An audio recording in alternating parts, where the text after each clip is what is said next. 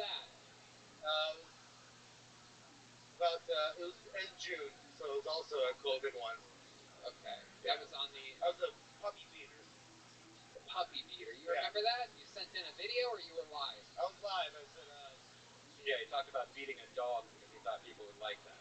yeah, I talked about beating dogs. It's like turning rescues into, turning purebreds into rescues. Yeah. Jesus, Dave.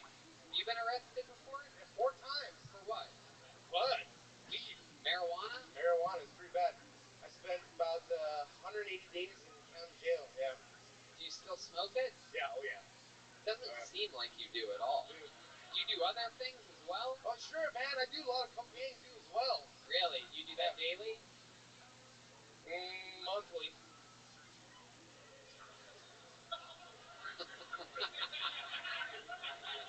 How many days in a row do you do it when you do it monthly?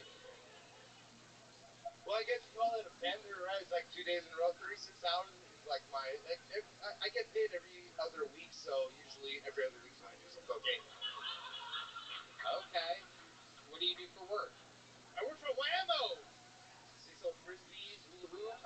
Okay. Like, I remember now. Hey, nobody search my name though, and message Whammo because I don't want to get fired because I like that job. Jesus, that's exactly how they do it. Is they wait for someone like you to say, "Don't do this; it will affect my life." And some cold person out there on the internet with nothing better to do is like, "I want to feel an emotion today," and then they write the letters straight to Whammo. That's how it works. You know this, right?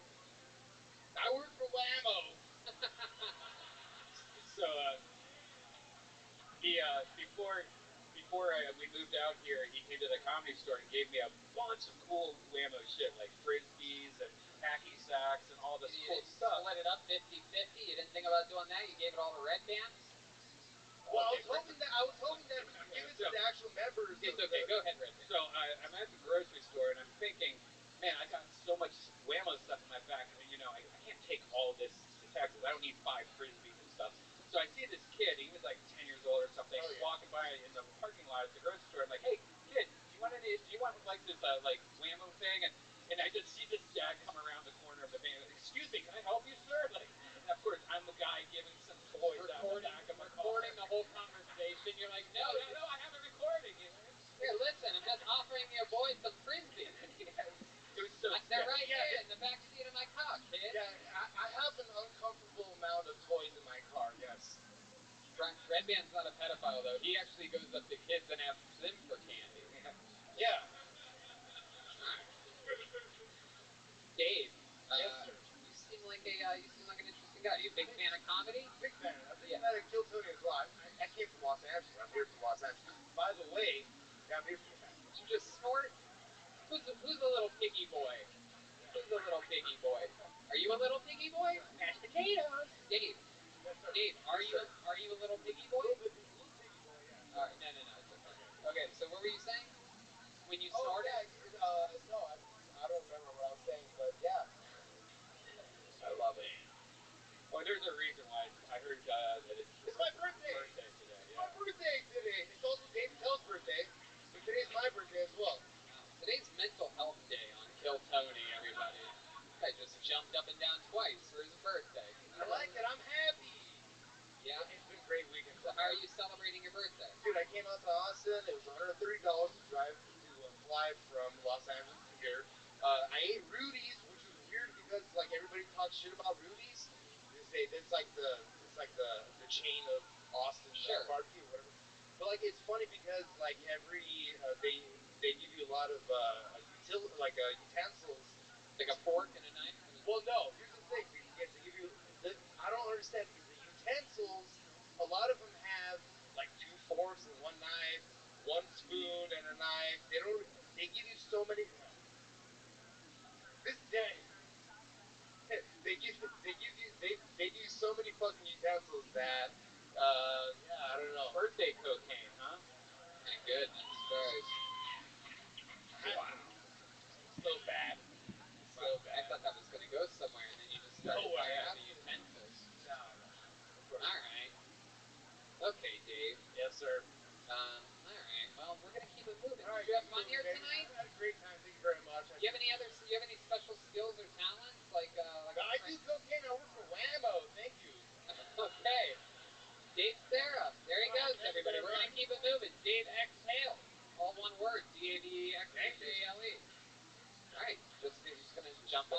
off the stage. Okay, there he goes. He does not remember how he got up.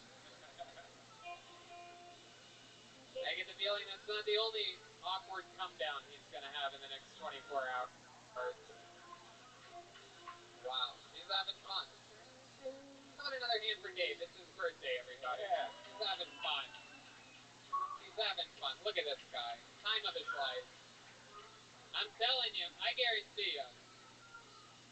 I know what it's like coming from LA to here. LA is so depressing right now. So I'm happy that you made it out here for your birthday, Dave. Even though you're sort of completely insane, I'm glad you got this.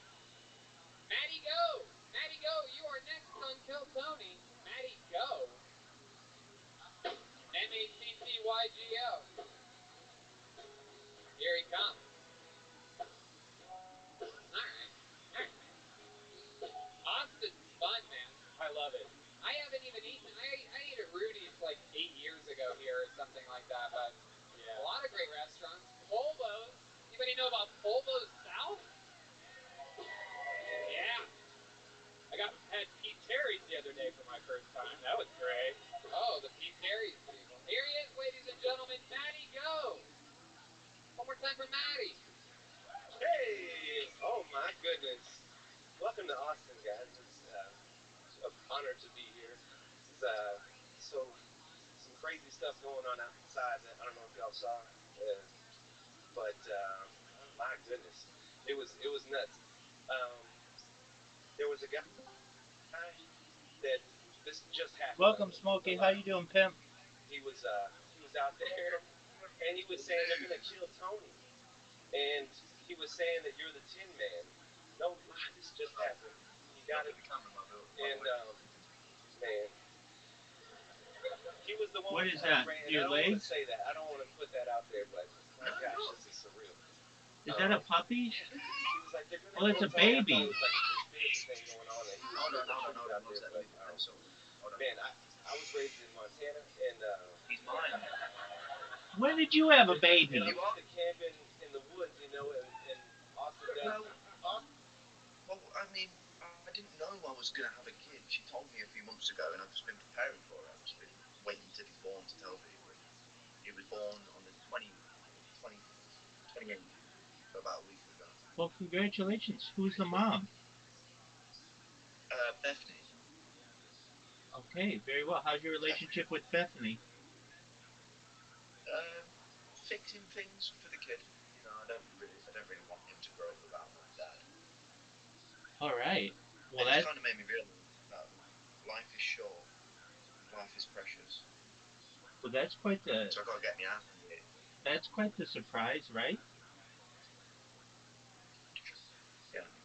I thought I'd tell you because I've spoken to you for some time now, and you're one of my best mates, one of my closest friends. Well, thanks, big dog. That's a I know. beautiful baby. Thank you. I know I'm not on much either. I won't be on much now, but I'll pop in when I can. Certainly, you've got bigger priorities now than just gaming. You've got to be a father and a Yeah. provider and all the other good things in life. Mhm. Rabbi, have you ever wanted to have a child? Oh yeah, I want to have a big family. I hope you get that big family. I really do. I will, God willing, just within time. Just gotta go viral. Once that Yeah, happens, you'll go viral soon, man. I think so. I'm excited about it. So, what is your baby's name? Luca. Beautiful. What? Luca Amos Mike Ashbrook. So my last name, my my baby mum's uncle's last name, first name, and then her last name all in one. So he has a choice. He can pick all four, or he can pick whatever name he wants when he's older. There you go. Why'd you choose Luca? I don't know. I didn't choose Luca, but Luca's a good fit. Why Luca though, though?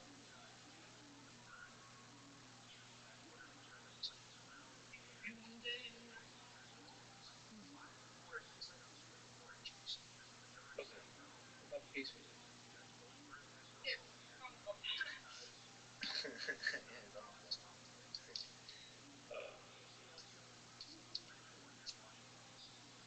are. sometimes I don't even know what to think because I just think it's a baby, but then I keep thinking it's my baby after thinking, oh, it's. Yeah, that's a big responsibility, man. Mm. See, I'm new to this parenting thing, but thank God we've got my family and her family behind us. Well, that's very So good. you're like the sixth person to know. Oh, wow. Well, I feel privileged. Wow. What do you think? A week old. That's just a brand new baby. No, he's 2 weeks. Oh, 2 weeks Is it? old. Okay, well, still brand new. 3 weeks this Friday, so yeah, I get the dates confused as well. I'll probably forget his birthday at one point. Yeah, you should get that down, big dog. That's an important thing. I got the mum to chew me ear off about it. Well, that's Oh, quite the surprise. I know. Well, beautiful It's baby. just you can have one quick look at him as well as he's awake. Then we'll feed him. He's very cute. You know, He's just the perfect looking baby. he's perfect. Don't worry, he's not being baptized. I just bless him. I'm spiritual. He's You're he, you're spiritual as well. he's beautiful. Oh, He's in swaddling clothes. He just looks great. thank you, dude. Oi, oi, oi, oi! Look at him now. Yeah. I think he's gonna start roaring in a minute. But bye. I love you. I I'll be love you back on too, later, big dog. hopefully, and I will see Excellent. you soon. Congratulations, big man. That's a big thing. Thank you, man. Take care. And Okay, you too. congratulations to Bethany as well. Shout out to Bethany. Take care, big dog. Love you too. Bye bye. Bye bye.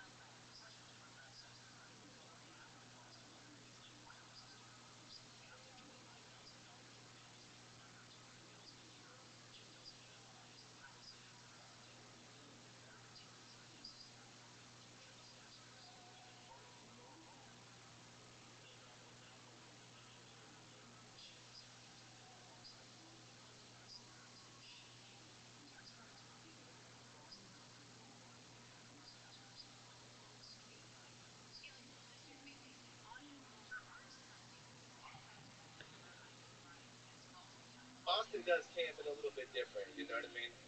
And oh man, that was it. That goes by quick.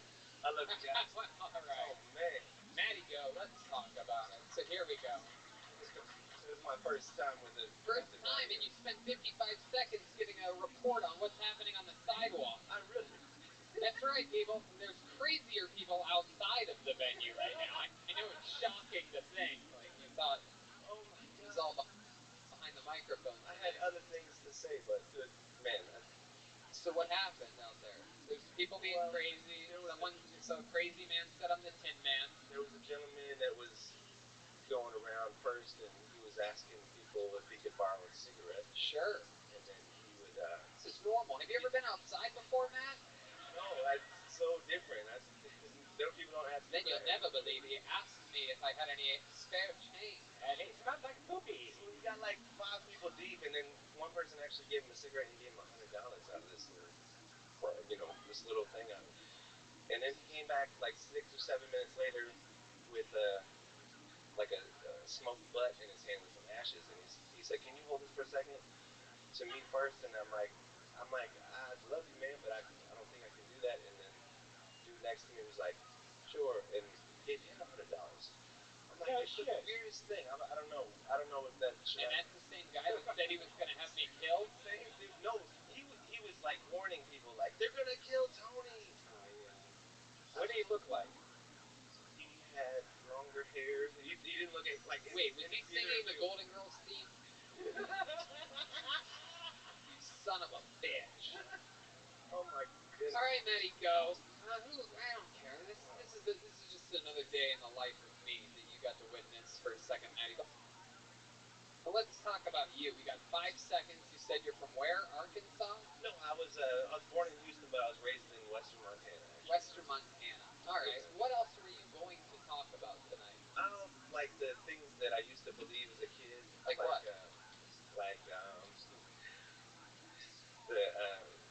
The handicap spot in parking lots. Like the symbol looks like someone on a toilet, and I thought that those spots were reserved for people that needed to use the restroom. Because it's like closest thing to the store, and it's like these people really need to go, like let them. But I was always wondering why they were in wheelchairs and had crutches and stuff like that. That makes sense. What else were you going to talk about? I Bowflex commercials where Topical. where the before and after was like a big hairy fat man, and then the after was like this ripped lobster, no hair on the chest. Right. And I thought working out made you lose your body hair. Oh, look at that. When did you learn these things? When did you learn that? When I finally realized the truth. Yeah, when? Was probably, I believed for a couple of years, like from 10 to 12 or something like that. My parents were like, yeah, that's what it is. Like, they let me believe whatever I And that was when you were still in Arkansas? Montana. I don't know why you keep saying Arkansas. It's all the same middle of America to me. And now where are you? Here? Yeah, I'm just like an hour away from here. Okay. An hour which direction? Like a west, like in Marble Falls area type of thing. Okay. Marble Falls? Anybody? You know where it is. Okay. What do you do out there? I'm a bartender at a bar. What kind of bar? Like a Sports bar? It's at the Horseshoe Bay Resort. Is where I'm at. Is it a gay bar? No. You're smiling like it's a gay bar. No gay sports bars. Yeah. Like I always bartend at a. It's still Michigan. Yeah. Go men. All right, Maddie. So, what's it like living out there? Why'd you choose an hour away from civilization? My grandparents moved there in like '95, and I was raised in Montana, like I said. Oh my gosh, from like 1 to 19, and then so like I guess I was like 14 or 15. They moved to Horseshoe Bay, and we drive down from Montana every other summer to visit them for a couple weeks. Anything fun ever happen out there? An hour west of here? Yeah, I've seen. I saw a cougar, like a mountain lion. That was pretty cool. Swear to God, I don't know what's happening. I've seen a couple. Yeah, I like wildlife. I like to be outdoors, and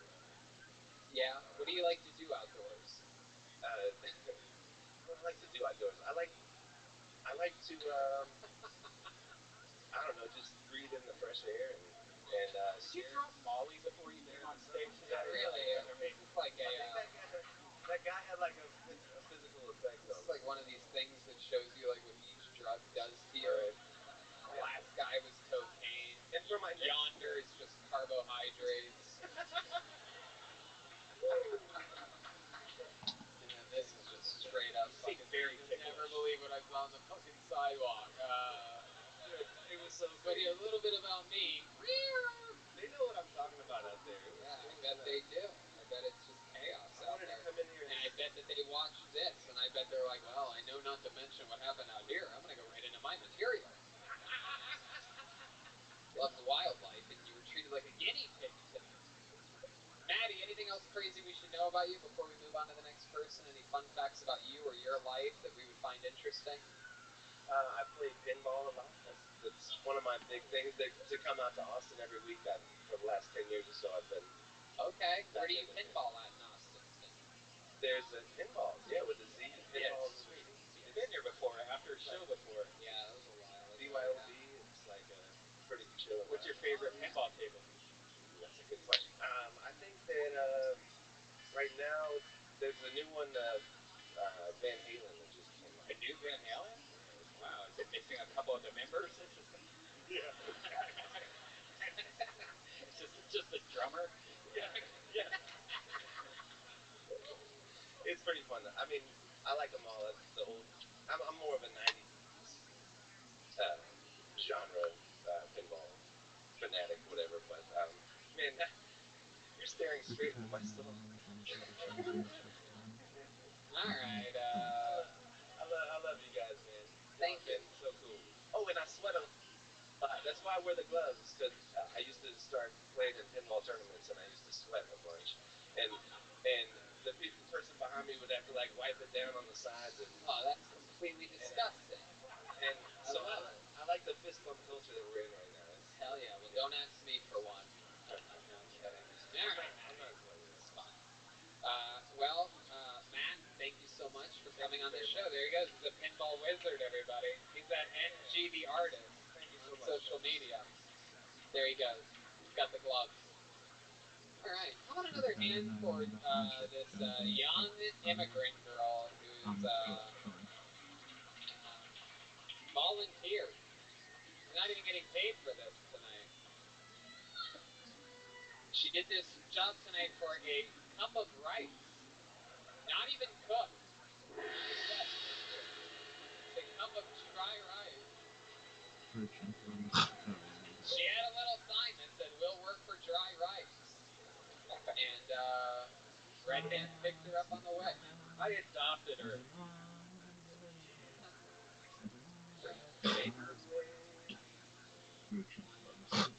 Ladies and gentlemen, your next comedian goes by the name of Ivan Garcia.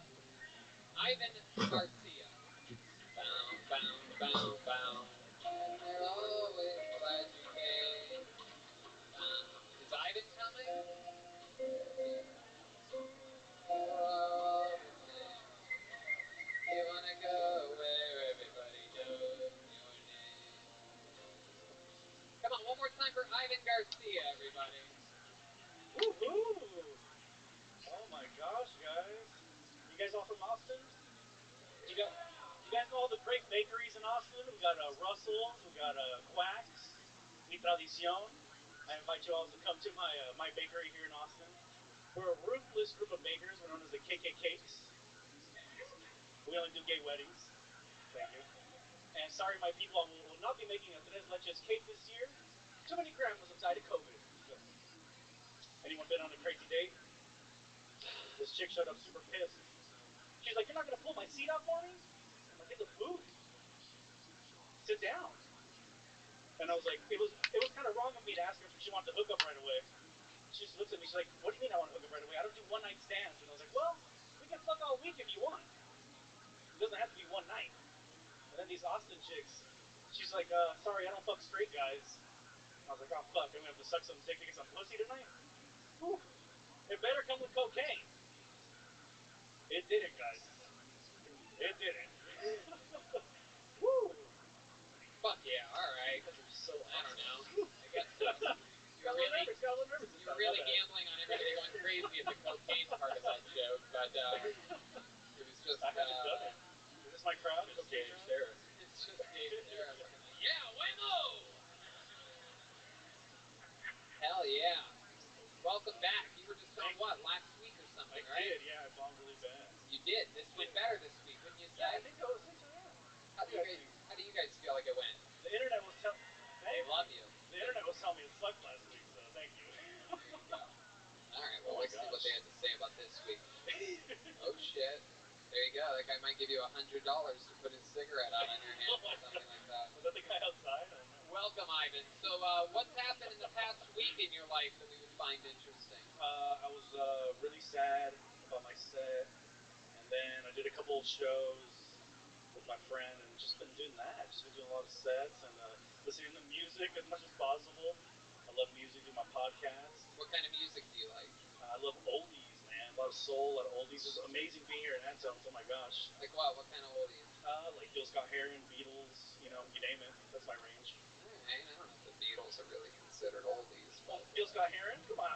I guess really, are they oldies? What's oldies? Yeah, that's Like Supremes? I love Supremes. I mean, how old do you want to get? Yeah, I guess that's oldies. Yeah. Right? What would our Jesus, music super? I mean, I don't know for the youngins Would now. you consider the Beatles oldies? Hey, I think the 60 here. I guess it's older, but I think like, oldies is before the late 60s. Yeah. I consider the late 60s a different thing. But I mean, to this young buck, he looks like he's on fucking, what's it called? TikTok. What's that one reference that the kids are on? Apparently I'm an old piece of shit compared to people. I don't know. How old are you? 33. Wow. God damn, you look like Brown don't crack. Yeah, it really doesn't. You look very young. You get that a lot, huh? I do. My goodness. The way aren't you the guy that has sex in your car all the time? I do. He said I'm trying to stop. This guy said, by the way, ladies and gentlemen, that he has so much sex in his car that he had his passenger seat removed, and he takes girls there and has sex with them in the area that used to be the passenger seat to the back seat. That's fine. Sometimes. Are there any ladies here tonight that would let this guy have sex with you on his passenger seat? There you go. That's the one lady that wants to fuck. I love it, Ivan. You got super lucky tonight. Yes. Anything else that you wish you would have brought up in last week's interview that you didn't? Did you think more about the interview part? I didn't. I just kind of blanked out. Had a horrible ordeal there. What happened with the girl in the morning? She thought I was like trying to look at somebody else, and I was just like, no, just trying to clear it up. And text messages, yeah, all horrible. She didn't want to see me, so yeah, mind scratch that. Never met a gay woman like you before, but I think you're it, Ivan. Thank you. You close with your mom? Yeah, sort of. She's kind of quiet lady. How about your dad? Super close, yeah. What does he do? He's a mechanic. Oh, wow. Okay. Yeah, he wanted me to be. Why'd you laugh at that after you said it? Because I really would have liked to learn, but he really wanted me to be in an office and not learn how to do hard work like that. And I was like, hey, I feel you. Okay. Do you know how to fix things on cars, bro? Yeah, actually, my dad was one of those guys that made me fix everything growing up. And the only time I ever got like my first oil change that I didn't do is when I moved to California. But I had to do like alternators, I had to do like brake pads, all the fuel lines, everything. Stop change my brakes. It didn't help me out at all. I'm not. Now I'm like, Dad, I have money. Why would I pay $40 to get an oil change? I'd rather do that than fucking bother. 40, it's 80. Shit. 80. What kind of fucking oil are you putting in there? I don't know. You don't even, Tesla's even get the oil change? No, we don't have any Like engines. the Batmobile. Wild. All right, Ivan. Well, you got up last week. You got up again. You say it went better. I believe in it. Straight redemption in 7 days. Love it. Ivan Garcia says that was an improvement from a week ago. He's Ivan in space. My goodness. You guys think we should go to this bucket one more time? It's been nothing but evil all night. What do you guys think? One more? Oh, wow. Thank you so much. This young lady made me some sake. What was this? I wonder if this just fell out. Did someone see a name fall out earlier? You did? You did? I saw it. Well, he hasn't been up, so. Ladies and gentlemen, Daniel Butler. Destiny has given us Daniel Butler. Fell out of the bucket, I guess perhaps earlier in the evening, and now he's up right now. Daniel Butler approached Hopefully the it wasn't stage. from last week. Here he comes. He's walking up.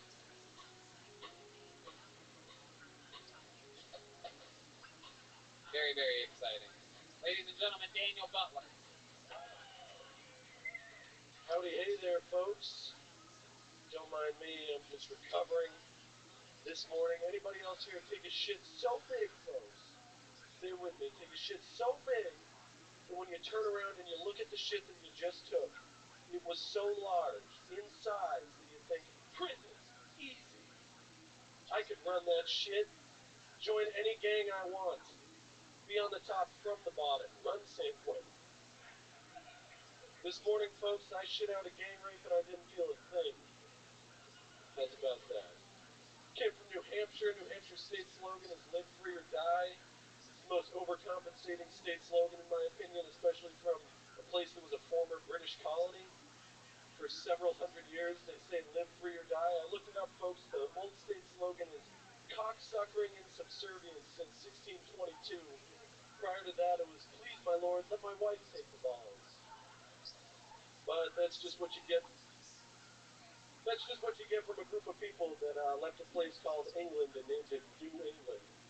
The place that they hated, named it after that state. It's like, it goes on for another 30 or 40 So there you go, there you go. There's Daniel Butler, everybody. Did good. Young buck, good-looking guy. Oh, up here doing jokes. How long you been on stand-up? 2 years. All here in Austin? No, I started up in New Hampshire, doing like going down to Massachusetts, Boston, Maine, all that. This is your first time on Kill Tony? Yes, indeed. Yeah, I went to the one in Swansea. Oh, cool. Like, yeah, you're wearing the last same year. thing everybody wore there. That's right. Yeah. There were so many people in Swansea, Mass. wearing this exact outfit that I had them all come up on stage and take a picture with the hats. And there was literally like 70 fucking human beings all wearing the same shirt. Rest in peace, Swansea, by the way. I heard they closed down. Yeah, the Venus de Milo, a place where we used to do a 1,000-seat venue once a year. They called it Kill Tony East. It became an annual event. Then there was a global pandemic. Did you hear about this? No, there's a bug going How around. long have you lived here? I moved here in November. November. Yes, indeed. Okay. Yes. What made you pick Austin specifically? The mics. There's shows and mics happening. There's like Zoom comedy up in New Hampshire and all that. Fuck that shit. Yeah, there's Zoom comedy. There's tons of shows going on in Austin, folks. Go out and check them out. There's both Yeah, shows. why are you telling the people that are out checking out a comedy show that they should go check out I'm comedy? talking to the internet right now. Any folks that are watching from Austin, come out to the shows. Thank you, Daniel. Thank you for that plug. So tell us about you. Yeah, just moved here from New Hampshire. I mean, like, I worked just like a server job earlier this summer. That's like a while ago. I worked on some Christian films in West Virginia as like a What do cameraman. you do in the Christian films? Just a cameraman, and yeah. You must have saw some shit, man. Like, Oh yeah, just a lot of disgusting people. West Virginia. They were like fake good people. Like they're good people in front of the camera, and then the camera cuts off. Yeah. There was one in Grand Rapids, Michigan. There was a mission there that's like a homeless shelter. All the executives at that homeless shelter are just making money off of that. They don't give a fuck about the people. And they were spending that money on an awful movie called Make Heaven Great Again is actually what the name of the movie is. Wow, Make Heaven Great Again. Yeah. Fucking incredible. And you were the cameraman for that. Yes, indeed. Camera and boom and just doing whatever. I was a PA, really. Okay. But I'd like to fancy myself a cameraman. What are you doing with The Wire right now? Are you still doing camera work over there? Oh, yeah, just gapping. Whoa. Just doing some quick gapping here, Tony. All right.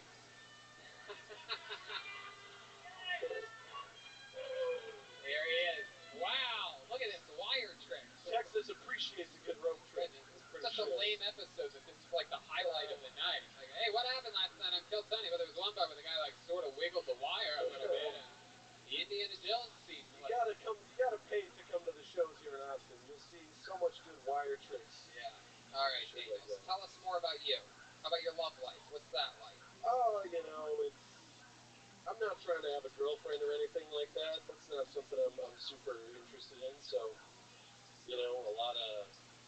You don't like the pussy? What's going on there? Oh, I like. You don't like the pussy?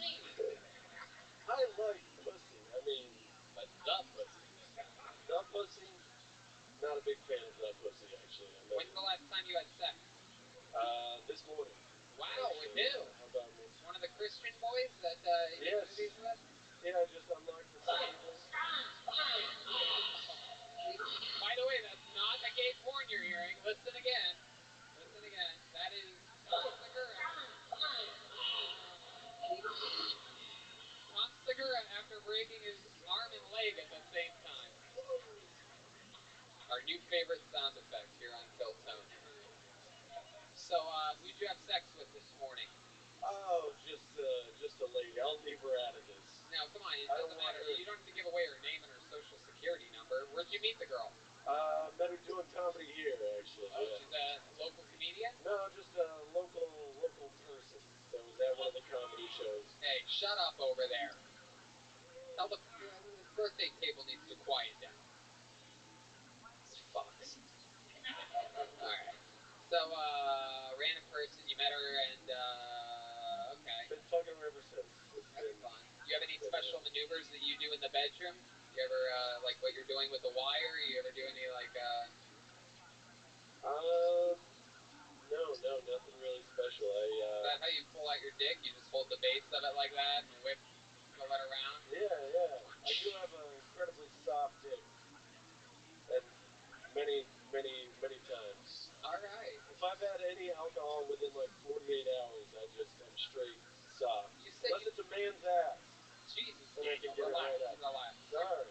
You said that you I did... love the pussy, but I love the... Okay, Daniel. Alright, I'm sorry. Where have you been a waiter at? You said you were a server. Yeah, I am a server at a senior living facility. I'm vaccinated. I'm allowed to be here. Are you really vaccinated? Yes, I am, yeah. Oh, that's cool. How was that? Did you feel any side effects from that? A little bit tired for a day, but then I had like a new thought. I thought in my car, the guy who went into the Pizzagate building, he was probably just a shill for the CIA, and he wasn't even he was just a crisis actor, so I'm pretty sure it doesn't fuck with your ability to think of retarded conspiracy theories. What the? If that's what everybody's worried about that watches. What are you I don't know talking what's about? going on. Are you talking about the microchip shit? Are you... Yeah. Oh, okay. I was able to still freely think. Yeah. What's the saddest you've ever been in your life? Probably when I was in like 3rd grade or so, and then ever since then. Was there something that happened specifically, or? Oh yeah. There just got into a few too many scraps with my much older brother when I didn't want to. And then what happened? And I just didn't like living in my house because he was. Because he was what? He was your parents' favorite? No, not at all. He was just a real mean guy, bipolar. What did he? And I didn't understand that as a young boy. What happened to him? What's he up to now? He's in the army. Oh, perfect. Yeah, perfect. Oh yeah. Sick. Next he'll be a police officer in Milwaukee, I'm pretty sure. That's where he's headed next. Alright, Daniel. Well, we had to really squeeze it out of you here tonight, but I think we got there. New Hampshire, huh? Yes, indeed. What's your favorite part of New Hampshire? Just like the White Mountains are pretty great. They're The White Mountains? Yeah, there's a bunch of hiking trails and stuff like that up there. Even the Snowmobile mountains? trails. Even the There's mountains? a whole lot of snowmobiles. There you go. I won't do that joke. Sorry. What were you gonna say? You're gonna set me up again? What were you gonna say? What are you gonna do? Are you gonna do it? No, it's absolutely retarded. What happened to your pants today? What happened there? Did you like try to fit them through like a mailbox or something? No, just left them in the dryer for a few too many days. And Wet. They were wet, still wet, and then you left them in the dryer. they were dry, but then if you don't take them right out of the dryer, they wrinkle, folks. Yeah, this is you can also learn how to dry clean on tonight's episode of Kill Tony. That's what's exciting. My goodness. Daniel Butler. Ladies and gentlemen, one more time for Daniel. There goes Daniel. Thank you, Daniel. Very fun. Hey, right when things can't get any weirder, is Julian Madrid here tonight? On last week's show, to end the show, there was a young man who performed stand-up comedy, and I believe he's going to do a new 16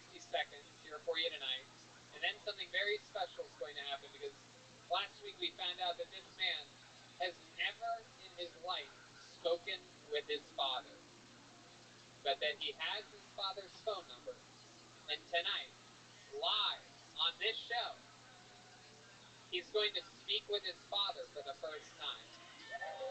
But first, he's going to do a brand new 60 seconds. Ladies and gentlemen, this is Julian Madrid. Guys, this is it. Your final comedian of the night. Make some noise for Julian Madrid. Yeah, hell yeah. All right. So I keep getting tattoos to impress my grandpa. Yeah, like I feel like I'm one of these soft millennials that keep getting these old school Sailor Jerry tattoos just to make up for the fact that I didn't go to war, right? Like just to prove to my grandpa that I'm not a big pussy. Like the last tattoo I got, I was like, "Hey grandpa, check it out. It's a panther." And he was like, "A panther, huh? So just a big pussy?" It's like, yeah, you're not wrong. He'll be dead soon. Anyways, it's fine. He's actually finally reached that age where he can't really take care of himself. None of my family can really afford to take care of him either, so we put him in a home. Depot. Then we kind of just walked out. Now he's somebody else's stinky little problem. All right, thanks. I'm Julian. There he is, Julian Madrid, back again. 1 week it's been. For those of you that weren't here last week or that are just listening to the show, I told him that he looks like the guy that answers the door at a haunted house. Good evening. And I thought about it 45 seconds into your set, and it made me laugh. Here tonight. I'm glad something did, Tony. Thank you. Indeed. Absolutely. So Daniel, let's talk about it. First of all, I would say that the set here tonight went better. That's right, Julian, I'm sorry. That's all right. Here, Daniel was the last Guess guy. what my biological father's name is? This is weird. Daniel? Daniel. Wow, look at that. Daniel was the last comedian that I pulled out of the bucket, but there we are. So now we're talking to Julian, whose dad's name is Daniel. Now, you said that we would do this week. Are you mentally prepared for this, you think? It's been a terrible week. Tell us about prepping for this. Well, I mean, anybody I've like run the idea by is like, yeah, that's a shitty idea. You probably shouldn't. But we're gonna go you for think it anyway. Speaking with your father for the first time on a podcast in which everything went wrong the entire episode is a bad idea? Is that how you met your dad for the first time? Probably not. But yeah, we're gonna run with it either way. I'll tell you my sad story one day. I don't have enough time for it, but mine's pretty depressing too. Okay, sure. Mine's cool. Yeah, right then at a normal life. He's out here There it is. playing virtual reality with his father, learning how to fix cars and shit. Yeah. So let's talk about it. Did you run this by your mom at all? Yeah, I did. I was like, I mean, that's the only person that I could track down the number from, and she was like, all right, like, kind of like if you want to do it, like, go for it. She's seen the show before. We actually went to the San Antonio show last year, so she, you know, she had plenty of chance to be like, oh, fuck it, don't do it, right? But she tracked down his number, and I have it, so. So let me ask you this, before we do it, though. Explain to us why you think he hasn't been in your life the whole time. Yeah, so my mom was like an underclassman at the high school they went to. He was like a senior, and she had like a crush on him or something. And life goes on. Their paths cross later when she's like 20 years old, and they have a thing for a while, and here we go, right? And then he was engaged to another woman. Okay. Yeah. Hey, what is going on over there, sir? Jesus. Did you sign up tonight? You didn't get up. So shut the fuck up. Jesus Christ, man. Yeah. So lame. Haven't you ever listened to the show before? Do you know how low we think of people like you? Lower than everyone. It's worse than the people that come up and don't talk into the mic, the people that don't prepare, the homeless guy that sleeps on my car. It's the worst. It's the lowest level of human that there is. You make Dave Sarah look like Gandhi. That's what Gandhi does. Yes, the old American salute. Yeah, thanks. Anyway, sorry. Your mother's not a whore. Thank you, Tony. Do you want to be my dad? She's a home wrecker, but she's not a whore. You know what I mean? Two totally different things. No, go ahead. So, have you thought about contacting your father before? So I had a great father figure growing up. My mom actually got married when I was like a year and a half or so. Met my what I call dad, right? And I didn't know he wasn't my dad until I was 8. Right. And nothing fucks you up when you're 8 like finding out you're not white. Yeah. You found out you're what? Mexicans, right? Yeah. Yep. Yeah, it's rough. I actually But you thought you had a white father. I thought I had a white dad, yeah, for sure. And that so that was tough. But growing up, the only thing I ever knew about this guy was that he never met his biological father either, and all they knew about that guy was he's some Indian off of like a reservation somewhere. Sure, he's an Indian. I don't believe any of these fucking people. Yeah, well, who knows? Right. Okay. But, So, what's something that you're interested to perhaps ask your father or talk with him about? Any family health history I should know about, maybe? That's smart. That's a smart. Yeah, right. Really it's a smart. big C. Have you thought maybe ask him? Have you ever thought about contacting me, your son? Do I want to ask him that once I'm on the phone with him? Hey, you ever think about calling me? Why or why not? Yeah. No, but maybe we'll find out. We'll see. All right. So, here's how this is gonna go. You're gonna call him. Okay. Jesus Christ, this is so awkward. You're gonna call him. You're gonna coach me through that? Yeah.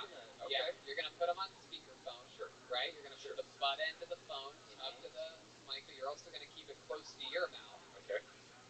And Put up your volume full max. Full max. You got and then what are you gonna do? Are you gonna call him Daniel? Or are you gonna say hello, Daniel? I'm not gonna call him Dad, Tony. You're not gonna call him Dad? I don't think so. How many of you guys think he should just open up with Hi, Dad? Hi, Dad. Hey, and the most important thing, I know it's gonna be funny, it's gonna be crazy, but you guys need to be so whisper quiet. Don't yell or cheer unless it's the But you need to say that you're on a podcast right at the top of the course. episode. Okay. Right? Okay. Yeah, of course. You just need to say, I just want to let you know I'm on a podcast right now. I've waited my whole life for this, or anything, any way you want to put it. Yeah. Are you ready for this? Here it is. Are you excited about this? No. No, you're not? What? No, absolutely no. I will find it in the moment, and we'll figure it out from there. Right? Do you regret making this deal with me? The 60 seconds, the minute went better than last one, so I'm glad for the redemption and the shot at that. Yeah. I wanted a chance to plug my band name, Denim Haircut. Go to Spotify, iTunes. You deserve it. All right. Okay. Cool. Hell yeah. And now I'm good. Pull up some Denim Haircut. Throw on some Denim Haircut. Where can we find that at? iTunes, Apple Music, Spotify, YouTube Music, the whole jam. We just released our self-titled EP in December. Check it out. Single to come in a month or so. Just recorded that this week. Denim what? Haircut. Oh, there it is. Denim Haircut. Look at Yeah, this. baby. Wow, that's you and some guy that looks like a musician. It's the hair. Cut. Wow. This is you right here, huh? Goodness gracious. I wish I knew my dad! Not father of mine. Good song. All right, here we go. Let's pause it. All right. Ladies and gentlemen, this is Kill Tony history. This is the first time a man has ever met his father on the show. It's a real. This is currently the only podcast in the world being taped in front of a live audience. We are back here in Austin, Texas. Thought it'd be really funny if Red Van's phone just started ringing. All right. Here we go. Very funny. Here we go.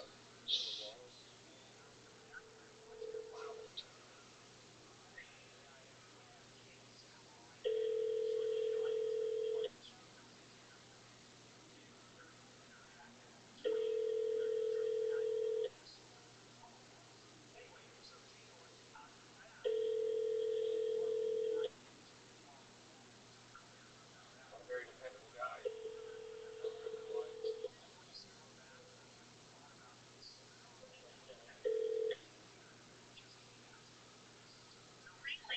Oh, pull it away. Pull it away. Because you don't want the number out there. Wow, that is such an incredibly neglectful father. I mean, how could he have known? All right. Fucking A. This guy's got powerful instincts. It is?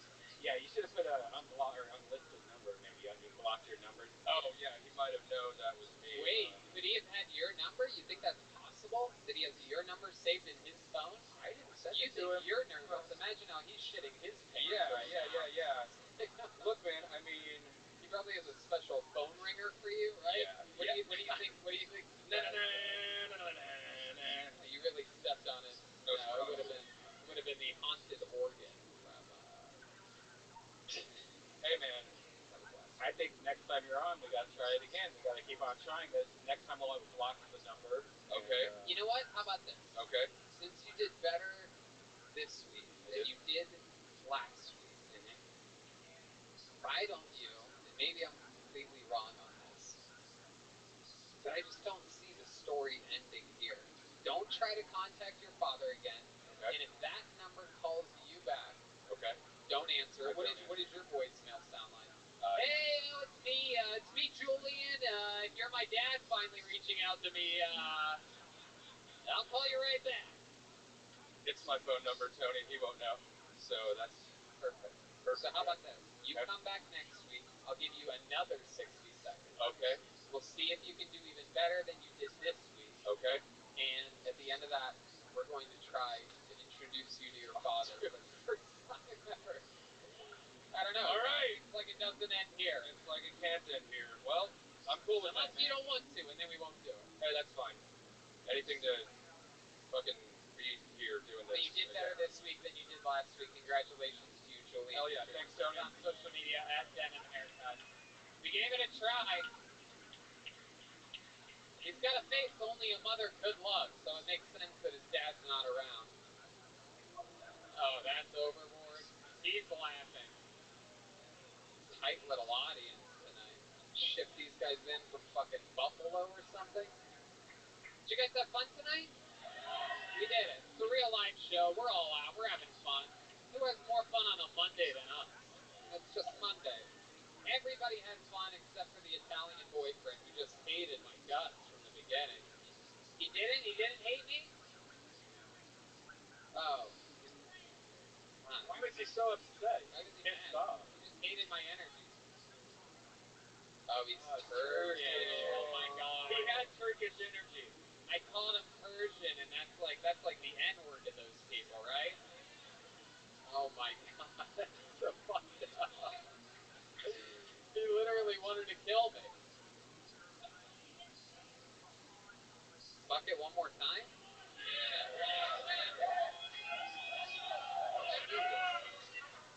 You guys really think we should do one more? You guys are fucking animals. Do you know that? We shouldn't. We've gone too long. We've gone too long, and it never works out when we do that. It never works out. We had a good ending, you know. You guys sure? One more? People in the back, you want one more? All right, we gotta do one more. It's your fault. If it goes bad, it's on you. Ladies and gentlemen, your final comedian of the night. Wait a second.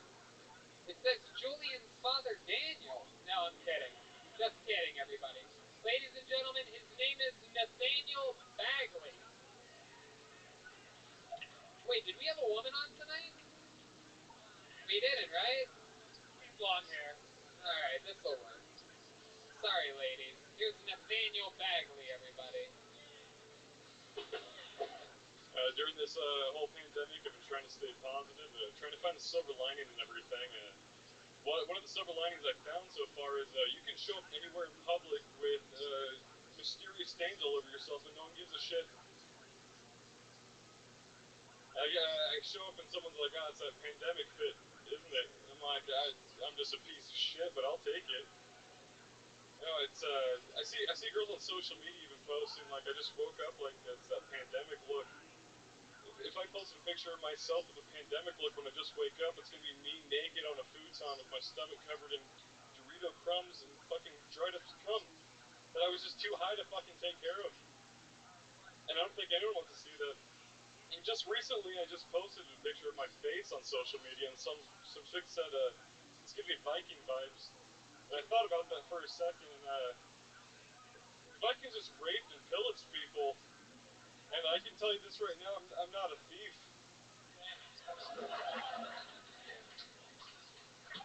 All right, Nathaniel Bagley. See, this is your guys' fault. Yeah, I knew this was gonna fucking happen. Is this your first time doing stand-up? This is my first time ever doing it. First time, everybody. There it is. Time to go balls deep. How old are you, Nathaniel? I'm 21. 21? Oh my God. Well, unlike so many of the people up here, you look so much older than your age. I don't get ID'd anywhere. What? I don't get ID'd anywhere. Incredible. Yeah, I just like show up. I thought I was gonna have that moment where I could be like, hey, I'm 21, I can buy beer now, and then just like. Why do you think you look so old? Because I think it's also his voice. It's very older than normal. Have you noticed that? It's like Really? I don't know. I think he looks like how he sounds. He looks like the lead singer of the Crash Test Dummies. Deep voice guy. You look like you should have a deep voice. Why do you think you look so old? Did you have a rough childhood? Well, I didn't have to jerk off a 13-year-old, thankfully. Right. So like. He does have a weird voice. Yeah, it's like Kermit the Frog that smokes cigarettes. Right, disappointed family. Are you from like Seattle, Portland? I'm from Washington, Eastern Washington. Yeah. Come on, people. Well, you could really. My roommate makes fun of me all the time because you can tell when I say egg. No, it wasn't actually what you sounded like at all. It's actually what you look like. Oh. I've noticed that people from Washington and Oregon age at an abnormal rate. It's my own personal scientific It's study. the depression. Yeah. It's the depression of being in the Pacific Northwest. What brought you to Texas? How'd you end up here? Just more opportunity. Like for what? What do you want to actually want to like delve more into stand-up comedy. So. What else do you do? Any other arts or anything? I mean, I draw a bit, and then do like freelance voice acting. So. Ooh, really? Yeah, voice acting? Yeah. Like what? What have you done? Like so, I mean, I've just been like setting that up. I haven't been really equipped. I guess I haven't really done shit. I haven't really done shit. So I mean, it takes a while before it kicks in. Can you do that voice? Whoa. All right, it doesn't matter. Yeah, it doesn't matter. Nathaniel, what's the biggest crime you ever committed? Biggest crime I've committed? Yeah. I think speeding's the only thing that I've. Oh well. What's that one? Well, I mean, like the copious amounts of drugs, I guess, but I mean that's kind of boring. Like, yeah, it is kind of boring. Yeah, it's boring as shit. What's something interesting about you that we would find shocking? I was raised Mormon. Really? Yeah. In Eastern Washington. What are we talking about? Like Ephrata? Like the Tri-Cities.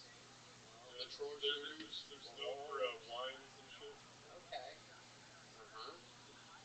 All right. How about your parents? What do? Eastern Washington's a crazy place. Just one works at a convenience school store. District. Oh, okay. Yeah. Both work for the school district? Yeah. Okay. Bus drivers?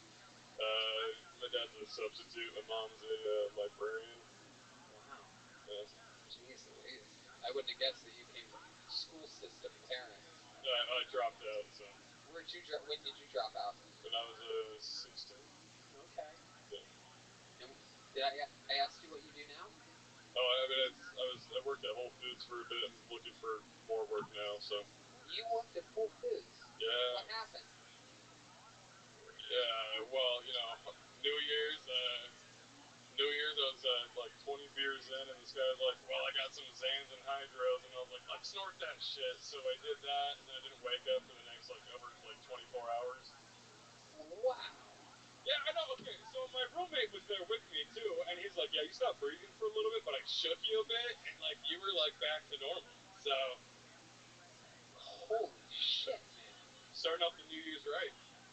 Well, the worst part about dying while working at Whole Foods is you have to bring your own body bag. An organic body bag. I don't know. Just trying anything up here, people. Very rarely do you get to do an organic grocery store body bag joke. It's their fault. You don't have to apologize. Anything else crazy about you that we'd be surprised? I feel like there's more. Like I had to dig that story out of you. That was New Year's. You almost fucking died. You're divorced? Yeah. How long were you married for? Like a year and a half or something. Okay. And how long ago was that? You're 21 years old. Yeah, Yeah, let's see, that ended like mid last year, so I was like, fuck it, I moved How old here. were you when you got married? 19. Wow. How old was the girl that you married? 20. Okay. My goodness. Why did that end? She was bipolar. Okay. Is she in the army now? She probably would kill someone, but. Right. Fun sex though, huh? Bipolar people? Yeah, it alternates, like kinky to like then you're fucking like a Mormon all of a sudden, like you're just doing missionary position, and all of a sudden she wants you to Welcome, pull her hair Frosty. and How are slam you? her into the wall. Like, Did she ask for that? Good question. John D's on the keys. Did she ask you to do that? no, not slam her into the wall, but. But you, It just felt right. Oh yeah, it just felt right. But you did it anyway. All right, Nathaniel. Huh. Do you have a giant ball sack? It says here in the notes underneath your name that you have that ball sack too big for your body. No, yeah, it gets like, I mean, the other day, like, scooted up in the seat, just like, tension belt, it was a mess. There you go. Oh. How about that? Nailed it again. Kermit the Hog, ladies and gentlemen. Nathaniel Bagley. His first time ever doing stand-up. You guys wanted it.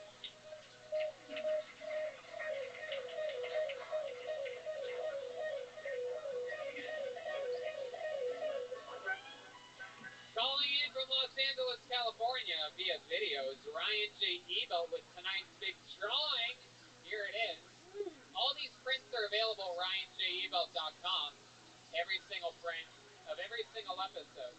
And the new coloring book. There's a new Kill Tony coloring book. And they are indeed selling fast. I got word today that they are absolutely flying. The new Kill Tony coloring book. We're going to be live in Phoenix, Arizona, February 4th and 5th. Our first Kill Tonys on the road. Yes. In forever. Yes. Since Welcome, Audie. How are you? February. Since Vancouver. February of the year 2020. That is February 5th and 6th at Stand Up Live in Phoenix, Arizona. I'm also headlining stand-up shows there.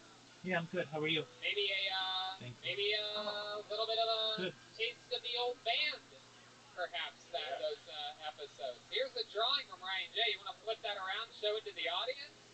Look how cool that is, everybody. I guess you guys can't really see. The whole time, from the start of the episode to the end. Did you guys have fun here tonight? How about a big hand for John Dees on the keys? He's on social media, John Keys, Jonkeyz. He's performing this Thursday on a live stream at Monk's Jazz, MONKS JAZZ. The new Mexican drummer, Michael Gonzalez, everybody, huh? Mike A. Gons, 13. Great guy. Great food recommendation. Guys, how about a big hand on the bass, D Madness, huh?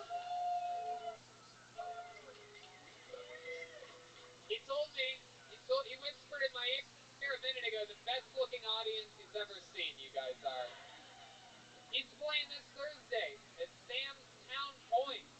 Follow him on social media at Lorenzo Dwayne Jackson. And guys, on guitar, how about a big hand? First time joining the band, Matt Muehling, everybody, huh? He's on social media at Mutation, MUEHTATION. A lot of fun stuff up our sleeves, including guests starting next week. The return of guests on Kill Tony, a 3-person table joining me in Red Bank. Hopefully. I want to thank our sponsor, new sponsor, Liquid IV. And if you guys live in Austin, I have these new secret shows at Vulture. They sold out last week. Vulcan. Last week we sold out, though. This week it's me and Tony, Dustin Ibarra, and a bunch of people, so check it out. Yeah, we're doing stand-up comedy this weekend there. And also, how about a big hand for Antones and everybody here at Antones? An amazing staff. Mallory, Josh, all the cool servers here. Everybody's awesome. And yeah, life is good, people. I thank you so much for coming out. You know, when you pull names out of a bucket, shit can get pretty crazy on a show. And, you know, some of these episodes are a little bit wild, but they're always live, and they wouldn't be live without you guys. So thank you so much much for coming out. I think we're having more fun than everybody else in the country on a Monday. So, rock and roll. Have a good night, everybody. Thank you so much. Good night.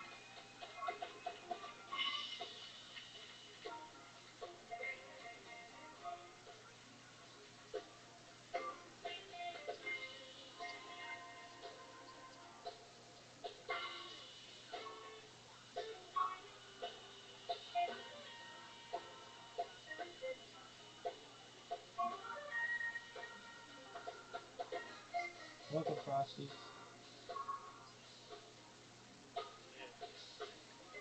How are you?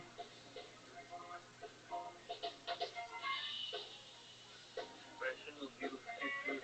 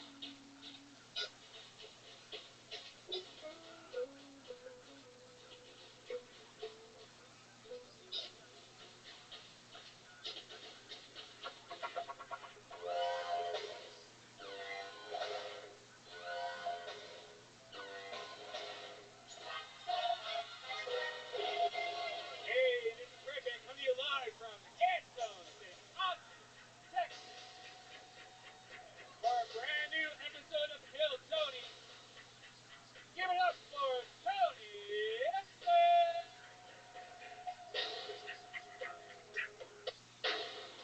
Hello, everybody. Good evening. Welcome. We're in Austin, Texas. We're all here together. Make some noise, everyone. It's here. There's a microphone there.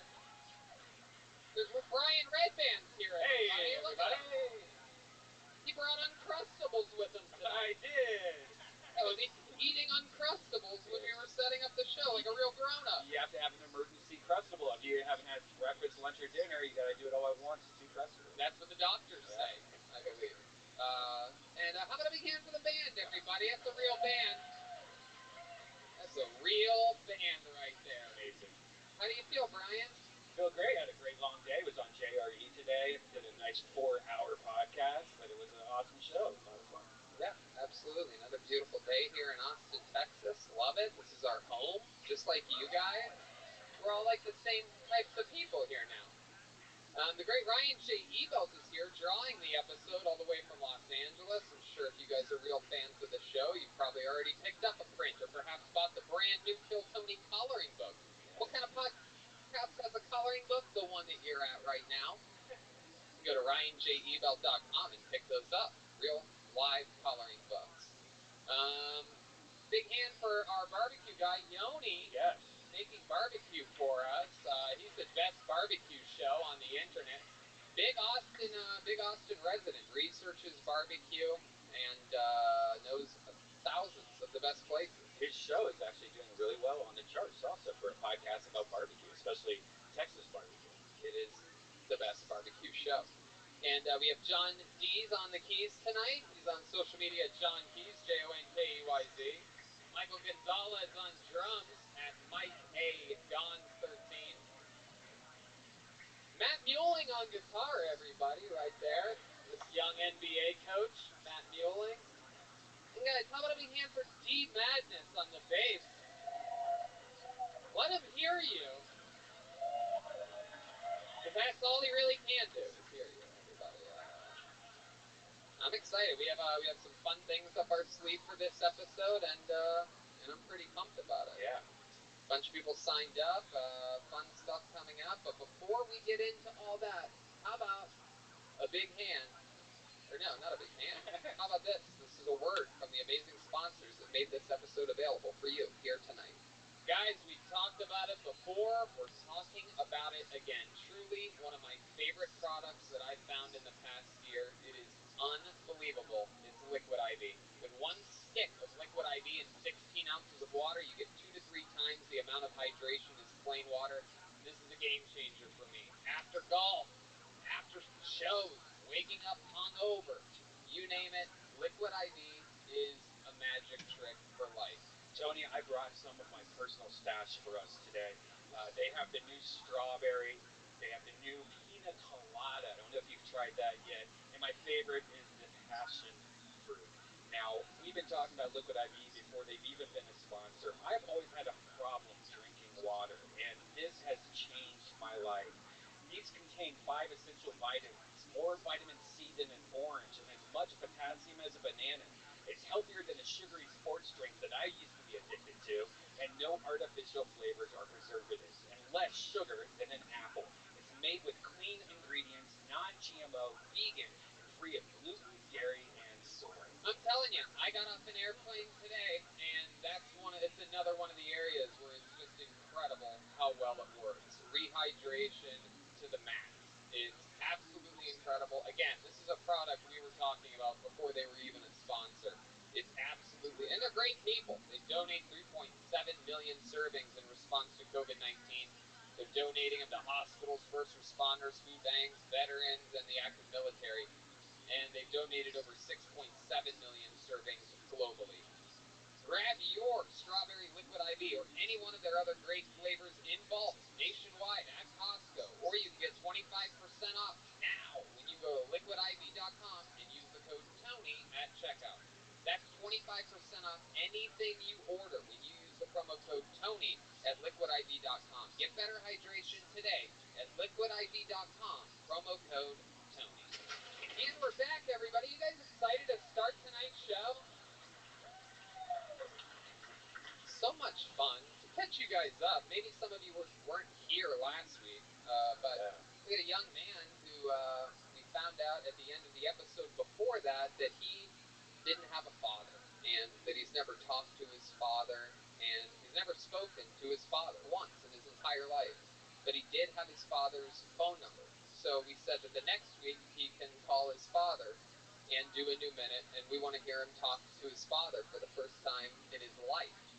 We figured why not do it on a podcast. So he came up last week and he did a new minute. It was better than the minute before. And then he tried to call his father live on this show in this room 1 week ago, and his father did not pick up. Yeah, it's a big letdown. It's like the whole show built up to that. So I told him, we'll try again next week. We'll do a new minute, and we'll try to call his... How many of you would like to see a young man talk to his father for the first time? I know John D's on keys does. So yeah, that's going to happen. A lot of fun stuff. We actually have Yoni helping out. Yoni, why don't you come up here and take a bow for these people? This is who's going to be helping us out tonight. This is Yoni from Best Barbecue Show, everyone. Look at him. There he is. Wait, come up here. Yoni, take a bow. Take off your mask for a second so these people can see that. Look at that, everybody. Look at that. Look at him. Now, keep facing out there, Yoni. We're stalling for time right now. We have a special treat we're stalling for, so I'm going to make fun of Yoni for a bit. You guys have anything that you would say? How would you make fun of Yoni? I mean, that's definitely a cross between Mario and Wario. That's like It's true. It's true. He looks like a buff version of the My Pillow guy. It's good. What do you think he looks like, D Madness? Not a whole lot. Feel that sick burn from D Madness. Yoni, how does this make you feel? I love being on stage. I love it. Have you ever done stand-up comedy before? No, I've signed up a few times though. Oh, really? You did? You signed up for this show? show? Yeah, I signed up for this one too. You have a minute that you'd like to do on the show tonight? Yeah. All right, you know what? Why don't we just, well, we're stalling for time here. Why don't we have Yoni? How many of you would like to see Yoni make his stand-up comedy debut here on Kill Tony?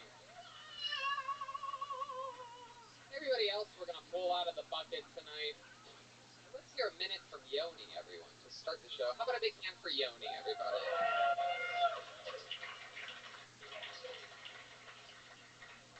So I got kicked out of a kids party last week. I went to a play date with the girl I was seeing. She's a single mother, and they were all playing Nerf when I got there. So I love Nerf, so I was running around shooting with the kids. I got a little too into it. It was kind of like Sesame Street versus John Wick, and so I was like, okay, kids, I shot one in the neck. I was getting a little too serious. I was, taking a little extra shots when they were on the ground, and so I decided I'm going to sit down, have a beer, relax. Well, one of the kids was a real sore loser.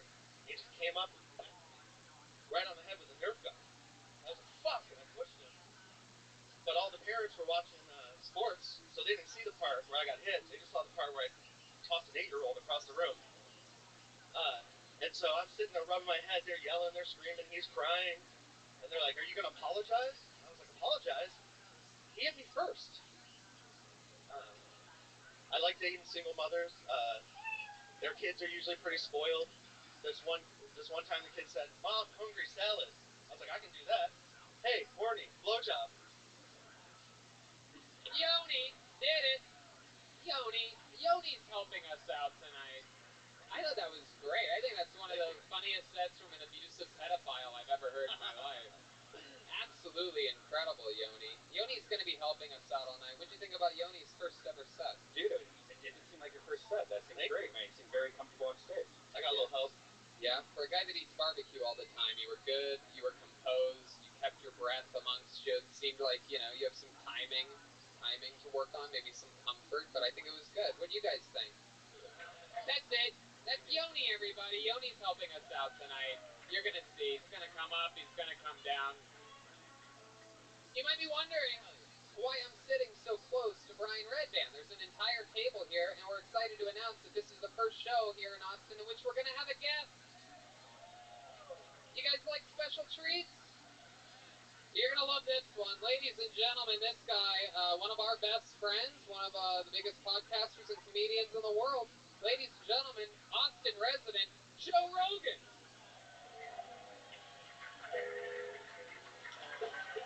Yeah, buddy. Oh, boy. Hey, Joe.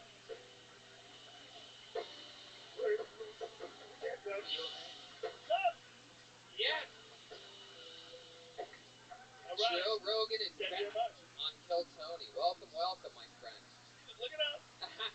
We're here in We're Texas. We just took the show on the road, bitch. Hell yeah. We did it. We've been having fun here. This is our 4th episode here at Antown. Yeah. Fun times. And we're excited. We're excited to have you. Brian and I did a 4-hour ridiculous podcast today. Yes. I We were barely so have a high. voice. There was like 4 or 5 times we didn't know what the fuck we were talking about. We're like, what are we saying? You're like, I don't know. It's amazing. He told me the space shuttle suit that you guys wore made him sweat. Oh, yeah. We had the weird ones that are like heat insulated, like the kind that hikers use when they get lost in the woods. Those silver blankets. Yeah. So we were just sweating. You would think a guy that only eats Uncrustables for his meals to be able to help his sweat. But no, we're doing it, Joe. We have a bucket just like we did in Los Is that Angeles. no joke? No, it was really just about like sweat, like cardio, like him being overall generally extremely unhealthy. Oh, come on. But he's Rona free, bitch. Yeah. You got it. Yeah. You caught it. It's true. My body uses peanut butter and jelly and no crust to help fight Corona. There you go. We're gonna have to look into that. We're gonna see what the studies say. But no, we have a bunch of people that signed up. You guys know how it works. If I pull your name out, if you signed up on the way in, if you had the courage, then you get 60 seconds uninterrupted. You know your time's up and you hear the sound of a kitty. That's what that sounds like. Wrap it up then, or else we're going to bring out the angry fashion district bear or something. Something like that. Oh, no, it's Warehouse District Bear. Remember? Warehouse Yeah. district. That's what it is. Different things here. Yeah, we always go with what the gay part of the neighborhood is, but Austin doesn't tell us what their gay part of town is ever. Everybody's always like, we don't even have one. Oh, then no, they have a good one. You know what Like, it's yeah, called? man, it's rainbow flags all over the place. They're not selling leprechaun shit. Those are gay dudes. Worse. Yeah, it's These like fucking guys there's know. like a Look at whole this area. table. You know how I know? I was looking at a building that was on one side, and they were like, that's the gay side. I'm like, what? You guys have sides? Like, they don't even have a neighborhood. They have like a gay side. Like, don't buy on that side. That's the gay side. I'm like, whew. Yeah, but I mean, Glad to but if you buy on the straight side, that means you look out and all you see is gay stuff all the time. Good point. It's almost better to buy on the gay side and just look out and be like, oh, I live in such a beautiful straight neighborhood. That's not the concern. The concern is not that it's the concern is people getting confused and not knowing what kind of business you have. Yeah. Coming in there slinging dick, and you're like, hey, we're selling jokes here. You can't come in here looking for dick, right? The gay side stinks. It's not that bad to go looking for dick. What do you mean the gay side It's stinks? got a humidity to it. It's got it smells like acid. No, it's the same environment. You're rude. I can't believe I'm on this show with you. So you guys ready to start this thing or what? I got the bucket. I'm gonna pull a name out. Someone's gonna walk to the stage. Guys outside that are waiting to potentially get up, don't run. These people end up out of breath. Everyone sprints like it's The Price is Right. You have to talk for a minute afterwards. All right, your first comedian, Austin or Texas resident, ladies and gentlemen, Thomas Penza or Peza or Perza. Thomas, oh, he's right here. 1 minute, uninterrupted. Here he is, Thomas Penza. What's happening, people? Can you hear me all right? So I just moved here. I'm setting up a home gym in my apartment. I was at Dick's Sporting Goods the other day. I found an adjustable weight kettlebell. It's like, all right. I looked at the package. It said it was 120 pounds. I'm like, maybe I should buy a few of the little pink ones first. But I said, nah, you know what? I'm going to do what our ex-president would have done. I just grabbed the box. I didn't even ask anybody. I get the thing to the front of the store. There's like 8 people in line, 2 cashiers. 3 minutes later, I'm looking like Scooby-Doo the first time he sees a ghost. Like, I get this thing home. I'm like, you know what? I'm going to do a 25-minute workout with the kettlebell set to bitch, because that's all the energy that I have left. And I actually felt pretty good. Until the next morning, when I woke up and my back felt like Jeffrey Epstein's after a fun-filled day at Chuck E. Cheese. Just, Jelaine! Call my chiropractor! I don't care if she's at school. All right, Thomas Penza? Is it Peza? Penza? What's that? Penza, yeah. Penza. You should join the Marines, son. Right now. Start doing squats. Eat some buffalo meat. You got to do something different than what you're doing. We got to switch it up. I just started. It's a We need new to switch home it gym. up. How long you been doing it? Everything. How long you been doing it for? Start The drinking home whiskey. gym or comedy? The what? The comedy, man. The comedy. It looks like you haven't been doing much of either, by the way. But You're right on. how long you been doing comedy? 2 years. 2 years. 2 years. My goodness. You know, he can't say I'm still just starting. 2 years is like. Well, we had 10 months of a pandemic where I couldn't like perform in front of people, so it's All right. Well. 2 years. 2 years overall. Or Yeah, 2 years. 2 years from total. the time you start. So 10-month break. Yeah. So really just a year and a couple months. Yeah. Not long enough to not know to not do a Scooby-Doo impression. And then that's typically I've been doing it 3 weeks type of experience, and you do a joke like that, you realize, wow, nobody reacted to that. I should probably never do that again. It was a very bad millennial joke. Were you nervous? Were you nervous? Very nervous, yeah. Well, yeah. Is it the most nervous you've ever been doing stand-up? No, the first time I moved here from Boston in September. Wow, normally people from Boston are hilarious. I know. Jeez, it's crazy how many good comedians are from Boston. And then here we are finding out that Thomas Penza, who balances the scales for Boston. It's like, they got Bill Burr, but they also have Thomas Penza. Now go ahead, Thomas. Tell us more about this trip from Boston. So So yeah, it was a very similar experience out there. My first time on stage, I ate total shit for 4 minutes, so that was to be expected. What's the best time you've had? What's your favorite set ever?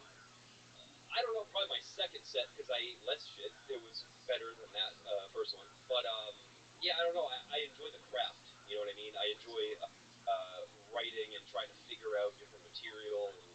That's good. Maybe arts and crafts is your thing then. It appears to be. If you're into the crafts part, perhaps you can make Easter baskets for everyone or something like that. Why would Epstein's back hurt more after a day at Chuck E. Because he Cheese? was banging all those kids. Pedophile joke, bro. I know, but just because he wouldn't have. In fact, if he was at Chuck E. Cheese, he wouldn't be banging people. Then you can't bang people in at Chuck E. Cheese. Yeah, he might be in the ball pit doing some weird stuff. I don't know. You wrote your bit kind of like with hashtags, like Chuck E. Cheese, Panera Bread, like everything was different.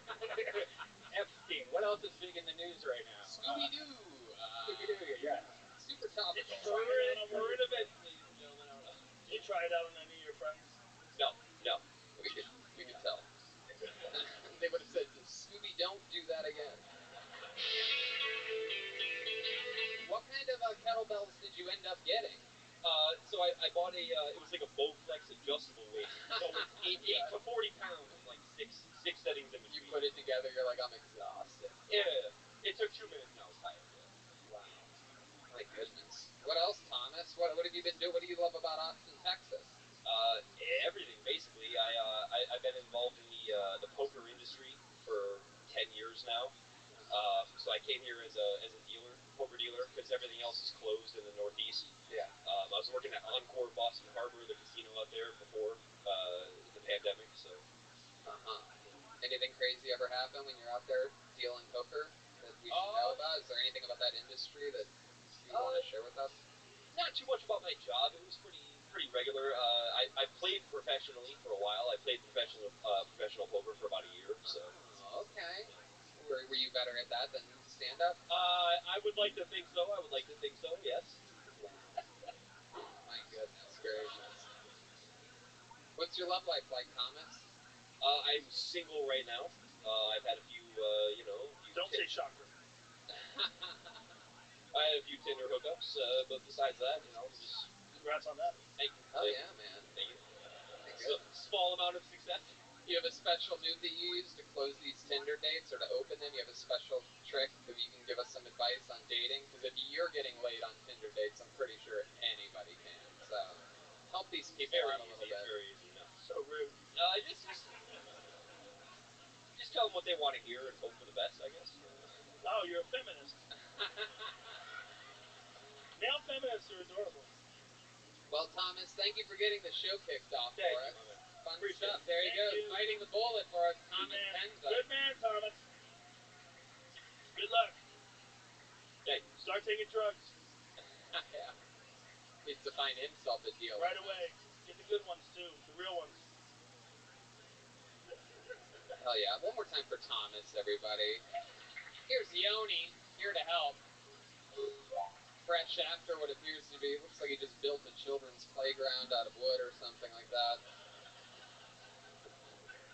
I gotta say, he doesn't clean quite as thoroughly as the little Asian girl we had here the last 2 weeks.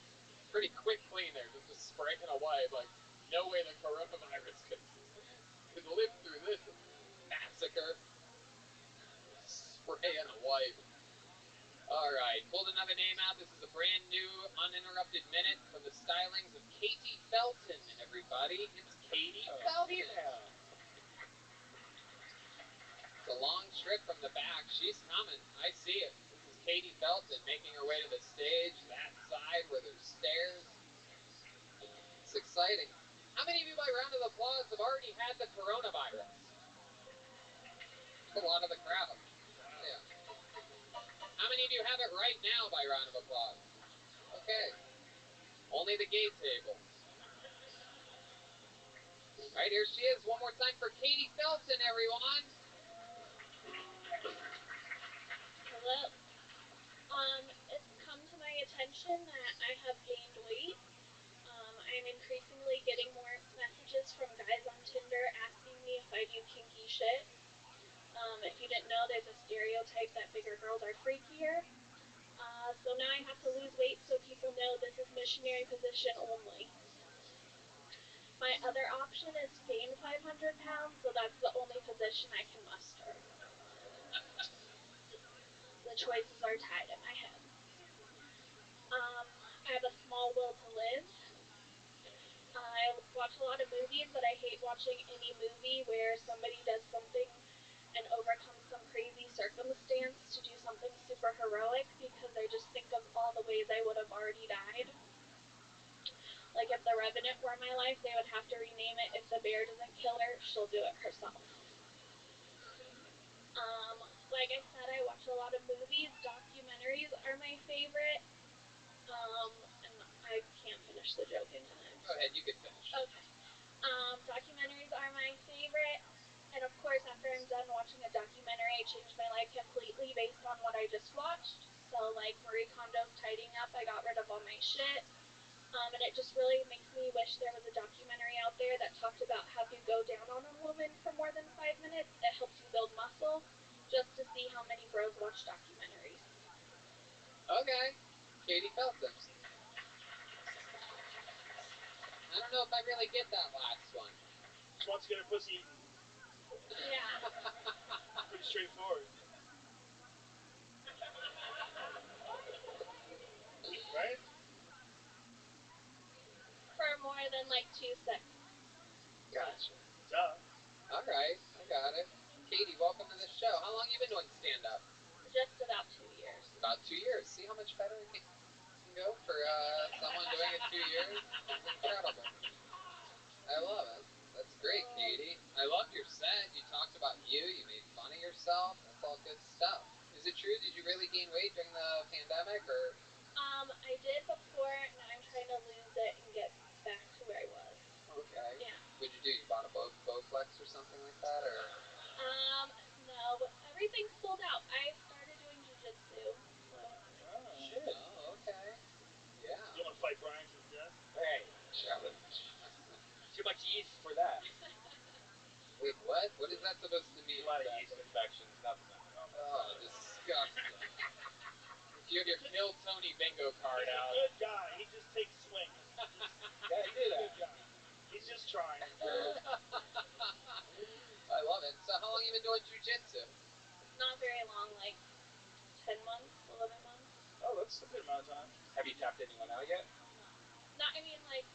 Not really. And we Drills. practice, yeah. So I'm still a white belt. I haven't gotten very far. Okay. You know, both comedy too. The stuff about people thinking you're freaky is funny. There's something there for sure. How nervous were you? Really nervous. When was the last time you did comedy? Were you doing it regularly? Not since the pandemic. I've done virtual shows, but this was my first time like in person for a while. I almost feel like those virtual ones are like worse than no show. Oh yeah, for sure. They really so are. Weird. Yeah, like you hear like really funny comics talking and there's no crowd. You're like, stop.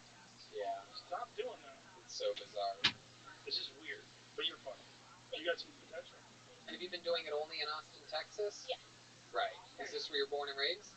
No. I'm from Orange County, California originally. Oh, okay. How'd you end up out here? Was living in New York and hated it, so had friends that lived here and moved out here. Okay. Very cool. Very cool. Don't tell anybody about this place. I know, right? You're the one telling everybody. Shh.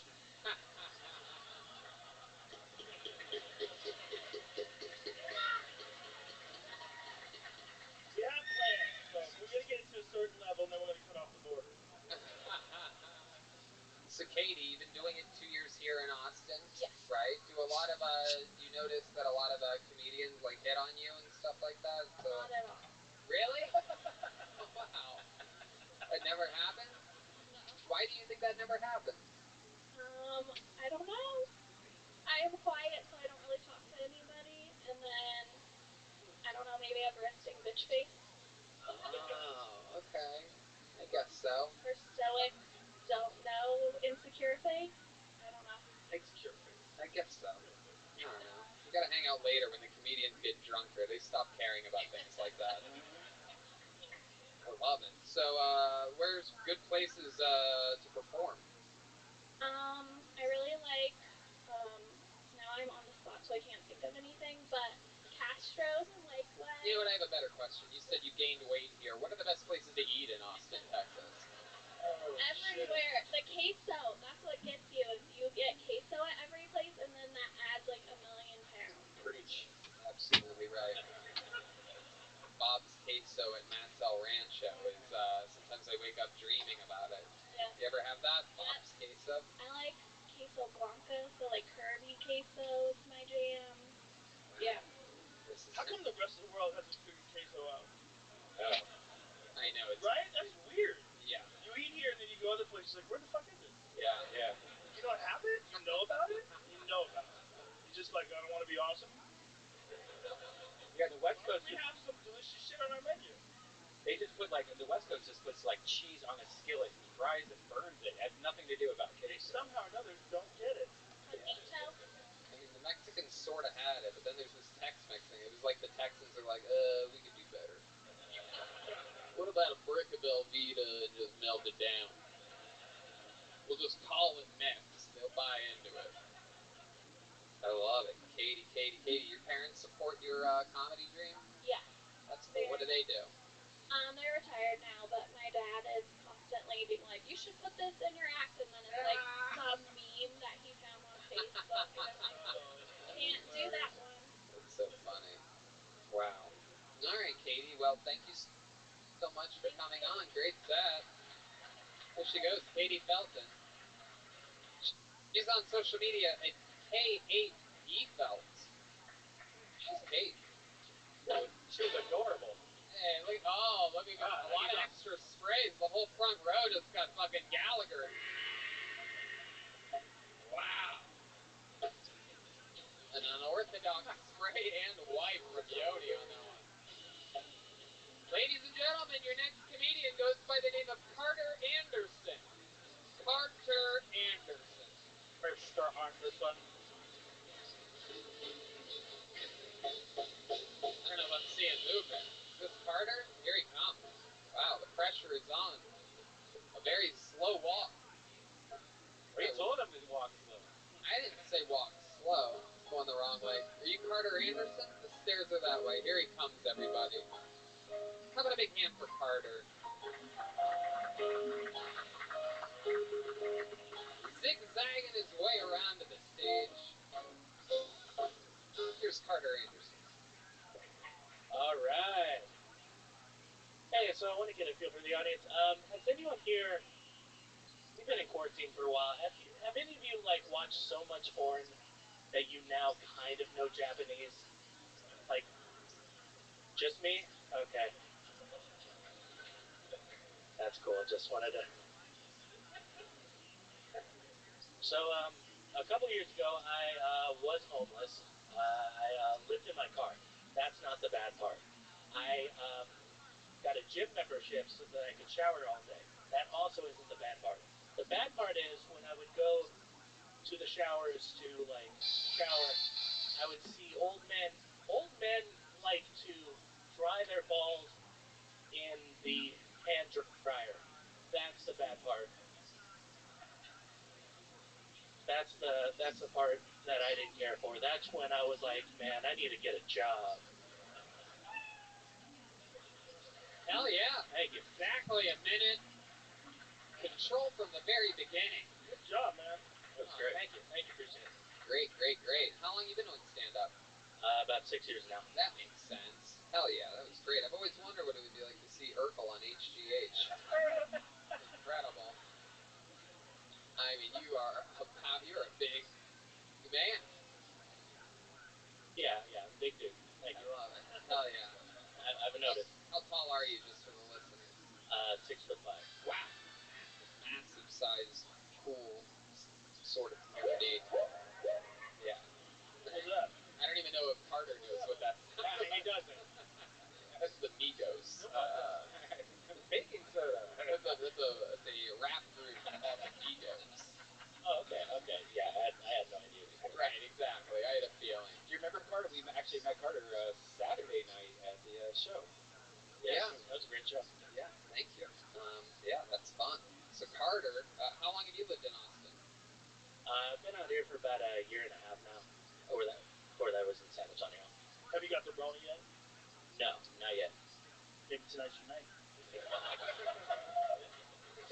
If I meet the special person, like maybe, I don't know. See, I don't think people that are 6'5" can even get it because they're like elevated above everybody's sneezes and everything. It seems like it's a shorter man's disease. Very good point.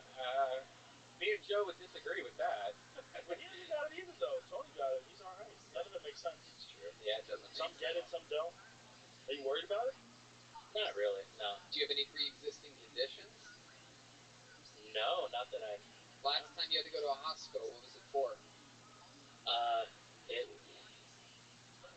Oh yeah. I don't. Go ahead. Come on, give it to us. It was. I don't want to. Okay, it was for hemorrhoids, right? Hemorrhoids. Yeah. Oh. Yeah. Man. And now I had that. And now we all know. You went from Family Matters to Family Splatters. You know what I'm talking about? Why'd you go to the Why'd you go to the hospital for that though? Like, what happened? Well, I went to the hospital. I just went to there's women, and they were like, "Oh yeah, it's fucked up down there. Need to get What that." do you have to do for that? Do they fuck with you? Do they make you get on all fours or something like that? Like, how do they check that? They go missionary position on that? Like, yeah, it was missionary. It wasn't, really? Yeah, it wasn't. Wow. Just lift your legs up real high. Yeah, as high as I could get them. They're like, then what? I'd imagine a guy like you in that position, they have to lift up all your junk and stuff like that, right? I've heard about the. He's got his pants off, just so you know. Oh yeah. I mean, how much blood do you have to see before you go to the doctor? I don't know, when you're dealing with hemorrhoids, like there's a like about a quart. Maybe this is real. Yeah. You start liking it, honestly. Wow. After a certain amount, yeah, you gotta take that shit seriously. It's literally a big deal. Yeah. When I went, they told me it's not a big deal. Like, they say, we could take a rubber band and tie it off so it falls off and dies and does deal with this, or you could just live Red with it. band, what the fuck, man? Who does fix it yourself DIY hemorrhoid? Yeah, that isn't Dude, I think they were talking about your balls. Yeah. That's what they do when guys want to get rid of their balls. Right, they do the same thing. It's called like rubber band litigation or something like that. What? Are you serious? You remember that? Yeah, I got it. I think he's telling the truth.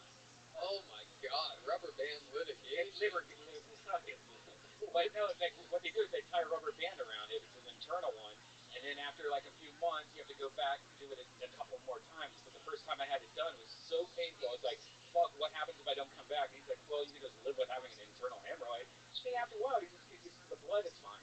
Oh my god. Oh. Red band has like a retainer on his asshole that needs to get adjusted. Can you tighten my rubber bands, please? I'm going through serious litigation right now. Carter, tell us something that we'd be surprised to know about you. Okay, one time I tried to buy a Mini Cooper. And they said no. It was right after that movie, The Italian Job, had come out with Mark Wahlberg or whatever, and so I thought that'd be some cool shit. And I went in there, and the receptionist, who doesn't even sell cars, was just like, "Nah, baby, we don't have any Mini Coopers for you. You're not Mini at all. You can't come here and buy cars." Like, wow, that's wild. And then later I bought a Ford Escort, so I don't know, I would have taken you as the type of guy to buy an Escort. That makes complete sense to me. Have you ever been with a prostitute before? I have not, no. Have you? Jesus, good question. Wow. Way to spin it around. But again, no, I'm with you, Carter. Maybe that's how you can get the Rona. Maybe you can kill two birds with one stone. I don't know if I want to get it that way. Not like that. Yeah, not so like you feel shame and you're sick in bed for a few days afterwards. It'd be amazing. Could be the move. Well, these are all suggestions. you have a girlfriend, Carter? I do not know. Okay. Why wouldn't they let you buy a Mini Cooper? I'm still confused. Just because they saw how big I was, and they were just like, "Nah, that wouldn't work." Mark Wahlberg is only like 4'9", so they let him drive one. Those Mini Coopers, those back. It does? they let me. You can fiddle. I don't think Yeah. it's. I didn't understand what you were saying. I don't think it's because you were tall. I just haven't seen a black guy in a Mini Cooper in my entire life. It's not really a black thing. There's no like hanging with Mini Cooper, you know. Maybe they weren't just being racist. Maybe they were. They were trying to help you out, probably. You don't want one of those cars. Those are dope little cars. You ever driven one? Duncan used to have one. I didn't like it. Yeah. Driving? Yeah. They're fun, man. It's like a little go-kart. Don't tease this man on stage. He's never driven one. John D's over there. Sorry. I'm always using Not trying to be mean. Well, we appreciate your set, Carter. You took the show to a new level here tonight. Carter Anderson, everybody. Thank you so much, guys. Thank you. Give that Mr. Carter Anderson online. There he goes, Carter Anderson.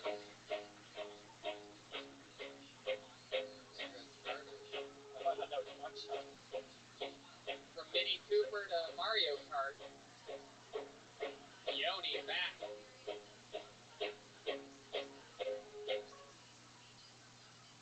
All right.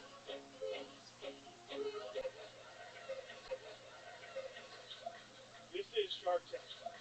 This is Shark Tank, right? That's why Joe Rogan's here, right? Tank, right? That's why Joe Rogan's here, right? I've been calling Paul, so thank you very much. Oh yeah, Colin Falstad. Good job, dude. 42 seconds. One bit, thunder and lightning. He looks like a guy who would take selfies at the storming of Capitol Hill. Doesn't he? Absolutely. Believe he was wearing buccaneer horns the last time we saw him. Are you part of any groups or gangs or Any tattoos on your stomach? No, just hair. what kind of groups and gangs are you involved with? You seem like you could be anywhere from motorcycle to bird scooters. Right in between. I'm a skateboarder. I'm too fat now, but I used to do that. I guess that's a Really? gang? I don't know. Wow. So you got too fat for skateboarding? I didn't know Yes. that was a thing. I mean, it is. You need balance, man. We just had a fat skateboarder on this show. Remember that kid? Was he fat in the beginning, though? That's different. You this learn show? with the fatness. Yeah, we had the fat guy in Columbus, Ohio. Yeah, he paid for it. You don't think you could relearn? I tried to start this summer. I'm like, okay, but It seems like you would keep going right because your stomach is leaning over and it just would naturally take you. it is a problem. How long have you lived in Austin? A little over 4 years. Okay, where'd you move from? Minnesota. Oh, wow, that's why you look like a Viking. I'm wearing purple for a reason. That's right. Hey, they still have a chance. The Super Bowl's only a couple weeks away. Yeah, still hoping. I love it, man. Do you play any sports in your life other than skateboarding? Yeah, I used to play soccer and football until my older brothers made fun of me. Until the what? My older brothers made fun of me for playing sports. Oh, do they still make fun of you? No. Whoa, Not you anymore. sure did. Yeah. You murdered them. They're still alive. What They made fun of you for playing sports? Yeah. What they want you to do? Smoke weed and listen to rock music. Skateboard. It's like the opposite of most kids' lives. Anybody ever done stand-up with pigtails? I mean, there's not a lot of, like, uncharted ground. That's true. That might be your thing. Carrots on I don't know, man. Amy Schumer did it with a pig body, but no. Oh, there you go. I did it again. You see that? Boom. I didn't get it in, and then I didn't get it in, and then I got it in wrong, and then I fucking repackaged it. No, he did it! We did it. I finally got that fucking pig body. Oh my god. Oh, Colin, what would we be surprised to know about you? That you've read a book before? Anything like that? I've barely done that before, actually. No. What's a fun fact about you that would surprise us? I guess I'll just do it to myself. I used to rap. I used to freestyle all the time. Please, for the love of God, you gotta give us something. God damn it. He has the beat for you right over there. Alright, fuck it. How many you want Colin to rap for you right now? No, alright, you bastard, dude. Alright, fuck it then. Yeah. Yo. You're so white. Sister, Mike, my life, I spit so cold. You don't even fucking know. Rip the microphone, out of control. I'm going out of the zone. I keep smoking on bowls, my brain's broken. I keep flowing. They go in, they notice my flow's flowing.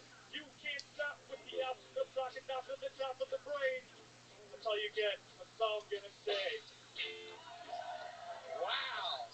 Look at that. The crowd goes wild. Good job, dude. There was one other thing. I was You might be thinking that's gay sex. No, that's Tom Segura after breaking his arm and leg at this thing. Is that it? All those noises? Yeah. All those noises one more time. This is Tom.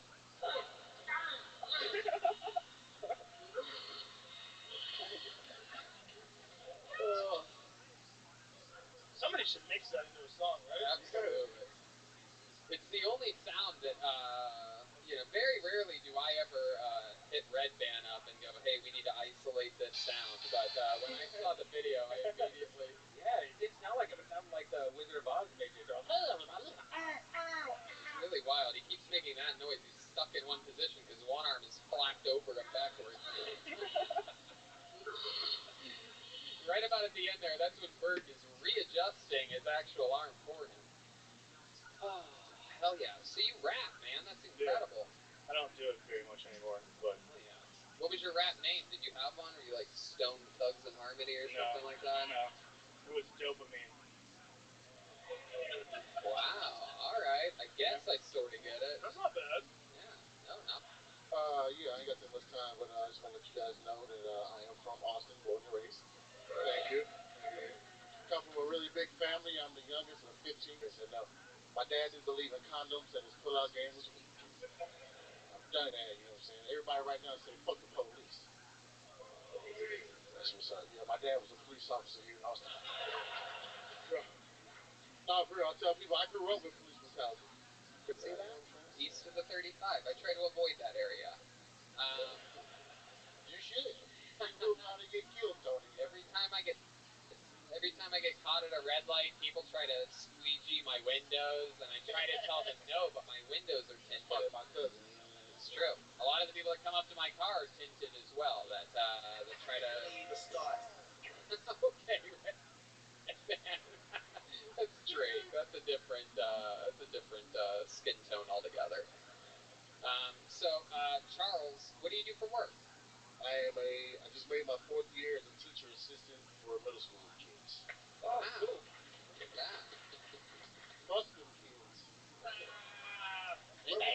What do you teach them? Gym? English. English? You seem like the kind of teacher that would do some like scared straight type of stuff. Like, you ever just scream at Open the book. I love it. How often are you getting up to a stand-up? Right now, anytime I can. How often is that though? Oh shit. Fuck out. Is your dad really a cop? Yes. Has he ever any of your friends ever been arrested by him and tried to drop your name? No. Okay.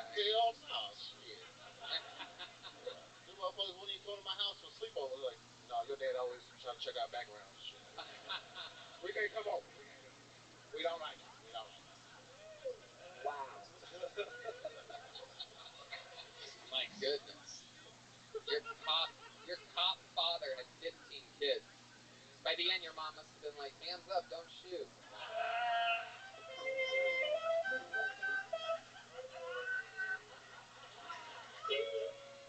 No comeback on that one. Comeback. I love it. Wow.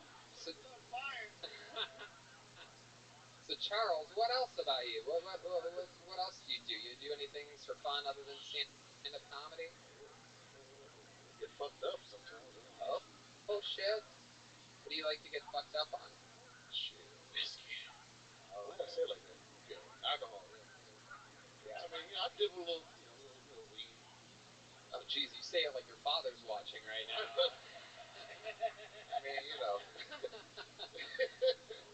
I love it, Charles. So funny, man. So cool, so smooth. I love your style. Come back again. Sign up, show us another minute sometime. Charles Adams, everybody. Very funny, man. Very funny. Hell yeah. We're getting through it today. Yeah, this is So fun. good. Funny comedy. Hell yeah. Pulled another name out here. I'm gonna let Yoni do some work here. Keeping us safe. We do what we can here in Texas. It's not like California where you just put boards up outside your business and wait until next year. You guys excited to be out tonight? On a Monday. Who has more fun on a Monday than us? I pulled another name out of the bucket. He goes by the name of Patrick DePari. Patrick DePari. D-E-P-A-R-I. Here he comes. Yeah. Patrick's making his way to the stage. The big catwalk. This nice slow walk. Reminds me of The Undertaker, who we just did a podcast with. One more time, guys. Patrick DePari is here. Thank you. Thank you. I just moved here from Massachusetts. In Massachusetts, they tried to pass this bill last year to ban the word bitch. Ban the word bitch. What do you want me to put my mom and my contact info as mother? I'm kidding, of course. I deleted my mother's contact info as soon as she died. I did that and then I called 911. Yes, it is true. My mother did die. Not the worst loss, though. You know, one less Florida Georgia Line fan in the world. Yeah. She always said, "You're gonna be the death of me," and then my father was the one to forget to give her her meds. Wrong again, bitch! Yeah. I actually did a 15-minute comedy set at my mother's funeral. Some people thought that was insensitive. I don't think it was as bad as the TikToks my little sister filmed in front of the casket, though. Yeah. Shouldn't have died, you stupid cunt. Alright, that's it out of me. Thank you. Wow. Good Lord. My goodness. It's a shame your mom couldn't get up and walk out of that set, but, my goodness. Did you really hate your mom, or you're just using this as, like, therapeutic? Yes. All right. Yeah. No, we had a very tight relationship. She was very good. Is she even really dead? No, yeah, she died. Yeah, she's dead. Are you sure? We have a special guest, everybody. No, I'm kidding. I'm kidding. She's dead, for sure. I was actually the one that found her, and I tried to. I failed. Welcome, Frosty. Party time. No. Okay. Wow, that's got to be hard. Not many people on this show's history have found your mom dead before. What was that like? Was it morning time, afternoon? All right, where are you going, big dog? What? Where are you going? I'm leaving the server for now. It's like, I mean, when are you going to be back? I don't know when exactly. Well, like tomorrow? Sooner than later. For some time, in a few days, a few weeks, maybe years, I don't know. Why are you leaving? I'm just got stuff going on. Okay, well, you don't have to leave the server. Yeah, but I can't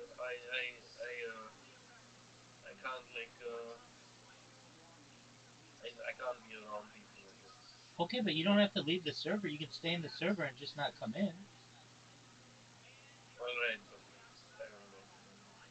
I don't know if I can do that. I'll just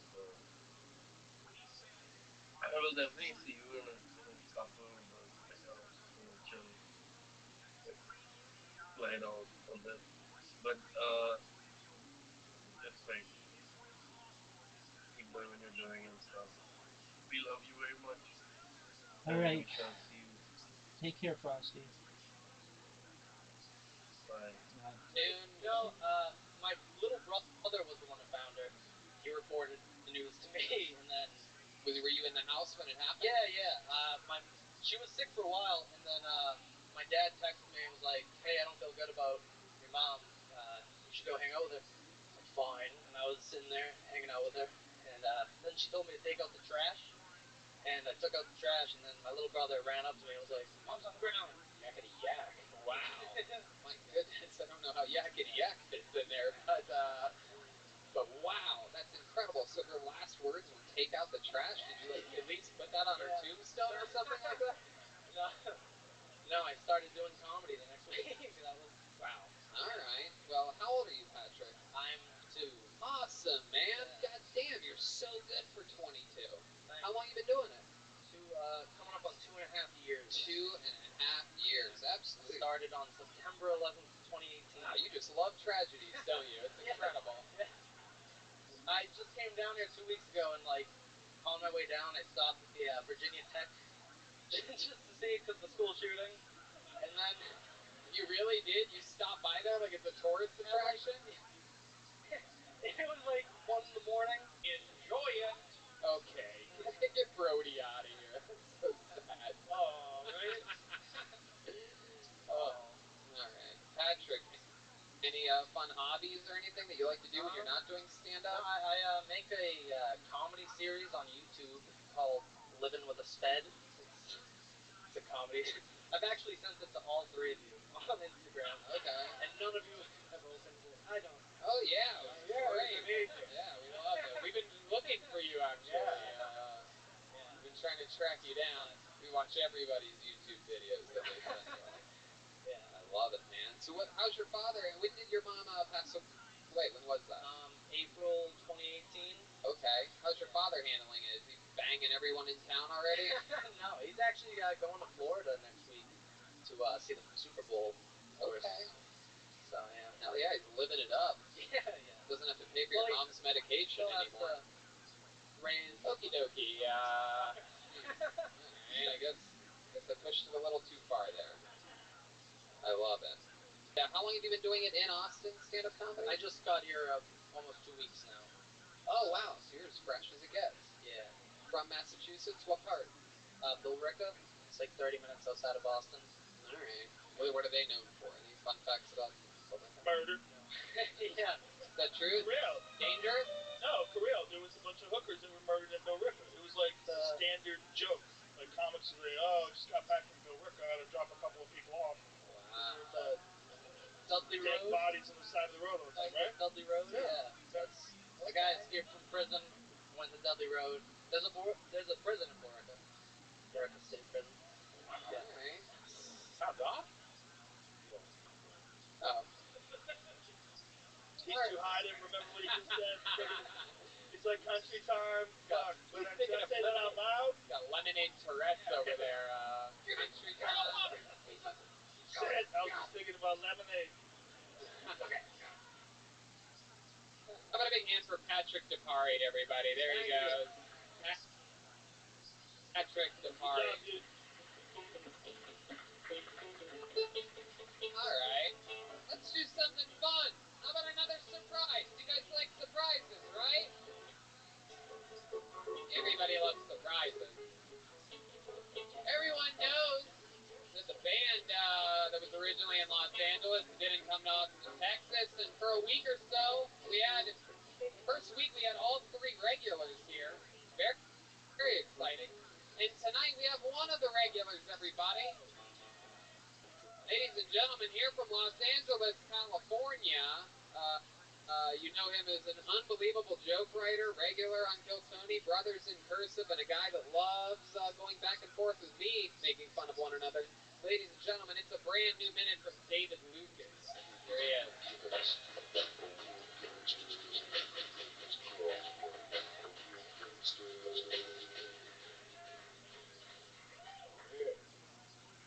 I'm black, but you can tell I grew up very privileged because I have a white ass disease. I have anxiety. Like, you think kids in the hood know what the fuck anxiety is? They be like, can you put that shit on a sandwich? Can I get an anxiety with cheese, please? That's a very white disease, man. Like, anytime you're depressed, like, nigga, that's a white ass disease. I think it should be against the law for unemployed people to buy energy drinks.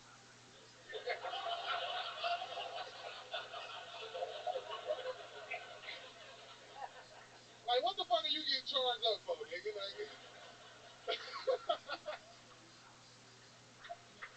if your ass is unemployed, you should only be allowed to buy bottled water and sliced bread. You know what I'm saying? That's it, you unemployed motherfucker. All right, thank you, guys.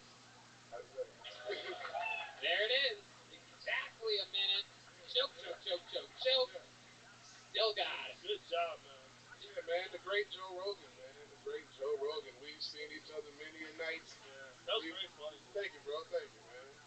Yeah, look at him, and he did it all squozing into those jeans. Look at those fucking things. Wow, you're still trying that, huh? Were those tears there this morning, or is that just naturally over time? Did you just eat lunch and then you're like, yeah? Tony, you look like a gay camera case. Nigga. Wait, what? Camera case? Why did you say that about me? Your ass look rain resistant as a motherfucker, boy. Oh my god, how dare you go in the rain, only thing get wet is your head. Oh my god. Son of a bitch. Y'all can't see it. Tony got on a Puma shirt, but the thing about his Puma shirt is that his Puma is actually jumping over a dick. Oh, come on. How dare you, David? David thinks impeachment is a type of cobbler he can order.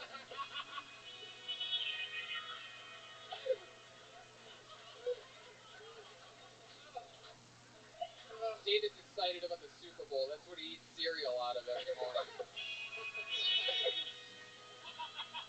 Hey, Tony got to the venue an hour before everybody else just so he could sniff the seats. Let me tell you something. I don't get here an hour early. There's no point in sniffing seats before the show, David. I sniff them afterwards. You try to get the yesterday smell. Oh my god, David, how dare you? Tony work at the airport sniffing out illegal dildos in suitcases. What? Are you just... How do you know that I do that as a part-time job? This dildo has lead in it. You can't bring it on the plane. I don't know if you guys know this, but Donald Trump actually pardoned David Lucas for murdering 13 toilets this week.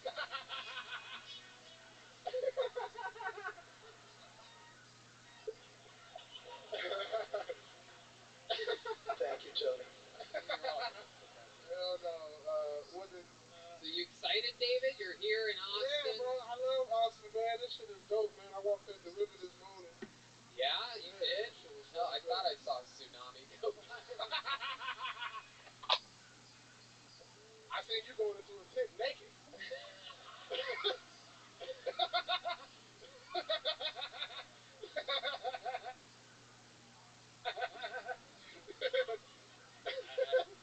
I thought no one could see me. What can I say? The toilet tissue bandit.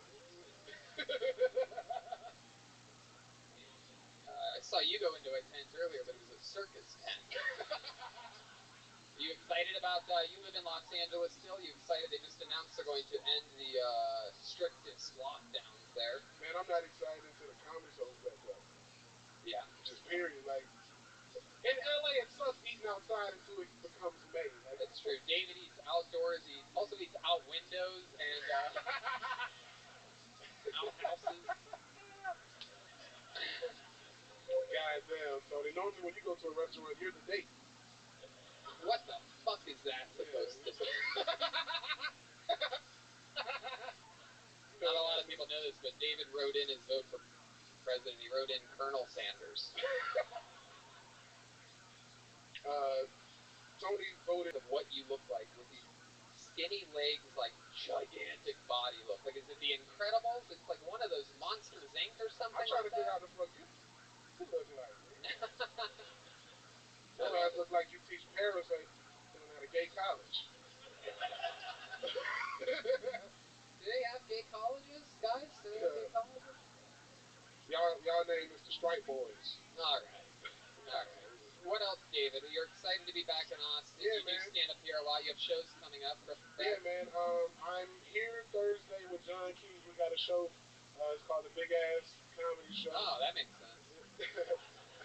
We're only 3 tables from being sold out, so if y'all want to pull up, we got some great comics and some great drop-ins on that. I'm at the Vulcan next Thursday. This weekend, I'm in Houston, man. We getting it in. Wow. Texas love, baby. Absolutely. 100%. That's about it, man. That's about it. Still eating good ass barbecue, dog. Yeah, what's your favorite kind of barbecue? Brisket so far. Alright. That shit be tender as hell. Wow. Look at you. How much do you eat? A lot. Like 21 Savage? $3 trillion. Redman, you look like the CEO of Trader Joe's. Why the fuck would Hey, you ring your bell. Why Ring the fuck your would you bell. play that? Why would you play that? Ring your bell. I love it. Right, Redman, you dress like you're going to Miami to pick up a group of little girls. If I could, I would. I love it, David. Well, still roasty as hell. Such a fun set. Really coming in and showing David's a big Comedy Store employee. He's, really rising through the ranks there. Came in and you showed, sort of a compilation of everything that we saw from everybody that did good. Nice short jokes, great pacing and timing, just complete comfort. So Absolutely. great stuff. Welcome back to Austin, Texas, David Lucas. He's on social media, David Lucas Funny. We're getting through it. He's a funny dude. Yeah. Real ringer. Yeah. So comfortable. Yeah, he might be moving here permanently too. Alright. This looks like another new name everyone.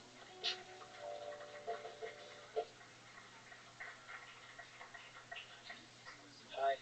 So I learned something pretty interesting about Magnum condoms recently. They fit everyone. They just stretch more. For the longest time, I genuinely believed that Magnum condoms were like prisons. They were made for black men.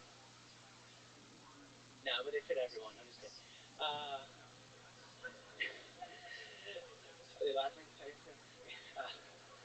No, they fit everyone though, which is cool because I think I'm only gonna start using Magnum condoms from now on. I think it'll give the girl some hope. Yeah. I mean, imagine me going to hook up with a girl. I walk into her place, I slap down that big black box. She's gonna see that and be like, oh, shit. Yeah. Because she have these high expectations.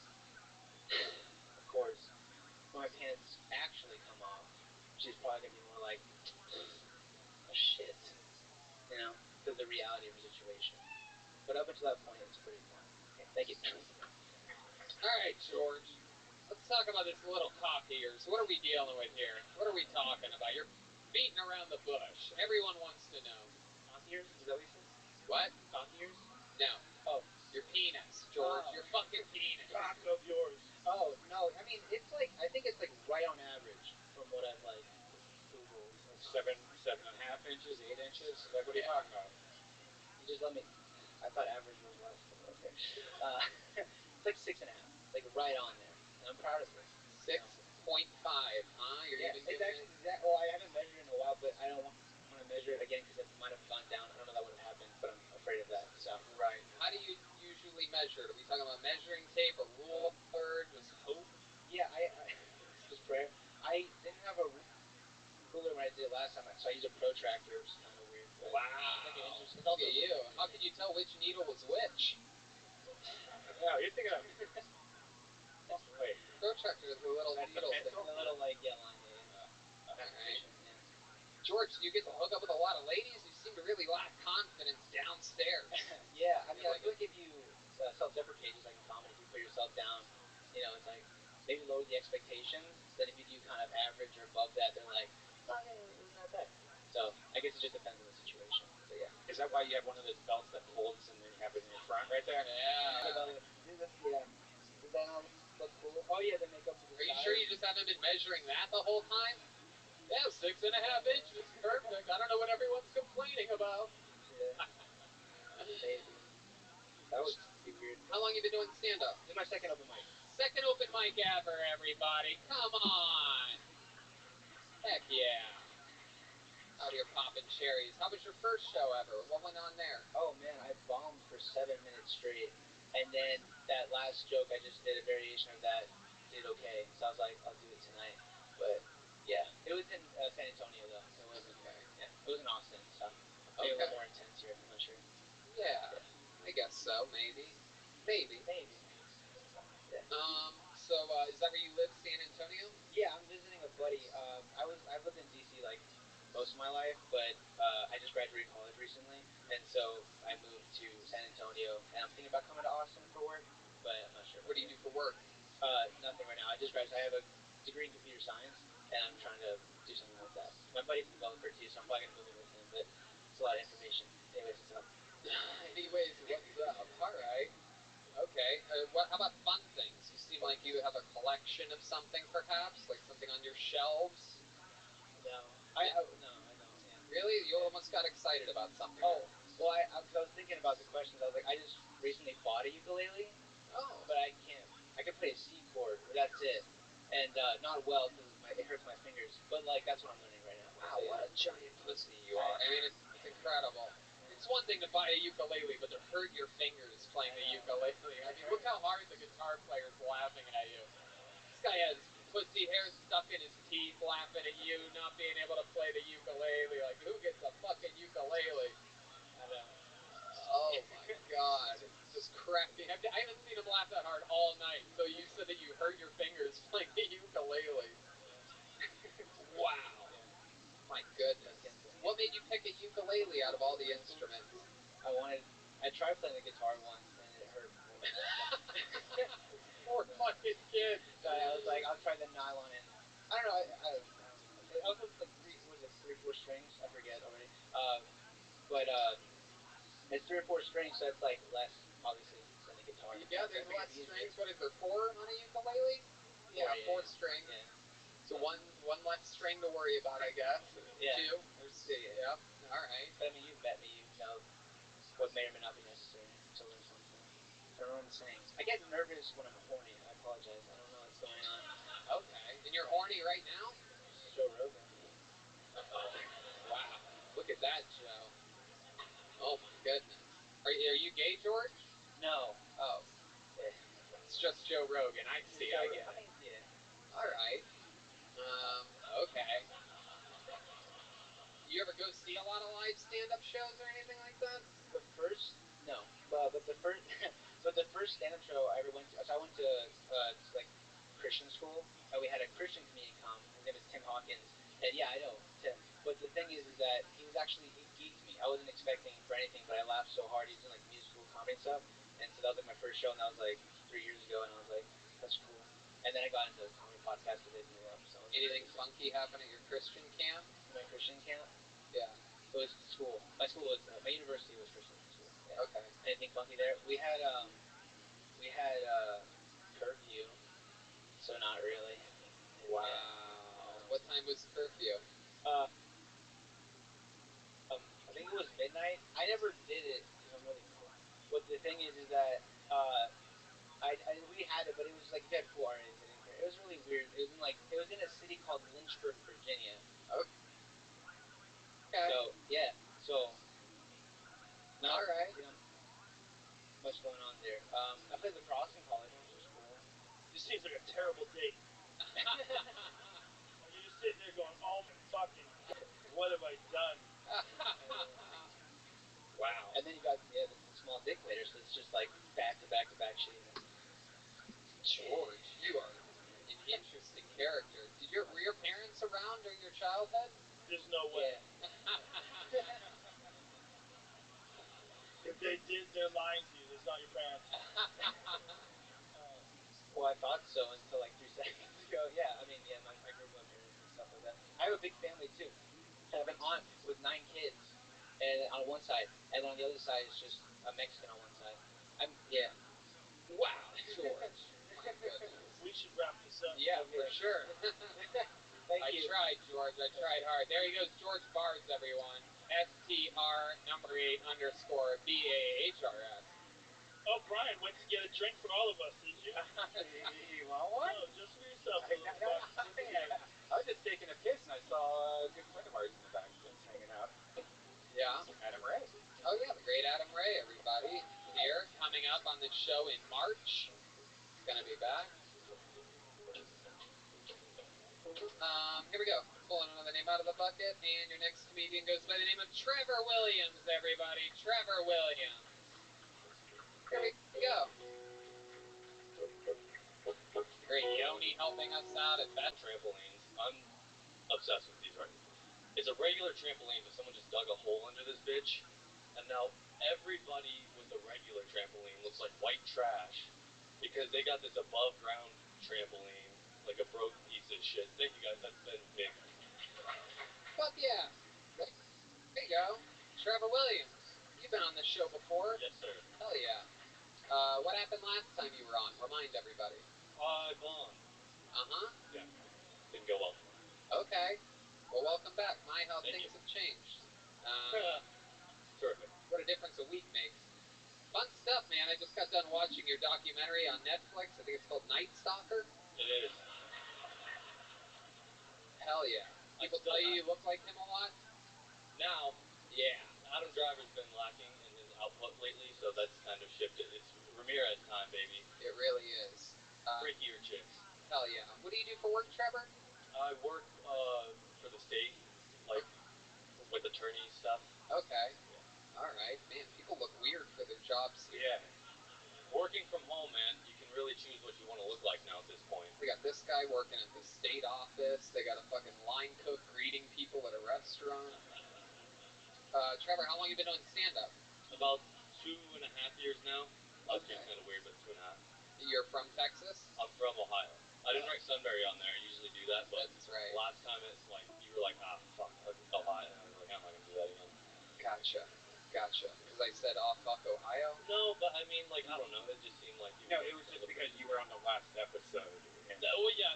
These guys are both from Ohio. I know. That's why I put it on there, because in my head I'm like, maybe that'll help Tony's blind hand reach in and grab the right piece of paper. Okay. So, Trevor, tell us something that we haven't talked about on the show that you think would be interesting to know about you. I used to be a lifeguard. What happened? I got a better job with it. Yeah. I graduated college, and then that kind of do like program coordinating for like courses for attorneys for the state bar. Was it a pool or a amusement park that you did? I've done both. Find Out Lake? You went to Magic Mountain? Yeah. Okay. Yeah. But also the University of Cincinnati, they have like an Olympic-sized pool, and like adults that don't know how to swim like to get in there. Did you ever have to save anybody? No, only like I had to like watch someone have a seizure one time, but that wasn't in the water, so I don't feel like that. Are you worried about people hearing your act and you getting in trouble? What part? The Tonto joke. I've never told that one before, so I was just kind of going out on a limb on that, and then. Do you have any Native American in you? It looks like I do, doesn't it? A little bit. Yeah.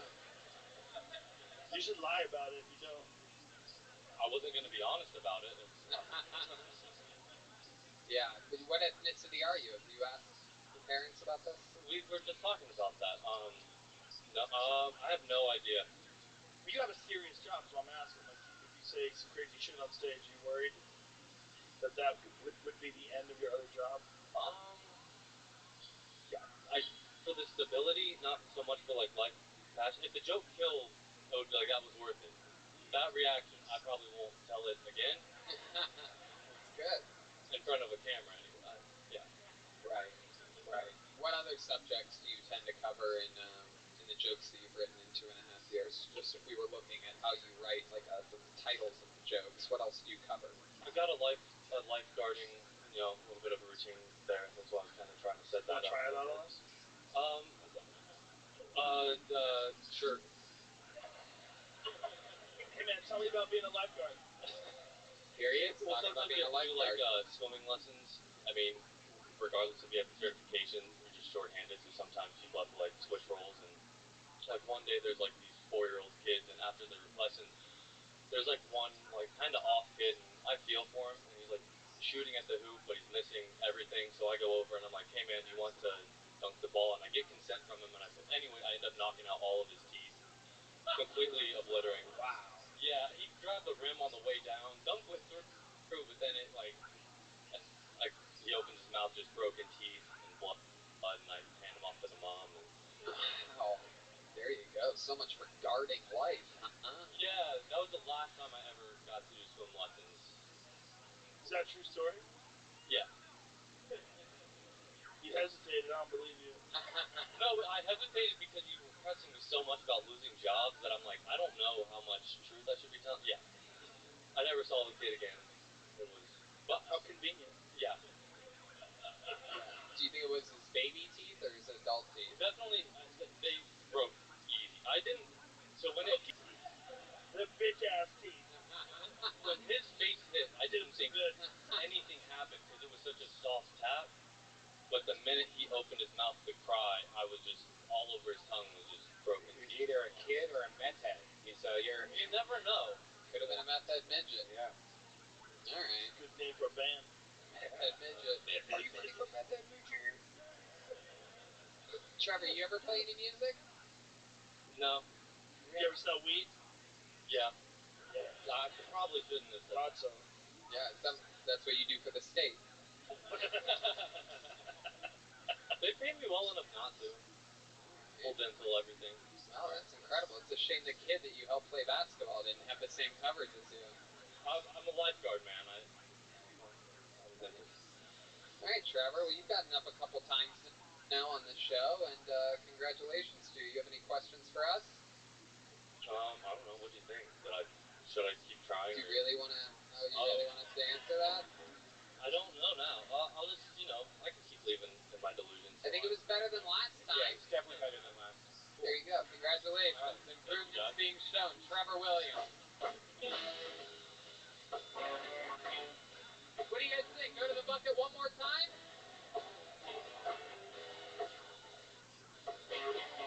Wow. Look how fast he's going. Yoni. Like a pit crew. Wow, he's got so good at this.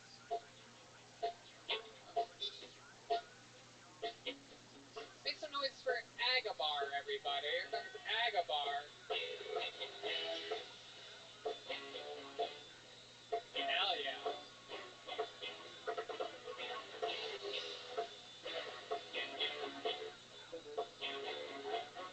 Hell yeah. Come on, make some noise for Agabar, everybody. Shut the hell up in this motherfucker and shit. Guys and ladies, I like sweaty sex. I do. During a heated conversation. A nigga don't sex harass. Tony, I harass sexist. Shut the fuck up. Punchline's over, y'all a little bit slow and shit. Tony and Joe Rogan having a community dick like Vines? That motherfucker gets around in the neighborhood. If my dick wasn't strapped to myself, I'd be doing like callbacks. Look, put your motherfucking mama on the phone. Bitch, is my dick here? Pull the motherfucker out of your ass and put it in the Ziploc bag. I'm coming. I want my dick. Papa was a Rolling Stone. Hell yeah. Wherever the nigga laid his hat was his home, so the nigga was homeless. Agabar, everybody. Lots of energy. Lots of energy. You have the comedy stylings of a 100-year-old black man.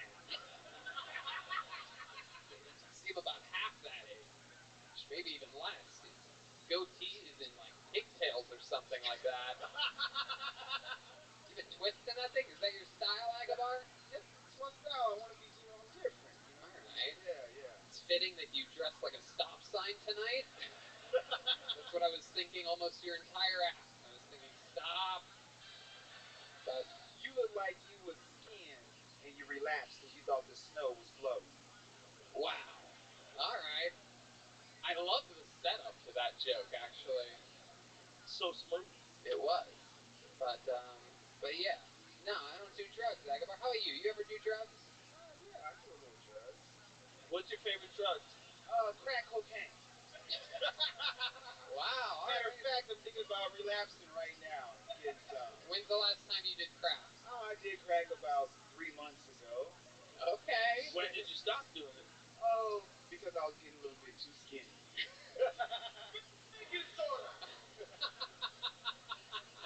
That's the only reason why? You're like, I need to put on weight? No, when I do crack when I'm older, my dick don't get hard no more, so I'm like, fuck it. Wow. Look at that. That should be on a t-shirt. No, I'm joking. I never did crack. No, we know that you did. I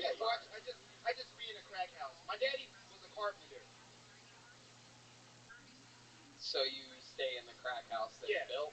My daddy's a carpenter. He built crack houses. Agabar, tell us about the feeling the first time you smoke crack. What does it feel like? Just close your eyes and try to describe to us. I know a lot of people here, how many of you have never tried crack before by clapping your hands over? A lot of people would like to know. Describe it to us. So you light the lighter, you inhale, and then what happens? That shit just be calling me, man. It be...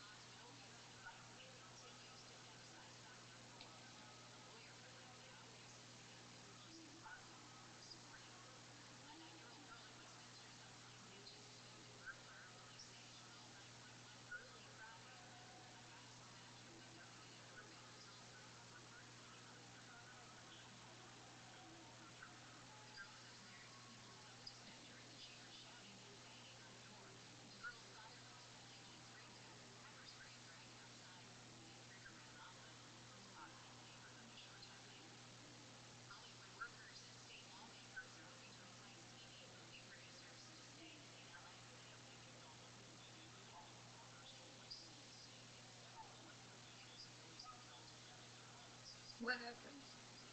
I had to restart the computer. It was like stuttering. We'll be back in a second.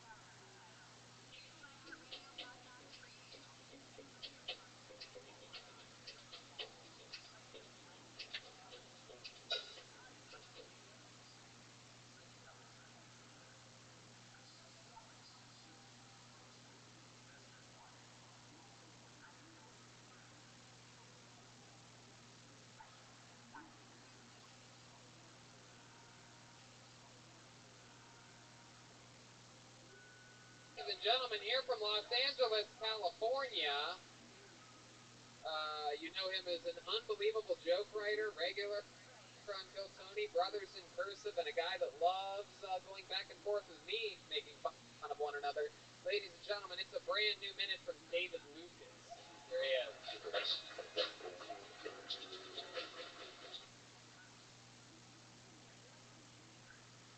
It's like, I think it's like right on average from what I've like Googled. Or 7.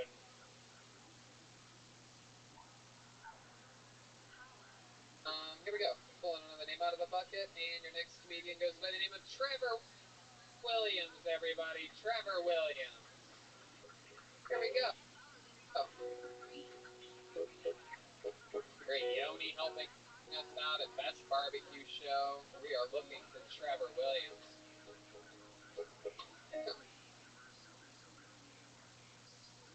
Some movement. Here he comes.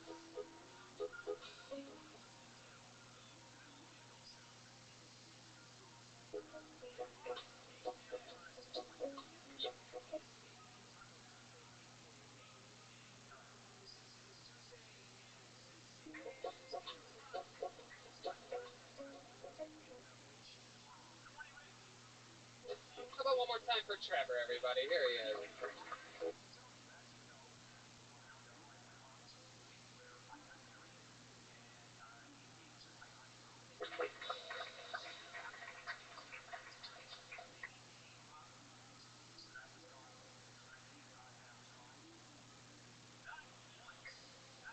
So Army Hammer likes to eat people.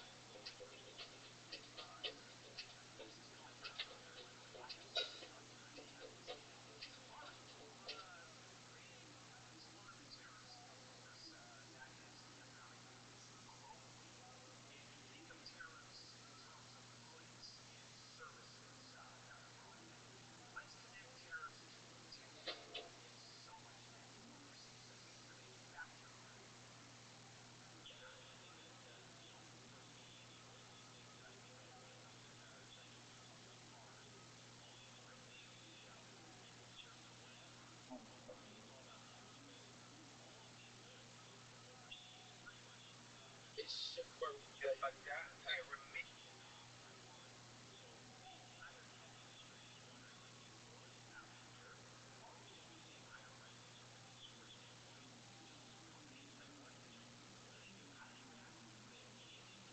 It's your birthday. I got here with me.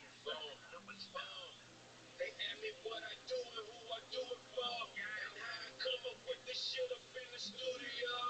All I want for my birthday is a big booty hoe. All I want for my birthday is a big booty hoe. Hey, this is Red Band coming to you live from the Comedy Store. How you guys doing today?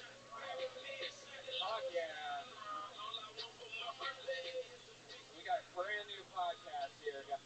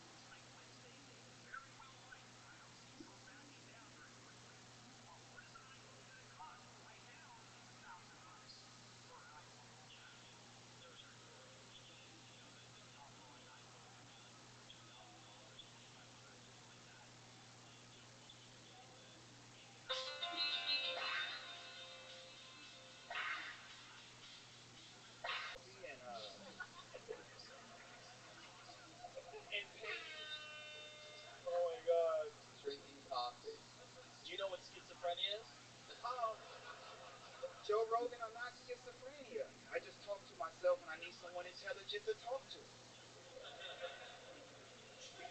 Yeah. Satan. Beware. You ever accomplish anything? You ever win like a trophy or a medal or anything like that? Yeah, I ran track, but I never got a trophy because the niggas got slave knees. I'm just too lazy. Have you ever done? How long have you been doing stand-up? I started my stand-up career actually in Austin, Texas, so I believe actually doing comedy for about 3 years. 3 years. And how many times a month would you say you get on stage and perform? Well, when like I said, actually doing comedy before the COVID, I was on stage like every day, like Monday, Tuesday, Wednesday, Thursday, Friday. Yeah. Right. Do you try to be funny when you have clients in your barber chair? Yeah, but you have to, talk with open-end questions. Because if I say a joke that's too harmful, then it fucks up my tip. Oh, what's the worst joke that you remember ever doing with someone in your barber chair? I said, if God did not intend for us to eat ass, then why do the motherfuckers sit between two buns? You should open with that from now on. Just sell it. Be confident. As a fellow ass eater, I support you in this endeavor. Hell yeah. Hashtag don't be scared, homie. Okay.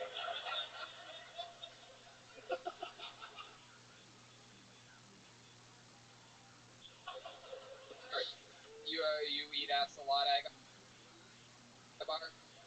Yeah. That's your go-to move? There's nothing wrong with eating ass. That's true. You ate it on stage here tonight during your minute. Incredible. God. Fell right into my trap, Agabar. Agabar, so much fun. Such a fun. I have like 1,000 more questions for you, but you've already been up here for 9 minutes, and you're so interesting, though. I want to hear more of you. Come back again. There goes Agabar. He's on social media at comic_cut, CUTZ. I forgot how fun that show is. It's fun. I really forgot. Yeah. Last time I was here was like more than a year and a half, right? Yeah, it was. What was that? 300th anniversary. Oh yeah, no, it was. It was the 5-year anniversary. Yeah, that was a fun one. Legendary. Jeremiah coming out as Joe Rogan at one point. My mom did a set that night. Your mom killed. Closed it with a standing ovation. Joy Hinchcliffe. She listens to every episode. How about we make some noise here in Texas for my mom, Joy? Hell yeah, what's up, Joy?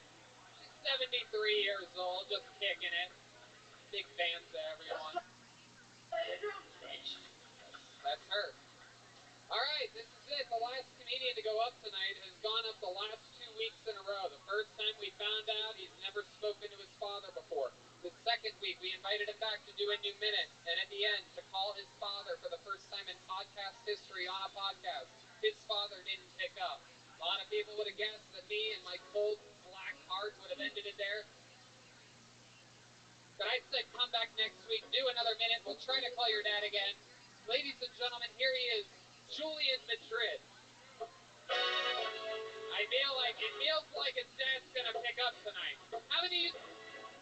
There he is, Julian Madrid. All right. So my girlfriend and I, we moved in together once the stay-at-home order started, right?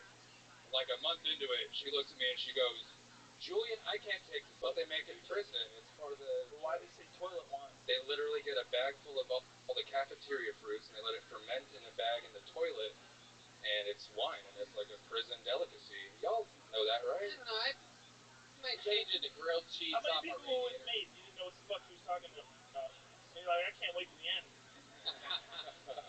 I might switch it to grilled cheese on a radiator or something like that. I don't know if toilet wine's that universal or Toilet wine that's is really huge or Well, she something. just loves toilet wine is the thing. So. And I would say you have to get to the shower sex thing faster, because I think everybody was thinking that you try to stick it in her butt before. The shower was a relief, because it was a little bit different than what we all thought was coming, but Yeah. if you're gonna do that, you gotta get to it quick. Why would she even say that, though? Why would she say this is like living in a prison? Is it small? Because I assault her in the shower. Oh. Right. You don't don't ever just go for the way that happens in prison. You don't ever just go for straight up morning bed sex. You wait. No. You're one of those weirdos that needs your girl like extra clean. Yeah, more surprised more than anything. Into the shower curtain. Yeah. Jesus, and you are a frightening guy. For those of you just listening to the show, Julian looks like a fully grown sperm.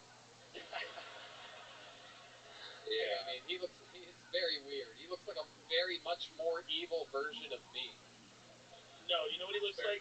The Twilight Zone puppet come to life. Oh, yeah. You're 100% right. Absolutely. First time I saw him, I said he looks like the guy that plays the organ at every haunted house. It's true. Tell us again, what do you do for work, Julian? I just work at like a logistics company here in town. It's kind of boring.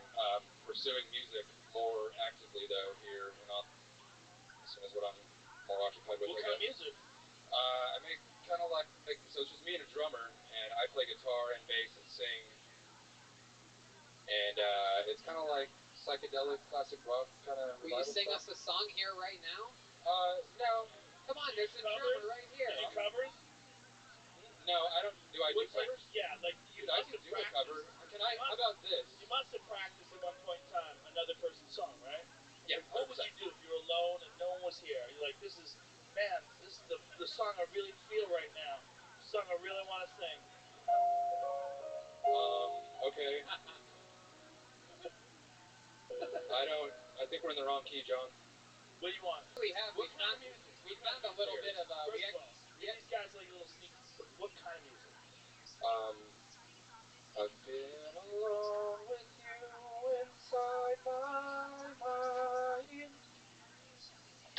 and in my dreams I kiss your lips 1,000 times. I sometimes see you pass outside my door. Hello, is it me you're looking for? I can see it in your eyes. I can see it in your smile, Joe Rogan, you motherfucker. I wanna tell you so much. Why? 'Cause I know just what to say, and you know just what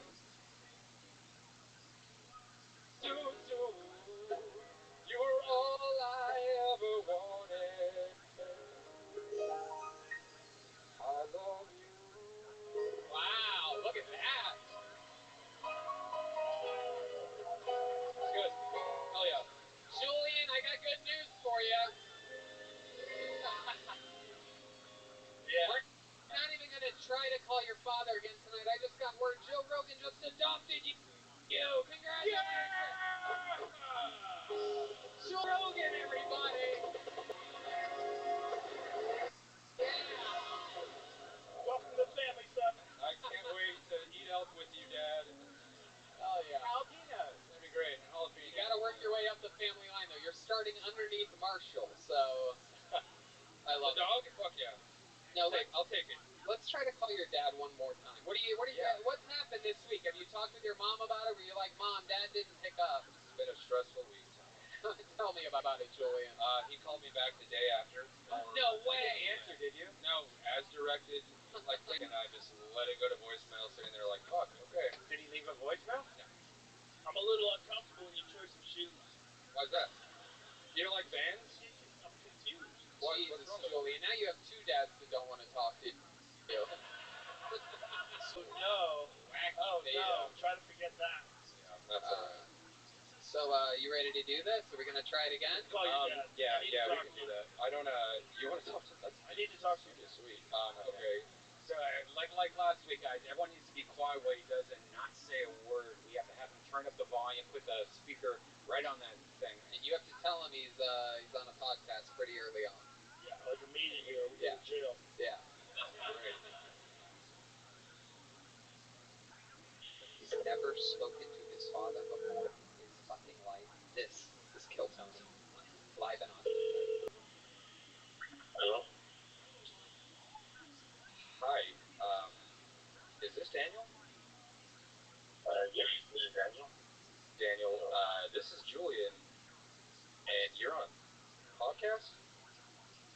I'm your son. Wow. But you probably know that, right? Yeah, actually. That's He awesome. actually caught me a little bit off guard. How weird. Yeah, that is weird. That is weird. I understand it's kind of weird hour. Are you out in El Paso? Yes. Okay, so it's okay. Yeah, so like 9 p.m. Listen, hey, yeah, it's me. I know we haven't connected ever, but I just wanted to let you know that I'm doing great. I live in Austin now. I got a great job, beautiful girlfriend. What's up? What's up with you, man? Well, actually, I'm doing pretty good, but I have been wondering how you think this will after I took your call. I've been wondering about this for years. Oh, you're glad. Nice to wonder. Yeah, listen, hey. Thanks for reaching out, Pop. You know who? What the fuck? Wondering. I'm 26. Every now and then I've thought about sending an email, but fuck it. Hey, listen, do you know I've been wondering, kid. You know who Joe Rogan is? Yes, I do. You watched Fear Factory. I shot a load in your mammy 35 years ago. Yeah. I always wonder what became Do you want to talk to Joe Rogan? Hey, give me the phone. Oh, shit. The dad said he does know Joe Rogan. Here we go. Hey, what's up, Daniel? Can you hear me, Daniel? The signal's a little bit bad because I can't hear you. T-Mobile, bitch. Daniel, what's up? What's up? Do you know this kid? This kid that claims to be your son? Yes, well, I know about him, yes. I think he's a scammer. I don't believe him. Do you know for sure he's your son? Yes. Yes, I do. How does it make you feel? Okay. How does that make you feel? Let me say a little bit off guard. A little bit off guard? Yeah. Wasn't expecting it right at this time. How would you like this call to end? Actually, I would like to talk to him maybe tomorrow when it's not that late, and then we can talk about it. Tomorrow when it's not that late? Is that, can we arrange this? Yeah, dude, yeah, absolutely. Your son is amicable, whatever. Hi, Daniel. It's I'm Tony. I'm the host of the show that brought you together with your son for the first time in his entire life. Daniel! Daniel, there's 100,000 people in this room, and we're all paying attention. Is there any chance that I could perhaps get you and your son in closure of all that? Well, first of all, he wants to know if there's any family medical history that he should know about. That's how lame this kid is. That I almost said that you raised, but we know that didn't happen. But no, is there any family medical history that he should know about? No, everything's normal. All right, good for you. Everything's normal. Well, you'll be excited to meet him. He does have a face only a mother could love. So, but let me ask you this: it's the end of a big show. It's one of our favorite shows here in Austin, where we all just moved to. Is there any way I can put a big ribbon on this episode by getting you to tell your son that you love him for the How first about you time cut a ever? check, Pops? cut the kid a check. Listen, cut him a check. Hold on. We can't hear you. Hold on, Daniel. Go ahead. Say what you're gonna say.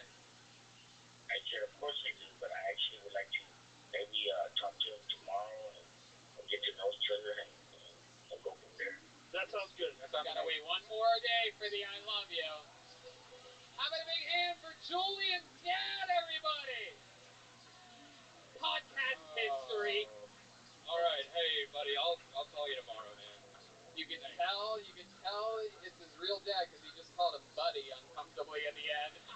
He doesn't know what to call him, buddy, old pal. How weird was that?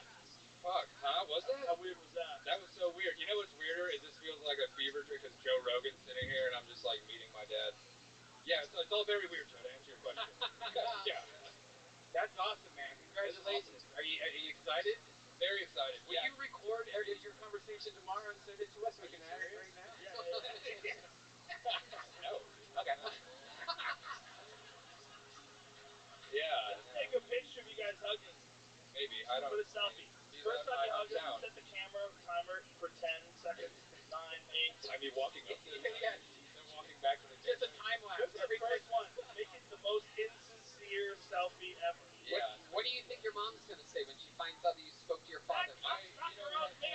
Yeah. Something like that. Yeah, she'll be like, you better not have called him Dad. That's probably it. Oh, that's it. She'll be like, I called him Buddy. She'll be happy to know you called him Buddy at the end of the conversation. That's fucked up. That's not like I was the dad in that one. Hey, buddy. Yeah. Well, buddy, I guess I'll talk to you tomorrow when it's daytime and I have more energy. What's his name? Daniel? Daniel, yeah. Cut that check, Daniel. Wow. That check. Somebody Daniel. called the Karate Kid. I got a new rich dad. I don't need Daniel's money. Fuck Daniel. I'm your new dad. That's right. I love it. You heard it here first. Fuck that dude. Well, congratulations on being the newest Rogan, Julian. Welcome to the family. And there goes Julian Aguilar, making history here on Kill Tony, being the first ever comedian to meet his father. 3 weeks in a row. And we finally got it done with help from Cut that check, Daniel! Cut it! Cut a check, bro. Do the right thing. Did you guys have fun tonight? We did it, everybody! Kill Tony live in Austin. How about a big hand for Yoni helping us out all night at Best Barbecue Show? John D's on the keys. JONKEYT on social media. Mike A. Guns 13 on the drums. The Madness, guys, come on! At Lorenzo Dwayne Jackson on social media. This band is so overqualified. Exactly, love it. So Real Austin talent. overqualified. Matt Mueling is at Mutation, MUEHTATION. These guys are amazing. Some of them were playing with Gary Clark Jr. when we saw them. It's John D's over there on the keys. How about a big hand for Ryan J. Ebelt, who was drawing tonight's episode the whole time. We're about to get to see that drawing right now. Wow, look at that. See Joe Rogan. You gotta get a bit bigger. Oh, look at that. Wow, there it is. Yeah, that's cool as fuck. God damn, that motherfucker can draw. One of the coolest things about this show is you get to watch Ryan J. Ebelt get better faster. It's incredible. All those prints are available.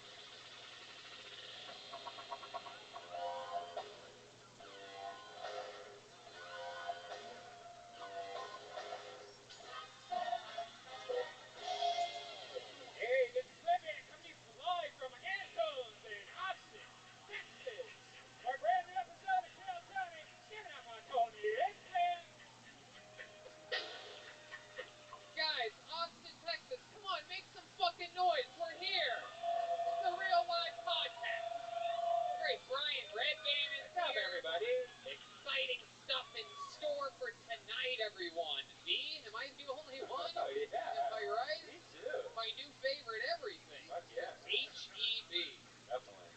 Do you have an HEB Plus, or are you just a regular poor person HEB? No, I go to the rich people's HEB, the Farmer's Square. Who's Whoa. with me, huh? Oh, okay, nobody. All right. No, I'm excited, but I'll tell you what, I'm happy to be here. We've been having so much fun. Last week we had Joe Rogan, and I'm just excited to be back here. Hey, Ryan J. Ebelt is here, the house artist, everybody. Yeah. He does every episode, all the way from Los Angeles, California. Originally from Texas, now that we're here, he went back to LA. And we had barbecue today, thanks to our friend Yoni over at Best of BBQ Show. Every single week, he keeps us well fed. Today we had CM Smokehouse and Flores Tortillas today. So check out CM Smokehouse on South Lamar at CM_Smokehouse. You guys ever have CM Smokehouse? It's brand new. Fuck yeah. Wow, the new pina colada. I don't know if you've tried that yet. And my favorite is the passion fruit. Now, we've been talking about Liquid IV before they've even been a sponsor. I've always had a problem drinking water, and this has changed my life. These contain 5 essential vitamins, more vitamin C than an orange, and as much potassium as a banana. It's healthier than a sugary sports drink that I used to be addicted to, and no artificial flavors or preservatives, and less sugar than an apple.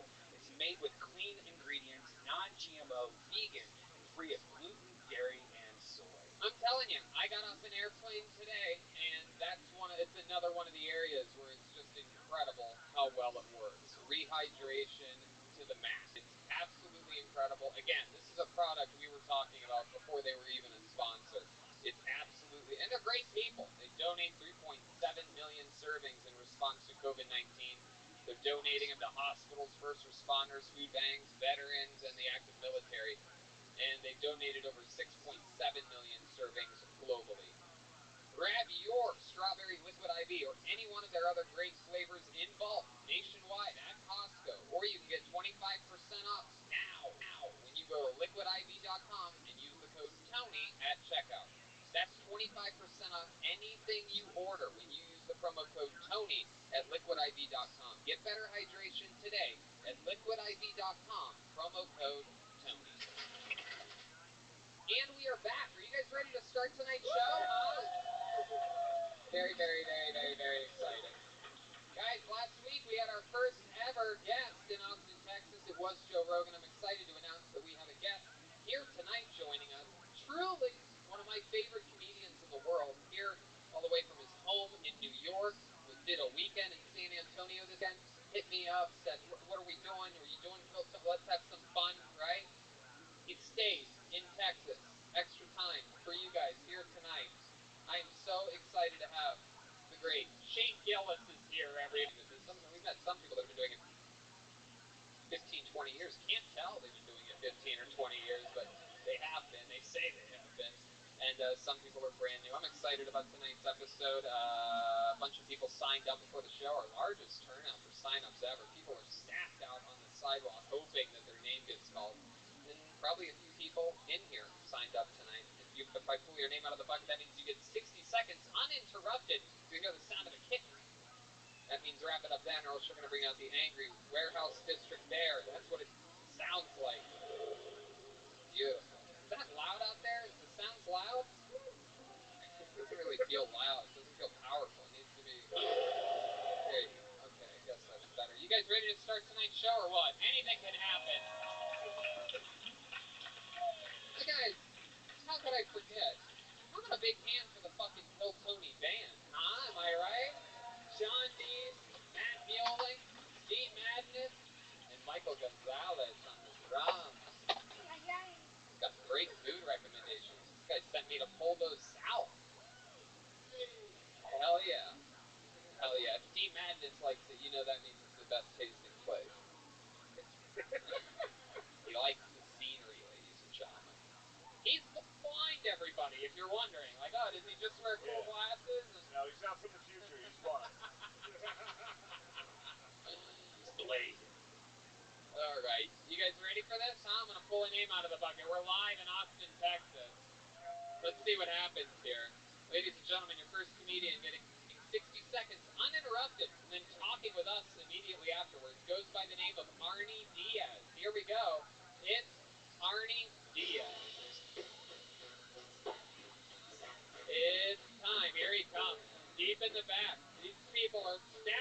the sidewalk tonight. I think over 70 or 80 people signed up tonight.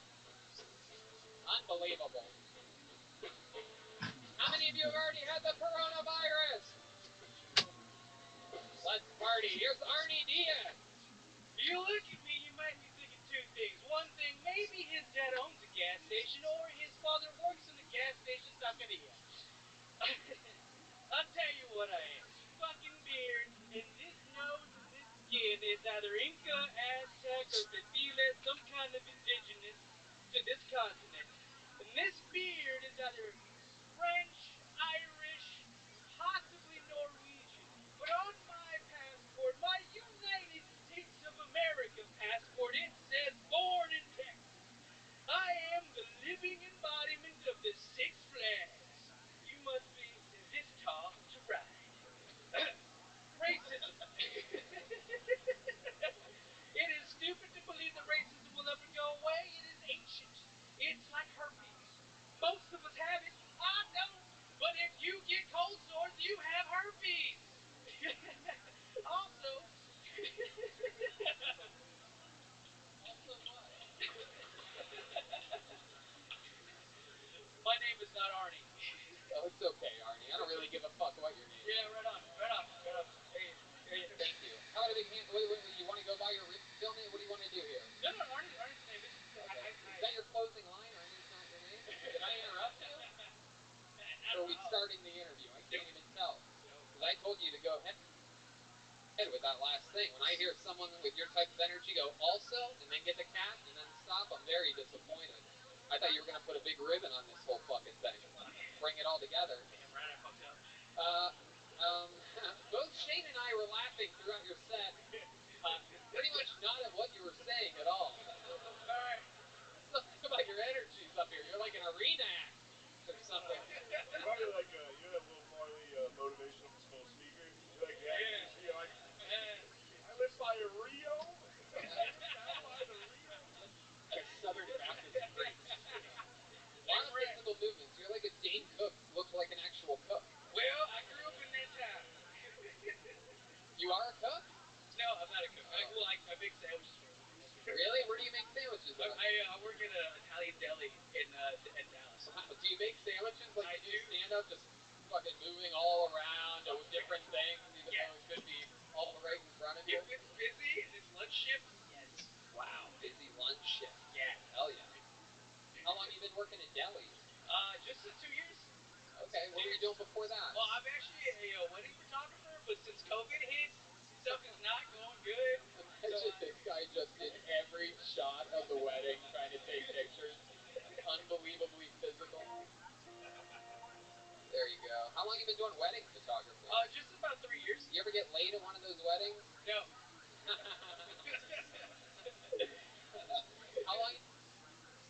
How long you been doing stand-up comedy? I've been doing it for 10 years, but like I hit it really hard for the last 2 before COVID. You hit what really hard? The fucking stand-up, like having open mics as much as possible and doing as many like. You see how much you moved for what you're talking about? I did so many open mics. When you did the beard thing, I've never seen anybody make their beard look so much bigger than it is. Running your fingers through your body. For those of you that are just listening to this podcast, you're really missing out on the incredible. Yeah, because I don't know if he told a joke. I don't think so. It was just like a speech he gave like his 23andMe. Just like real enthusiastically. And then something about herpes. Right. In between each sentences. There was some adjustments. No segues necessary for you, sir. Just turn around and turn those hips. Why do you think you move around so much? I'm just nervous, man. Really? Yeah. That's what else makes you nervous? What are other times in which you get nervous? Just honestly being on stage all the time always makes me really nervous, but Well, then you picked the right career. I know, right? Yeah, for sure. Especially being in front of you guys. I've listened to you guys for so long, and it's it's getting to me a little bit, Were you really listening, or were you just hearing us? It depends on the day. No, I love it. Tell us more. What are your parents like? You Mexican? My mother is from El Salvador. My dad's from Mexico. I'm like a Latin mutt. Oh, Sure, they met in Dallas. Yeah. No, I believe that. For sure. Yeah. That's where people like that meet. You know what I'm talking Yeah. about, Austin? All right. Tell us something we'd be shocked to know about you. A fun fact about Arnie Diaz, or whatever you're. Dude, so like I did a wedding about 3 months ago, and I got stopped by the police, and they thought that I was drunk, but I wasn't. I got out of my car before they got there, and it was because it was an off-duty police officer that stopped me, and he was just in like a regular Tahoe, and I got out of my car, raised my hands, and was like, "What do you want?" And at the end of the entire thing, there was like 5 cops that came up. It was like 4 Denton sheriffs and 3 DPD cops, and they like were like, "We thought you were drunk. This off-duty cop thought you were drunk, and you're obviously not drunk." So they let me go. Wow. You got pulled over and you got out and was like, what do you want? Yeah, I was pissed. I didn't know who it was, so I like raised my arms up. We got a guy moving around suspiciously, moving around everywhere for no reason whatsoever. I told him to walk a straight line. He started sprinting back and forth. I don't know if he's nervous or Copy 22 seems suspicious to me. Have you ever done cocaine before? Absolutely. Yeah. Oh, wow. Look at this. Did you do it today? Today, I would do it for this occasion. Wow. This is the first time we've had someone do a giant line on Kill Tony, everybody. No, I'm kidding. Just joking. When's the last time you did cocaine? It's been 3 3 years? Wait, what? Say 3 years? No, it's been about 3.5 months. Yeah. 3.5 It was months. here in Austin because I live in Dallas, but I have a bunch of friends here, and they all do it. Right. There's so much coke in the sea right now. Half of you are on coke. Wow, is that true? How many of you are on cocaine tonight? Ah, yeah. Good neighborhood. A lot of dirt balls here. I like it. What's your worst experience you've ever had on cocaine? On cocaine? Dude, Shane's willing to do cocaine on the podcast right now. It's one night at Antone's. Okay, so this guy, I was at a house party for a little while, and like we had all bought an 8-ball, and like one of the guys really wanted ketamine, so they like, also bought ketamine, and this guy like mixed the ketamine, all of it, with the coke. I love thinking of somebody that's like watching this like, holy shit, that's the guy who shot our wedding.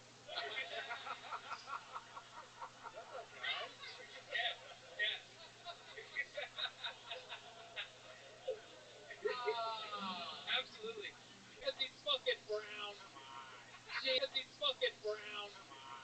Gee, Michael Gonzalez back here with a hard aw. Never let out that. I'm gonna put a wall in between these guys and you. You keep that up, Michael Gonzalez. How about one more time for Arnie Diaz? Get things kick-started with great energy. Thank you, Arnie. Hey, anything can happen, clearly. People sign up. Hell yeah. Hey, look who's back, everybody. You might be wondering, is this one of the children from the movie Fear and Loathing in Las Vegas? No. Zach Bogan moved here this week, new Austin resident. He helped us on the show in Los Angeles, and he moved out here. Yeah. To be here with you guys in Austin, Texas. I pulled another name out of the bucket. He goes by the name of Andy Harter. Andy Harter. See what happens here. Got a long walk tonight. A lot of people signed up. Zach Bogus doesn't feel as good as that little Asian girl we had a couple weeks ago. That's true. Andy Harter, I do believe, is coming to the stage. Zach Bogus got his car towed on Saturday night. This fucking guy thought he could park on 6th Street. He came out, there's people everywhere. People getting gyros and hot sausages. He's like, that's where my car was. Fucking idiot. Make some noise for... Where the fuck is Andy? Hold on. Oh, here's Andy Harter, everybody. Here he comes, everyone. Yeah.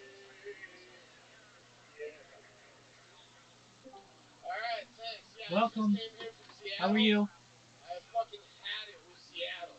With all these fucking hipsters. How's your with day their going? farm to table bistros and their vegan cat hotels and their gluten-free condoms. Millennials don't even use condoms. Why they gotta be gluten-free?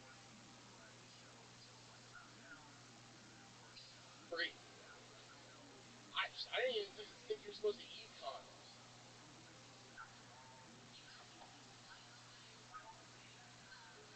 Like, I feel like even eating condoms, like, your gluten sensitivity is the least of your worries. Happy to know the strip clubs are open here. They don't have those in Seattle. Haven't paid Destiny a visit in a while. Every strip club's got a Destiny. And between the biker boyfriend and the crystal method is not going good for her. Her tits aren't real, but her problems are. And you want to hear that shit. It's your $80. Is that a minute? Good? What? Let's do it. 56 seconds. Absolutely. Andy Harder, everybody. Thank you. Hi, Andy. Welcome to the show. Thank you. Funny, you're like a real man. Yeah. You're a real man from Seattle, huh? That's right. Hell yeah. How long have you lived here? I'm just visiting. I was thinking about moving. Yeah. Okay. You're sick of the hipsters in Seattle, so you're gonna come to Austin? Trust me. Hipster comedy audiences especially, man. Ugh. Tell us about them. What are they like? Yeah, fuck cancel culture, They bro. fucking cry about just everything. Jim Norton's stunt double from 20 years ago. What do they cry about? What type of things do you say that makes them cry? Well, like, I got this joke where I got fired from Lyft because of all the complaints. It's like, car was too hot, car was too Wait, cold, this really happened? music was too loud, driver was overly sexually aggressive, and, like, they're like, sexually aggressive? You know, like, that's not a joke to them. Let's be Yeah, you honest. should have raped them after they said that. You had a problem with sexual aggression? Yeah. Hell yeah. What do you do for work, Andy? I move furniture, I'm a dog sitter, I sell drugs sometimes. Fuck yeah. You sound an awful lot like a hipster. I don't know. I'm 44. There's nothing hip about it. I don't know. Do you have any pains in your hip? Pains all over, man. Really? 44? Yeah, things are getting rough. I think I told him Screech missed. Oh, it was. Yeah. He Yeah, started feeling pain all over his body, and then 2 months later, dead. that's true. Rest in peace, Yeah. Screech. I once had the chance of roasting We both him. did. Yeah, oh yeah, that was in Toronto. I actually became friends with him for He a was while. on it. He's a nice guy. I told him, Dustin Diamond, when I watch Saved by the Bell now, I think to myself, why couldn't there be a school shooting back then? That's what I told him. That's great. Well, it was especially funny back when there was a lot of school shootings. I'll tell you, this new school shooting thing, bad for business. Have you ever been involved in any kind of tragedy or crime? I mean, I don't know. Crime is kind of not a big deal to me. Nothing in particular comes up. Wow, you say it like you fucking Okay, do. so this guy, Heights in an airport. well, this guy like broke into my house one time and stole my weed. So then we went down there and fucked him up. I mean, Yeah, but how'd you know who did it? because a friend of mine, he's down here. Is these guys that I worked with, right, down on the waterfront. And then I went home and all my weed was gone. I love the things that you laugh at. I went, He laughed at waterfront on that because it's information we don't need to know. yeah, It's so funny. I went home and my stash was gone, and then I went back and like those guys never came back to work.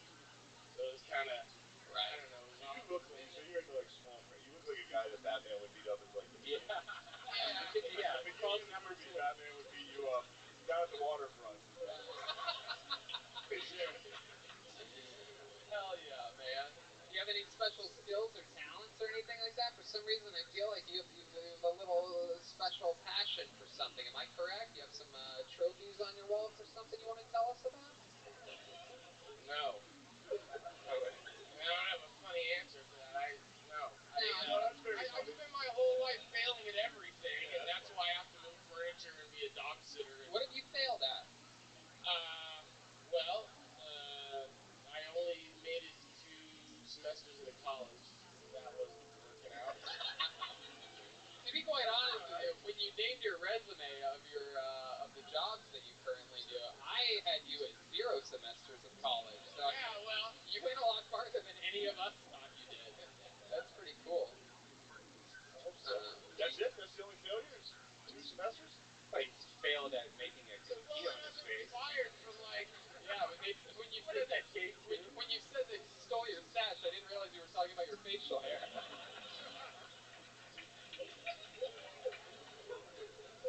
I can't really make that joke, but I did anyway.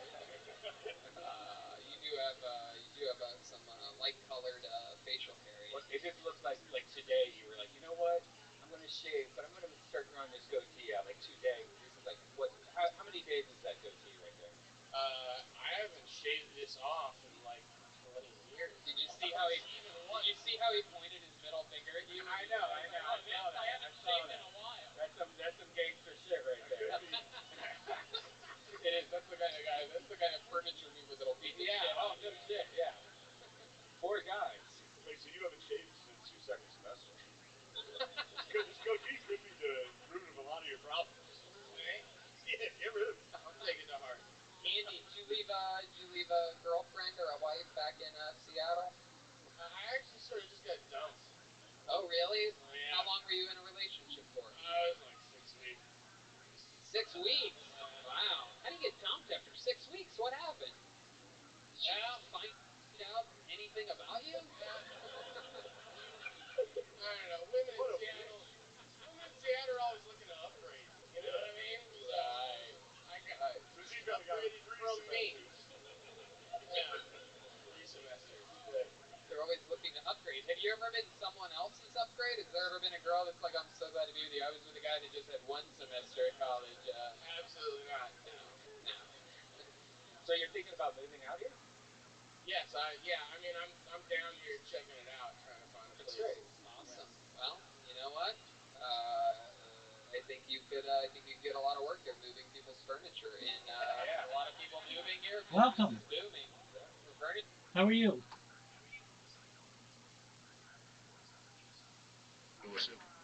Living the dream, dog. Every day's a holiday, every meal's a feast. How are things in your neck of the woods?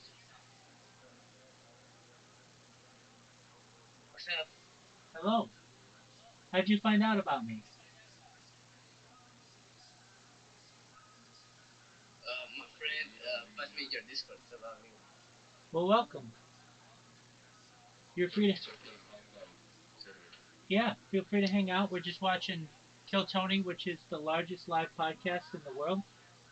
I hope you're having a good day. Here you go. Thank you. Yeah, that was part of the plan. It's going to be quite ironic when one day you might be moving your own furniture here to Austin, Texas. Do you really go to strip clubs a lot? Yeah, they know. Hell yeah, and this is in Seattle. Yeah. All right. I'm well. How are you? Did they ever do any cool Seattle-themed like strip club dances? Like, has anyone ever danced to How are you? Kurt Cobain and then shoot themselves in the pussy at the end of the song or anything like that? They haven't done that. Seattle's great. They have weird shit. Like they have like topless like coffee shops you can go to where the people serving you are topless. Just Red Band there all morning and afternoon. Yeah, can I have another cup of coffee, please? Just need to get some energy before I go to the actual strip club. That's so fun. What's the craziest thing you've ever seen at a strip club? I don't know. I mean, the only thing that comes to mind is there was this one gal with like really big tits, and her trick was to like light matches and then somehow stick them on the end of her tits, and they like burn while she. Wow. You ever get kicked out for touching? This is a very sanitary show. 0 comedians have caught the coronavirus here on Kill Tony, by the way. I mean, we've only been doing it for 5 weeks, so we're going to find out later exactly the damage we did, but... I already had it. Yeah! Already had it. It's not real. That's correct. Did you have symptoms? Yeah, I lost my sense of smell. Yeah. Yeah, Tony had it often. Yep. You got it? Yeah. Was it bad? It was alright. I mean, I was sort of like wonky for a few days. I just sweated a lot at night and sweat a lot at night. So you have those symptoms every day, so yeah. Welcome to hell. Yeah. Yeah, exactly.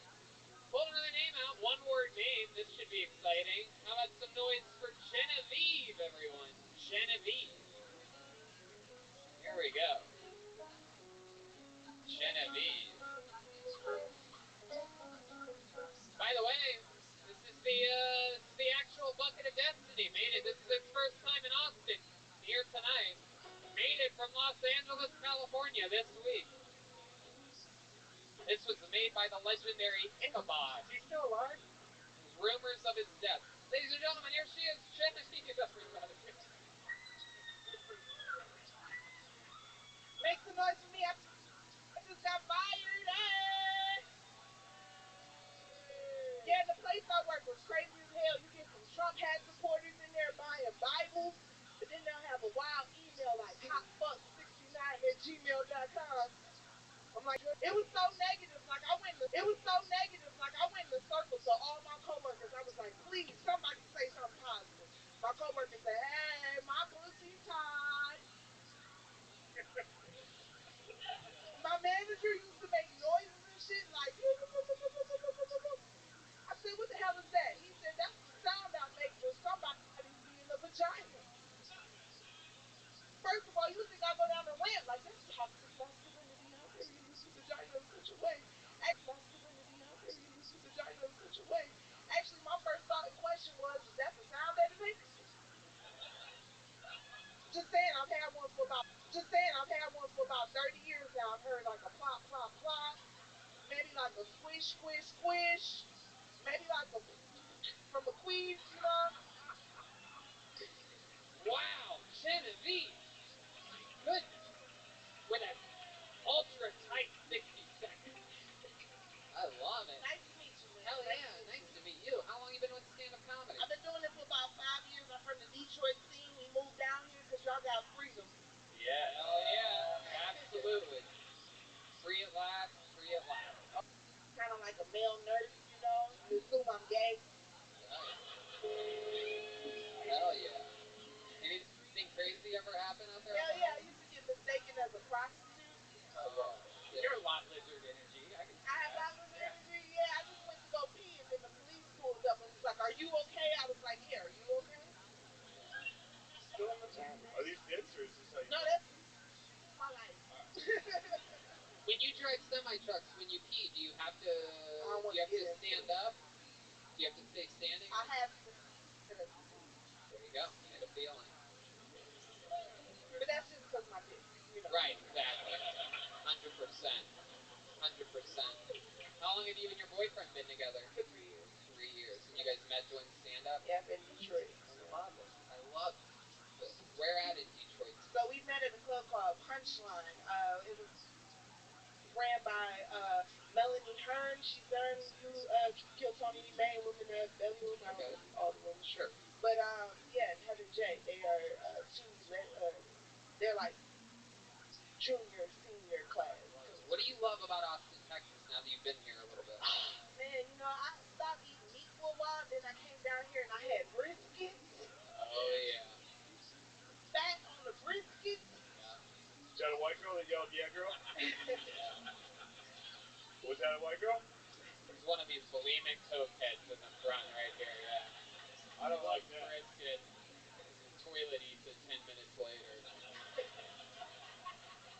Fucking. I love you though. He loves you. Sorry, never love it. She's crying. Genevieve, you ever get into a cat fight before? More like She-Hulk fight, you know, because I got the veins in my neck. You know. Swear to God, these are bits. Swear to God, it seems like it, right? He does. It's a fucking machine. Yeah. I love it. Genevieve, what else in your life do you love to do other than stand-up comedy? I do love dancing. Really? Cliche, I know. But, what kind of dancing? What do you like to dance? I love house music. House music? Yes. Detroit is known for getting in house music and Chicago and stuff like that. You know what I mean? You know, this show has a history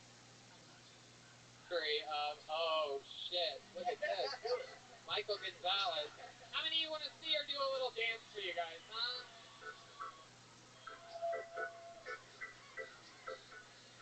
Wow. I haven't made it to a gay club here. Last time I went to a gay club in LA, I got my friend laid. Oh shit. Look out. That's pretty. Was he gay? No, he said the only straight girl there. Wow. Look. At least that's what he tells us to keep faith. Yeah, exactly.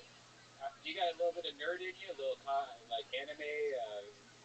The nerdiest thing about me, I Sherlock Holmes a lot. What? Like I watched the BBC version, the elementary version, the what's the guy who played blackface in Tropic Thunder? Yeah. I'm into the Hardy Boys, so I get it. You know, like I'm a freak when it comes to that. I'm more of like a nerd. Like the for Hardy comics. Boys. Is that what? Is that what? Would you say that that's what most black people know Robert Downey Jr. from? Was just the time he did blackface? Hold on, let me get my all black Like people. no Iron Man, no I forgot to call Black Twitter today. I'm sorry. He's the only guy to do blackface to like really pull it off. Oh, he really Where did. everyone was like, yeah, pretty good. Yeah. How long of a set have you done before? Like what's your The longest? longest I've done is about 25. Really? I'd love to have you at the Death Squad show at Vulcan in Wow, look at that. February 11th. I'll talk to you after the show. Same as my Instagram. All right, Free cool. Genevieve. All right, I'll talk to you. I thank y'all so much. There you go. Your show tonight. Turns out I'm pretty fucking cool, guys. I like to celebrate 420. There's a little dilemma, though. Same day as Hitler's birthday. Total buzzkill. But I can say this. I do smoke weed every day like it's Hitler's birthday.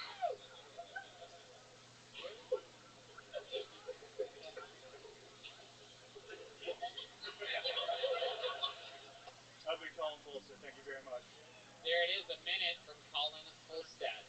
Well-written short jokes. Colin, you got a blast week and this week. Yes, sir. Magical bucket. Are you an overall lucky guy? Don't call me sir. You will soon. I'm sorry. Listen up, punk. How'd you get on 2 weeks in a row? I'm a lucky boy. Are you? When's another time in your life that you've been lucky? Good looks. Thank you, Tony. I guess you call this good looks. We learned that he works at an IPA brewery, right? Yeah, it's pretty cool, huh? In front of the house. You feel alright about yourself? You seem sad about it. You know? We got real Come on, don't point that out, dude. I'm just trying to live. We got real off-duty lesbian energy right now. I don't know what's going on. Lesbian that just got out of her job. All she wants to do is eat pussy. I love his look. He's like one of those guys that can get really skinny, but his face will stay fat and cute. Oh, yeah. I was born just ahead, so. That's it. Look at that fucking round thing. Look at that. Same size cheek to cheek and his chin to top of the head. Do you judge people and stuff like that? Oh, yeah. 100%. Look, kid, you got everything going for you stand-up wise. Only thing, we got to get that face in a little bit, and you're going to make it big. What was that sound? Wow. Getting points over here for these. Colin, tell us something crazy about you we didn't talk about last week that you think that people might find interesting about you. I have a transgender sister. Is that cool? Is that cool? Alright, whatever, chances.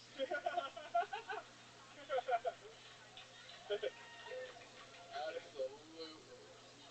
So your transgender sister, that means I used to be your brother. Correct. Gender sister, that means I used to be your brother.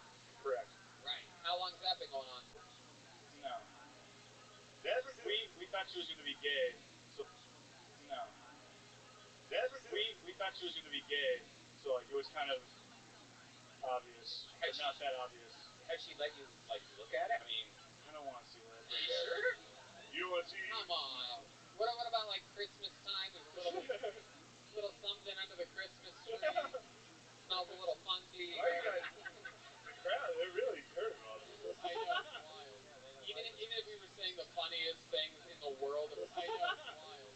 Even if we were saying the funniest things in the world about transgender people, they'd still be like, I don't like the subject matter. I don't like it. Tough it or fuck it, you know what I mean? I have two sisters. If one of them trans, I'd be like, yo, let me see that. I want to see your dick. yeah. 100%. So I like how you get trans like a verb. She trans. Sorry, transition. There you go. Yeah. Got it. Two brothers, you've been a real ass. It changed my life. I love it. So what surprised you about that process of your brother becoming your sister? Well, when she came out, I didn't know what transgender was, so I thought she was a hermaphrodite at first. I was like, you had both the whole time? chance guess. today. 6 years ago? These make sense? Okay, cool. Yeah. If she had both, would you want to see it then? Maybe. That might be There you different. go. Isn't that crazy? If there's one thing, they refuse to look at it. But if they have both things, you would have sneaked a little peek. I was made by the Lord, not by man, so gotta take in the beauty. Okay. So glad you made that silly face afterwards. I'm like, wow. I don't know why I He's said being any of that. serious. He's about to go to another place. Why is everyone so weird about this? It's kind of weird. They're kind of weird about it. It's not that weird. It's just nice we're open about it. In LA, saying you have a transgender sister gets a standing ovation. Just to let you guys know how different the two places are. Yeah, the party begins. Genevieve comes up, starts dancing again. It's a whole party. All right, Colin, you got up this week and last week. Congratulations, another new minute. Good job. There goes Colin Colstad. All right, let's do something. I got a little something up my sleeve. One of our regulars from Los Angeles, California, believe it or not, is here tonight for you, everyone. His unbelievably great joke writing, his incredible roasting skills. He's here tonight, right now, falling in love with Austin, Texas. I'm gonna give him a big welcome. It's David Lucas, everybody.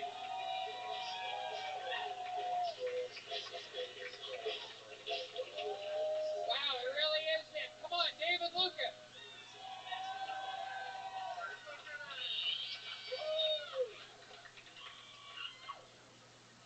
Gotta love Black History Month, Joe. I just want white people to know that Jesse Jackson and Al Sharpton do not represent niggers. Those are the worst representation of niggas that y'all could have possibly picked for us. Like, if I got shot by a police officer, I'd rather have a Klansman speak over my body than Jesse Jackson. I'd rather have Donald Trump speak over my body than fucking Al Sharpton. Like, he was a very big man, humongous man.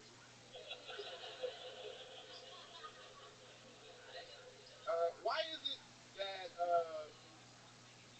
you feel more naked with shoes on when you're naked than just regular naked?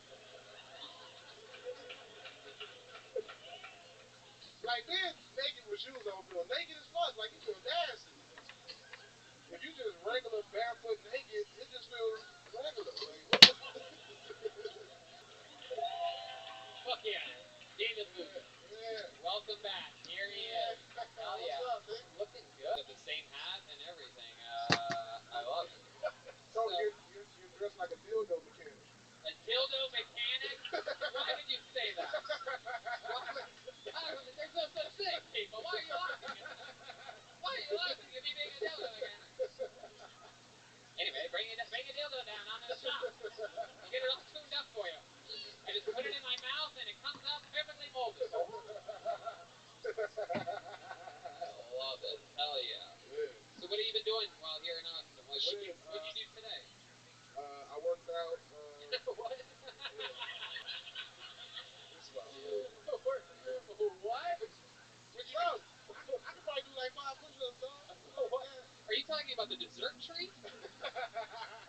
No, 5 real push-ups, dog. I'm Really? strong. Yes. What do you do? Cheese? No. Oh, dog. I bet I can knock 3 push-ups right now. What? 3? Wait. Stop. Did anybody just hear him go, I can do 5, I can do 3 right now. I worked out earlier. Like that, Wow. Here it is. That Jewish Yeah. $20. What do you want $10 for? It's like Rocky Road.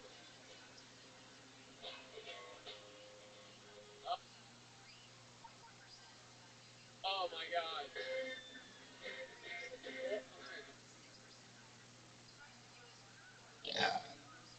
2, 3, 4, 5, 6. Oh yeah. Feel the burn.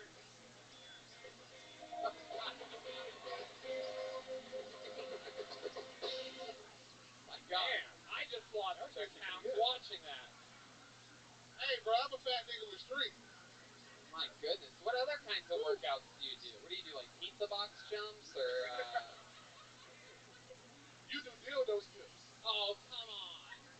you know about that? I only play freeze tag, but you got to touch his ass to unfreeze him.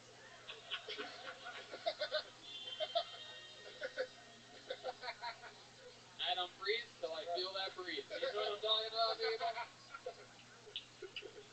I love it. What else? What other workouts did you do? So we did some bent over rows. Some what? What does that look like? You would love it. What is that? You gotta bento rolls. It sounds like a dessert. All of your rolls. Oh, rows. Yeah, you gotta assume the position that you normally assume. Normally you just do rows of Chips Ahoy or something. We did bent over rows. We did some bench press, and squats, and some mitt work, some boxing. Okay. Werewolf, nigga. You try to roast him? I can sort of see it. What? Grandfather werewolf. Try to roast him? I can sort of see it. What? Grandfather werewolf, nigga. The Where's My Keys roll. The Where's My Keys roll. It does look like he borrowed my golf. Oh, so you really want to do this? I'm sorry.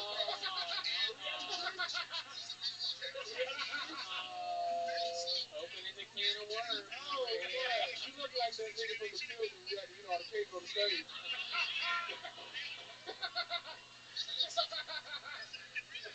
I love it. Hell yeah, bro. God damn it, I could have come up with something better about Say this it, bro. fucking pants. God damn it, I could have come up with something better about Say this it, bro. fucking pants. It wasn't worth it. You look like you do leather couch reviews.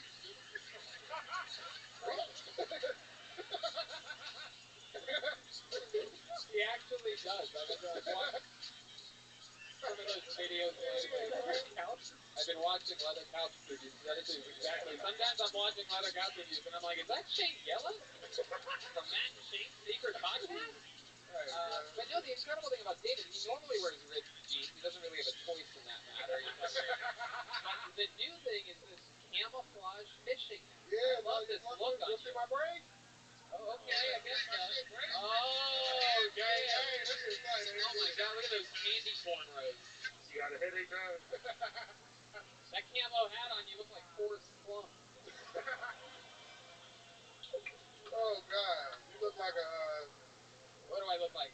A dildo superintendent? The superintendent of all the commission a dildo? Nah, bro, you look like the head janitor that's in charge of wiping down bus seats. You look like the bus, bro. I love it. David, you did it again. Another incredible set. Great jokes. So much fun to always have you here roasting. When are you going to come back to Austin again? On the 19th. 19th? He just keeps coming back. Until I can, what's my shit? Until I can find, I gotta find a girl who'll let me stay in her place for free. Oh, shit. Oh, look at that. Oh, shit. Oh, one of the bulimic white girls just threw up in her mouth a little bit. Look at that. Exciting. Oh, yeah? Oh, yeah, hit me up on Instagram. You know the gram. Oh, shit. The poor white guy with these white girls that are clearly responding to David Lucas. You might want to put another mask on over your face, sir. It's embarrassing what's happening here. How about one more time for David Lucas, everyone? There you go. Great stuff, David. Absolutely. Look at that bucket hat. Oh, yeah. I got friends. Hell yeah. How about one more time for David?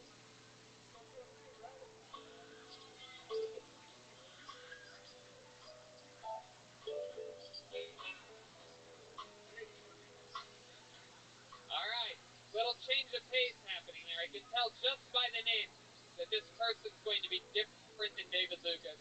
Make some noise for Zach Silverman. Zach Silverman. Yeah. Whole different vibe. Guaranteed. Coming to the stage. Here he comes. How about one more time for this band, am I right, people? Yeah. I mean, all night long. By the way, follow the old band, guys. You know Jeremiah. Science one Jeremiah wonders. Joel has mostly sorry. We love those guys. We miss them. Hey, look, it's Zach Silverman, everyone. Here he is. Hello. Little bit about me. I'm a really bad Christian. I'm a bad Christian. I drink. I smoke. I'm a Jew. I'm bad at it.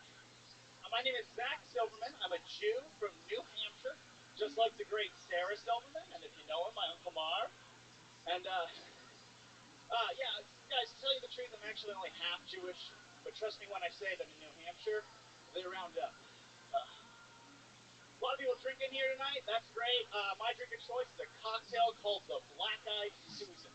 Great drink, terrible name. The Black Eyed Susan. Maybe the worst name for a cocktail ever until I heard the original name for the drink, which was Shut Your Whore Mouth Susan. Black Eyed Susan. For an alcoholic beverage, why not just call it domestic abuse juice? Or a Cosmopolitan. Yeah. So I guess I'm in, yeah. There you go, Zach Silverman. New Hampshire, huh? Yeah. Thank you. My goodness, look at your skin tone. Have you ever been outside before? Couple times. You are just as white as it gets, huh? Yeah.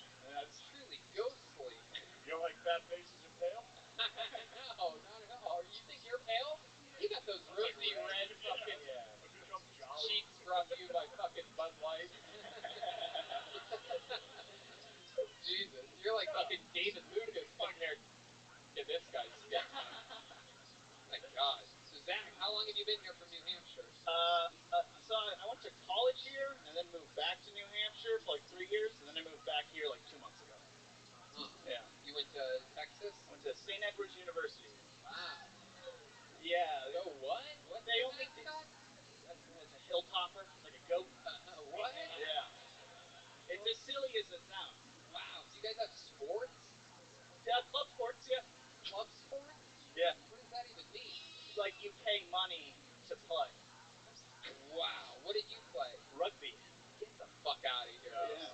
They let you play rugby? Did you have to pay double or something? No, I was bad at it. Yeah, you were very bad. Yeah. No, I know. Yeah. You were there. Jewish rugby? Yeah. You'd be surprised. Sorry. It's a Catholic school. They only dibbled one person. That's priest there. It happened. Wow, this fucking angry Christian alumni from your school can shut her fucking Christian pie hole. You gonna confess about this on Sunday?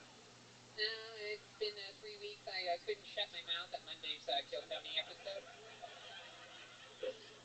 All right. So why did you go to a Christian university if you're half Jewish? They gave me a lot of money.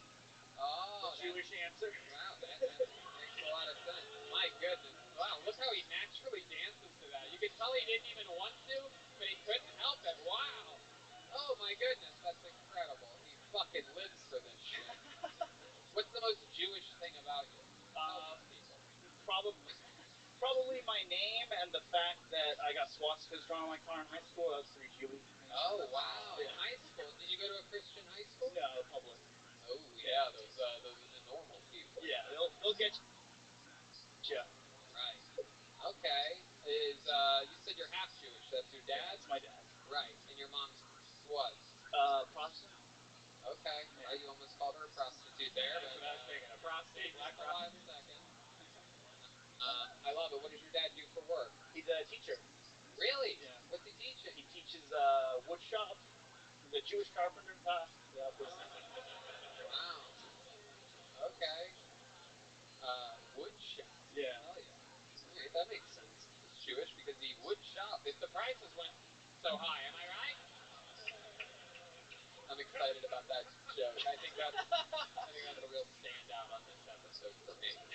Very rarely do you get to do a Jewish wood shop. How much would a wood shop? All right. Is your dad rough on you because you want to be a comedian? No, he loves it. Really? Yeah, he thinks it's great. Yeah. Are you in any way related to Sarah Silverman? No, not at all. Everyone, because she's from New Hampshire, and everyone in high school asked me, and it's like, no, it's a pretty common name, Silverman. She probably paid enough money to someone so that everyone there forgets about her? So No, we all know. There's like 4 celebrities from New Hampshire, and she's one, so we all know. Oh my goodness. Who are the other 3? Adam Sandler, Jesus. Seth Meyers, Jesus, more like New Hampshire, am I right? Oh my God. and Buzz Aldrin. Oh. He's Jewish. Hook up on Tinder or something crazy. I have a crazy story from a hookup app. J-Date? Never been on J-Date. You should, because it's the only one that accepts coupon codes. That's Red band. Red band. Red band. I just got a puppy, and this Not morning gonna I lie, roll I over. laughed so hard at this, Yeah. Oh my goodness. but I reported it Puppy, too. shut up. Hilarious. I love you. A German Shepherd. Yeah, actually, yeah. Is it really a German I Shepherd? think so. It's a mix. It looks like a German. Wow, it's like you. It's a mix. Thinks you're Nicholas when you pet that puppy, huh? Yeah. Wow. I think somebody's putting alcohol in Red Band's drinks tonight. Nothing about a puppy touching your nipple. Whatever. All right, Zach. Congratulations. You got how much longer you you live here now? I live here now. Yeah. What part of town do you live in? South Lamar. Wow. Somebody just went, yeah. You know what else is on South Lamar? CM Smokehouse. They made delicious food for us here tonight. Oh. There goes Zach Silverman, everybody. He's at Zach Silverman, ZAC, all one word, Silverman, Zach Silverman.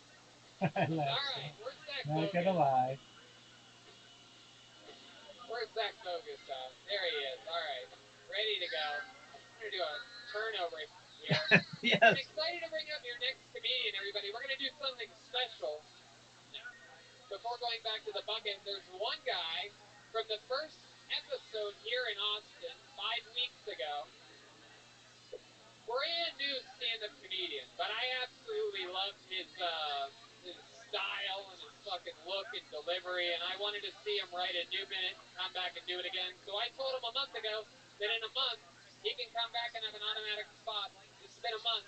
This is his new minute. He's waited a month for this. How loud can this place get? For J.T. Hinsdale, everyone.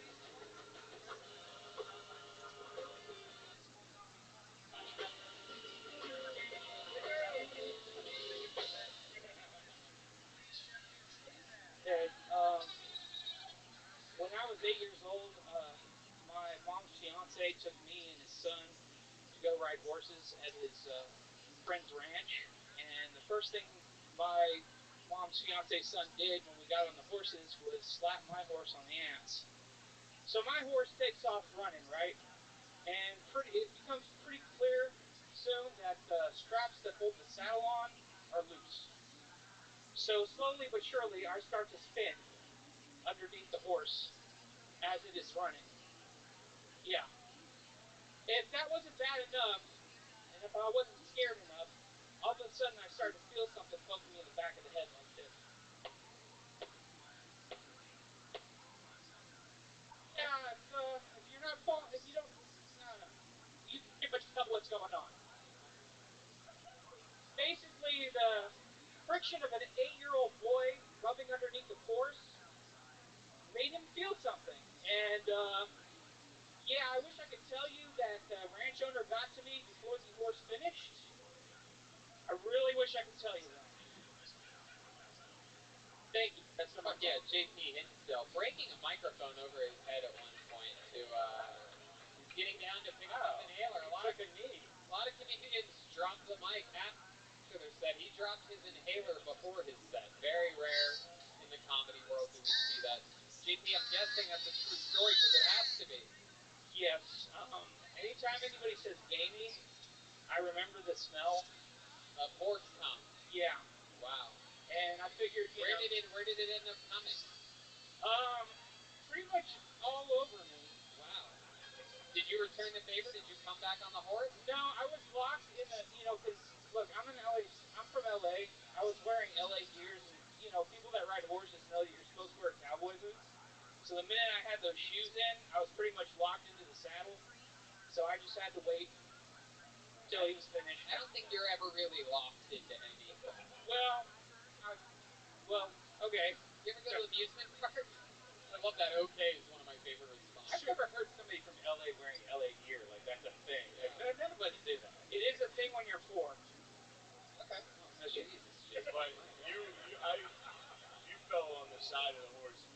straight underneath. Yeah, while I was running. And then he came on you.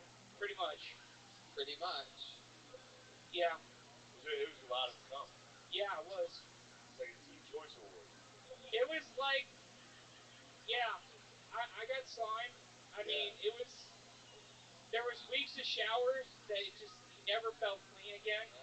So you had one of those weird seat belts when you were when you're on a saddle that kept you in the saddle? No, I was locked into the fucking stirrups because Right, your feet were in the stirrups. Yeah, I couldn't get them out because I had tennis shoes on. And then the next thing you know, a horse is coming on your face. Pretty much. Are you sure you're not lying? Am I sure I'm not No, lying? I'm just being a dick. Really? Just I was like, horse dick. yeah, that I just felt that there was a lack of equine erotica, so I figured I'd just fill you in. Your secretary is safe with us. Yeah, thank you. Name me. He come on your head, he give you a little triple crown. Oh yeah, it was pretty gross. That's fucking disgusting. What made you ride a horse? What were you doing? Why were you doing this? Okay, he was just engaged to my mom, and I guess he was trying to bond or whatever. And he worked at Santa Anita, and he knew this guy that actually rescued racehorses, like the ones that didn't win. Oh, it was a rescue horse. Yeah, so I kind of like to think that somebody else got fucked by that horse more than I did because by putting money on him. Wow. My goodness, I'm trying to picture this. Yeah. It's incredible. So who's your mom engaged to? John Dees was a very important question over there. Who is your mom engaged to? I thought it was a horse, so I was trying to figure out. No, she was engaged to this guy that worked at Santa Anita. Yeah, face the audience. Face the audience. Yeah. People, I'm sorry. I mean, it sucks that you have to like explain this obvious lie for like 10 minutes. It sucks that people are really like, so what happened next? You have to be like, yeah, okay. I'm sorry. It's sorry, man. You're Joking around. You're good, JB. So you're brand new in stand-up. Am I correct? Yeah. Been about 4 months now. 4 months now. You're absolutely adorable. Thank you. Last time you were on, your set was sort of, you know what I mean? 4 months. So you do 60 seconds. You have to get them quick and keep them and hit them a lot. You have to basically do what the horse did to you. Basically, yeah. And it's not easy. So, but last time during the interview part, I found out a bunch of interesting stuff about you. Too specific about everything that happened. Right. But things got pretty fucked. So basically what happened was my mom was seeing this one guy, and he was kind of like, I don't know how to explain him. He was like the money guy for his organization. And my mom kind of like became his, like, I don't know what you call it, like crime wife or whatever. Like he had Whore. Yeah. Yeah. The word you're looking for now is... Yeah. I like crime wife. It makes her sound classier. I'm just joking. No, that's fine. I've heard worse. Face the audience. Okay. Sorry. Okay. Sorry. So basically what happened was, she was with this guy, and he had a lot of, he was like the money guy for his organization. We heard this part, JP. Come on. I'm sorry. Anyways, so after a while, she's like, no, I want to be your wife for real, but he had a wife. Right. So that wasn't going to happen. So she started dating this other dude that sold weed out of a food truck. Oh, shit. Sounds like your type of dream dad. Yeah, so she started doing whatever the early 90s version of ghosting is, and she was hanging out with this guy, and it was called ghosting then too. Except when people said it, they thought of Demi Moore and Patrick Swayze. Yeah, so she's seeing this guy, and apparently the first thing people with drug money do is buy a shitload of parrots. Yeah. Okay, so it wasn't an aviary, but he had 20 fucking parrots. Who the fuck buys? Jesus. How many of those parrots came on you? None of them came on me, but it gets worse. It does. You didn't see the old fucking parrot carrot? No, but this is what happened. So my mom wanted to go out with this guy one night and leave me at his house, and I said, "Don't, you're not leaving me here with the birds. I'm 6, okay?" So, yeah. Oh, never mind. I'm sorry. No, okay. Go ahead. If you have a question, I'd love to go. How are you and your mom now? I'm terrified of her. Yeah, she sounds pretty. Like she was just fucking guys with parrots and dropping you off. Yeah, and this was the worst part. The guy thought it was. The guy thought I'd get over my fear of birds. and he taught all the parrots my name. So the whole night, the parrots are just talking to me because I'm the only fucking person in the house. God. JP, don't be scared. I want to be your friend. So after a while, JP, want a cracker? yeah, it was pretty much that. So after a while, the mob boss guy, he gets kind of suspicious. What the fuck you doing with my parrot? Get the fuck out. No reason to parrot, it's a fucking parrot. Get the fuck out of here. You afraid of birds? What are you, a rat? Man, I've been waiting to do mob bird jokes for 36 years. Go ahead. Okay. I like that you keep calling him a mob boss. He's a good. He sounds like a guy who just like sold weed that your mom fucked. No, I mean he was. I thought he was like Tony Soprano. No, it wasn't Italian. Why does everybody always assume Italian? But anyways, Get the fuck out of here. They're like us. These parrots are like us. A bunch of good fellas. This is Toucan, Two Eyes. This is Jimmy the Beak. This is fucking Frankie Feathers over here. And then there was. All right, go ahead, JP. Tell the fucking bird story. Okay, Get so. the crackers. The crackers. Let's go get the crackers. Get the crackers. All right, JP. All right, listen up, crackers. Here we go. So after a while, the mob boss gets a little. This Paulie is spelled a little bit different. Every mob movie has a Paulie who's a big boss in it. I can't stop myself. Hey, Paulie, want a fucking cracker? Go get Paulie his crackers. Okay. Go ahead. After a while, the mob boss gets a little suspicious. So hey, he finally got his wings. The fucking guy. Yeah.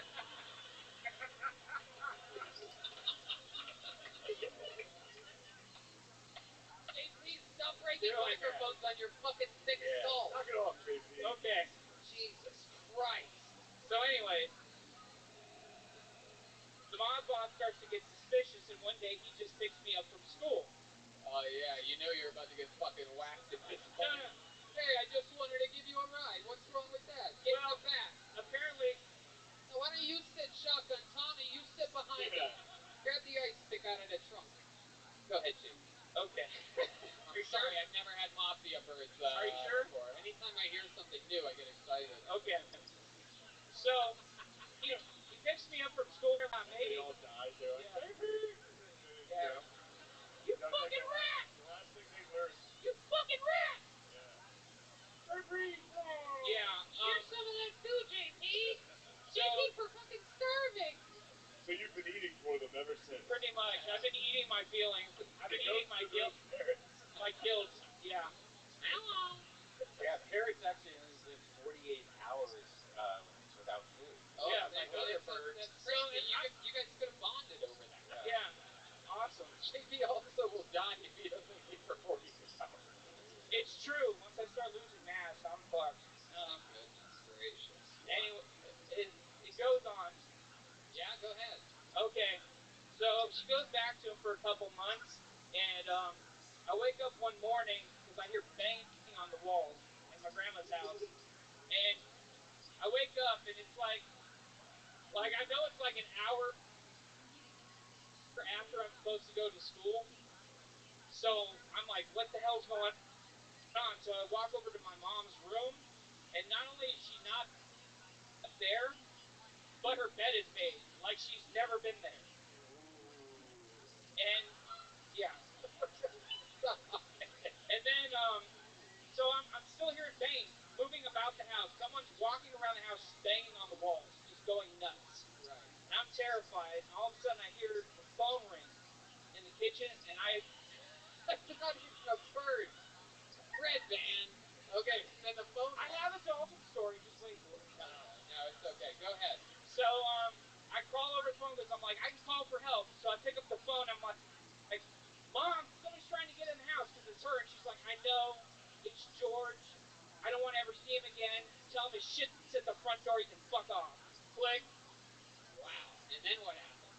I had to go to the front door and hand a mob boss 2 hefty bags full of his shit and tell him my mom didn't want to see him anymore. Wow. You you had to do the dirty work, huh? Yeah. Come on, kid, let me get you another fucking dinosaur. What do I gotta do? Let me in. Let me in, JP. Come on. I don't even care about the fucking birds anymore. All right. Wow. You guys don't tell these stories anymore. Okay. All right. Unless someone's there with you to really bring out the fucking meat and potatoes of it. Okay. But JP, again, I'm telling you, your 60 seconds, I could almost describe it as god-awful. However, just same thing as I said a month ago, you during the interview part, you're adorable. Look at that fucking smile. Show the audience that smile I'm seeing. Look at this fucking guy. He hit his inhaler before his set. He's just a big fucking sweetheart. Look at this guy. He's actually the other guy's transgender sister. This is what she looks like now. No, I'm kidding. I'm living my best life. Hey, man, I'm so happy that you came back. Write another minute, sign up again, and hopefully we pull you out of the bucket sometime. Okay, great. Thank you. Thank you so much. JP Hinsdale, everyone.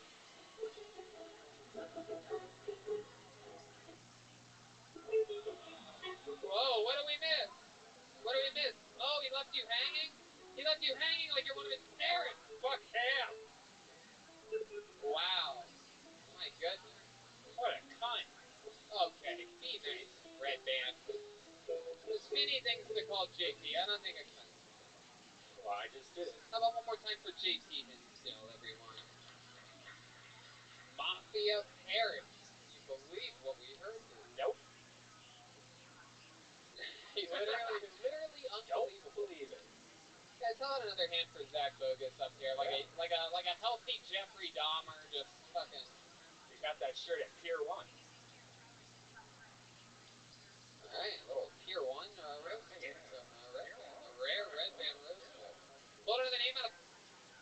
So, like, you guys ready to meet another complete stranger who has no idea that they're next? Ladies and gentlemen, put your hands together for Chris Hill. Here we go. Chris Hill. Oh, here he is. Make some noise for Chris, everybody. Come on. Yo, what's up? Yay. Yeah, what's up? How y'all doing? Y'all good? Yeah, that's good. Yeah, as y'all can tell, this is my real voice. I'm not faking this shit. I know. For me having this high pitched ass voice, it really sucks having this high pitched ass voice sometimes, because I can't even go to drive-throughs anymore now. Like, I can't even, well, I never could go to the drive-throughs anymore. Like, every time I order something, they be like, "You want anything else, ma'am?" I'm fucking up. All right, I'm gonna be real with y'all. I'm fucking up. Let me try this again. All right, so slow down. Slow down. Okay. All right. I didn't. I wasn't ready for this. I'm sorry. Um.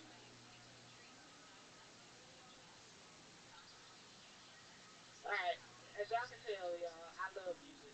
I love music a lot. I really love music, and I was in this car. That's a requirement for me if you want to be with me. If you want to be with me, that's my. I'm sorry. Is that? Yeah. I'm Oh, my sorry. goodness. Listen to the oohs and the ahs. And it ended with, if you want to be with me, and no one wants to be with you right now. Yeah, I'm That's sorry. the saddest part. What were you trying to get to at the drive-through joke? Let's say you panicked. You were right there. I panicked. I did. I wasn't ready. I didn't. No one ever knows if they're getting on or when they're going on. It's a tough situation. How old are you, Chris? I'm 27. 27 years old. You don't look a day over 13. That is incredible. I'd pick you on my rugby team every time. Chris, 27. What do you do? What do you do? What do you do for work? I'm unemployed right now. Yeah. All right. What did you used to do? I used to work with kids. Okay. What did you do with kids? Huh? Oh wow, that's perfect. Yeah, that's it. Do I give off a Michael Jackson vibe or something? Oh, I get it now. Yeah. I get it now. Yeah, I get the joke now. I get the joke. Nobody told you that? Huh? Nobody's ever told you that? No. I just like to work with kids, and I believe it don't matter if you're black or white. I can't even go through a drive-through anymore. I'm so famous. You got that. You're really good at that. Yeah. You do music of any kind? I beatbox a little bit. Okay, show us some beatboxing. Here we go. Alright. I guess I can like beatbox random people's names and shit. That's pretty cool. Sure, yeah. Do anything. Guess what's your name right here? Chandler. Alright, I'm about to beatbox Chandler's name. Y'all ready? Yeah, absolutely. Alright.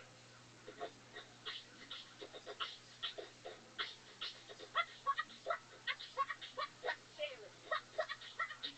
Chandler.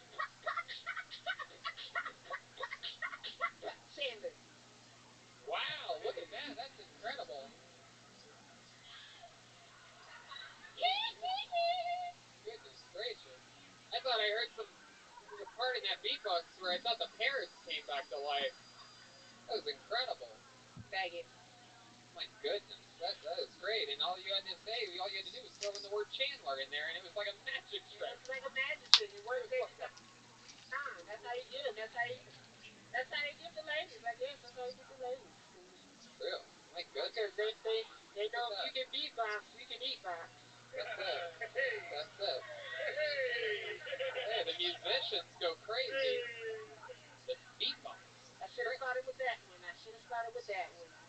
Chris, you're okay. You're still up here. You're in the groove right now. You've only been up here for 3 minutes. You can still save this thing. You seem so defeated. Face the audience. Look at these people. How y'all doing out there, white people? Look at them right in their eyes. Tell them they don't matter. Y'all don't matter. Yeah. But y'all do matter. I love y'all. Sometimes I feel like Peter Pan. Say that. I'm not gonna say that shit, alright? Come on, put it behind a beat.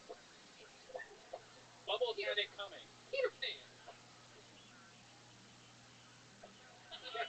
Alright. Chris, let's talk about it. What else about you? Tell us about your life. Born and raised here in Austin, Texas? No, I was born in Colorado Springs, but I was raised in Dallas. Okay. Yeah. Raised in Dallas. Texas. Yeah. Did you like growing up in Dallas? Yeah, it was cool. I was in the suburbs though, so you know, a lot of white people. A lot of white people. Yeah, hell yeah. Yeah. Yeah. I'm on my 4th Bud Light, dude. I'm getting rowdy. I love it. Chris, what else, man? So you beatbox? You have a girlfriend? No. Boyfriend? I like living this way. I like living this way. Wow. Ladies and gentlemen, this fucking guy had the balls earlier to say, what do you mean I give off a Michael Jackson vibe? I didn't know I had to see. And then he had the balls to say he didn't even know the lyrics to the song. I didn't. Y'all heard me go. And then he told us he actually wrote the song. But you don't know the lyrics. I mean, you know. My goodness. Just didn't want to act like a real Michael Jackson fan. Wait, why are you trying to do comedy? Huh? Yeah. Don't do comedy. Well, I want to do both, but like I got nervous. You wanted to do both? That's exactly what Michael Jackson said about. I get real nervous, y'all. Chris. That was awesome, man. That was so fucking awesome. amazing. That was a shocking performance. Boy, you really lowered the bar. I love it. I don't even know the words. I don't know the words. I can literally say sing bells. Hey, y'all didn't believe me. Y'all clapped with your hand, and I was like, oh, that's tight. That's cool. He's doing the song. Next time you do stand-up comedy, you write and you do it as a young Michael Jackson. That's what we're doing from now on. You throw all that stuff in between your jokes. Those are great segues. Yeah. Or whatever. Mama say, mama sign, all them. Now you got crystals. Yeah. Crystals? Oh yeah, there's crystals. What do you think of crystals? Tell me about those crystals. I don't know anything about crystals. I just like the way they shimmer in the light. Yeah, you are Michael Jackson. Yeah, what the fuck? Hey, okay, look. I'm sorry. This weekend I watched the whole Jackson season. On your era of Michael Jackson. All right. Ladies and gentlemen, make some noise for Chris Hills, everybody. Come on.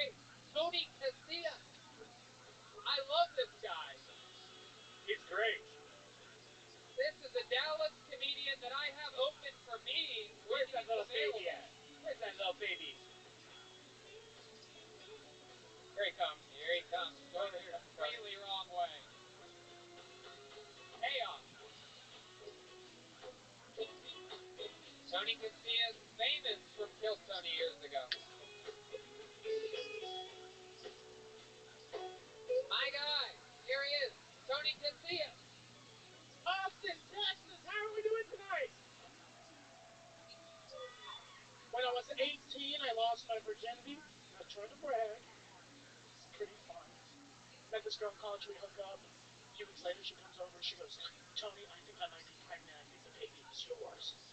And instantly, I was like, fuck. I'm 18. I'm not a good sharer. And all I need is hot pockets. I was like, this baby's gonna have a rough fucking life. But then I thought about it. I was like, we've never really shared sex. And my first time was terrible. I grew up religious. I thought premarital sex led to punishment. So after a few pumps, I was like, I pissed off God enough, and I just left. When I told her that, she goes, Tony, maybe it was your pre-cum that got me pregnant. And I go, my pre-cum? And guys, that's when I knew I wasn't going to like the kid. Right? Like the idea of me creating life without even feeling the pleasure of an orgasm kind of pissed me off. Guys, I didn't want to create a pre-cum baby. Okay, I feel a little awkwardness over here. Are there some pre-cum babies? But don't worry, she wasn't pregnant. Even if she was, I was going to man up, be there for the kid. I was going to name him Blue after blue balls. And I was going to do fatherly things like build him a tree house. I just wasn't going to finish it. Volume's incredibly low on this chair. I don't know. Sorry about that. Red Band left me with a half a soundboard up here. Welcome, Tony. How are you? Pretty good. How are you? Look at you. You're fucking adorable. You're wearing like clothes that healthy people would wear. I know. Where'd you get that from? Lululemon Meringue? The fat person. Walmart, Tony. Walmart. Yeah. Absolutely. You got that from Walmart? Dude, Walmart wants you to look fucking sick now. Really? Really? They want you to look sick? Yeah, they're like, dude, we're paying him $12 like a day to make these shirts. Let's fucking put a logo on or some shit. Hell yeah. Tony, look at you. Look out there to this audience. This is a very special obese episode of Phil Tony. It's like Phil Tony. Here tonight. Just a bunch of extremely the heavyweights of the local scene. Yeah. So Tony, I've known you for years now. It feels like just yesterday, but it's been like 7 years ago on this show. I feel like I called you a lesbian Drew Carey. Right? Look at, show the audience your face again. It's funnier if you see his whole fucking head. It was 4 years ago in Dallas. 4 years ago in Dallas. Absolutely. And here we are. We're back again. Yes, sir. Right back at it. What's Don't call him sir. It's weird. Who's calling? Why do you have all these fucking weirdos calling you sir? I love it. What have you done? Or something? I love it. I grew up in a military household. If you didn't get called sir, you didn't come home that night. Yeah. Yeah, it was Wow. Hell yeah. What are you, Old Navy? Yeah, I didn't want to be.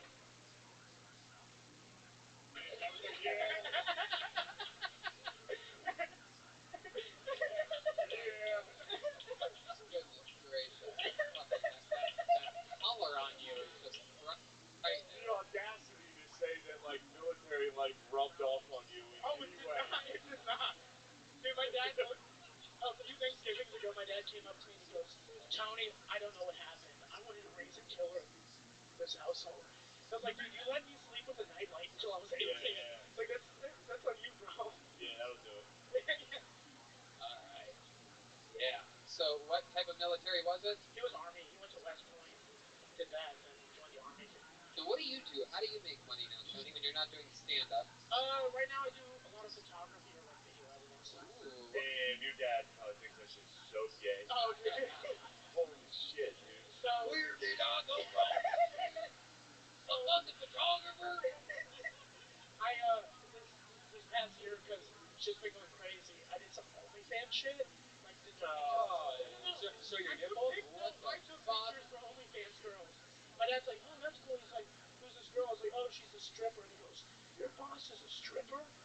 And then he goes, I'm proud of you, Tony. Wow. Square up to the audience. Keep turning at a 90-degree angle towards us. You can talk to us that way. All these girls in their OnlyFans pictures, do they have a look of fear in their eyes because you're the one behind the camera? No. I have a long leg, so I keep it. Did you get horny? Did you like try to put some moves on? Like, hey, I got a dick. Yeah. And if you're into tits, I got those too. So yeah. I've never said to a girl, hey, I'm a guy. Do you, like, trick them into pretending you guys are friends? No. Alright. That would be a little creepy. Do you think True. Accusing you of? Yeah. Do you think they notice when you subscribe creepily to their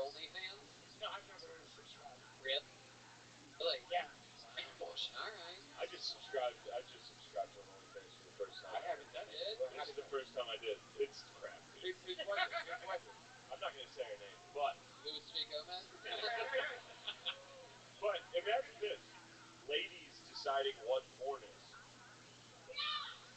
Yeah, but they're bad at it. They don't know. Bitch from the Christian university making more noise over it. Yeah, we should decide. We should decide what the porn is. What was it? Like, what was the kind of porn it was? I don't know. She's doing good. What?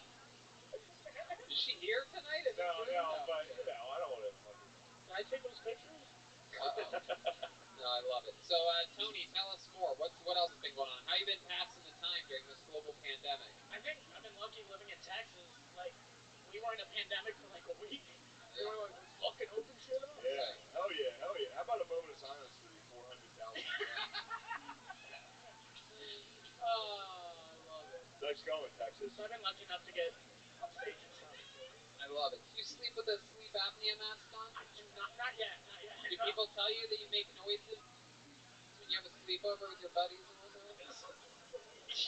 Yeah. They do. Yeah. What kind of noises did they tell you that you make? It's like a silent snore, but they say it's progressively It's called a death rattle. Yeah. We actually have the sound that we have it recorded. All right. So, Tony. Pig noise? Come on, man. You look fine. Thank you, Shane. Trust me, dude. Look it up. Can you subscribe to my OnlyFans, man? I'm not doing well. You still live with your parents? No. Okay, so your father's never walked into your room and been like, what is the deal with all these fucking dolls? The exact opposite, he has, yeah.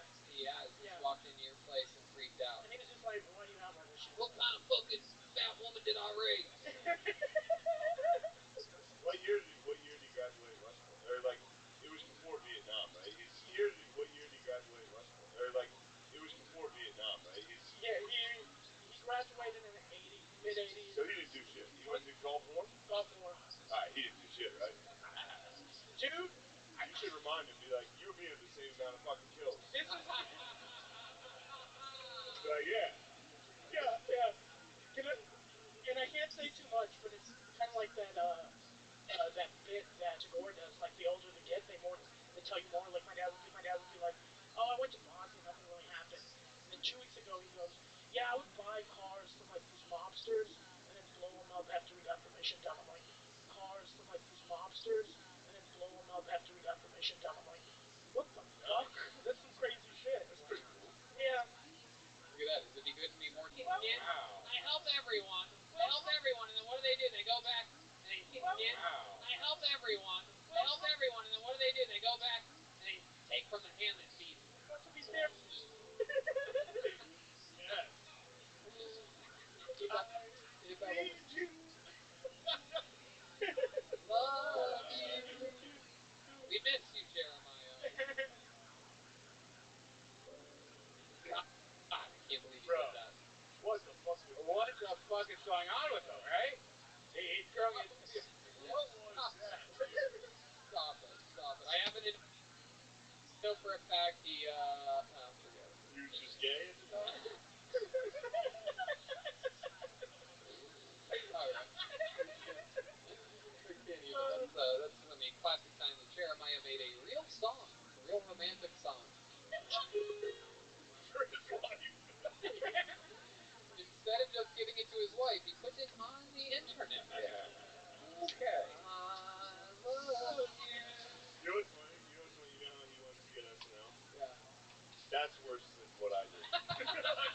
like, he's gonna get SNL, and then they're gonna be like, he also made this song, and everyone's gonna be like, fire that motherfucker. PDA in a song. Alright, we're really letting this fat fuck off the hook over here. He's just watching us laugh about other people. Like, man, I'm really making it right now. Just one of the guys up here on Kill Tony. I could be part of the permanent cast.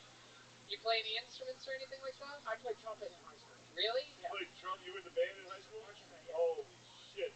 You know how to sing anything? No, not at all. No? You're built like an opera singer. Tony, so much fun. Congratulations. Appreciate it. It's been... I just started a new podcast. Oh, it's I did You're it. You're right. You're up here promoting fucking podcasts. Alright, go ahead. It's called sounds somewhat familiar. It was me and my buddy Daniel Magnin.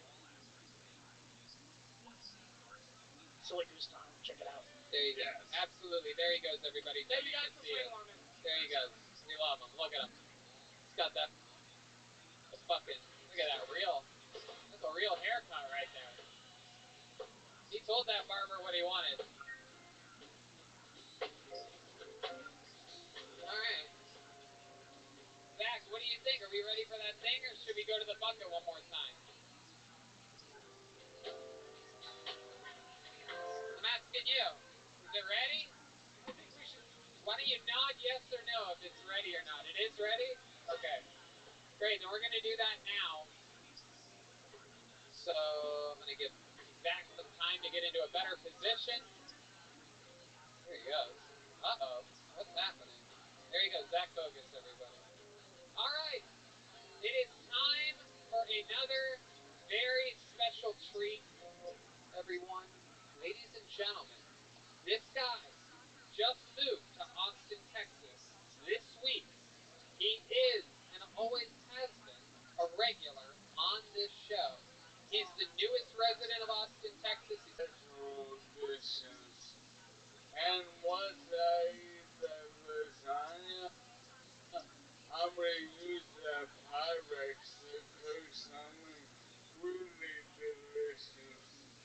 Crack. Hey, don't get me wrong. I only cook crack 'cause it makes my cocaine last longer. Now, I have a disability apartment, which means all my countertops are midget height, which is great, 'cause I do a lot of kitchen fucking. Hey, and if the chick sits by the toaster, I don't even have to get on my wheelchair to deliver cunnilingus. Now, Texas is having some vaccine controversy, alright? Like, who should get it first? If you ever order Panda Express from DoorDash, you don't get the vaccine. And if you, during the pandemic, you bought even one Funko bobblehead doll, you do not get the fucking vaccine. Damn. My goodness. I cannot tell you guys how excited I am that Michael Lair not only is here with us tonight, but just moved to Austin, Texas this week. And it is No an doubt. incredible maneuver. No doubt. Yeah.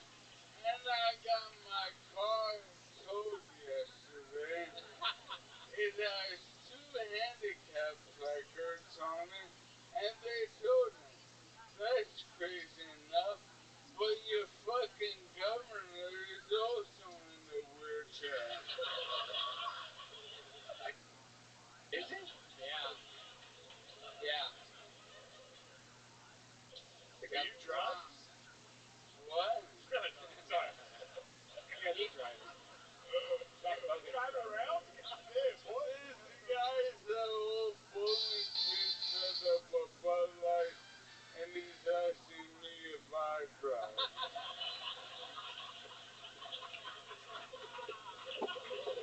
Michael fucking Lair is here. How exciting. Man, that was good. You know, it's always hard right at the first sentence, but then when it settles, it's good. And man, that first sentence, so hard. I threw together a pop-up show this weekend on Saturday night. This is where Zach Bogus drives Michael Lair, and they both technically got towed on Saturday night in front of that show on 6th Street. I mean, it was just incredible to think that he parked his car right there. But you guys did it. No matter how many handicap placards you have, it doesn't matter. But I did a show, a pop-up show. I announced it Friday, and we did it Saturday. Michael Lair, David Lucas, the great Jamar Neighbors, good friend of ours from the Comedy Store, is also in town.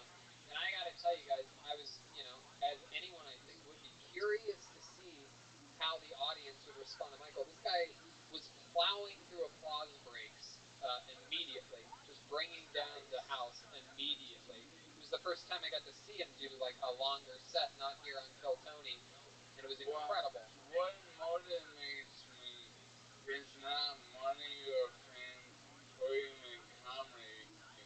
Is strange pussy. Strange pussy. This guy absolutely loves it. They're strangers. So did you notice that he like pulled from like past shows? Was there like a joke? Like do you have honestly a lot of it I had never even heard before. Maybe yeah, a couple of my best jokes were new ones I thought wouldn't go well. Let me do them right now. Yeah, sure. You guys want to see some of the jokes he did on Saturday night? I go, I've had lesson, my brain doesn't talk to my muscles right. So today I got trapped in my sweater, and the only way to escape was to make it into a sweater vest. And then another new joke was like, people always giving me advice like, have you tried yoga? And I can't believe that gets a laugh. But the part I think is funny, which I say right now, is yoga is stretching for people who know how to make friends. I fucking love it. Did you get any strange puss after that show? No, but it's coming.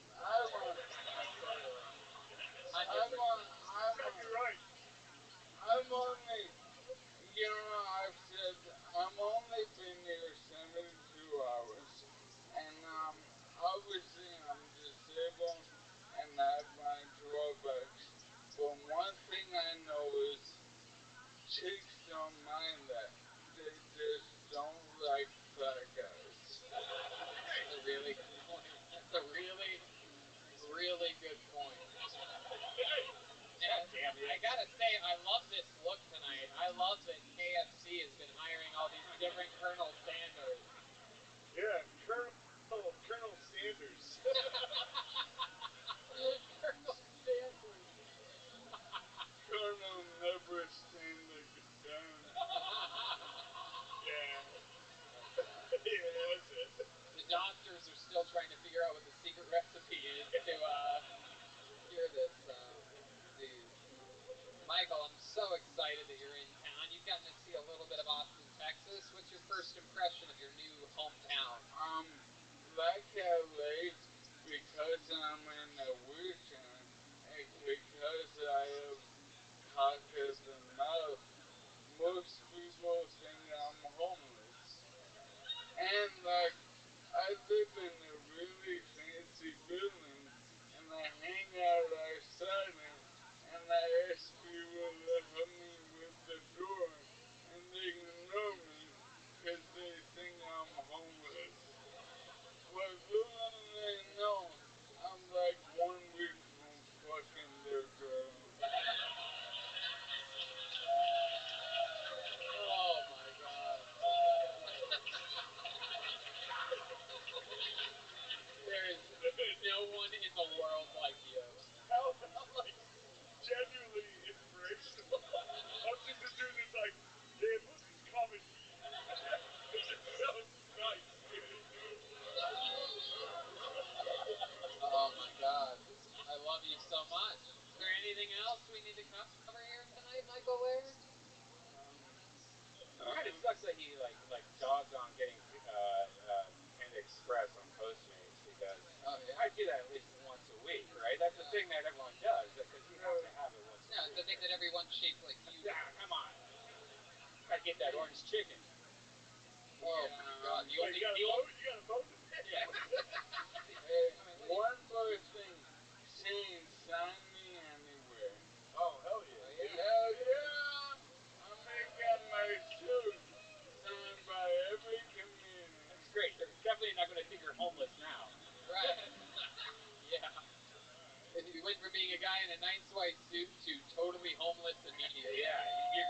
shakalaka. I don't even know. I'll open the door for you if I see you. I love it. There you go. Michael Lair, welcome to Austin, Texas. An incredible set. An incredible performance here tonight. He lives here now. He's a cold-blooded fucking assassin.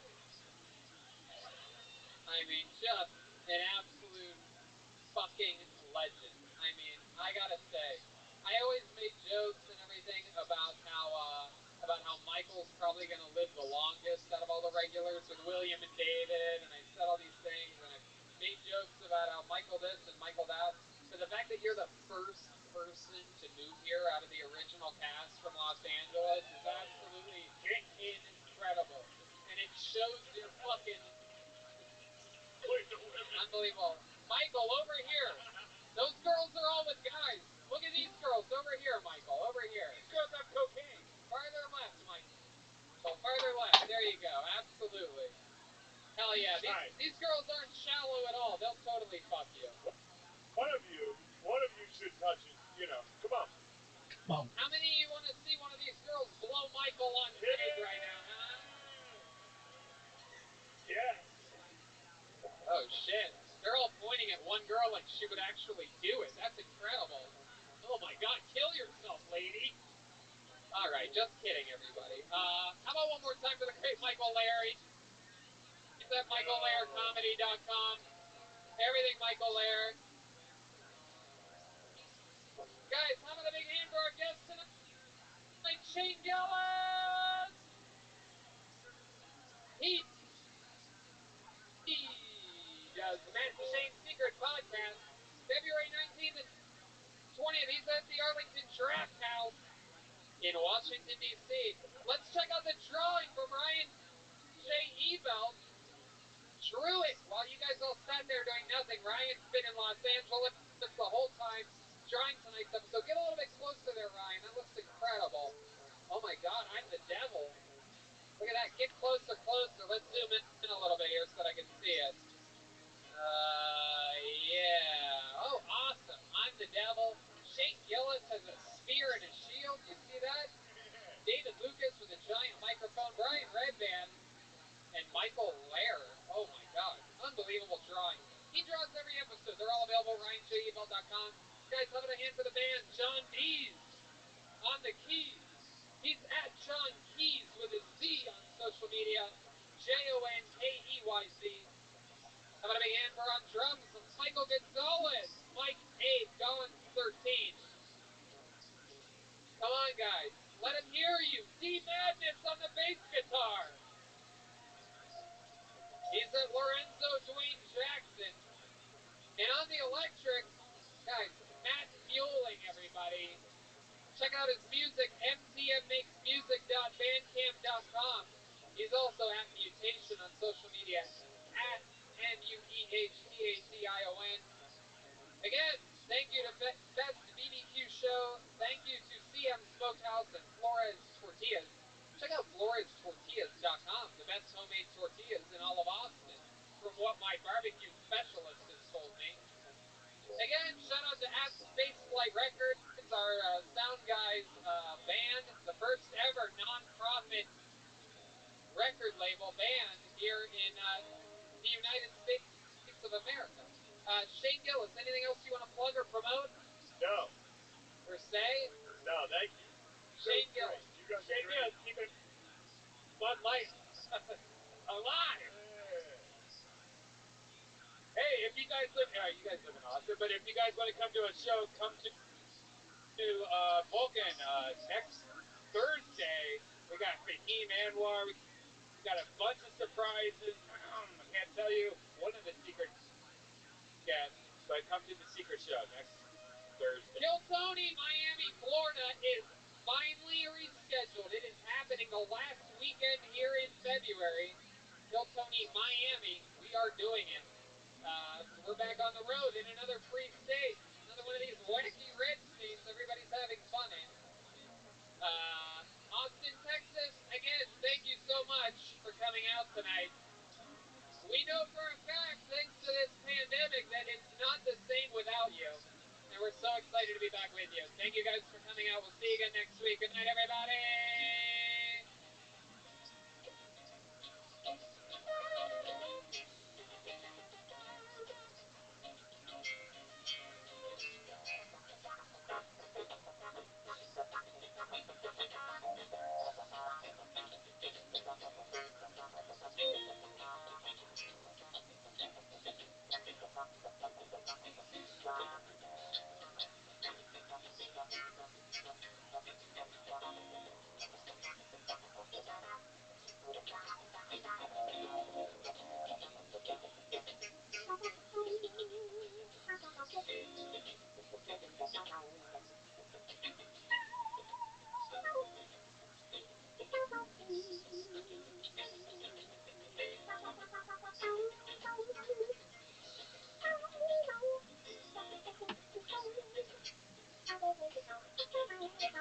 Hey,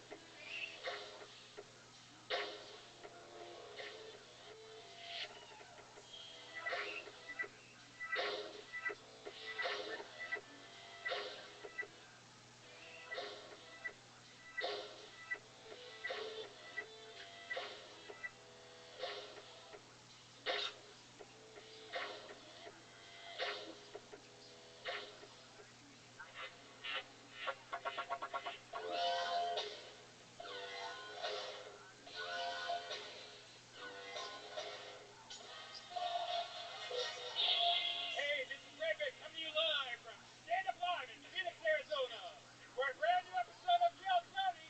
Give it up for Tony and Sam.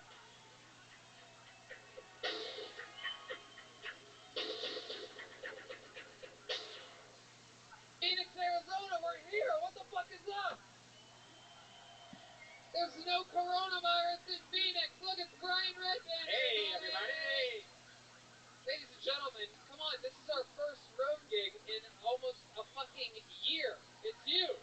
Phoenix, Arizona. We were the podcast that I would venture to guess was the most affected by a global pandemic because we have a live audience. Yeah. But not here, not in Phoenix. The rest of the world doesn't exist here tonight in this room. This is the super spreader event of the century. Yeah. And thank God for those little plastic things that will save you guys. Yeah. Someone got fired from their job for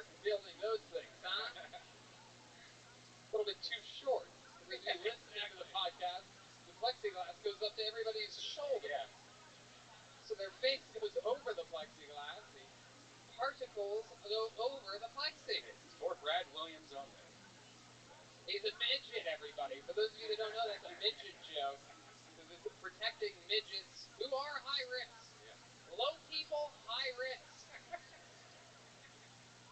Red Band's here. We're here in Phoenix, Arizona. We're at Stand Up Live, everybody. Here, doing it. It's happening. Shout out to Ryan J. Ebald, who draws every episode. Get your prints and t-shirts here and there and everywhere, and he's the best. But he's not here tonight. He's not in Phoenix, and that's just an absolute fact. But there's a bucket here. A ton of people signed up before the show. I'm so excited to start this show. I'm so excited to be here with you people. But before we begin, here's a little bit about the amazing sponsors that made this episode possible for you here tonight. This podcast is brought to you by the Ridge Wallet. It's light, sleek, and industrial. It doesn't fold or awkwardly bulge in your back pocket, and it seriously changed my whole pocket situation. It's designed to fit easily in your front pocket. I was having some neck problems earlier this year. Turns out, you move that stuff to your front pocket, it's a whole nother level. Most people are still using wallets designed in the 90s, carrying around old receipts, pictures of their ex, and gift cards, and unorganized mess. I mean, you know about this. You have a bunch of fast food place cards in your wallet. Come on. No, but I do think a lot of people like us still carried around that old wallet, you know? This one holds up to 12 cards, plus it has room for cash. There are over 30 colors and styles. I got the carbon fiber one. It's awesome. If this wasn't enough to win you over, check out the 40,000 5-star reviews. The durable material means each wallet comes with a lifetime warranty. You can buy this wallet and carry it for life. The Ridge team is so confident that you'll like it that they'll give you a 45-day trial. You can test it out for 45 days. If you don't like it, you can send it back for a full refund if you don't love it. Look, I'm telling you people, every single cast member of Kill Tony has one. They use it. It absolutely works. It's sleek. It makes sense. Get your life together. Get rid of your silly, chunky wallet that your grandpa gave you. And have a better life with the Ridge Wallet. Get 10% off today with free worldwide shipping and returns by going to ridge.com/KillTony. That's ridge.com/KillTony. Use the code word KillTony. Don't forget, get 10% off. It's an amazing thing. Treat yourself. You'll thank me later. And we're back. Are you guys ready to start the show? Pep, pep, pep, pep. Here. Believe it or not, ladies and gentlemen, I know what you're thinking. This table's so small, there's no fucking way there's a guest tonight. But guess what? If you guys are at high risk for catching the coronavirus, so are we. No, we have a guest. He's an amazing comedian. You know him from movies and TV. He's here in Phoenix, Arizona right now. And he's a guest on the show right now. Make some noise for the great Dustin Ybarra, everybody. Yeah, Dustin. You know him. You love him. You've seen him in movies. You love this fucking guy. Has a new television show. This guy does everything. Yeah. All over the place. He's got pulled over on the way here. He was in the movie Us. He was at Carnival. You did. You got pulled over here in Maricopa County. Yeah, man, that was kind of freaky, you know, looking how I do, such a wild man. Yeah. The cops, you lower your window, cops are just like, boing, boing, boing, boing, boing, boing, boing, boing. Dollar signs. What'd they get you for? Nothing, he let me go. I was like, I'm on my way to a comedy show, man. Wow. I know I use that one. He's like, well, son, I looked up and down at your history. Turns out you're not black, so we're gonna let you go. You're everything but black, almost. How fast were you going? Were you speeding? No, not even that fast. My registration was out. I know, what a lazy guy's fucking illegal thing to do, right? Wow. Fun times. Well, we're gonna have fun tonight, everybody. How many of you are diehard Kill Tony fans, huh? I know. And you guys remember the old band? They're doing great. Jeremiah Watkins is headlining Dallas, Texas right now as we speak. These people. Joel Jimenez taking care of his family. The Mexicans all stay together during this coronavirus. They also work during the coronavirus, and they also live together. It's a whole thing. Point is, Joel is no longer with us. No, I'm kidding. He's not here tonight. None of the normal band is, but we do have a special treat for you. We have a special guest band leader for you tonight. And not only do you have a special band leader for this show live tonight, playing everybody up and down all night, but you'll also be amazed to know that he's also a regular on the show, Kill Tony. He writes and performs a brand new minute every single week, and he's about to do it right now. This is the first ever time that I brought out a regular who then will be the band, and it's about to happen when I present to you one of the longest standing regulars in Kill Tony history. To get it started tonight with a minute, I present to you the great, the powerful, William Montgomery, everybody.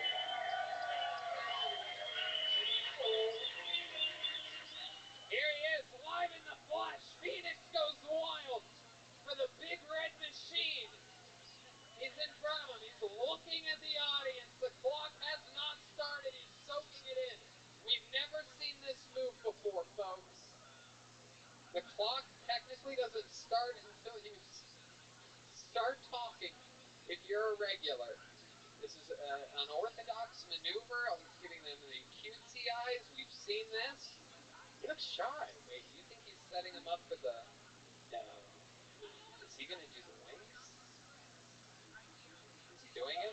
Oh, I didn't see it, but I could hear the reaction. Oh, I saw that one. All right, William. How about you do a minute? William Montgomery, everybody. Make some noise for William. A brand new minute of stand-up comedy. I love Phoenix. I call all the weight I put on during quarantine the COVID-19. I'm still waiting for MTV to release the show Teen Dad. What about us? You think it's easy staying with the mom until the baby turns 9 months? Joe Biden's so old, when the Titanic sank, they said women and children first, and he said, nah, maybe just the children. I just read a restaurant describe itself as unconventional and was kind of turned off. Give me a place that advertises itself as for level-headed Christians. Democrats are the party of diversity, which Joe Biden has proven by appointing Jews with totally different fingertips. Or fingerprints. William Montgomery. Did you mess up a word there at the end? Yeah, I was supposed to say Democrats are the party of diversity, which Joe Biden has proven by appointing Jews with totally different fingerprints. Yeah. Yeah, you could have just said, like when I just asked you if you messed up the last word there, you could have just said, yeah, I said fingerprints. You did the whole thing from the very beginning. Yeah. Democrats are the party of diversity, which Joe Biden has proven by appointing Jews with totally different fingerprints. Fingerprints. All right. Red Band, why'd you do that? Don't start this shit off. I swear to God, don't do that. Uh-oh. Red Band and No, I'm William not have a fucking around. No. rivalry. It's only funny for about the first 8 seconds, but they do it all the time.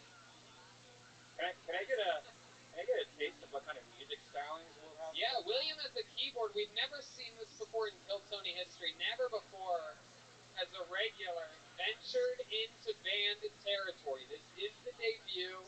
This is going to be huge news to Kill Tony. Oh, wait, why don't you just play a song, William?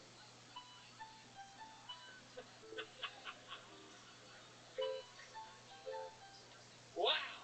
This is going to be a fucking party here tonight. Wow! Wow! What an upgrade. This is incredible. Oh my! I felt like Eric Clapton when he saw Jimi Hendrix and then wanted to kill himself. You know, that was amazing. Okay, I get it. I can't believe you could play all that with one finger. There was percussion in there. All right. So William's the band. Dustin Yabar's here. There's a bucket filled with names. A bunch of people sign up. Anything can happen, as you may have seen before.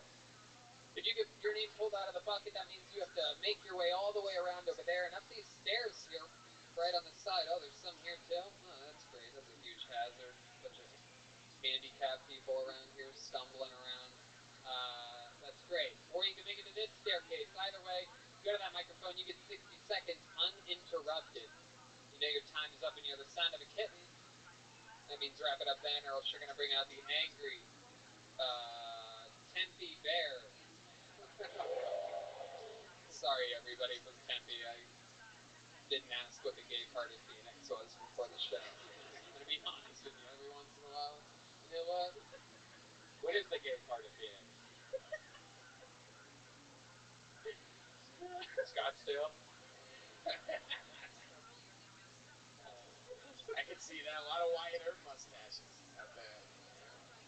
I always said they should build a wall between Phoenix and Tempe. I don't know who's with me there. Okie dokie. Again, obviously, I didn't realize we were in Tempe here tonight. William, you look great. I love that you have a drink that matches. I look great? Yeah, you have a drink that matches your hat and your shirt. I look great? Like my skin color? Great. Oh, I thought you said great. Yeah, you look orange. Whose skin color is gray? Great? You guys ready to start the show tonight or what? Huh? You guys ready to do it? William, you ready? I'm excited. Getting 60 seconds uninterrupted, and then being interviewed by me and my esteemed panel of cohorts up here goes by the name of Cam Sneed. Wow, big pops. Big pop for Cam Sneed. Here he is, everybody. Make some noise for Cam, everyone.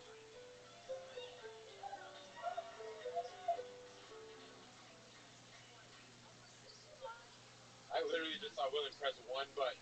I don't know exactly what he's playing, but...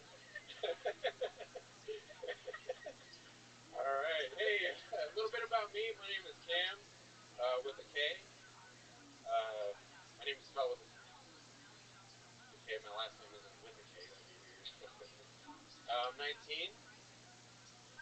And if I'm being honest with you guys, I'm 26.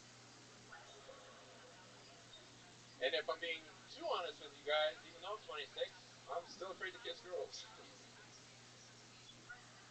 Wow. Which I realize is, it's kind of ironic, because, like, practically a Korean James Dean. Right, guys? No, the reason I'm so cute is because I'm mixed. I'm Korean, black, and white. Korean, black, and white. The white is silent. For once. Alright, well, there's that. Fuck yeah, Cam Sneed, everybody. Woo! Sound of thunder at some point. Something fell from the ceiling. I don't know what's going on. I don't know what your witch doctor grandmother is doing to help your set from the audience right now, but something just turned on. What is that, the air conditioner? Yeah, just the air conditioner. Jesus fucking Christ. Old ass building. The first show that's ever happened here? The comedians must love that when they're up there bombing.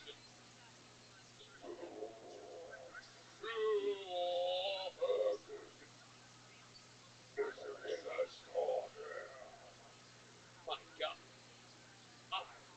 The loudest air conditioner ever.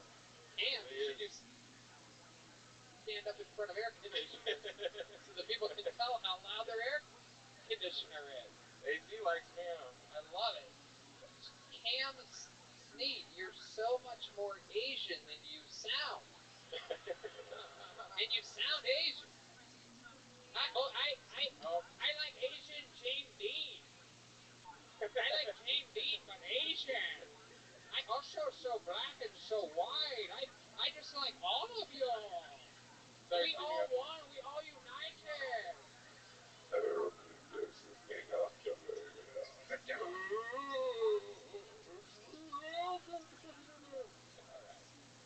So, Cam, how long you been doing stand-up? 2 years. 2 years. Where at? All here in Phoenix? Yeah, mostly out here, yeah. Okay, what do you do for work? Construction plumbing. Do you fix loud air conditioners? No. I wish I did. I wish I did. They're loving the Asian accent. I really am. It's the most fun accent to do. You know. Nintendo. You know what the funniest word to say with an Asian accent is? Sure, you tell me. Blood sample. Okay, how do you say that? Well, how would you say it?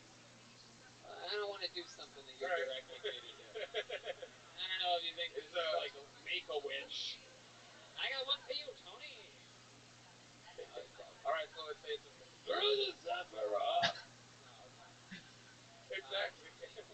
There you go. What do your parents do? Which one's Korean, which one's black, and which one's white?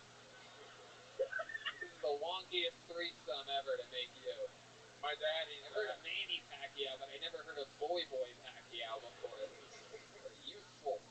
What's your dad? He's half Korean, half black. Whoa, half Korean. My mom is all white. Wow, nice. Half Korean, half black. North Korean or South Korean? Pretty sure he escaped from the north. Wow, really?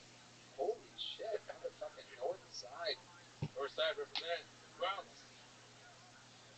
anybody else make it out? Alright. What kind of construction you do? You don't seem like a very construction-y type of guy. What'd you say that? He does plumbing, though. He does plumbing construction, so he puts, like, Todos in, like, toilet plumbing, right? Todos? That's like Japanese toilet. Right. We all know that. Yeah, plumbing. Mostly but plumbing? Yeah, plumbing, you know, that's from the ground up, so I'm there before. Are you selling us on having plumbing right now? Yeah. Plumbing's an important thing. Getting a house better with it than without it. If you don't have it, it's not too late. How long have you been doing that for? That's 3 years. Is that the business that your father's in? Yeah, kind of. He does leak detection on pools. Leak detection? He's a detective. I got a leak. I'm not going to tell you where it's at. I'll find it. Can't sneak, trying to lay the pipe like a real plumber over here.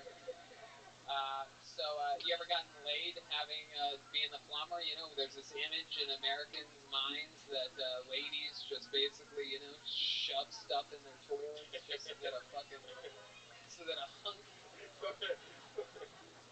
hunky plumber comes over, and then sometimes they answer the door and they're like, man, I hope it's a tall, handsome, white or black man. I swear, I'm just gonna totally have sex with it. You come in like, I swear I white or black.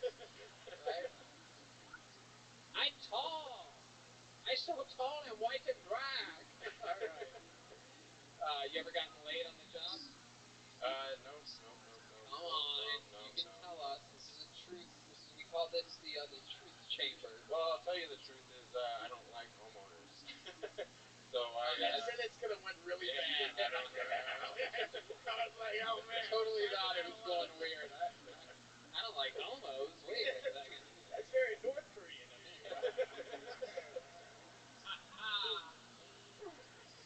What do you mean you don't like homeowners? Stick with me over here, Cam. Do not get distracted by the charismatic man to your right.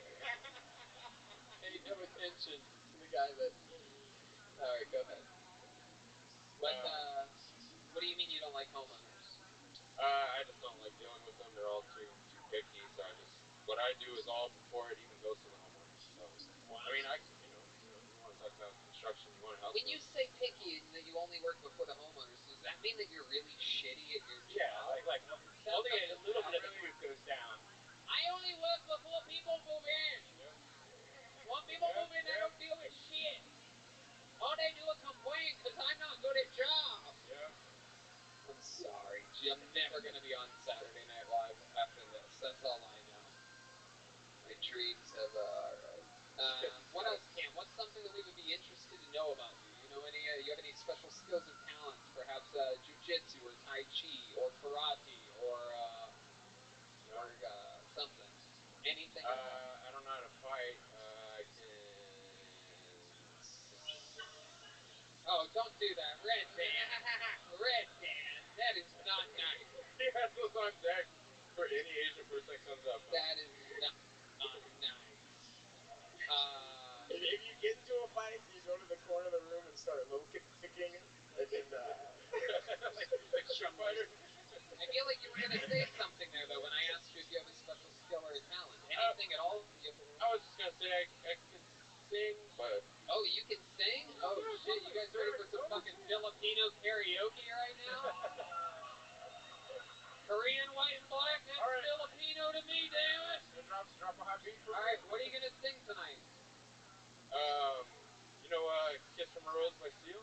Absolutely, absolutely we do. You're gonna Everybody sing loves that song, right? Yeah.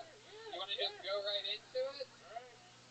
Yeah. Right now, like this? Yeah, you wanna do it like that, or you want some background music? Whatever you got for me, I'm ready. William, still alive.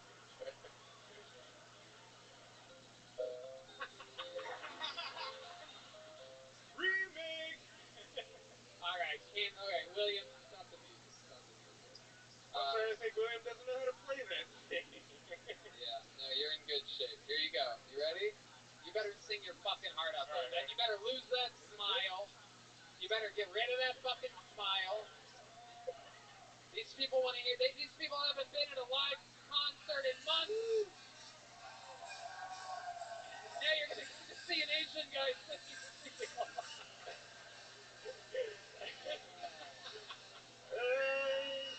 Right when you're about Start over. I don't know what's going to start over. Start over?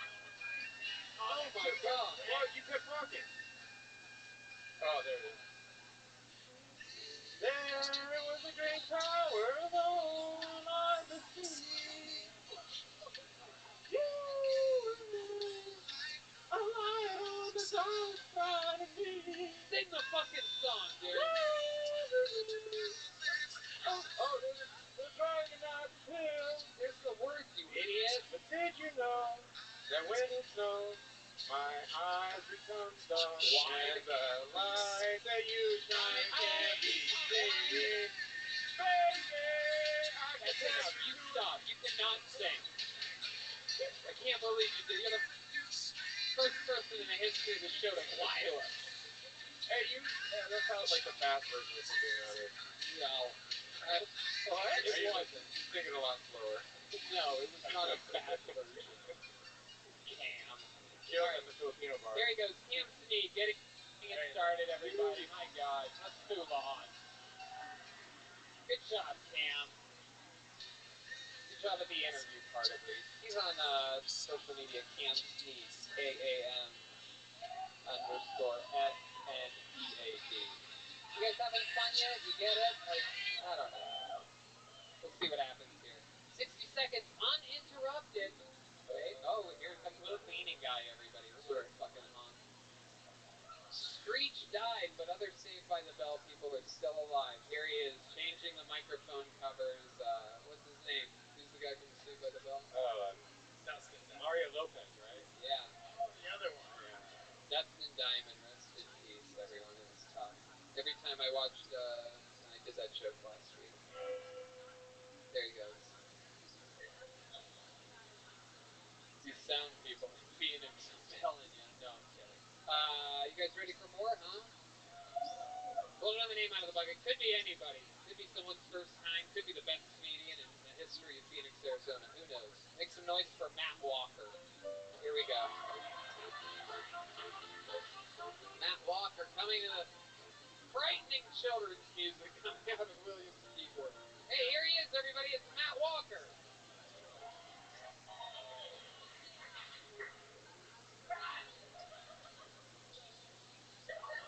All right. Okay. All right. My dad said he knew I took after my mom ever since I was a baby. I said, how could you tell? He said, you were always crying and I didn't know what you wanted from me. Speaking of love, my girlfriend's here tonight. She's older than me, but she looks really young. So when we go out in public, we get into these weird interactions. Like this one time, a lady came up to us. She was like, "Oh, you're such a creep. You're out here with this young girl, yada yada yada." I said, "Wow. So you're just assuming that she's not mature for her age."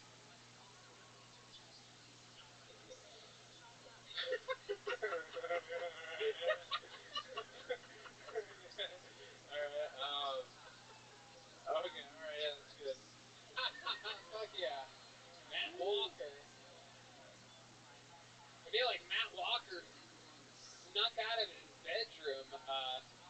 tonight to come here. Do your parents know that you're out right now? Yeah. How old are you? I'm 20 years old.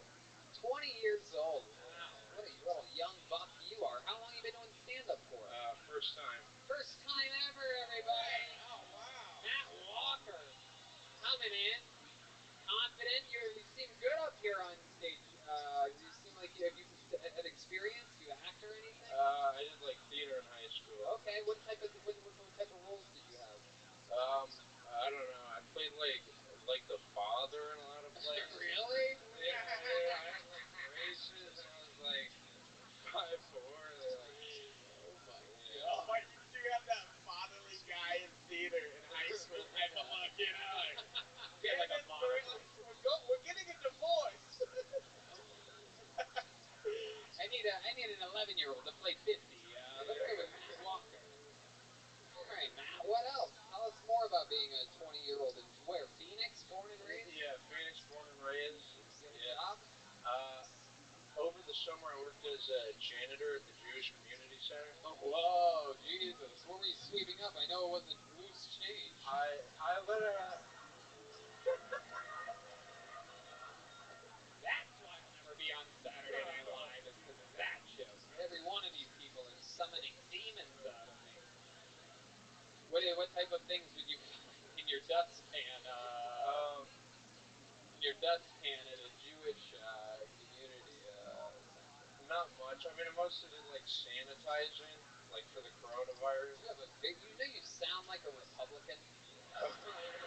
You know, Tony, I do a lot of the sanitizing. Just do what I can. Yeah. I love it. So what would you what are you talking about? What else would happen at that shop? Are you Jewish? What? Are you Jewish? No, despite the, you know. Right. No. It's interesting. You would think the Jewish people would make sure that a Jewish kid got that job, but they must laugh at the white man out there that's like, ha ha. He looks pretty Jewy, though. I know, yeah. Did you observe anything, about the Jews that, being around so many Jewish people, did you notice something about them? They like sacrifice. My God, you're asking like Christoph Waltz in Glorious Bastards right now. How do they move? What are their likes and dislikes? Ruben. Tell us more. That's a bingo. So tell us more about you, Matt Walker. You know. No, I don't know. I promise. It'd be so weird if I did. If I'm like Matt Walker, loves crossword puzzles and masturbating into a lot of different things. How many TikTok followers do you have? Like 2,000. How many sea monkeys do you have? I have 0 sea monkeys. So many sea monkeys. Sea monkeys. Sheriff Silverman. Sea monkeys and succotash. My goodness. Why do I feel like your chest goes in? Do you have an innie chest? You know. Seems like everyone crooned like I'm right. I mean, you know. You guys believe. Very rarely on this show have I ever predicted an innie chest. This is the first time. I mean, it's not great, you know. I don't work out or anything. It's like, you know. You have a girlfriend? I do, yeah. How long have you two been together? So coming up on 3 years, March 3rd. Wow, where'd you guys meet? High school? Yeah, high school theater. Did you take her to a shady pocket? Yeah. I don't know. Okay. You guys are banging? You have sex? Sure. Yeah? Okay. I mean, That's a great answer. Sure, whatever you want. When's the interview over? It depends if her parents are watching. Wait, your parents are here? No, but like if they see this, great. Oh, shit. What's your favorite position?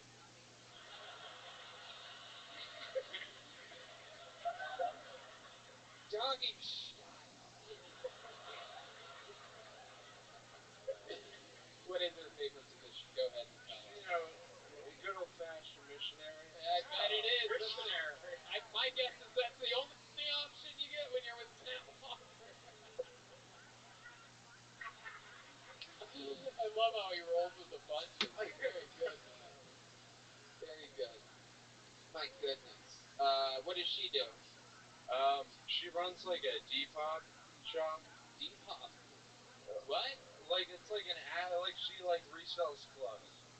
Depop. Yeah. Like K-pop for like Denmark people or some shit. Isn't that the doctor on CNN? Depop. I know. Hello, I am Depop. All right. Why I'm so racist today, man? Why did he turn into C-3PO? Hello, I am Depop. What the fuck is Depop, dude? It's like an You're app. talking to us like we're 20. I'm sorry. It's like an app on your iPhone where you resell clothes, and that's it. Wow. That's how the app is. My goodness. All right. Matt, you have any great fears or things that scare you that you think are a little bit weird? You have a repeating nightmare or anything like that? Or? I do have a fear of coyotes. Have you been near a coyote? Yeah, I got chased by one with my brother. Do you mean like the animal or the Mexican smuggling? The animal. Like, is that what freaks you out? Like, I think there's some coyotes in here. I smells like Chipotle. Like, what? Come on, man. I would never admit out loud that does scare me, but no, yeah, the animal. You know, coyotes are just bitch ass dogs. You know, you can snap your fingers and they'll run away from you. Yeah, well, that's what I was running from the gas station, running back, and then like I was with my brother, and then we like started running away from it, right? 'Cause he started running at us, and that's when I like realized that my brother was faster than me, little brother. So I was like, oh shit. Is your brother Owen Wilson? Yeah. Yep. How fast was the coyote? Well, it was pretty fast, but I like threw my big bull at it. Did you hear that? What? Did you hear that? No. Oh.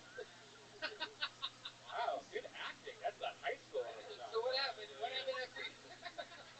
He acted like a dad. Yeah.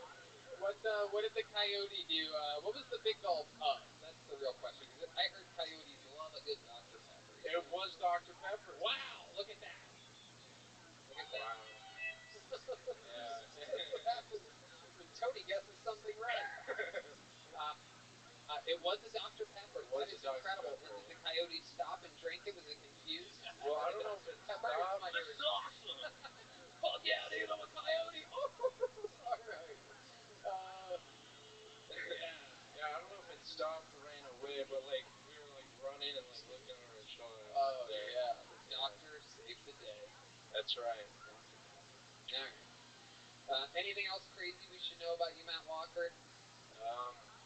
Work at a haunted house sometimes in late October. Am I right? You've ever worked in like a haunted hayride or something like that? I'm getting haunted hayride vibes from you right now. Dude, that was that person. Yeah, I also maybe a fingering on a Ferris wheel type of guy. Yeah. Oh yeah, sure. Kind of that look. Does your girl like that? Well, no, sir. She only likes it when missionary profession. Yeah, man. All right. So much fun, Matt. Congratulations. First time ever on stage. You did it in front of a sold-out audience. Thanks, and guys. the best comedy club in all of Phoenix. Stand Up Live. Here at whatever wacky plaza this is. The Matt Walker's on social media at MattWalker3_. I hope her parents do see this. Oh, they're totally going to. It's gonna be great. And they're gonna show them. They're gonna be like, listen, kids, we heard you're only fucking missionary position. So we're gonna show you how to fuck, and they're just gonna fuck right in front of them. Keep looking at me, Matt. Keep looking at me, Matt Walker. Watch and see what I fuck you. Were you in like high school plays? Were you guys in the plays? No, not at all. I was in some high school plays. Yeah. No, I looked like I was in some high school plays. Yeah. You were, right? Yeah, definitely. No, I was in the Christmas play when I was in first grade. I was the star of the play. Wow. But I wasn't the actual star. I was just a star. I was a decoration. And I was really excited. And then they just put a piece of yarn over my neck that had a star, and the star was on my chest. They're like, Tony, you just stand in the corner the whole time. You know what I mean? I'm not even kidding.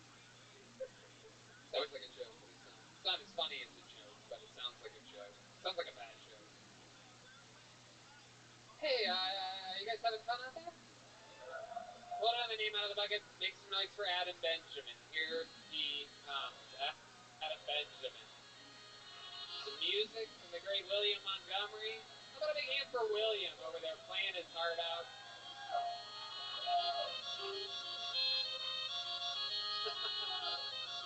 Here he is, Adam Benjamin.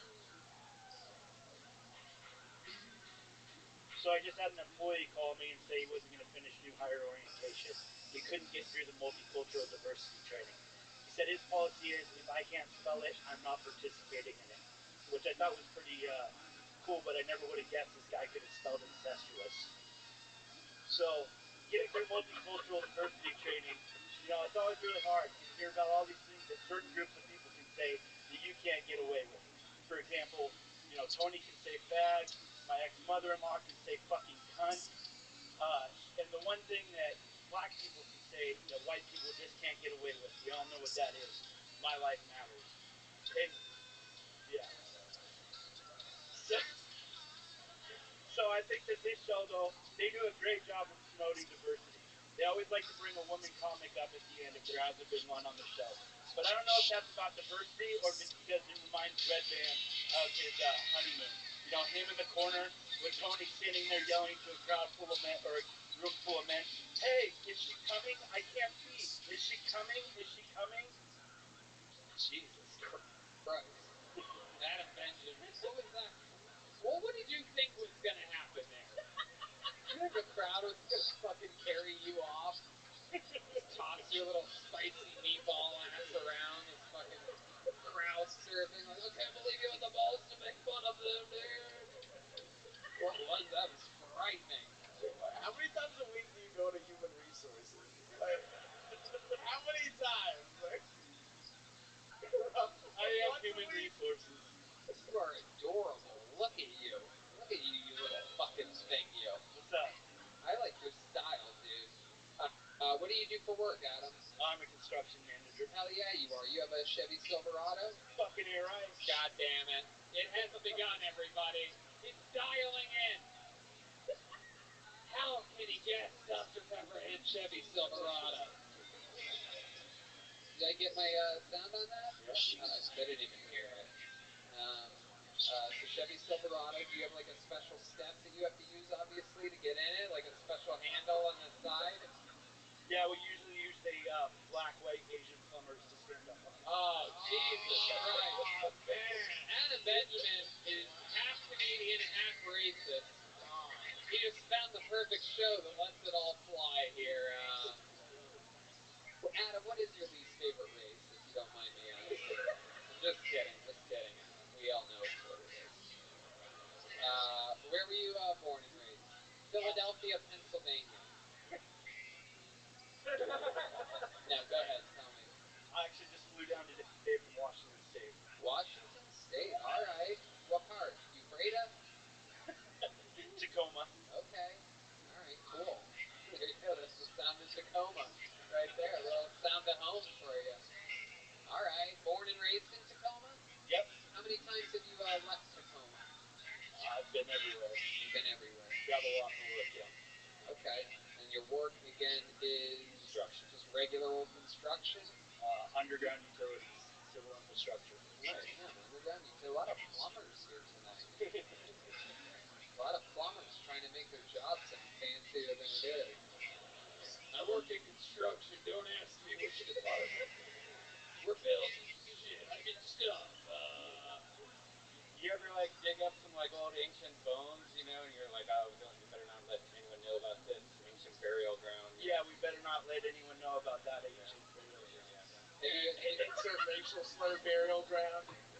There looks like a Jedi mind trick that happened. Yeah, I don't know what that was. Did he just trick you? I don't know. But I like when he laughs. Yeah, those tits jiggle when he laughs like that. What about your love life, Adam Benjamin? You seem like the kind of guy that loves to rape. You have a girlfriend at home? You dating? I was divorced about a year ago. Okay. All right. How long were you with her for? 16 years. Okay. Wow. Well, there you we go. And this happened recently, right? So what are we talking about now? What have you been doing since then? What's the rebound? What's the rebound pussy game looking like for a guy shaped like a fucking barrel fire? I've just been. I got two kids. I got a 2-year-old and a 5-year-old. So I've just been focused. Are they under your shirt right now? Nursing? 2-year-old and a 5-year-old, and you have custody, huh? I do not know. Oh, okay. You're just like, it's really hard every other weekend, bro. Really just trying to put it all together, man. Between all the hard work and 2 days every 14 days. Just trying to keep the whole ship afloat. You know? When I pick them up on Friday, they're in the car. I gotta go. This better not be your weekend. I'm gonna be so pissed if there's kids out there right now sitting outside of a fucking Copperhead Blues watching The gal at CBS seemed trustworthy. What? The gal at CBS seemed trustworthy. Yeah. No, that's the good part of having a Chevy Silverado is 2 and 5-year-olds are scared to jump out of it. Like they'll open the door and they'll be like, we. They don't have to open the door when they ride in the back. All right, there you go, Adam, making everything a little bit more creepy than it has to be. So tell us, have you been on dates since then? Like, what are we talking about? Let's get some real dirt. No dates, no. Just been working things out. When's the last time you made out with a girl other than your wife? 17 years ago. Wow, really? It's a shame that it's COVID. We used to do a segment on the show where we would ask if there was a beautiful woman in the audience that'd be willing to kiss this guy for the first time in 17 years. But now, I don't know, I know you guys didn't hear about this, Phoenix, but there is a global pandemic happening. Yeah. You guys still won it somehow, but again, I don't think you really understand. It's probably illegal. Unless there was a woman that has already had the vaccine. She's really old, though. She's like 75. Yeah. I just got my second shot today. Let's fuck. I want it. Adam would be excited. Adam would be excited. Stop pointing at this innocent young lady. Adam. So, wow. God damn it. Man, that really sucks. Is there a man that's had the vaccine that perhaps would be willing to mouth kiss Adam? No, William, don't do it. No, don't do it. Oh, God. William, sit down. Sit down. Get back to your station. I've had the vaccine. No, you haven't. No, you haven't. No, I haven't. William, sit back on this stool. Just stay on the stool. Jesus Christ. These people, they join the band, they start losing their fucking minds. I would like to see maybe like William put a carrot stick in his belly button and try to transfer it to his belly button, maybe though. Oh, does anybody have a carrot stick? Can we please get a carrot? Excuse me, sir. Can you go back and grab a carrot stick for us, please? Thank you so much. How about a big hand for the stand-up live staff? Can we get some carrot stick transfer music queued up here? There's got to be a special song for that. Do you guys need some ranch or something? Oh, I think William's got it dialed up, actually. Hold on, let's just wait for the carrot. This is carrot waiting music, actually. It's the kind of music you put on when you're waiting for a waiter to deliver a single baby carrot. Is it happening? I hope right now he's fumbling. Perhaps we could get a couple different sides. No carrots? Whoa! Look at Oh my God! Where the hell did you? Wow! What county fair did you Ladies and steal? gentlemen, it turns out this is what your penis looks like if you're Korean, Black, and Asian. Or I fucked that up. Korean, Black, and White. Look at that thing. That is not true. That is not what my dick look like. Ham Sneed, everybody. Okay, so this is This is not going to fit this thing. wow, Dr. Risen. Well, I don't know. I mean, we might have a gaper, you know. Can we see your belly button real quick, Adam? Just flash us your belly button. We've already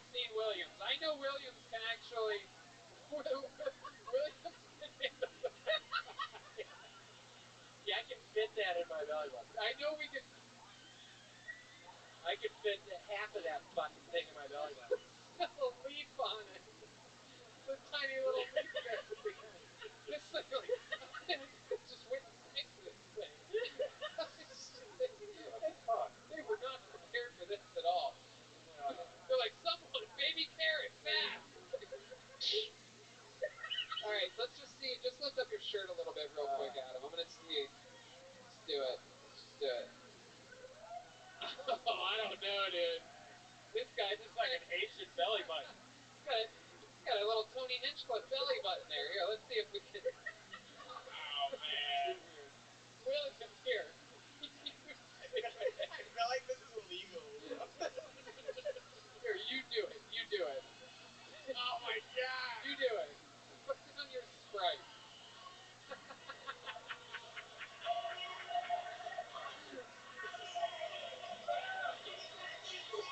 This show's so stupid. All right. This is the dumbest thing in podcast history. It would have been great if we had a baby carrot. Like if we could transfer it from belly button to belly button. I mean, when's the last time you even saw a carrot yeah. that big? I think that's how you make baby carrots. It's like they've been waiting. It's like Carrot Top was here. Carrot Top. Anyway, all right, Adam. Too much fun. I really wish that the B side of this carrot would have fit in your belly button, but turns out you have the belly button is your tiniest feature. Very rarely does that work out that way. But thank you so much, Adam. Thank you. Thanks for coming on. There goes Adam Benjamin. Adam Benjamin. He's at Adam Benjamin, it says. There's no underscore there or anything. Can't imagine he got that name. William showing off a very hearty, still has a very hearty, deep, unorthodox belly button. It is really deep. I don't know if y'all noticed, but I got like a third of that thing in my belly button. My belly button is hurting right now. Really bad. I don't know if y'all saw. I got like a third of that thing. He did. I saw it. My belly button. Did you notice that? I saw it. I thought you had a kangaroo pouch. Kangaroo pouch. Kangaroo pouch. How about a big hand? Give me that fucking carrot. How about a big hand for the sound guy Aaron, everybody? Yeah. Here, help. Your next comedian goes by the name of Emilio Figueroa. Emilio Figueroa. Here he is. Come on, guys, put your hands together for Emilio.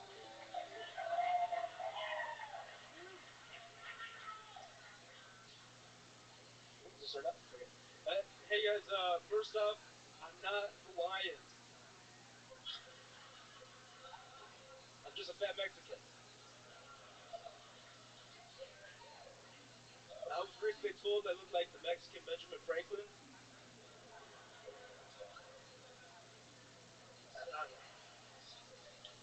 So I guess that means I belong on the 100 peso bill. Yeah, I didn't discover electricity, but I discovered in most Mexicans.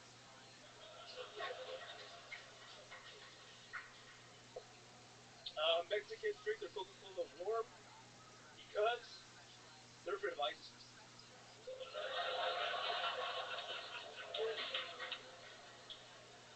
Hey, you guys know who always gets laid on the first date? Necrophiliacs.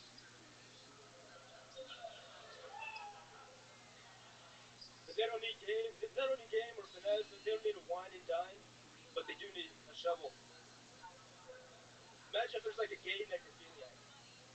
And first off, that's one picky motherfucker. Emilio Figueroa. Welcome to the show, Emilio. This is very exciting. This is the first time in the show's history in which someone pulled out of the bucket has been the long-lost brother of the guest of the show. I love it. Oh, no, I got COVID. Dustin Ybarra, meet your brother Justin Ybarra. I like it. We both shitty Aquaman. It's very bad. I love it. So, Emilio, let's get it started here. How long have you been married to Danny DeVito?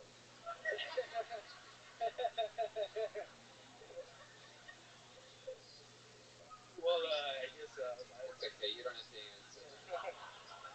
Now, how long have you looked like a tiny Andre the Giant? maybe like 8 months or something. 8 months. Which season of Narcos did you get killed at? Two. I love it. So, welcome to the show, Boy Palomalu. How old are you? Emilio? I'm 24. 24 years old. Born and raised here in Phoenix? Yeah. What do you do? I do DoorDash and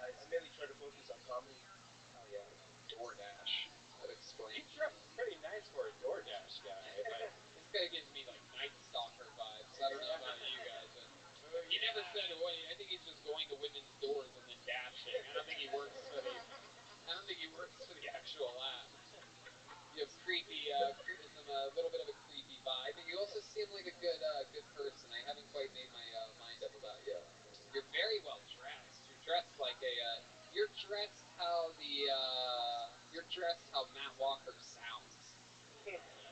It seems like you should have a cigar or something. It's very Jehovah's Witness at a bar type of vibe. Yeah. You know? Interesting. It looks like you just watched a season of Succession and decided that that's how white people dress. It looks like you made money on Robinhood for a week. Yeah. Old fucking diamond hands over here. Hell yeah. So, what do you do for fun? Seem like a guy that definitely has hobbies. I know that you probably have a pet snake. Am I correct? No, I just I got 3 dogs. 3 dogs. And One of my favorite rappers. Yeah. Then I mainly focus on comedy, and I like to meditate sometimes. And that's Wait, what just happened there? Did you just yawn for a second? Did anybody else hear that? I like to just hold in a yawn all the show. Are you tired? I get the feeling that your 3 dogs are all huskies of some kind. One of them is a German Shepherd Husky mix. Thank you. Where's my thing at? What are the other 2? I got the other one's a Chihuahua, and then the other one's a mutt. Poodle Karen Terrier mix. A poodle what mix? Karen Terrier mix. Karen? Terrier mix. Yes, a Karen Terrier? Yeah, that's what they told me. That's horrible. What does the dog do? Just complain all the time? Can I see the manager? Asks for a different type of food? Refuses to wear a mask? Alright. So when you're a DoorDasher, have you ever, been driving around kind of hungry and you're like, I'm gonna eat some of these fries? No. Bullshit. I did that Uber Eats and I got fired. You did that for Uber Eats and got fired? Yeah, I didn't deliver a meal. I wasn't gonna get tipped, so they fucked this guy. I just ate it. How did you know you weren't gonna get tipped? Because you can tell on the app, they'll show you whether or not you're gonna get tipped. What was the restaurant? I hate that. It was Fuga de Bebo. Ooh. Yeah. What was it? Chicken Parmesan? No, I forget what it was exactly. That's garbage food. But how do you forget the meal that got There was cheesecake in it. I know there's cheesecake. I remember that. It was cheesecake? Yeah. Oh, you dirty motherfucker. Oh my God. Not only did you eat their entree, you ate their dessert too, bro. That is cold fucking blooded, man. That's some Pablo Escobar shit. Yeah. That's the kind of lightning. Listen, look how he's dressed for a DoorDash guy. He's like, oh, cheesecake, I earned this. Fucking hell, Emilio. That's absolutely goddamn incredible. What else? Were there appetizers? Was there a salad course in this order? No, just the main dish and the Right. cheesecake. Yes. Okay. There's some Fuga de Beppo. That's good. That's like better than Olive Garden, right? No. It's very controversial. It depends on what you're at. That's garbage food, man. But they're like family style, right? Rick is about to That's cry just like right now. Defending Olive Garden. no, but Nobody fucking says that about Olive Garden. I'm sorry. It's good. I love Yeah. it. More of it at least. it's like cafeteria food. Yeah. There's certain perks. I mean, So how much cocaine can we buy from you tonight? Unfortunately, none. Emilio, do you do illegal illicit drugs? No, but I like psychedelics. I think those are awesome. Oh man. Really? What kind of psychedelics have you done? I've done acid, shrooms. Have you had a bad trip? Yeah, I have. What happened? Huh? What happened? Well, just like uncomfortable. You get like the paranoia, and you get uncomfortable visions or hallucinations. And, Like ice and stuff. yeah, exactly. But the ice is at my door. I love it. All right, Emilio. Well, fun times, man. How long you been with stand up? Did I ask you that? Well, I've been doing it for about a year on and off, but about 4 months consistently. And 4 months starting now, like 4 months ago? yeah, Okay. yeah, All right, that's cool. So you really started in the middle of a pandemic. yeah, pretty much. Wow. Well, actually, I started right before like March when the shutdown happened, and so then I had to just stop. Have you gotten the coronavirus yet? No. Really? Yeah. Huh. Why do you think that is? I don't know. I guess get immune system. I don't know. Get in contact with someone who has it. You use Head and Shoulders?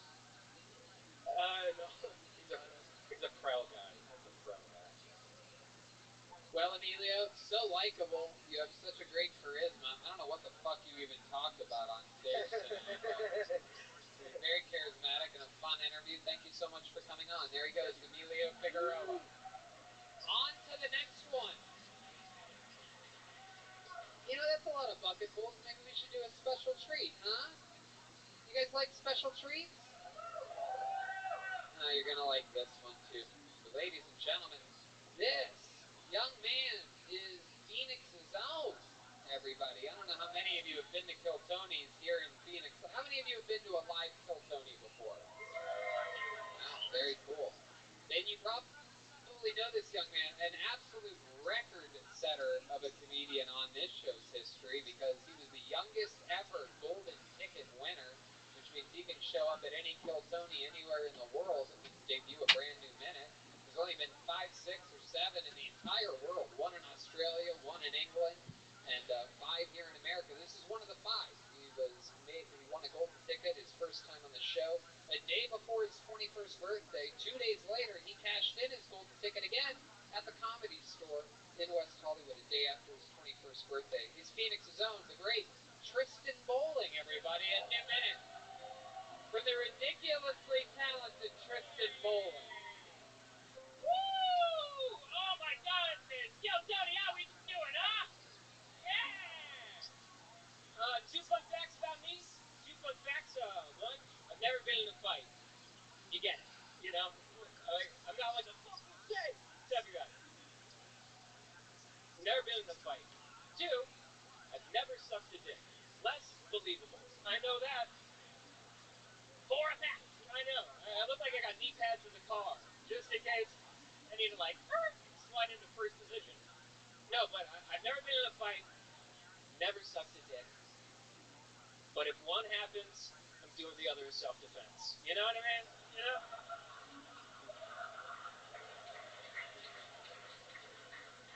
What would stop a fight more? Like, some dude's coming out of a TGI Fridays like, yeah, me and my friends are gonna fuck you up. You're sitting there, you're like, oh, yeah? I'm gonna suck your dicks! Thank you. There it is, exactly a minute. The trademark of regulars and golden ticket winners, a keen internal clock. Tristan Bowling, welcome back to the show. Oh, it's so good to be here. I haven't been here in a minute, man. You've been on this show numerous times, but it has been a long time. I believe your last appearance was what? Kiltony Mania 2019, October perhaps? October 2019. Yep. Yeah, last time I was here in the Welcome back. I love your race car jacket. I bet it goes perfect with your race car bed. Oh, newly single. Who wants to go home that race car bed, huh? That's true. In fact, no, you were on one of the quarantine episodes. Yeah. That's right. Yeah. And we had you on live via the internet, and you had a girlfriend, so you guys broke up? Yeah. How long did you date for? 8 months. 8 months. Which, it doesn't seem like a long time, but when you're in quarantine, you're like with them every day and have no excuse not to be. So it's just like, fuck. I guess we're sleeping over. Like, when did the breakup happen? On our 8-month anniversary. When was that? It was, thank you. Are you her?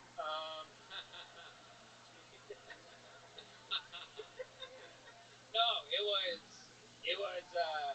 was November. It was December 1st, November 30th that night. Wow, you have it down.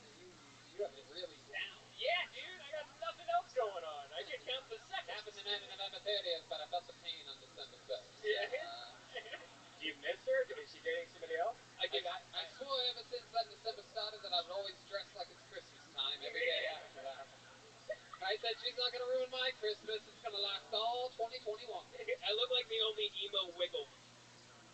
You know? I don't even know what that means. The Wiggles? Come on, Fruit Salad Yummy Yummy. I'm from a different generation. I didn't have the fucking Y'all stink. Teletubbies and shit. My Chi-Chi.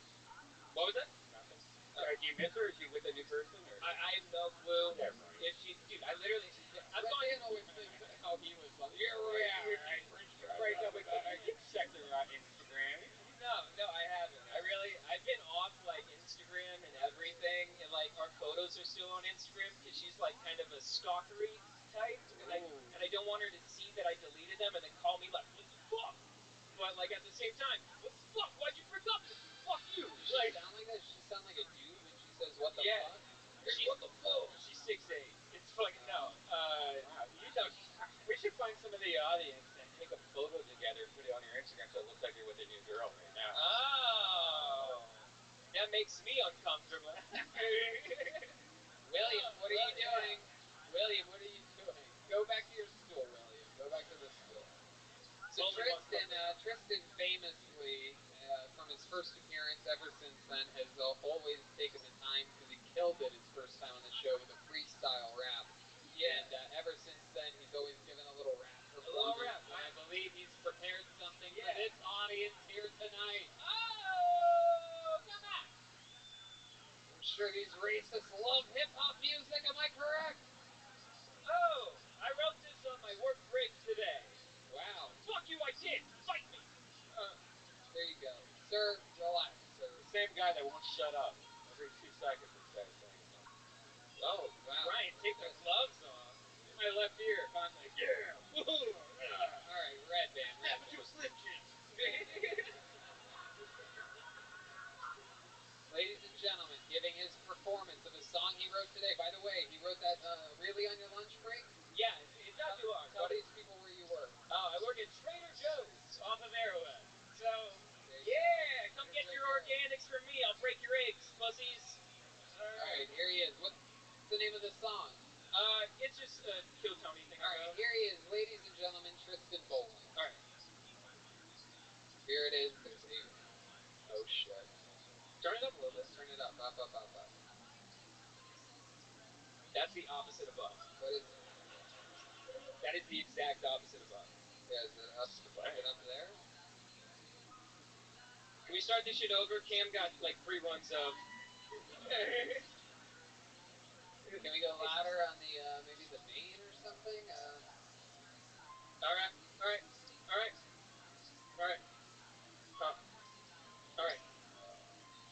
Never seen a pussy didn't like. Call me a dyke.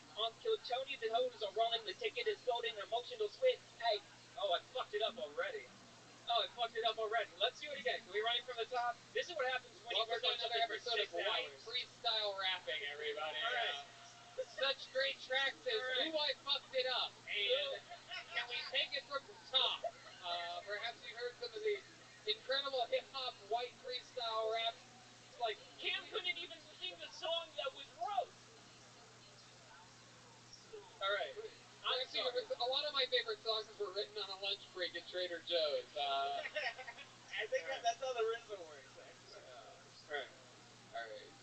All right. I really hope this goes well. Fuck me, man. I really hope this goes well. All right. Okay. Never seen a pussy didn't like. Call me a dyke. Kill Tony. The show is a rolling. My ticket is golden. It's like an emotional switch with the COVID and shit. Got me in my room and I'm lonely as shit. No bitch on my dick. With no money, no fans, no nothing, just bars. It's my shit. Hey, kill Tony. Tony the homie. Believe in me when he barely know me. Gave me a golden ticket. Now he can show me the benefits of working hard before 20. No motherfucker, I ain't in it for the money. I'm just kind of funny. Looking for a honey, kind of gunny. With a bracket of bad bitches. The back of the fan fiction. To kill the fan searching. When they gonna phone me? Hey, kill Tony. Kill Tony. That's it. You know what? I like it, buddy. You turned it all around. Oh. You know what? I very rarely, in fact, I've never done this before in the history of the show, but you know what? You've won a golden ticket before, and now you have won the Phoenix Carrot. There he is. Oh, that was in William's belly button. I tasted the belly button. Wow. It's blue cheese and ranch mixed together. That's impressive. Ranch. Guys, how loud can this place get for the great Tristan Bowling? Legend on this show. 22 years old. Been at it for years already. It's very talented. Great. He opened up here. He opened up my stand-up show yesterday. Did 10 minutes. Really good job. Oh yeah, here he is, everybody. Here he is. The man everybody wants. This is it. If you're wondering how COVID, the land that COVID goes to die, it's right here. Here he is. Look at this. He doesn't even know which one's the Which one are you on now? He's just fucking wiping shit down. What? No, he wiped it today. No, this guy's good. It's totally safe. This is Anthony Fauci's grandson. Anthony Fauci the third. Like William's Connie. There you go. Oh wow, look at the stroke on this fucking guy. It's like, you know what, Tony? Keep making fun of me and you won't get one of these hand jobs. Here we go. Your next comedian goes by the name of Derek C. Derek C. Suspiciously short last name. The letter C. Comes Derek. That's Derek. I like this song though. I am really Thank you so much. I recorded this 2 days ago. Come on, make some noise for Derek C, everybody. So, synthetic urine industry is a weird industry, right? I had a guy,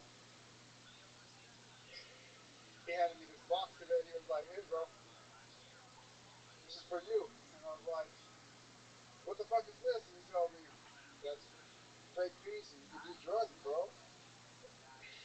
So I was like, thanks.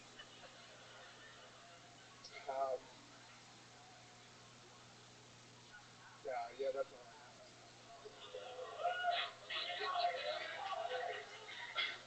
I feel like everybody that listened to Marilyn Manson in the late 90s is on meth now. Yeah.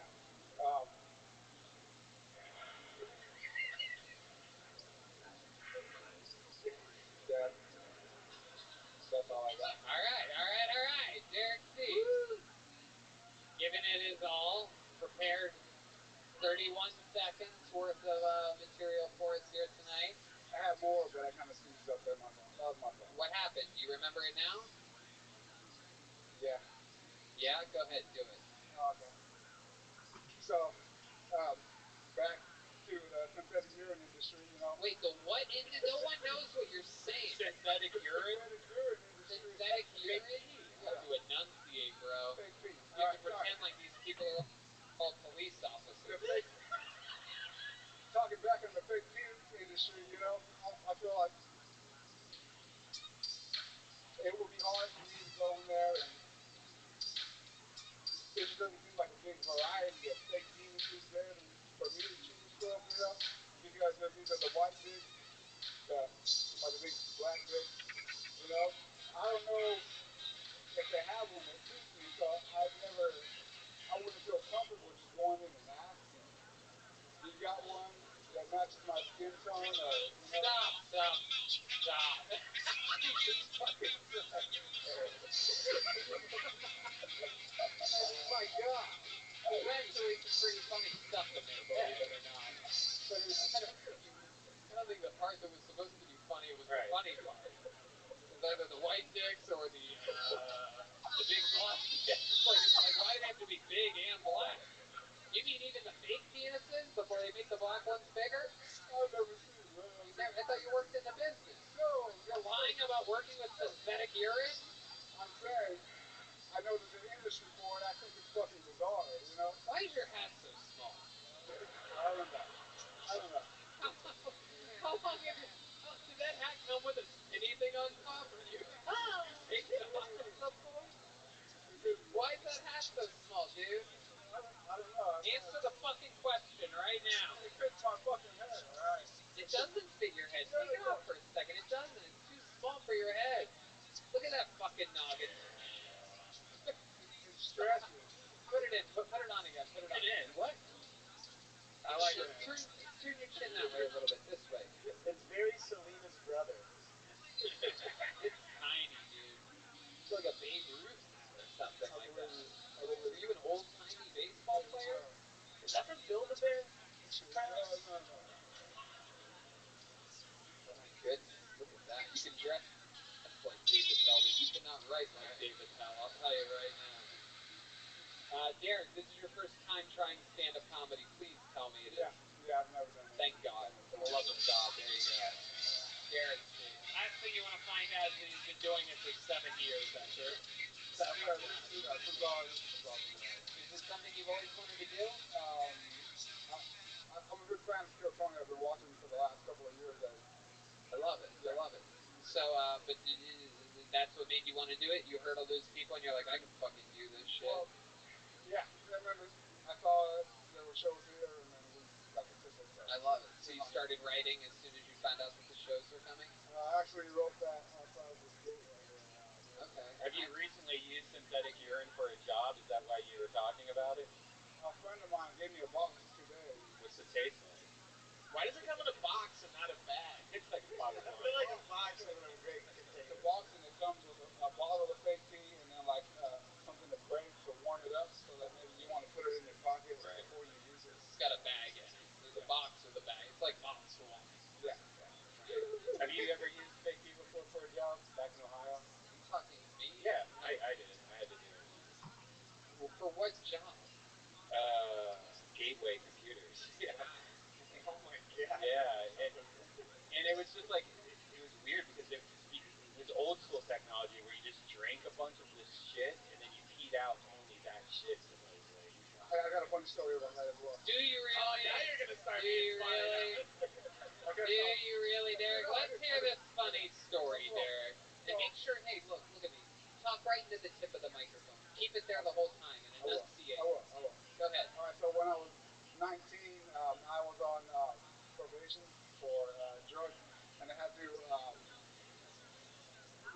so I had to drug test and try to figure out how I could still smoke weed and take this drug test and pass it. So in an effort to do that, I went to the smoke shop, and the guy told me it was a shot, which was about neon green, and 2 green pills.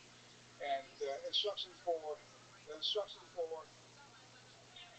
that were to take the pills, wait half an hour, drink a gallon of water, take the shot, and then as you take your UA, you're supposed to catch it midstream, But the thing that happened was, and I didn't account for, was that it turned my piss like neon green, like bright green, like radioactive green. It was fucking weird. And so I handed it to the lady, right? And she had it in a row of other peas, and there are a variety of colors. And mine was the only one that was green. Damn, right there. That's funnier than the shit you said, man. Wow. That's funnier than you admitted. It's real. That's incredible. I didn't pass that anyway. They probably thought that it was a weird color. So yeah, that's fucking hilarious. Everyone else with fucking regular yellow piss cups, and his looks like William's Sprite bottle. Wow, that's fucking crazy. So tell us more about you, Derek. What were you on probation for at the age of 19? I beat up my brother. You beat up your brother? Yeah, he was trying to stab me like Barack with 2 knives in it. He had 2 knives? Yeah. Oh my goodness gracious. And then, so... Was this in your house, in your parents' house? Yes, and I didn't mean to, but he was trying to stab me. And then when the cops showed up, they arrested me instead, so, yeah. So he came at you with 2 knives and you just beat him up? Yeah. See, moments like this make me wish I knew the Mexican side of my family. You know? I feel like I missed out on He tried to stab me, then he tried to shoot me. And his friends were there, and they took all the... This guy fucking sucks at killing people. And I'm not Mexican, I'm Native American. Wow. Native American? Oh, shit. When you say he tried to shoot you, are we talking about with a bow and arrow? Yeah. My goodness. What an embarrassing way to die. I drove down here from Tucson, Arizona, and my girlfriend over here, she goes to the U of A for IU. What are you doing, giving out shout-outs over here? Native American dating a college student? Would you help her get a scholarship with your... She's also Native American. She has her own scholarship. What? She's Native American. She has her own scholarship. Are you guys in the same tribe? Yeah. Are you guys allowed to fuck if you're in the same tribe? Doesn't that mean you guys are gonna make like special Indians or something? Kid just won't stop beating on the drum all day. I don't know, man. This is fucking cool. You and your girlfriend smoke pot? You guys get high. Come here, hit this shit. I actually quit. During stopped. I was doing Quit. smoking too much. My tolerance is way too high. Okay. Funny thing that happened though was Uh-oh. I started smoking CBD, right? Uh-huh. And I must CBD. have gotten the wrong fucking strain, and don't let them think that it's all just anxiety, because that shit was giving me panic attacks like a motherfucker. It gave you a panic attack? Yeah. My goodness. CBD did? Yeah. You pussy. They sell CBD at the grocery store. Looking to get the Hawaiian haze. Asking for Hawaiian haze. Do you have the full headdress and everything like that? Do you ever go crazy? No. Yeah, so smoke CBD, Cherokee, Boise, Dakota. I was actually talking to my dad the other day, and I told Larry I was eating Indian food, and he's like, "What are you talking about? Venison?" Thought you meant Native American. But it was the other kind of Indian. It was like some sag paneer. Okay. I actually think Sag Paneer went on earlier in this show. Let's talk more with Derek here. What are some Native American things about you? Any traditions or anything like that we should know about? No. Do you know any special tribal dances or any special Indian things? Come on, you know. How many of you want to see some Indian tricks, huh? If he's a real goddamn Indian, he'll prove it to us.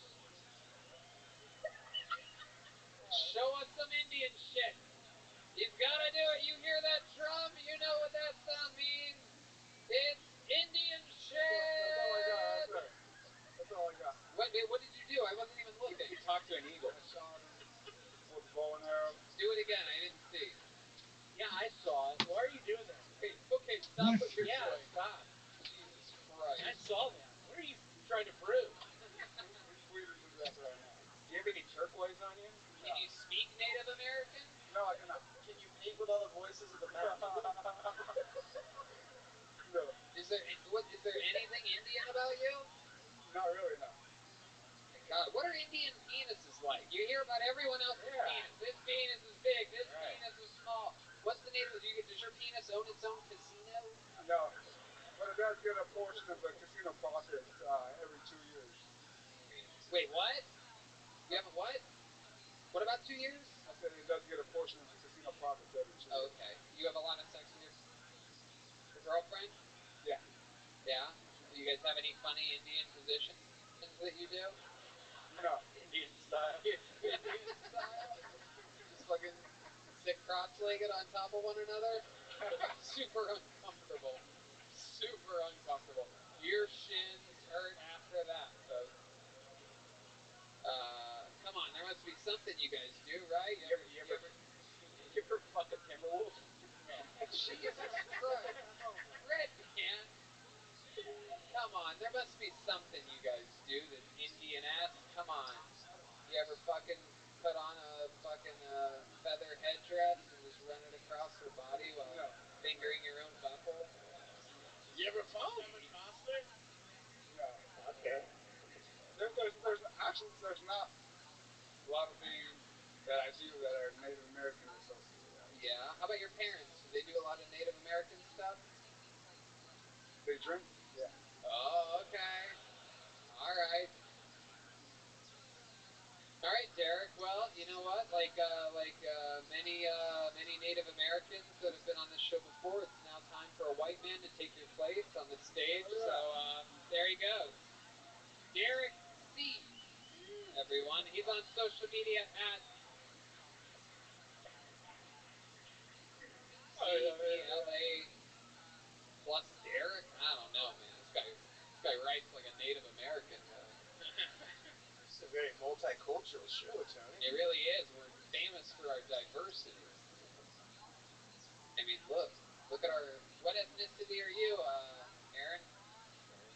Hispanic, everybody. Look, another Hispanic. How about a hand for the Hispanics, everyone? Yeah, great people. We love them. They love us. We all love each other. Put your hands together for Andrew Orellana. Andrew Orellana. Ding ding dong, play the song.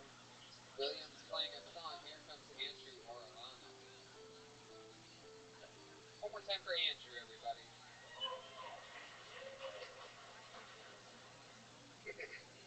I just found out that there's an app for parents to tell you the number of registered sex offenders in the area. I wonder if other pedophiles use that to kind of like gauge the competition in that area. Because like nobody wants to be the small fish in a big pond. Nobody wants to be 10 Capri Suns deep on this little twink. Just to see a dude come in with a cooler trench coat than you and tell you Timmy's not big enough for the both of us. And thinking of pedophiles, that made me wonder, do pedophiles in China also have to adhere to the one-child policy? It's like the pedophile and the dad are both really hoping it's a boy this time. I always hear dress for the job you want, but I dress like this, so it looks like the only job I'm applying for is a hand job in an Applebee's parking lot.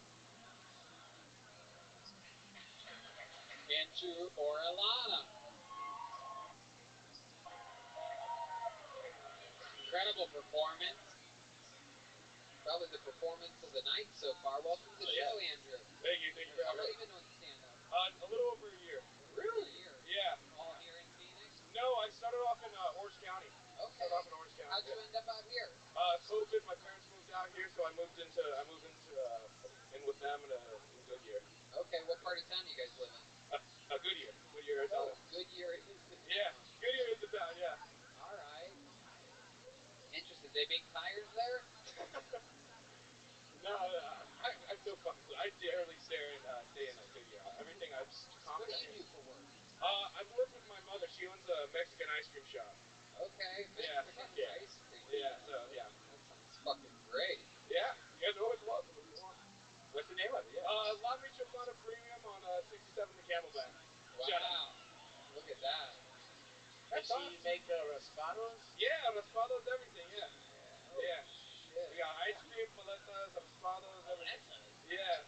Wait, what? You are the first person we've ever had on the show who has the same size top and bottom lip. It is an anomaly. This guy has two bottom lips. That's literally the first thing everybody says about me. They're like, damn, those motherfucking lips are big, bro. Holy shit. It looks like they were drawn by like the Family Guy people. Dude, it looks like a caricature of just my lips. Yeah. It looks like when they have those videos of people getting hair blown in their mouth. I'm like, oh. Everyone says yeah, you always look like you're skydiving. Everyone says that I have the lips of the guy in Monsters Inc. that gets his lips sucked out by the vacuum shit. Okay. You have a lot of friends that watch that movie. They know the references very well. Andrew, what do you do for work? I make the ice cream for the shop. So. Oh, yeah. Wow, look at you, you little Willy Wonka motherfucker. All right. Got that fucking Oompa Loompa muscle. That's what's going on over there. Mexican ice cream is so good. So do you guys like make like legit like ice cream with like the rocks and the salt and stuff like that, or do you do like put it in a machine and hit start? Oh, we got a machine.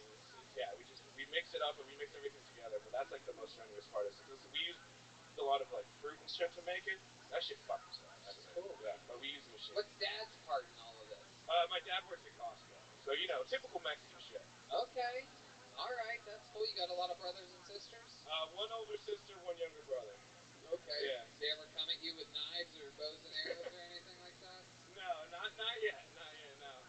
That's so fun. How about your love life? You got a girlfriend? No, not even a little bit. Really? Yeah. Not even a little bit? Not even a little bit. Fucking top lip like that? Are you kidding me? Are you kidding me? Where are the ladies that like getting their vaginas eaten out? You'll get stuck. It'll stick together. We'll get confused. Pussy's gonna be like, oh my god, there's another pussy coming at me. Look at the meat curtains on this fucking pussy coming directly at me. And it's got teeth. What do you mean? When's the last time you've been with a girl, Andrew? It was about 4 months ago. Okay, yeah. What was that like a Tinder date or something like that? No, I met him at work. Yeah. Met him at work? Met her at work. Oh. Don't you work at a family shop? That's kind of fucking weird. Like, yeah, look at that. You're like your cousin or something? Hey, we're making Mexican green pies now! Alright. Do you miss Orange County?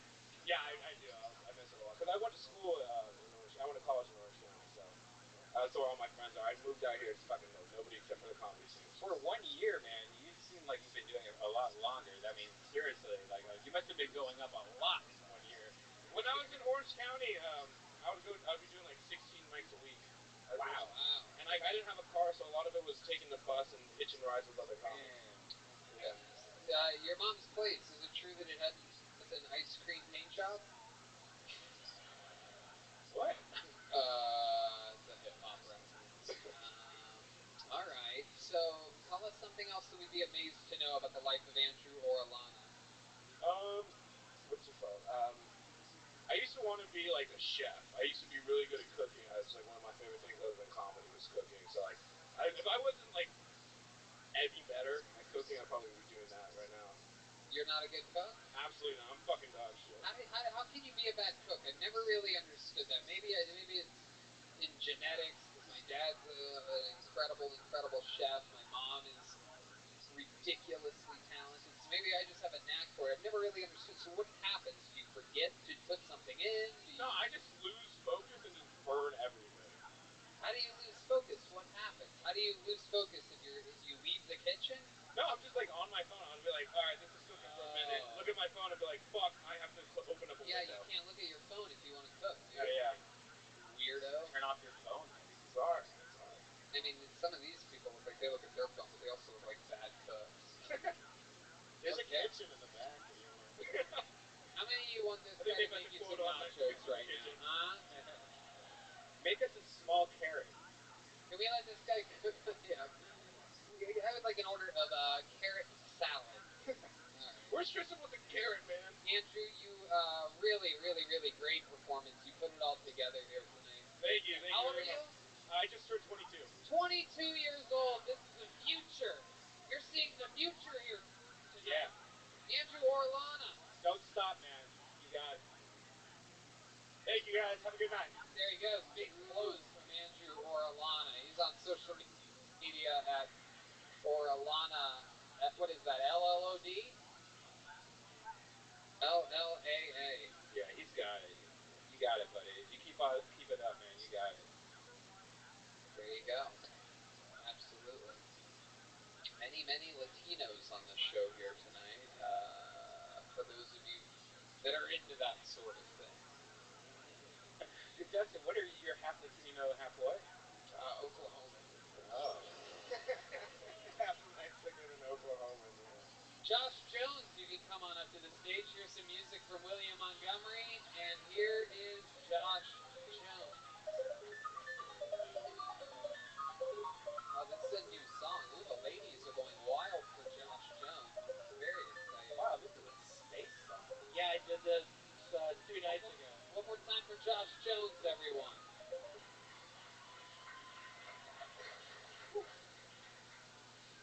So back when shit was kind of normal here in Arizona, tried to take my dad to the water park.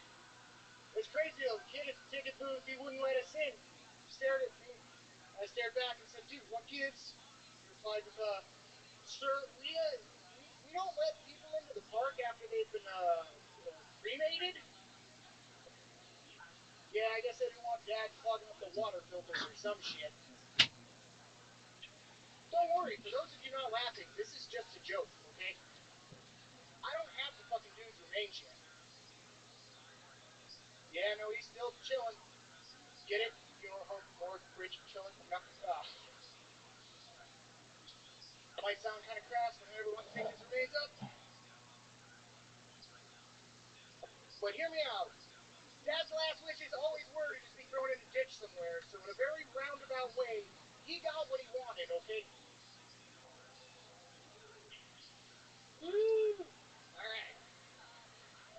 Josh Jones, let's talk about it. You went for it. I'm guessing this is coming from some sort of truth. Your father has passed away recently. Step on up to that microphone. Yeah, sorry. Yeah, how long ago did your dad die? Like a year and a half, 2 years ago, something like that. What did he die from? Disappointment?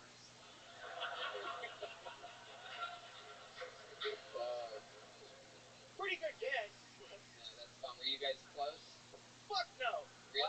No, we weren't close at all. It was convenient timing that I even got to talk to him before he croaked, because I used to have a grudge against the fucker. Why?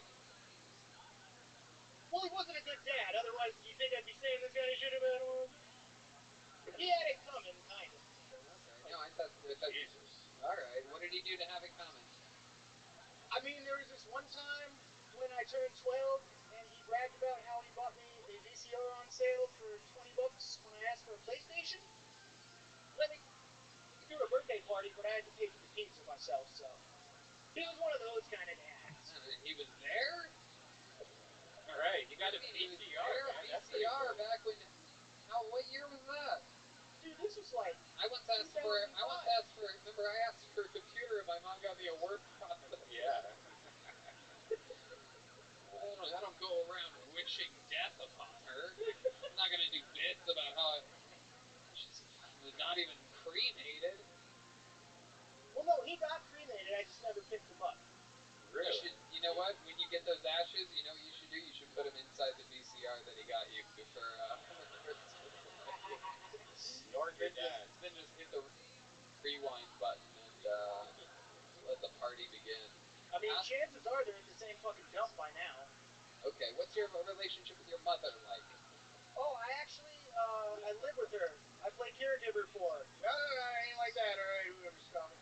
I had to move in with her to play caregiver for her because the state wouldn't supply the funds to do so, and she had a broken ankle, fell over the bathtub. She a big lady? She's a big lady? I'm getting Gilbert Grape vibes over here. Oh, that would be terrifying. No, she's just like a really frail old lady that looks way older than she should. Oh, why do you messing around a lot. Okay, really? How about you? What's your drug history like? I smoke a lot of pot.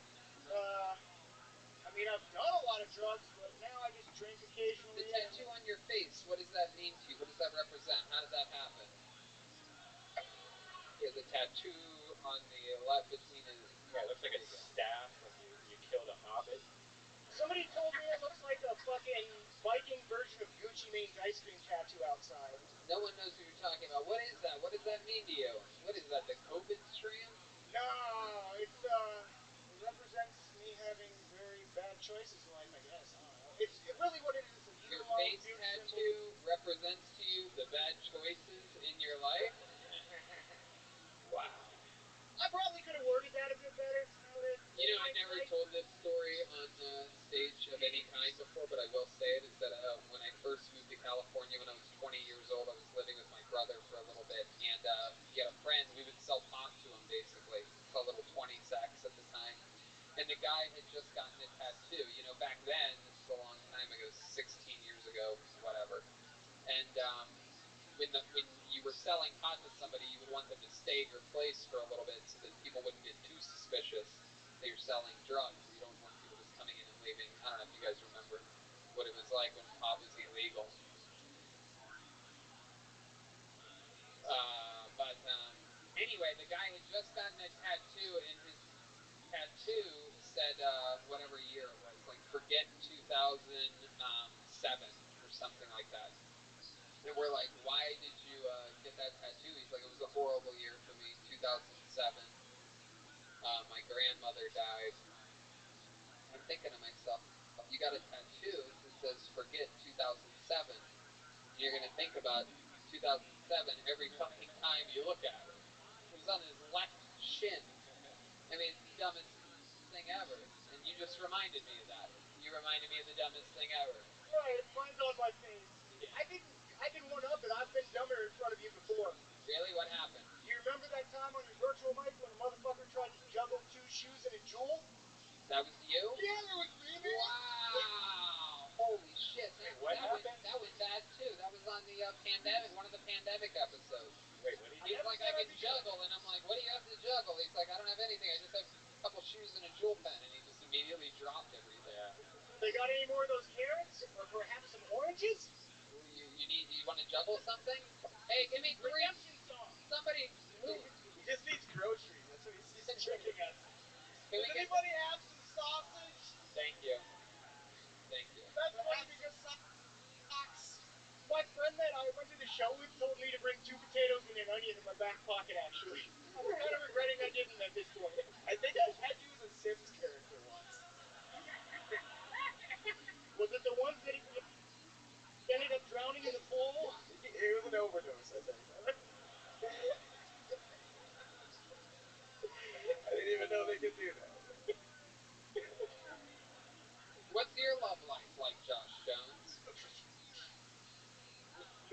very few. Why is that? I mean, I would presume it's because I am a dumpster fire of a person. Girls love that shit. Girls love dumpster fires with tattoos over their wrists. They love that shit. Well, then I'm really, really bad then, because, I mean... Wow. No confidence, but the good news is we have shit that you can juggle. Here you go, buddy. It's juggle time, bitch! Here he is, juggling oranges, everybody. Wow. Wow. The crowd goes absolutely wild. Whoa! Wow. And you killed someone in the audience. I can't believe the only guy on the show that's not Mexican juggled oranges here tonight. Absolutely incredible. Mind-blowing. No, keep them. I want you to keep them. Those are your oranges now. Absolutely nobody wants those. It's gonna rot in like 2 days. Yeah, it's not gonna be worth it. It's gonna be worth it.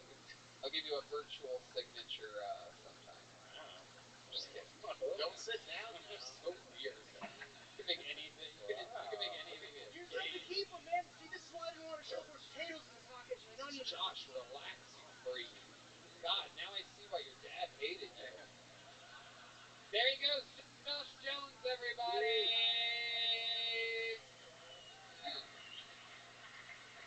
We'll do one more after this. He had a good nose. He was like a Whoville nose or something like that. Ooh, good news. We had a woman on? We haven't had a woman on yet. No women. What do you guys think? Should I pull till we get a woman on, huh? Alright, let's see what we got here. I don't think dead weight is a woman, huh? I mean, that's what I used to call my ex. Butch Lord probably is a woman. Butch Lord is here. You know Butch? I know Butch. Butch has been, Butch has been around, man. Damien isn't a woman. Oh, this is a woman. How about Celia Contreras? Whoa, big pop. A lot of people like her. Big pop from this audience. I don't understand how people are getting real big pops in this room. Celia appears to be famous. Celia, get up here. Everybody's we know her. Oh yeah, the legendary. Hell yeah, make some noise for Celia Contreras!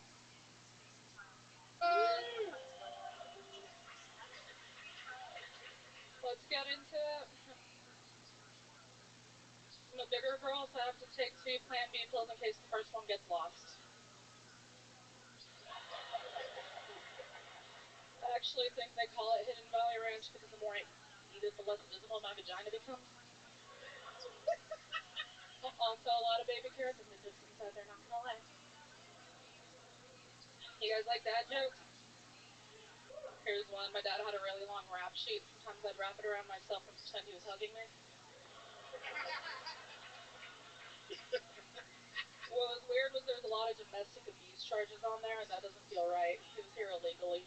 Should they've been imported abuse charges? My dad will do a lot of drugs and alcohol. The only time he could do a straight line was if a dollar bill was involved.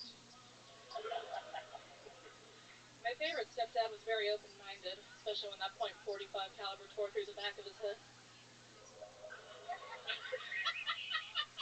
It was a hollow occasion, but we know he had a blast, right? Suicide. Celia Contreras! Ay. Welcome. You've been on this show before. I've never got to get on. Really? Yeah, I hitchhiked for a month. That's how I know this fool. I go to the show every time, didn't get to go up. Okay. Well, welcome. I absolutely love your style. How long have you been doing stand-up? 4 years. 4 years. Where at? I started off in Flagstaff, Arizona, then I moved here to do it. Okay. Awesome. That's incredible. You have such a cool style. Oh, thank you. How much time do you think you have altogether? I got a solid 10. I'm trying to work my way up to 20. Okay, awesome. You want to start off tomorrow night's stand-up show at 7:30 here? I would love that. There you go. We'll see you tomorrow night, 7:30. Celia Contreras. Booyah. Let's talk some more, though. Let's find out more about you. I want to find out some interesting stuff about you. Tell us about your life that we might find compelling, Celia. I've done a lot of community service. I was a Girl Scout for 9 years. Oh, okay. I'm guessing you specialized in the cookies? I was one of the top sellers, yeah. And one of the top buyers. I didn't pay for them. I love it. Lied and complained there was water damage in the car. Just like, it snows in Flagstaff, so it's all like, I don't know what happened. Oh my God, you're so funny.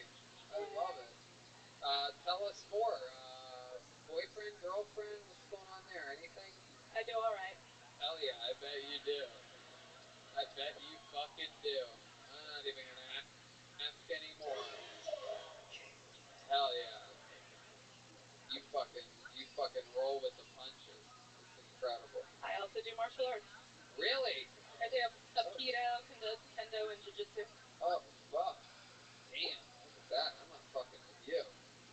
I don't know what color belt you wear, but, brown. Okay. Most things on this show tonight are. Represent. Another one. Anything else other than stand-up that you're passionate about? I like to read and write a lot, but also the martial arts. Yeah. I taught for 10 years. I love the martial arts. How often do you do that? I got really depressed and replaced that with comedy. But I do practice with my swords like once a week. Swords? Yeah. Holy shit. You practice with swords, plural? You ever have two swords at the same time? I'm working on making a double sword form, but like I'm failing at it miserably. It's a work in progress. Because I do instrument stick, scythe, shields, nunchucks, but I can handle them. Like, That's awesome. Look at that. That's incredible. My God, I love it. Nobody's fucking with you, Celia. Damn. Is that a little hamster that you have? What is that little Yeah, cutie? it's my emotional support. His name is 40. Oh, hell yeah. Fuck yeah. Now I'm sort of scared to be in the same green room as you tomorrow night. Pretty exciting. And not a lot of emotional support hamsters usually make it to my work zone, but yeah, the green room's just out back in the alleyway. We're all gonna be there. No, I'm kidding. I love it. No, that's so cool, Celia. Whatever you are, you fucking own it. That's for sure. And that's probably I'm an alcoholic. Oh, okay. Okay. Crowd goes wild. Phoenix, Arizona comes alive for alcoholism, the one word that unites everyone. What's your drink of choice? What do you like? 40. That's why his name's 40. Oh, wow. Look at you. Hell yeah. And now I see why she does so good in the bedroom, you know what I mean? There's a certain type of guy that likes both 40s and trailer trash. Shorties. Thank you, sir. This is the first time I've ever taken help from someone in the front row. Thank you. 40s and shorties. Okay. So, what kind of 40s? Old English? Steel Reserve. Wow. Hell yeah. Look at you depressing this audience with your alcoholism. How did that quit drinking? Huh? When did you quit drinking, or do you still drink? Oh, no, I still drink. I had a 40 this morning. A 40 this morning? Yeah, I didn't drink now because I didn't want to fuck up just in case I got called up. Smart. We've been trying to teach William Montgomery how to do that for years. What do you mean, Beck? Yeah. No, what do you mean? Yeah, what do you mean? No, seriously, what do you mean?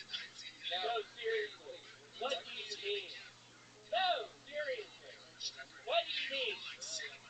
No, seriously. I'm telling you, it's the band microphone. It just happens. Once they get behind it, they just lose everything. What's that?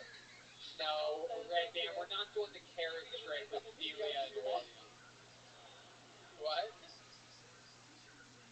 Oh, Red Band has reminded me of something pretty interesting. No, remember. You remember? I remember. Let me ask you. I don't know if we should do it. Why? It's gross. Why? And I might get infected. Oh, come on. No, I might. Okay, forget it then. We won't do it. You ever seen like Dr. Pimple Popper? Oh yeah. Are you into that type of thing? Yes, I am. Would you be interested in popping someone's pimple? Fuck yes. William? So here's the deal, I have a bad everybody. pimple on my arm. William, don't touch it. William, don't touch it. William, hey. William. William, look to your left, William. My right? Oh, God. I'm kidding. Okay. So William has a gigantic pimple to the point to where it was what we were talking about for a half hour before tonight's stand-up show.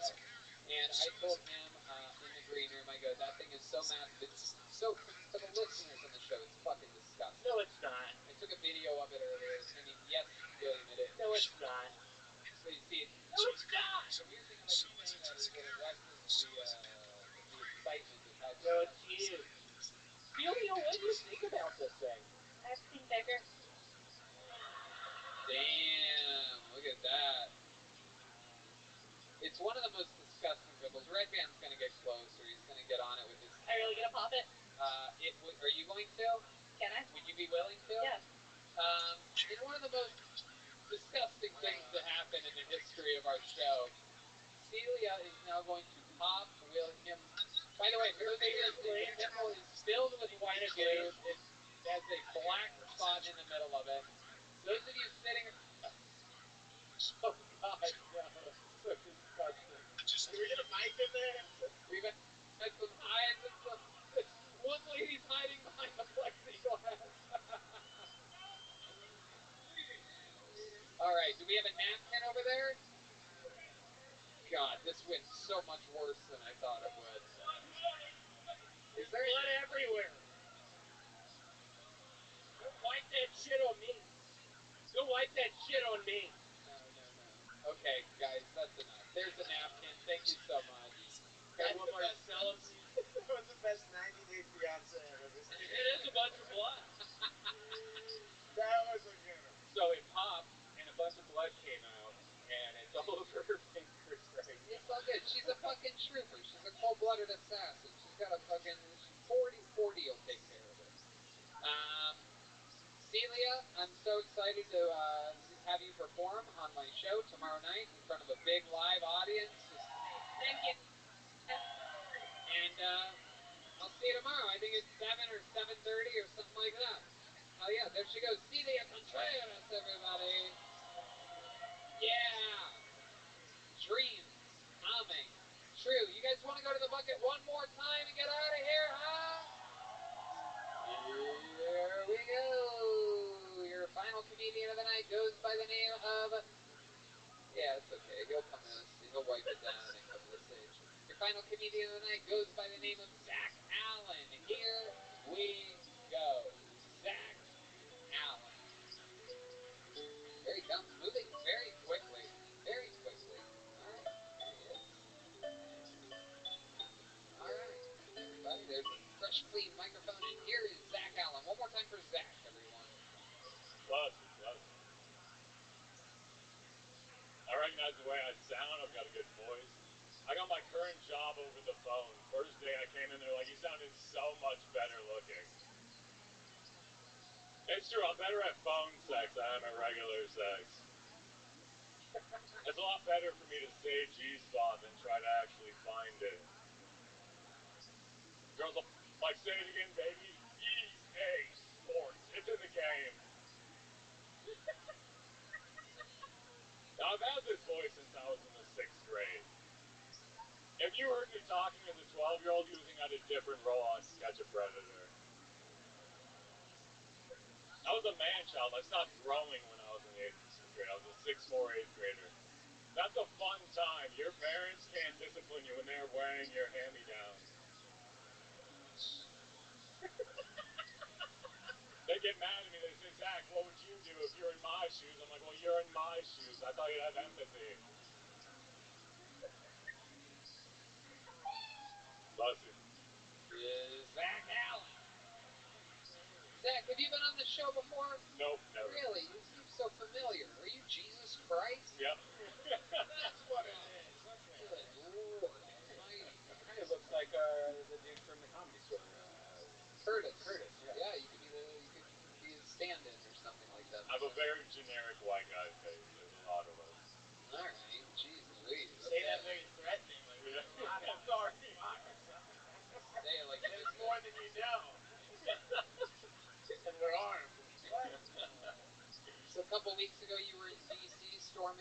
model. Is that correct? Yes. You have the bull horns on or something like that? Yeah, no.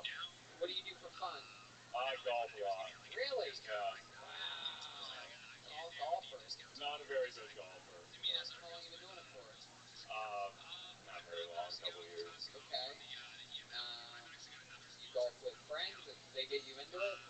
Yeah, I'm from Montana, so, the fact I can do this year-round has been so much nicer. Yeah, absolutely. Do you do anything fun on the golf course? You smoke pot, you drink? What's your go-to? I drink, yeah. Yeah, what do you like to drink? Just beer. I don't have a preference. IPAs, big IPAs. Okay. All right, Zach. You play musical instruments? No. Really? No. You don't know how to play a guitar? No. Jesus Christ, man. Bongos or something? Hacky sack? I played trumpet in middle school band. Shop? Do I shop? What'd you say? Trumpet. Oh, trumpet. Yeah. I knew you were gonna say trumpet, man. You seem more like a didgeridoo type of man, if I've ever seen one. A good old American didgeridoo. What's your go-to maneuver in the bedroom to impress the ladies? I don't really have one. It's all about what they're into. Wow, what a pussy. Jesus Christ, this fucking guy. It's what they're into. What are you into? Just massaging their feet all night or something like that? No. Scratching their back? Jesus Christ, this poor guy just fucking jerking off at the end of a long night. She's finally asleep. Time to relieve myself. God, what do you mean it's just what they're into? I don't know. Do you get laid a lot? I do all right. What does that mean to you? I do all right. You should be doing great. Look at this fucking guy. I'm a modest guy sexually. I try to be. What does that mean? I just don't. I don't talk about it very often. Well, let's talk about it. Let's talk about it. You ever do any special Jesus Christ bedroom tricks? I turn their water into wine and I remove their leprosy. Jesus Christ. You ever fuck them twice at the same time? I'm gonna call it the second coming. Yeah. The passion. It's the passion of the Christ. I want to know, have you ever seen The Rain?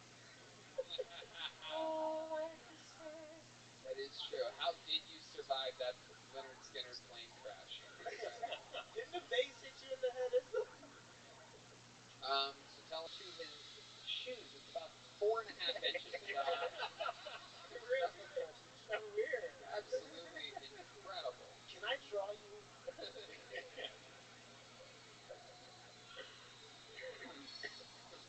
I love it. So Zach, have you already had the coronavirus? I did, yeah. Yeah? How did you get it? Doing a show. Really? Yeah.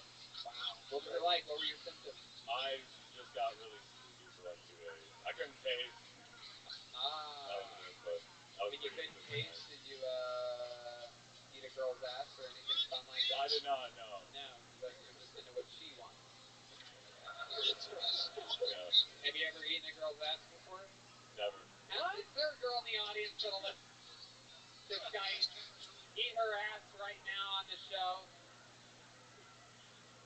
Man, there's someone losing her mind back there. Some drunk lady is very excited. I want to go to Jesus eat my ass. Are you down for that, or you just haven't done it yet? I haven't done it yet. Why do you think you haven't done? Wait, what'd you say, lady? She has a. What? All right, down. come up here real quick. All right. This is I don't know if there's a waiver that we can sign or something like this for I think whatever. you have to at least wear a mask on your chin. But I have hundreds of witnesses that heard her say that she's down. Don't know what happened. No, maybe she just fell down and she's like, I'm down. Somebody help me out. Watching her life alert.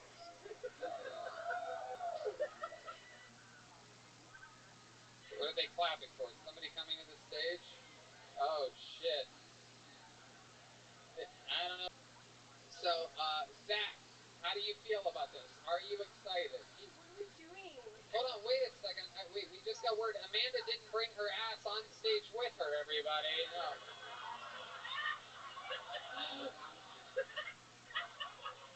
You had your ass eaten so much there's nothing left.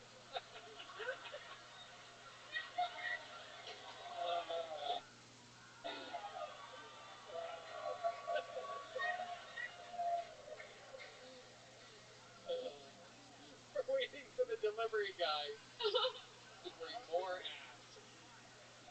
Amanda, you have the confidence of a girl with a much bigger ass, though, I must say. You have the incredible swagger of a girl with a... Okay, so Zach, let's talk about this. How do you feel about this right now? What are your thoughts about this situation? I'm open. Okay. You know what else is open? All right, so this is the part where, believe it or not, if you guys go right on the other, if you guys go... Hey, only one part per episode. I mean, people aren't even gonna believe this. But it's like if I was watching this, I'd be like, this show is not real. There's no way. That's impossible. But this is so funny. Amanda, I'm not really. I'm trying to think of every possible law thing in my head, but I feel like Amanda couldn't afford an attorney, even if she wanted to sue. I just don't think so. But you guys both agree by nodding and saying yes that you both want to do this, right?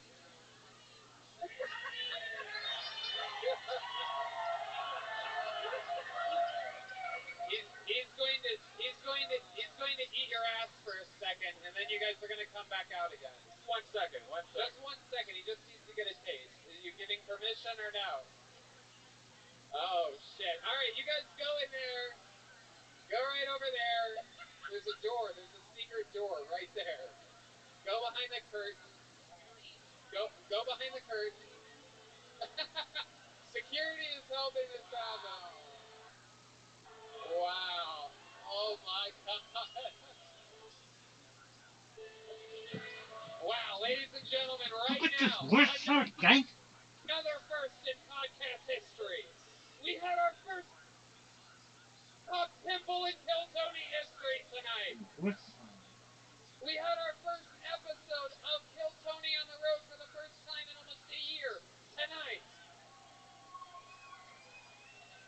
We had the first ever regular to transition into being a band leader here on this episode tonight.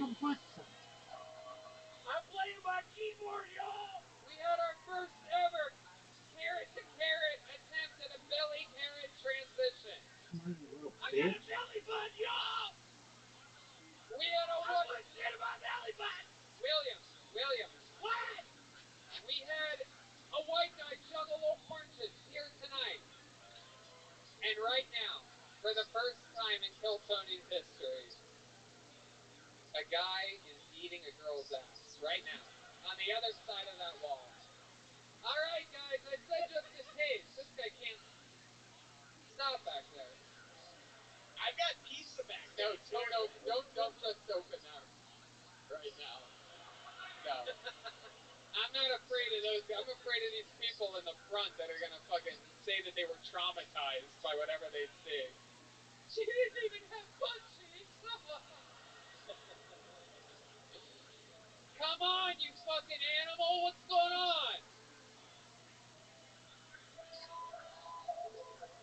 Okay, here they come. Whoa!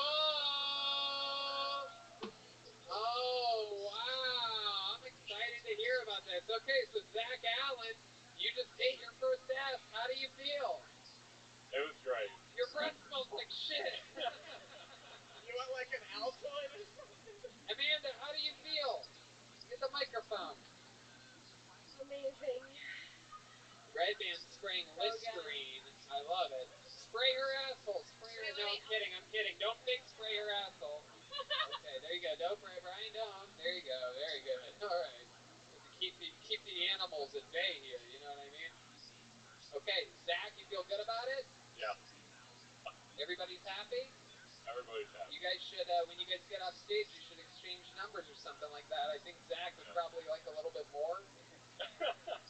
Something like that. That's probably my guess, right, Zach? Yeah. Oh my God, ruthless. Oh shit, looks like Amanda went to Cornish pasties before the episode tonight. You don't get that roast beef dinner. What did it taste like, Zach? Can you describe the taste? Like that. Wow. Absolutely. Was it everything that you thought that it would be? Yeah. Everything I imagine eating an ass. You know what? I can say without a doubt, his voice did get a little bit deeper there. There you go, Zach Allen, everybody! He's Zach from Montana, ZAC. Without a doubt. Without a doubt. I'm fucking jealous. No one got coronavirus. Thank you, Dustin, for being here. What's your social media and everything for everybody? My name is Dustin_Ibarra with a Y. Y-B-A-R-R-A. Thanks for having me. There he goes. How about a hand for the band leader, the regular, William Montgomery?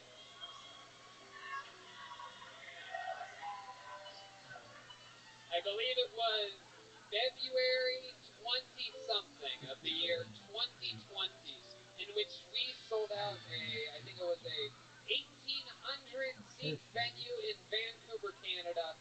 And just slightly less than a year later, I will tell you guys it has been an honor to have you guys come out so strong here tonight. Phoenix, Arizona, our first road gig. It's our longest ever time without a road gig, and we're back. So thank you guys so much. Red Band? Hey guys, if you live in Miami, Florida, me and Tony are bringing Kill Tony there the end of February. Go to DeathSquad.tv, click on tour dates. We're doing it again tomorrow night. I don't know if it's sold out or not, but we'll be here. Also a stand-up show featuring Celia Contreras. Thank you guys so much. Good night, everybody. Thank you.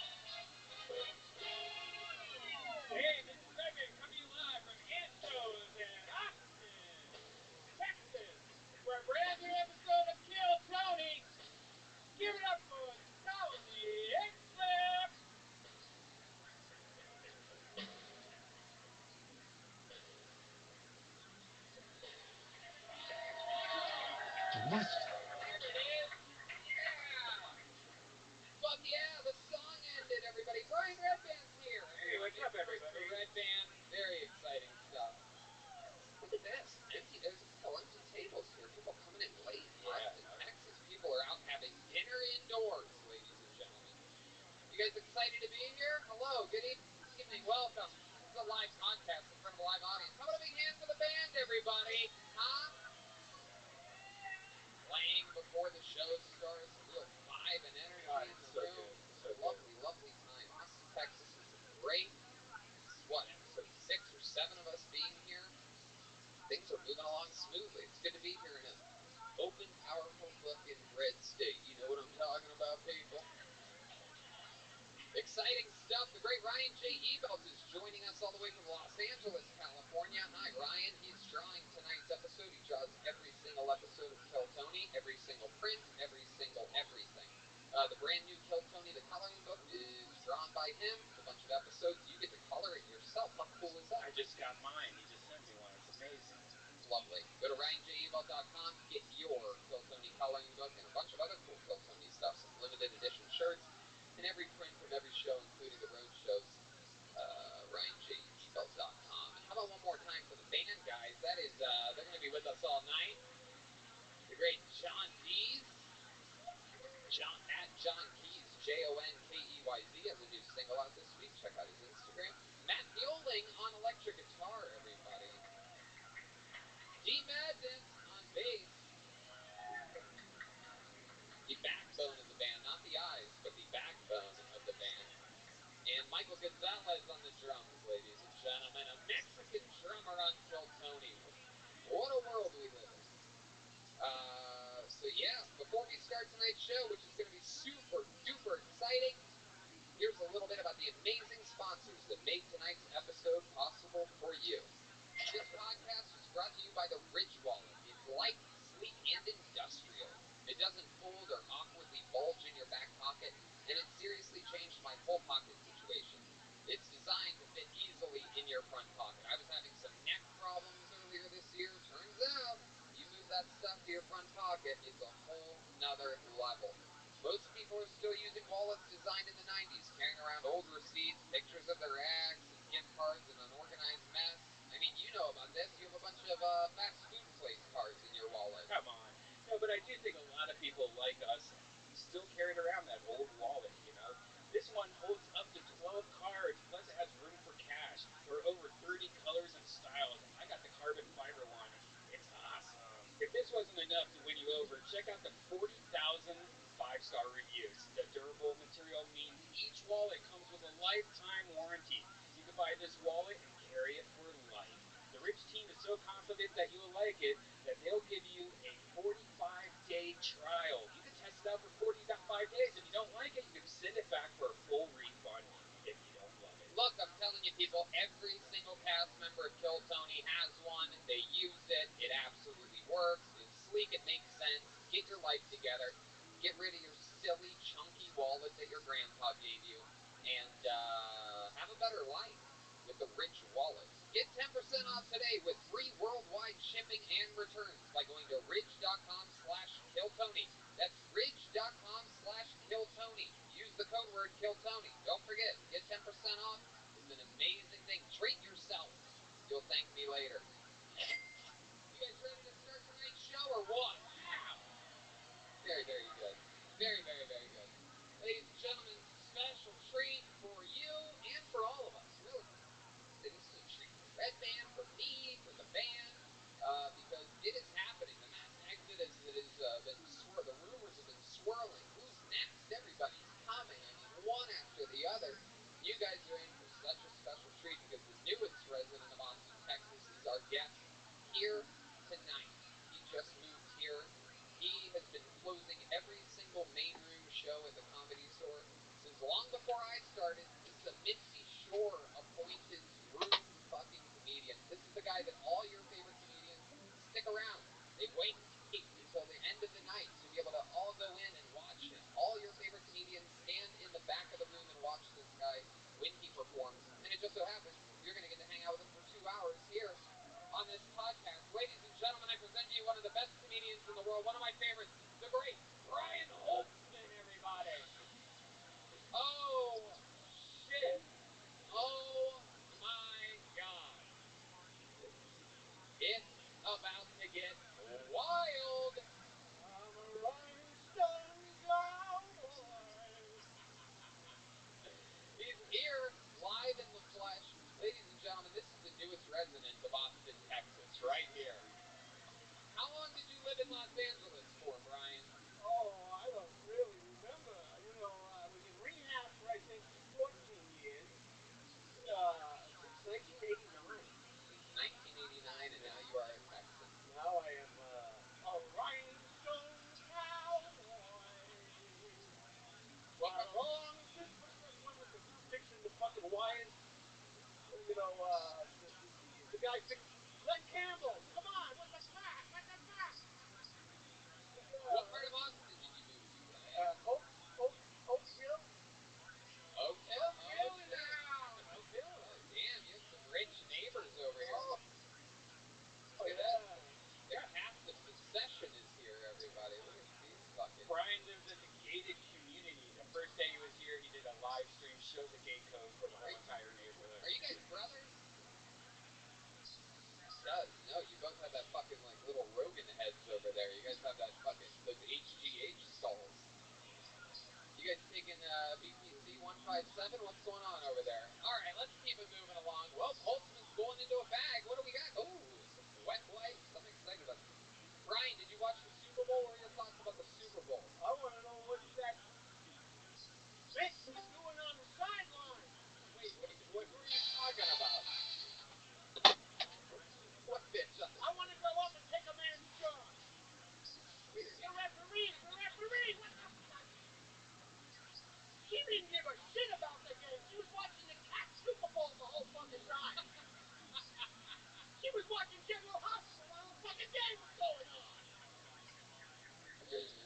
Oh, shit. Brian Holtzman has arrived to Austin, Texas, and we're going to get to meet brand new comedians and a couple special treats throughout this episode with Brian Holtzman. A bunch of people signed up for tonight, and we cut up their names and put them deep in a mason jar. We replaced the bucket of destiny. What happened to the bucket of destiny? Well, our lovely assistant, Zach Bogus, slept in tonight, everybody. If you remember, last week he got his car towed off of 6th Street on a Saturday night. I don't know if you can fathom parking on 6th Street at about 7 p.m. on a Saturday and just thinking, oh, that's good. Just going to leave that there for the night. Like, I mean, the fucking middle of 6th Street. There was literally a Euro stand where his car was. Anyway, he slept in today. Didn't bring the bucket. Are you kidding me? He works 1 day a week for 2 hours a week. He's the Bogus family name is probably not tarnished, though. Right? How do you sleep in for a job that starts at 7 p.m.? Like, it's unbelievable. But anyway, he didn't bring the bucket, and the ice bucket that we've been using, I've noticed, is, like, gigantic. It's like one of these fucking club buckets. So we got the weed jar.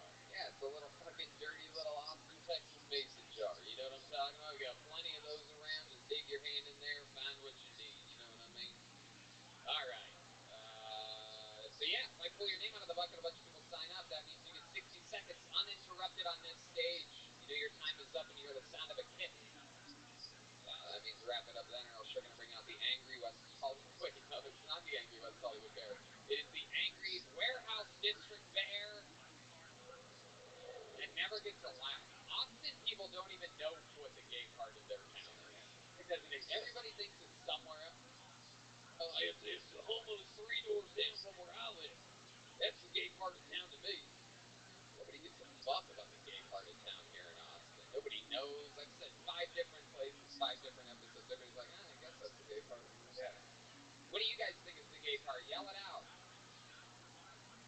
4th Street? The East 4th Street Bear? That's what it would be? East 4th? West 4th? See how everybody disagrees? Yeah, that's what we just said. All right. Well. Hey, fuck you! Holtzman already yelling at his new neighbors in Oak Hill. It's gonna be trouble. You're gonna catch him tearing the political signs out of your front yard any day now. You're not gay if you lay down when you do it.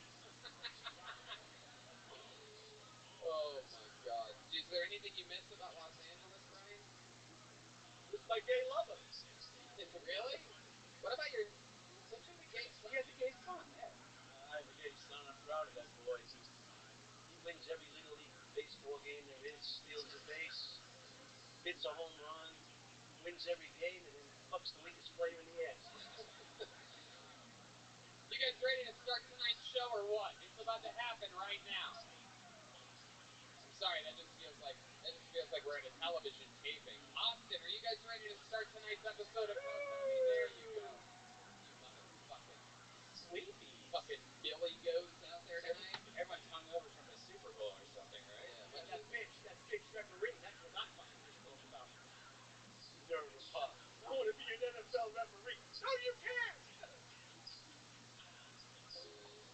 Starting out tonight's show, it's a one-word name. I do believe this young lady was on maybe even as recent as last week. Make some noise for your first comedian, Genevieve, everybody. Genevieve. Woo! People spread out on the sidewalk have signed up to be on tonight's show. They're socially distanced. For those of you listening around the country, everybody that came in tonight was tested. We did rapid testing for COVID. Everybody got tested. Take your time. Totally tested. Here she is, Genevieve, everybody. One more time for Genevieve. Whatever y'all giving to me, I got an acting gig. Hey! Yeah, I play a zombie in an escape room. They basically was like, you get to scare the shit out of white people and nobody calls the cops. I was like, sign me up. So before the show, you get to meet the zombies. This lady came back there to meet me. She's like, this is so cool. I never did anything like this. I said, cut the shit, lady. Which one of these bastards you don't like? She said, what you mean? I said, all those badass kids out there, which one giving you a hard time? She said, well, Tommy, the redhead. I said, say no more. The bell ring, it's my turn to get out there. I'm like, wow, where the fuck Tommy at? I see Tommy, I get him pissed up in the corner. I'm doing spin moves, and he goes, I'm so scared. But she moves like an elegant gazelle. I said, fuck you, Tommy. This is the best compliment I ever got. I got an abortion joke I want to tell real quick.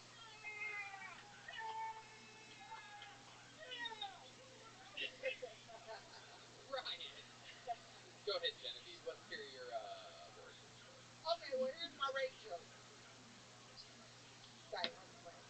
No, my abortion joke. I do have an abortion joke. It's not finished. Oh, snap.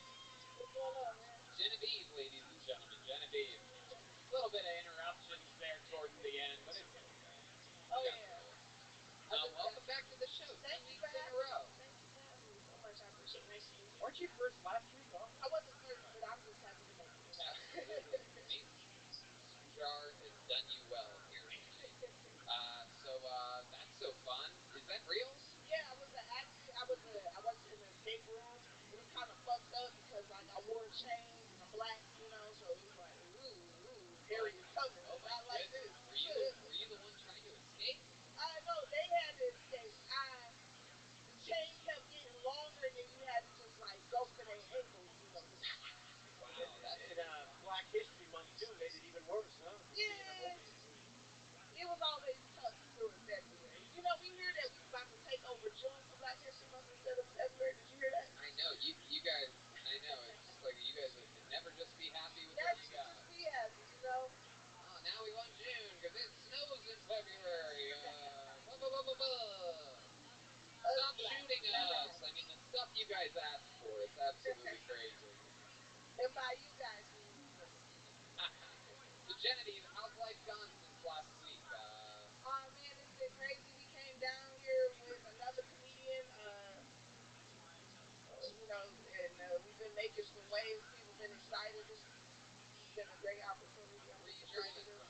I'm from the Dallas-Fort Worth area. Okay, how long? So you're driving a couple hours? Yeah, it's good to see you, man. Excited to see you. I love it. You're taking the I-35. Oh yeah, all that traffic and shit. But I'm not complaining because no snow.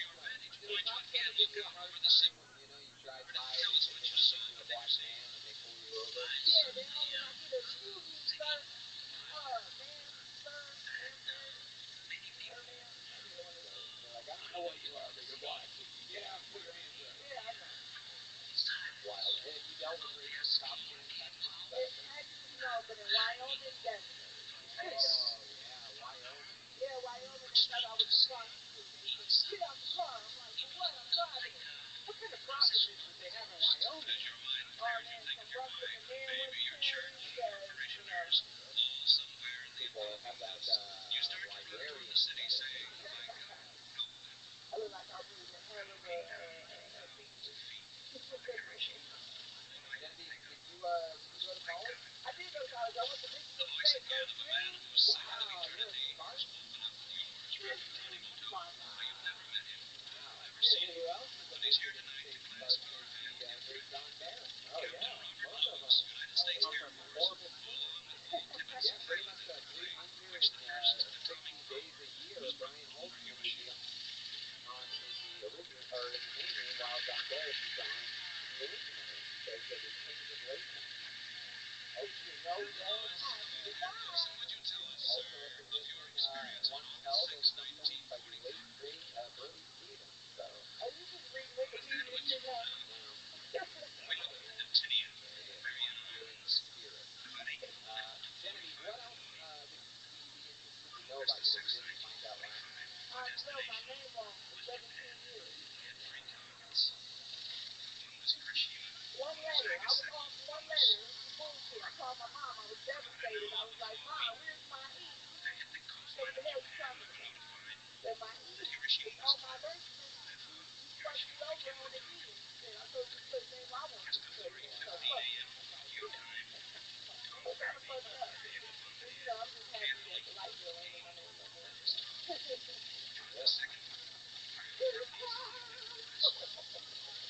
Well, take it so good last time that you know I was just way too. Yeah, this Thursday she's going to be opening the show with me, Conan, and Brian Holtzman at both. On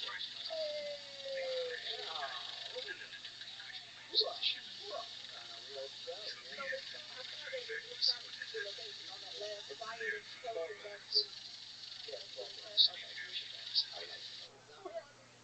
Not really. Nothing is a secret about his secret show. He just calls it a secret. Well, that except for the secret guest that's supposed to show up. Oh yeah, I heard about that. It's gonna be their Who name. is it? You know who it is. Oh, okay. You'll never believe who it is. Is it Lil Trump? Yep. I knew it. I knew it. Which surgery? Oh shit. You know, I'm gonna guess before surgery here, Alex. No. Genevieve, do you do anything musically? Yes, I play piano a little bit. I sing a little bit. I was a background, choir singer. We have you sing at all last week? No, I danced last week. This is turning into a home production. Will you sing something for us, this audience? We're a little bit fucking hungover from Super Bowl Sunday. I think a little music would unify us. I got a song that's near and dear to my heart. Baby girl, what's your name? Let me talk to you. Let me buy you a drink. I'm rain. You know me. Compton Union. That before ooh wee. There you go. Wow. Damn, the band was just ready to go. Just trying to About figure out. getting the girl drunk. Fuck it. What do you think about that female referee? Is that bullshit or what? Well, you wouldn't do that, would you? Yeah, are they hiring? Because I referee the shit out of them. I love it. Holtzman, what do you think about Genevieve's set? I think it really. Just say it sucks, man. Just say it. I mean, My point is that great. The presentation, the way you left it all on the stage, even though you're still on the stage, so you left it all on the oh stage. shit, y'all got some new paint back there. That's some classy shit. Oh yeah, that's right. The great Chris Rogers Art is drawing something for Ryan J is drawing there. The viewers at home, Ryan J is on the video, but here in person, Chris Rogers is drawing something for Brian Redband. There, wait on. Yeah, I do believe That's so. you? I do think so. He's drawing something. So many talents. There's so many different revolving pieces of art happening here, and that's what's fun. Genevieve, thank you so much. Thank You've been y'all on so 2 weeks much. in a row. There she goes. I appreciate y'all. Well, let her Y'all see have a nice Genevieve. he gets things out. What is that? Is that an ashtray? Jewelry box.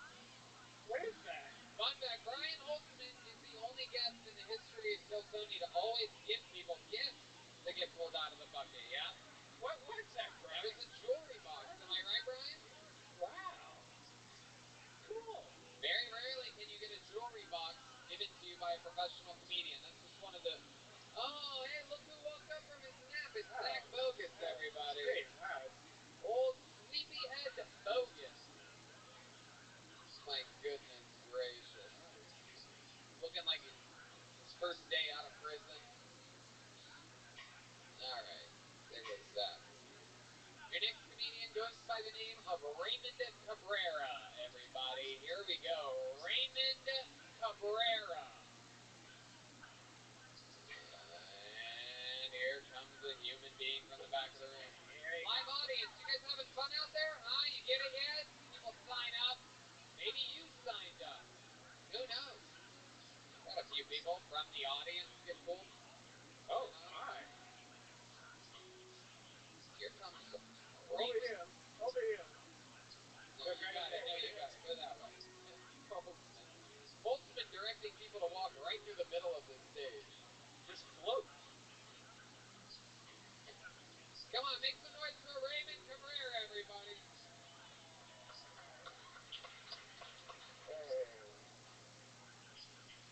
Hey guys, my name is Raymond Cabrera. I'm a one-handed comic, which is very fortunate because it's impossible for me to split my wrist.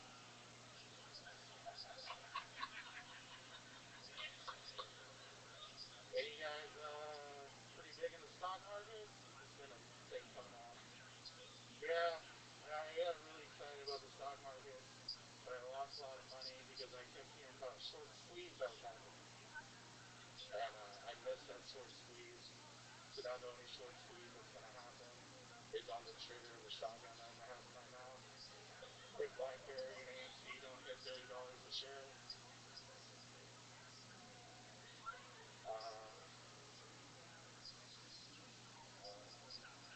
I live in a new apartment, pretty dope apartment, pretty great. I love it. Only problem is there's a bunch of spiders in my apartment. And I used to be afraid of spiders, but then I realized, maybe it's not a bad thing if the spiders bite me. Because worst case scenario, if the spiders bite me, I gain superpowers. Best case scenario, if the spiders bite me, I die. I don't know. All right, Raymond Cabrera. Keep that mic right in front of you there, Raymond. I'm going to talk with you for a bit. I'm going to ask a question that's on everybody's mind here. Why are you wearing your mask the whole time? I didn't know what it was like. I mean, I don't know. I'm trying to, not. You don't want him to lose another arm. Yeah. What is that? How would he lose an arm? Yeah, from the mask. Yeah. I mean, he already failed at Hands Across America. You ruined that whole entire operation. Okie dokie. I'm too old. And, no one knows what that is. Yeah. Right, there's one person. Yeah. There you go. One old lady from Oak Hill got your reference after you said no one knows what that is. All right, Raymond. So, what the fuck? What happened to your hand? It's like the most boring story. I was born like this. Really? That's it? Yeah. So God, what did the hand stay in your mother's vagina or something like that? The other one? It's like It's got a little baby arm down there. That's a monster. Yeah. It's kind of like that. Heck yeah! Is your favorite barbecue in town Stubbs? Yeah, love it. Oh, that's the noise they're gonna make. Not a laughter, but an oh. What are we at Jerry Springer? Jesus, Austin. It really is. You're left-handed, I take it. Oh, I'm sad to hear that really happened to you in the stock market. Are you, do they consider you diamond hand or paper hand? A diamond hand. That's right, absolutely. So, how long you been doing stand-up? About 3.5 years. 3.5 years. All of it here in Austin, Texas? I started out in Corpus Christi, and then I moved to San Marcos, and then I'm in here. Surprised you're not from Armadillo. Alright, fuck you guys. What do you all have one arm out there? It's all hitting you very in an emotional spot. Anyway. So what happened with the spiders? Huh? What happened with the spiders? Oh, there were no spiders. Oh, there were no spiders. Are you really afraid of spiders? Yeah. I'm pretty cool with spiders. Oh, yeah. You, do you mostly talk about the hand? Was that hard to talk with you about started, or That's how I actually started off, and then I was like, it's kind of becoming one note. So then I was like, why don't you make up a story, an interesting fucking story? about losing the hand? Yeah. Telling the other guy who cut his arm off to get out of the boulder. I mean, make something up. Make something up. Yeah. Oh, this is the way I came out of my mommy. Come on. He does have a really good point. I think that there's something worth noting, that perhaps there is something there. Do you have brothers and sisters? I have one sister. Is she missing anything? No. No, just straight up normal. Have you ever used the arm with a woman? You know, like got like armpit deep, or no, but I've had people who were interested. Yeah. Oh, okay. Did they pay you for something? Or no, there's like older women. They're like, yeah. They're like, it just has like the right girth and length. When you did the what exactly did that mean? You know, yeah. Wow, I love it, man. I love it. Do you feel like you would have been? Do you feel like you? What do you think you would talk about if you did have two hands as a stand-up comedian? Clapping. Yeah. That Brian, I think you're listening to another podcast right now. I asked him what he would talk about if he had two hands as a stand-up comedian. Yeah, he would have like a closing about clapping. Everybody, show him your hands. No. Oh. Yeah. Okay. All right. Tell us something else interesting about your life, Raymond Cabrera. I work overnights, so I sleep during the day. Okay. What do you? So does Zach Bogus. That's pretty cool. Yeah. What do you do? What are you working night shifts for? What do you do? I'm a barista at the Buzz Mall. Get the fuck out of here! Yeah. Really? Yeah. A one-handed barista? Yeah. Can you believe this? I fucking place. I love that. My barista with two hands. I'm sorry. God, you burn yourself a lot? No, that's incredible. You use your chin or something? You guess you just I use my chin on the milk frother. Yeah. Yeah. Yeah. And then just figure it out from there. Love it, man. What a wild job to have. I don't know. I guess I wasn't expecting barista. I thought maybe you worked at like a chainsaw factory or something like that. I mean, the place is called the Buzz Mall, so it's like. Wow. So you go in there and you're like, be careful, it's crazy in here. Yeah, exactly. Wow. Like, the stalls aren't just for decoration. My goodness. Yeah. Have you ever thought about getting one of those like prosthetic arms? You know, like the RoboCop shit. I've tried to, but it's just like more. What are your 80s references tonight? What is happening? Come on. You guys know. Did you just walk out of a time capsule? Everyone knows what the fuck RoboCop is. What are you talking about? She knows what RoboCop Ken is. knows who RoboCop is. RoboCop's popular. I love it. Have you thought about getting a prosthetic? I've thought about it, but it's just like it's more helpful for people who actually like lost a hand versus somebody who's never had one. Right. So it's just like that's bullshit. I mean, Take the fucking other hand. I've never known what it's Why like. would you want to have two hands if you couldn't have two hands? You're full of shit, man. You get a hand on Amazon nowadays, no problem. Yeah. Raymond, I love your style, man. You have, you have a fucking great stage presence up here. I love that you talk about, what's obvious and what's right in front of you. Thank you so much for signing up. I don't trust. Appreciate it. Holy shit. Come on, man. Come on, man.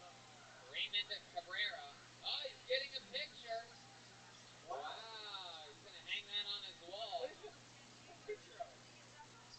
Good luck holding a nail and a hammer at the same time. Lucky it wasn't a pair of gloves.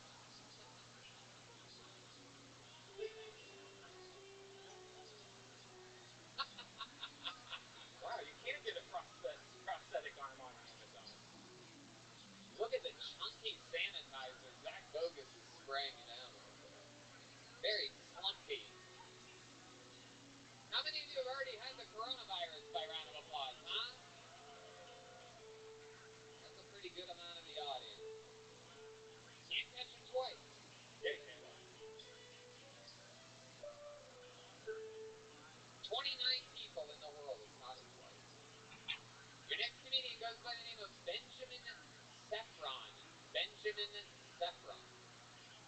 29 reasons that you're wrong, then. Benjamin has 29 reasons that you're wrong. Benjamin, do you have 2 legs, 2 arms, Benjamin? Do you have all your body parts? One of those people with debilitated immune systems. Lucky.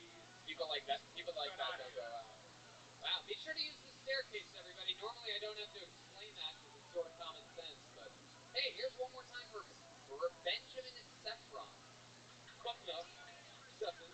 You can take off your mask, Benjamin.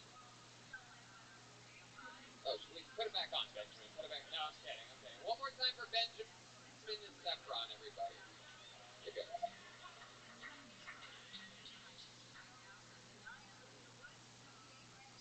Sorry, I must have been mute. Hey, we have any armed forces in the house? Soldiers? Army? Any soldiers, vets? Special troops, guys. Well, if there was one, what I was going to ask is, do soldiers like Soldier Boy? Did anybody ever get into jail? What happens if Soldier Boy gets his rights violated? We contact the ACLU!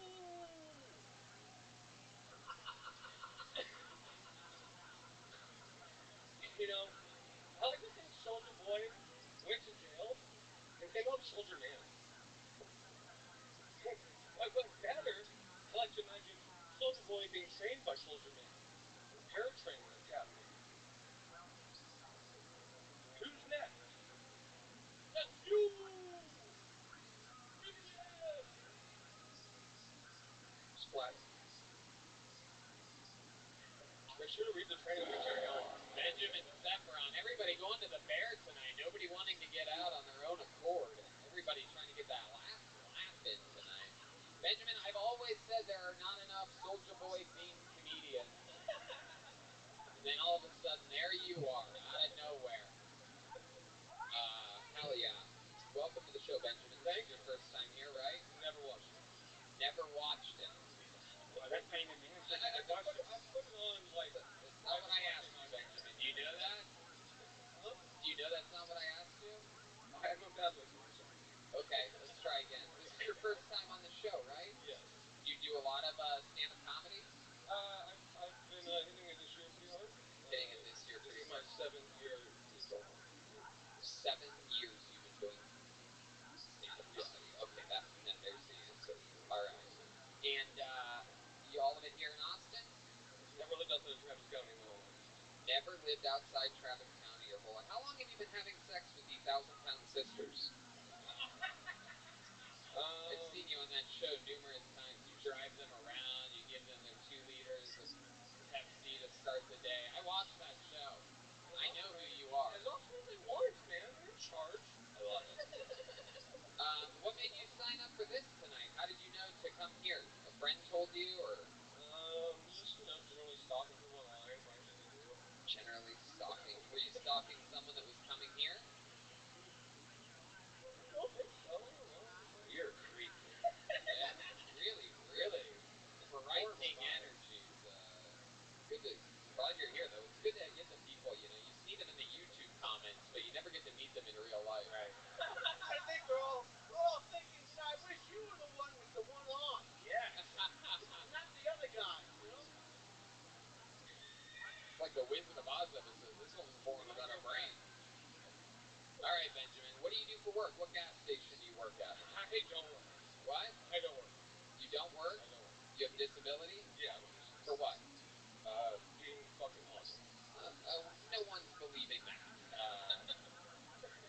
You're gonna keep your disability secret? It's a mental illness. A mental illness. So they say. Okay, I believe that, but just gonna interject into the interview part. We know that it's a mental illness, Benjamin. But if you don't want to talk about it, I guess we won't. It's I'll tell you all. schizophrenia, ladies and gentlemen. It's the only one that it could be. The only one that they sort of want to keep secret from you when they're in a position of control. So Benjamin, what's your life like? You live with your parents? What's going on? I own a house that I bought. Oh wow, you bought a house with disability money. Well, no, Texas is crazy, people. I had a job. Oh, no. Oh, okay, what was your job?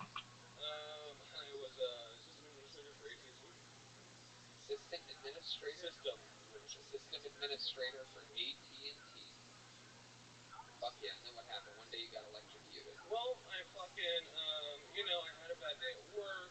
I called my dad. He's like, that seems weird. You need to go back to the mental hospital. And then, so. Can you describe to us what a bad day like that goes like? I mean, I'm sure these people would be interested during this interview to find out about things like that. What made me finally snap after 6 years was I was now leading a team that was responsible for finding 2,000 laptops that were shipped all over the country and had right to the tip of that. You were trying to no GPS location. You were working for a team that had to find 2,000 laptops that were shipped all over the country, and we didn't know no GPS, no location tracking, so they were gone. And I was like, I'm in trouble. You lost 2,000 laptops at once. Well, no, slowly, one at a time, Sold laptops. You stole laptops. I shipped some guy a laptop to go fix a Four Seasons, and then, it's 3 years later, I don't know where the laptop went. Where's your house at? What part of town is your house in? Well, I grew up on East Windsburg. I bought a house in West as soon as I could afford it. You talk really fast sometimes. What was the last thing you said? I grew up on East Windsburg and bought a house in West as soon as I could afford it. Bought a house out west as soon as West Broadmeadow. West Broadmeadow. Okay, forget it. One of those interviews where just not much is happening here. Benjamin, you good at anything? You have any special skills or talents? You know how to balance a ball up the tip of your nose like that, up in the air? Finish a bag of cocaine real quick. I do magic tricks. Yeah? Can you do a magic trick for us now? You want to do something? What can you do? I want you to think of a card. Okay. I'm going to tell everybody. Okay, but if I do that, then you'll know the card. Okay, well, let me guess. Okay. Ace of Spades. Very close. Yeah. The Ace of Diamonds. Wrong. Oh, yeah. There it is. Mental illness indeed. It has been confirmed. I don't know if your doctors did this, but sometimes we do it here on Kill Tony. We do diagnosis live. It's the only podcast where you can actually see this happen. Some of the perks of pulling names out of a bucket. All right, Benjamin, you did it. You got on the show. Congratulations. There he goes. Benjamin Sefron, everybody. Make some noise for Benjamin. You get the mug. No, take the mug. Take the mug. You're going that way, Benjamin. Benjamin, take the mug. There goes Benjamin Sefron. Wow.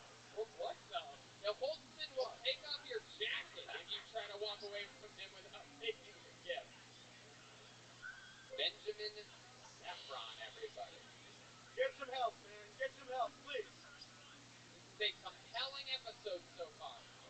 These are your people, Austin, Texas. Make some noise if you're happy of the city that you live in right now. Look at that. You cannot break their pride. They are happy. The guy's got his own house. You got to give him credit for that. A lot of mentally ill people here in town just live under a bridge. Hey, Audie, how are you? Not this guy. Told her the name of the bucket. She's gotten on the show a couple times. She's back.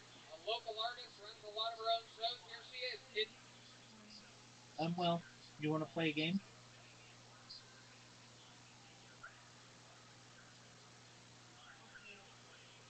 Okie doke. I'll send you an invitation momentarily. Brittany Ledesma. I believe this is her third episode of Kill Tony. She's great. Since we made the move here to Austin, Texas. Runs her own show out of a makeshift garage bar. I heard she runs a few shows, actually. Yeah. I did it. I did her show. Yeah, a couple Wednesdays ago. Me, David Lucas, a bunch of us went over there. Here she is, everybody. Make some noise for Brittany Ledesma. Someone told me they wanted to wait to have sex with me, so it would be like more meaningful. I was caught off guard, like what kind of attitude is that? I'm less attractive the more you get to know me. If you're there by the third date, that's a red flag for me to me that I should leave. I've talked about red flags with my friends, and I told them I don't have any except the bedroom, one of my bedrooms. I've been running into a lot of people from high school recently, but that's just as bad reminding to me that I didn't get to live out the all-American high school experience because I never got to go to his school shooting. Alright, I sent you an invite. God. I was looking at med fog the other day, but then I realized it was just a leukemia ward at St. Jude's. So if anyone knows you can get chemo without having cancer, I'm just trying to lose my last 5 pounds. My mom's a cancer survivor. She's had it 3 times. Unfortunately, nothing until evil. Thank you. Brittany Ledesma doing jokes one after the Good other. job. With a microphone Good up to her job, mouth, looking out at the Audie. audience. Oh man, you're gonna make it tough today. Almost since the beginning of the episode that we've had something like that happen here. Almost seems strange having someone come up and do stand-up comedy that they wrote and thought of. That doesn't end in you. Brittany Ledesma, welcome back to the show. You do a lot of stand-up here in Austin, Texas. You run shows. Tell us how life's been lately. Life's been good, you know. I took an edible the other night and that was a lot for me. So. What happened? I just stared at my dog for a while. Oh. I didn't know if it liked me or not.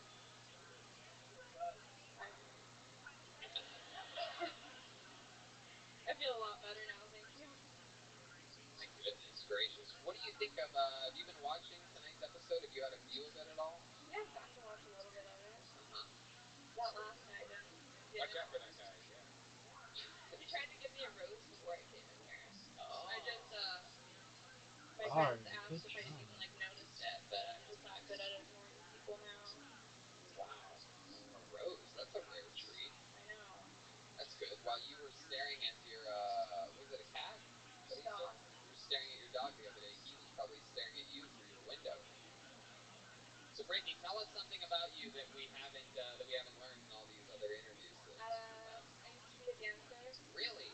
What type of dancer were you? Like the pole. Really? Is that true? Yeah, I used to work at a strip club. What did you do at a strip club? I was a stripper. Get the fuck out of here. Are you serious? Yeah, I was like 19. I knew it. I knew it. I can smell stripper a mile away. You seem so young. How old are you, Brittany? I just turned 23. You're 23. How long were you a stripper for? Like a year when I was 19. Wow, a year. Would you be willing if we played some stripper music? Would you be willing to just give us a small example of like your types of moves or something? I'm sure the crowd would like that. Am I right, guys? Instead of leaving me hanging. Laser. Holtzman. Wow. Holtzman, don't throw it so hard. Jesus. Holtzman is beaming. Wow, those are $5 bills. I know. I mean, That's more than one dance, actually. Dance will make That's you a dance. private show. Maybe you should go behind the curtain and Red band. I think Zach's giving y'all a show when he cleans this. He knows all the way. Guys, can you play some strip club music for Brittany since Red Band didn't cue any up? Oh shit, little soldier boy.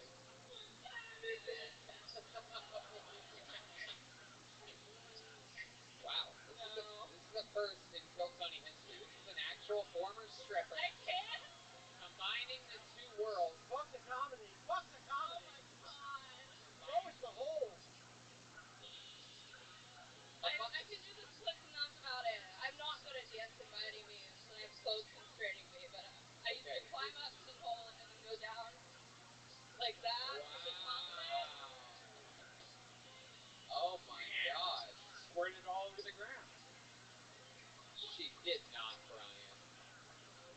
So, Brittany, let me ask you this. That's so interesting. So, you used to do that. We also found out, don't you have like don't you have a disease or something like that? You have Crohn's? IBS. You do? You have IBS? Yeah. Did you interject that into your stripper style? Like, was it like, now, ladies and gentlemen, here she comes, slippery when wet. Oh my god, no. Here she is, ladies and gentlemen, Doo-Doo Jenkins, everybody. Coming to the stage. Give her a tip or a piece of toilet paper. Come on. There's Red Band's fart noise for the episode, everybody. That's exactly how it went in GOP. Wow. You can shit all over me any day. Oh my goodness. Holtzman's into that type of stuff. You you ever do anything extra for a couple hunts? No, I mean I had like guys ask if they could sniff me, so they like sniffed my leg. It was like Joe Biden's thing too, apparently, but it's true. People pay money to be sniffed. I just did. Or, yeah. No, Brian, you don't. Sniff that. I just gave it. Someone paid me $20 for me to just show them my tongue. Really? Tongue fetish in the world. Wow, that is interesting. Yeah. How much did the guy pay to sniff your leg? Like $100. What part of your leg was it? Wow, below the knee. I would think that's about a $10 sniff. I think above the knee goes into 20, right? Was there something that made you get out of it? Like, was there a bad night? Why didn't you go into like camming or something? Or I mean, what's your cam address? I was just I was just in school at the time, and it's all I needed to get back my transcript on it before I transferred. What was your stripper name? April. April? Oh my Rabbi goodness. Rothschild. Come on, everybody, it's April. It's getting a little stormy in here, everybody. Do you have to poo right now? Do you have to poo right now? Do you feel like taking a shit right now? Just let me know. I'll meet you out after. Shit on my mouth. Kill Tony. Kill me with your shit. Holtzman Kill me has kindly arrived. with your shit. Holtzman has arrived in Austin, Texas. Young 22-year-old poo. I mean, that's fresh shit. That is more youthful shit than I don't know. an Like age turning older. a faucet on in Flint. Do you think you could ever go back to doing that? No. What about for like $100? Oh my god. Absolutely disgusting. Brittany, unbelievable set tonight. I venture to say this might even be your best set on the show. Fun stuff. Way to roll with the punches during this crazy interview part. Answered all the questions. Very compelling stuff. So thank you so much. There she goes, Brittany Ledesma. She's on social media at Brittany with 1T LED. Brittany. Oh, look at that. She got a doll. A very cool Asian doll from Brian Holtzman. He's now picking up one of the $5 bills that he threw at her.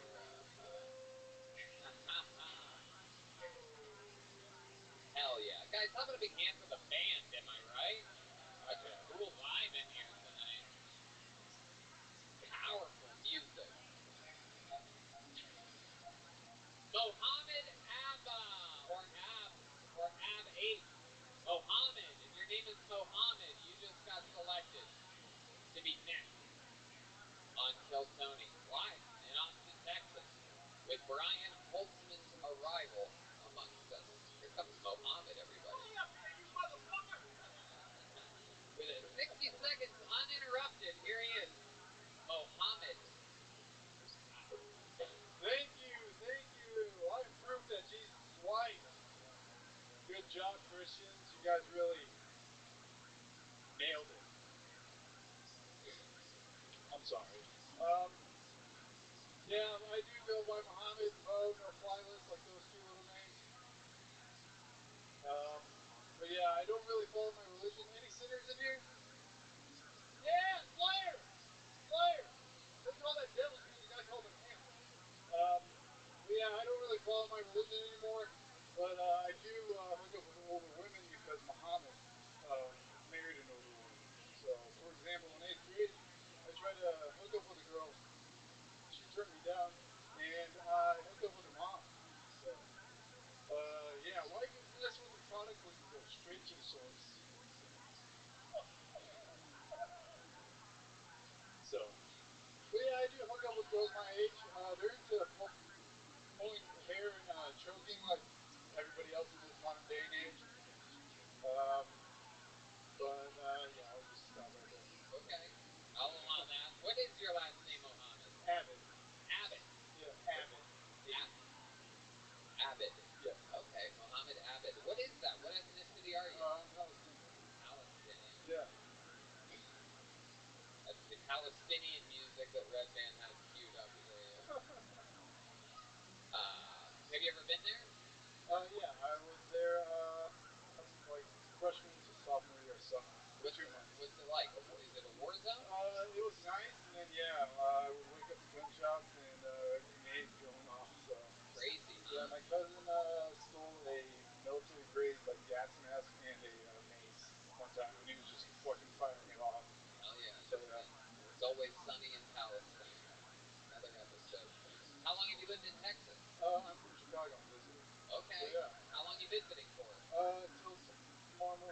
notice Texans treat you a little bit differently than people in Chicago? Yeah, really nice. Yeah. Really nice here. They are. It's fucking wild. They're really nice because they see you and they don't hear your name and they assume you're just a white guy. That's it. You don't seem very Mohammed-y until you talk about it. Yeah. Like, take off your hat for a second if you don't mind. Yeah, look at that. I guess you're a little suspicious. I don't know. We might check your bags. We might just check it. Something set it off. It might be more than 2 ounces of liquid. We're just gonna give it a quick glance. Is it tough for you to fly? You get stopped a lot? Actually, no. Really? Yeah, they just see my name and they're just like, It's too obvious. We'll change that. Oh, he's writing down your name. Look at that. He's going to send it in to his buddies at TSA. So what do you do for work? I'm a food lab scientist. What does that mean exactly? So, I'm in quality control, so I just pretty much all the finished goods and like candies, beverages, I just check them out.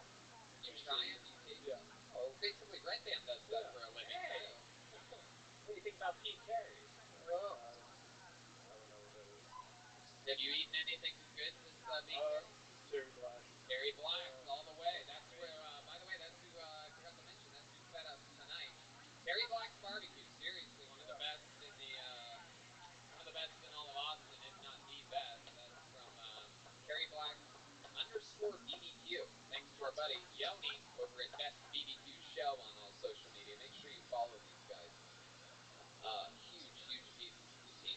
So Muhammad, tell us more about your life. What else about you? Do you have a girlfriend up in Chicago? I do not. Okay. What type of girls are you into? You're a Palestinian. What pretty much, I would say like curvy girls. Ooh, okay. Hell yeah. You like a girl cleanly shaven or a Gaza Strip? I knew a Palestinian. Two people know about global affairs here. Yeah, I mean, I like Stupid Bill Tony fans. I would say A woman who can hide a lot of explosives, perhaps. a little bit, I guess.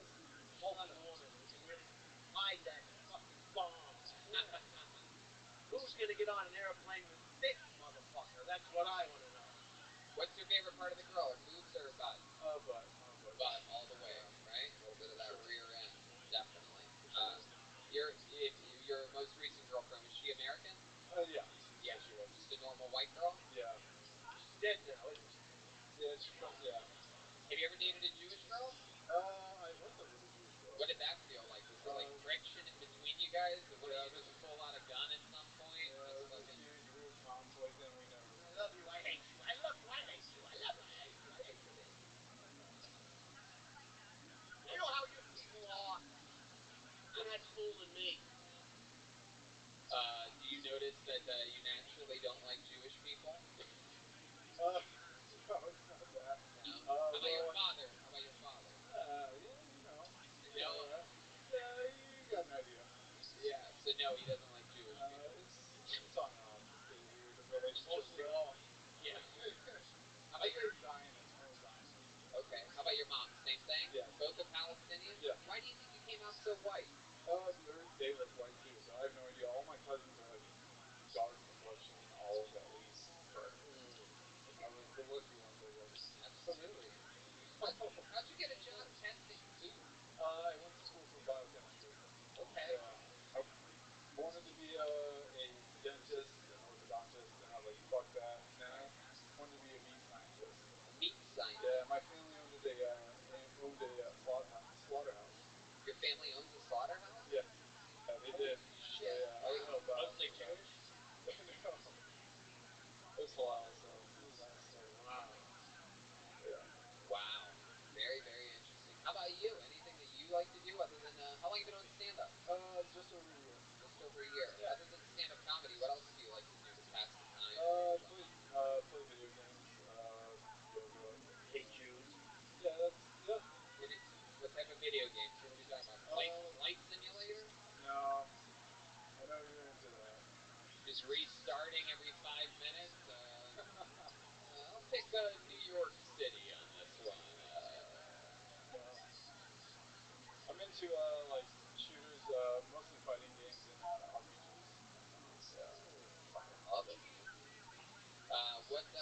favorite stand-up comedian?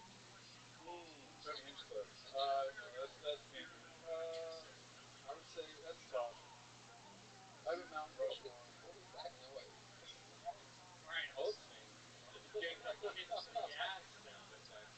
Would you say Dave Chappelle? Yeah, I have a Mount Rushmore. So it's like Chappelle, Pat Cakey. McGraw, Dave Chappelle, and Tom Segura. Like an ass? Oh Like, yeah, Louis C.K. damn, that girl cakey. No, that's great, buddy. Yeah, he didn't do anything wrong. No. Tom Segura after breaking his arm. All right, Mohammed, so much fun. Congratulations, you got fooled. Anything else for Mohammed? I want to know, do you prefer blowing up bridges or buildings? Jesus Christ.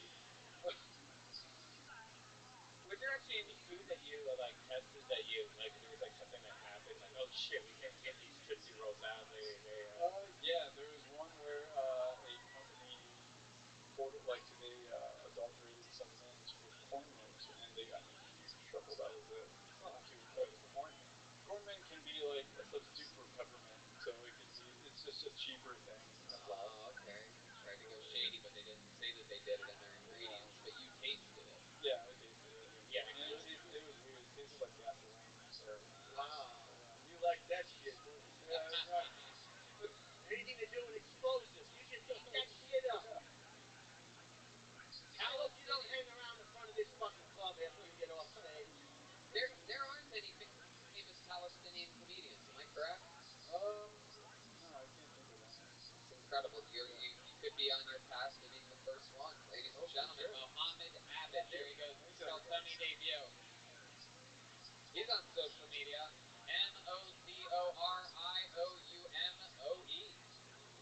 There he goes. Wow, look at that. Some socks. Absolutely. Hell yeah. There's going to be some fucking dynamite shoved in those things on a plane ride. Everyone's gonna use some good black socks. Heck yeah. Absolutely. Look at this. They're just spraying down everybody in the front row right now.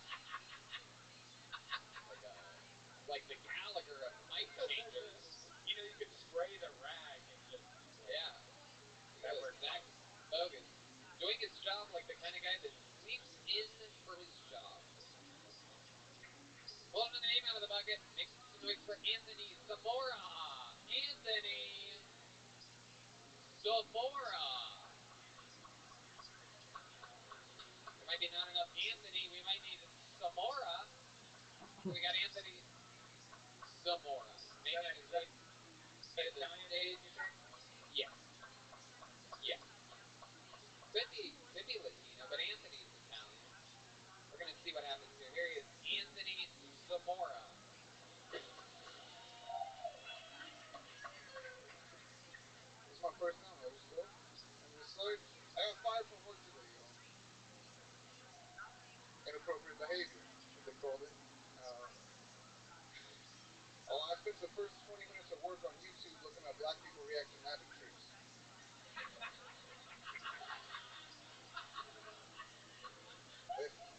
They didn't like that. They didn't like that shit at all.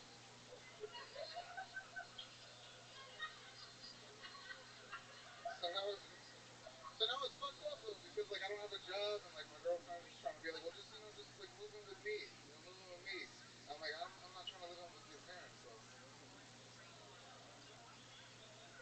It'd be weird when I'm bringing other women home and I explain that to your mom. What the fuck is that?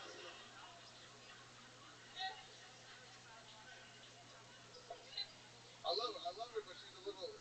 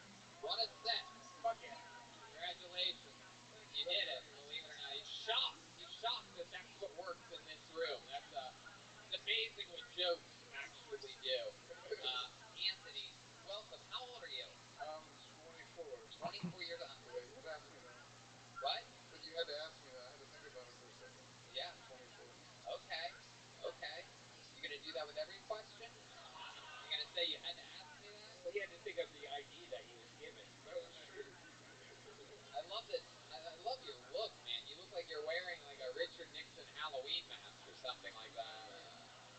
Really interesting face on you, like if Ray Romano had a baby with a sea monkey or something like that. Does it come off? That's right. Only from the bottom. So how long you been dating this girl of yours? She doesn't exist. Wow, look at that. Make believe. Make believe. But the Pete Perry's part was true, huh? Yeah, no, that was good. Anthony, we were talking about it on your way to the stage. We were trying to guess what ethnicity you are, and as you've got closer, I'm guessing more Latino than Italian? Correct. Right. Like 100%? Yeah, 100%. Mexican. Mexican. There it is. Absolutely. What do you do for work? Sales. Sales. What are you selling? What are you trying to buy? Wow, look at that. He's a drug dealer, everybody. My goodness. Like a little play-to-fill version of Scarface over here. What do your parents do for work? We're going to do a segment of the show that we call St. Noise, How Mexican Are You? What do your parents do? My dad works for BP. There you go. That's pretty good. A gas station. We'll call that a gas station. How about your mom? What does your mom do? She works at the church. She works at the church, as Mexican as it gets. That's pretty Mexican, yeah. That's bonus level Mexican. Who does the landscaping at your home? Oh, they own a house, an apartment. Oh shit, super Mexican. Wow. How many people live in the apartment? Just them. Oh, just the two of them? Just two of them. You live by yourself? Yep. Wow, okay. That doesn't make any sense there. That's Jewish music, everybody. How long have you lived by yourself? Oh, I'm sorry, I have a roommate. But yeah. Wait, what? I have a roommate. Oh, you have a roommate? Yeah. Okay. What does your roommate do? Same job. Sales. Wow. Look at that. You guys are just selling things. Just selling. Fuck yeah. You guys are like the chupacabras of Wall Street. What do you like to do for fun, Anthony? Anything outside. That's what I love also. Really? He just loves being outside. As Mexican as it gets. Come on, birthday at the park, exactly. Birthday at the park. Everybody feel free to sing along after he does each Mexican thing.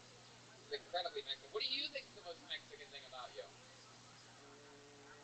Shit, I don't know. Oh, Margarito. I don't even know what that means.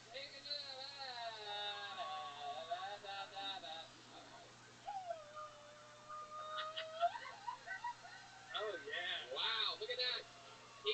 Look at that. The Mexican drummer, Michael Gonzalez, got so excited that he did it with him.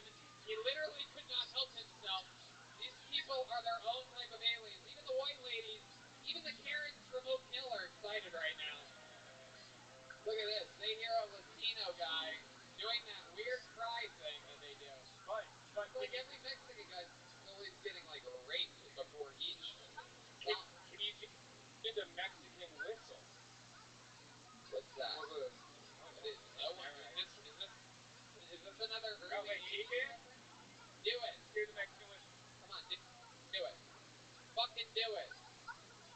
Do the fucking whistle. Do the fucking whistle, dude. We're gonna wait all day. You gotta do it. No, you gotta do it. Your girl is saying that you know exactly what. Just do the fucking whistle. There's no way she's lying right now. It's weirder that you're lying about not being able to do the whistle than it would be. Alright, that's not a fucking thing, dude. Get these people out of here. I want them kicked out. Just kidding. I'm just kidding.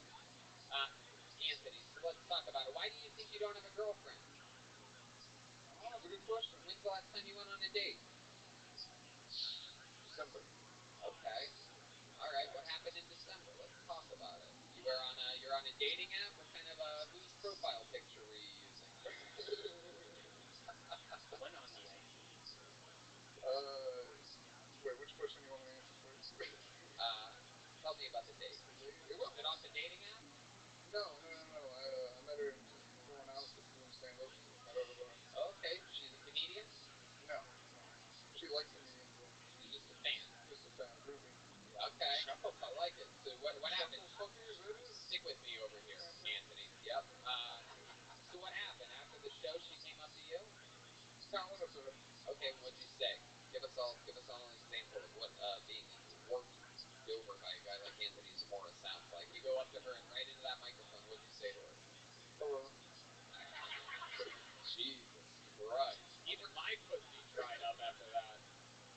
And then what'd she say?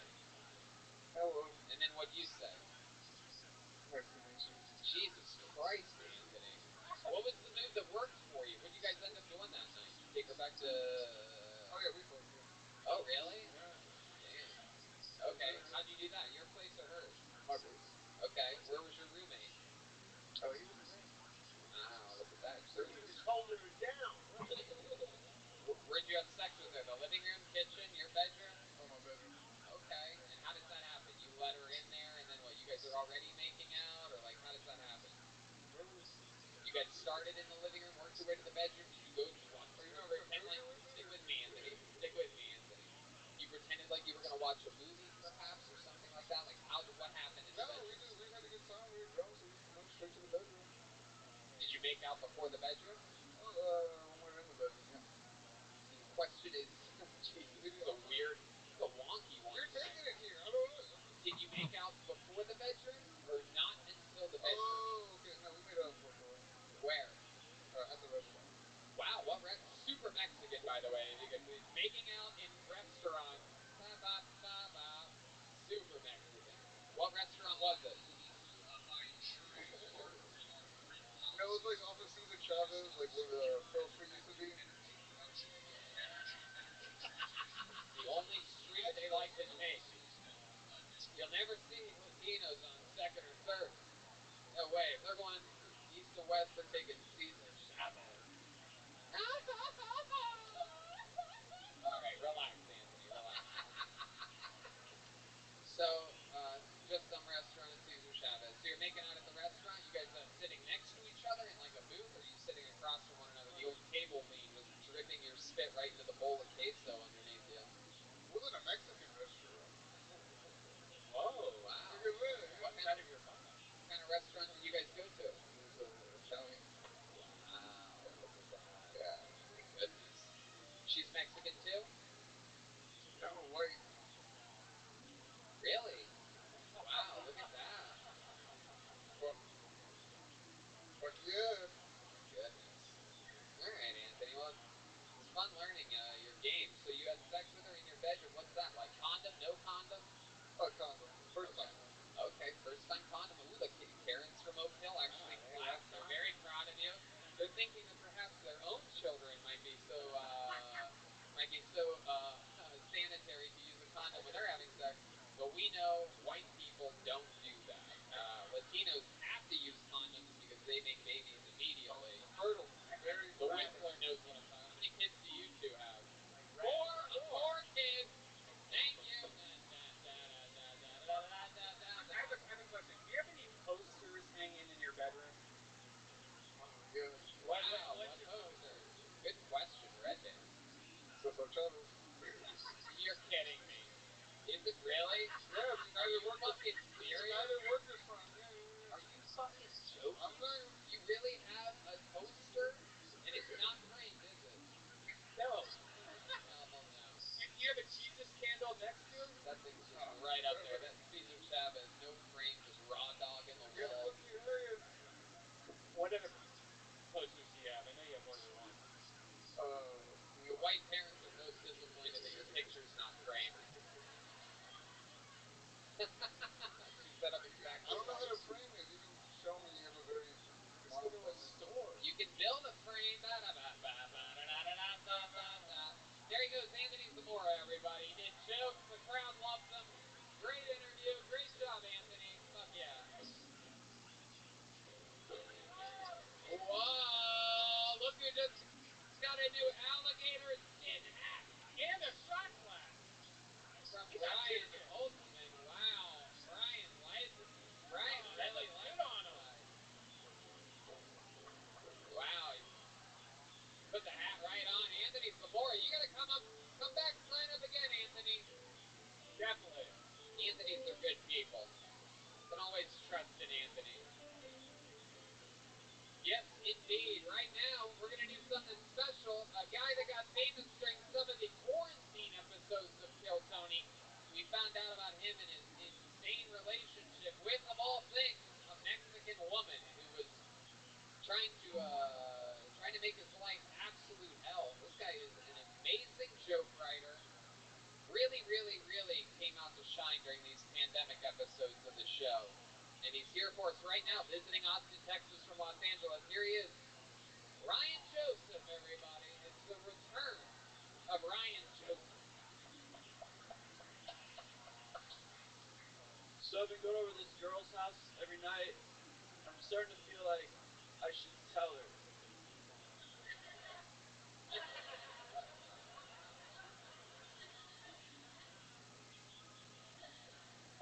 I don't get why people get freaked out about their hearing their parents have sex. It's way worse when they like make you open your eyes.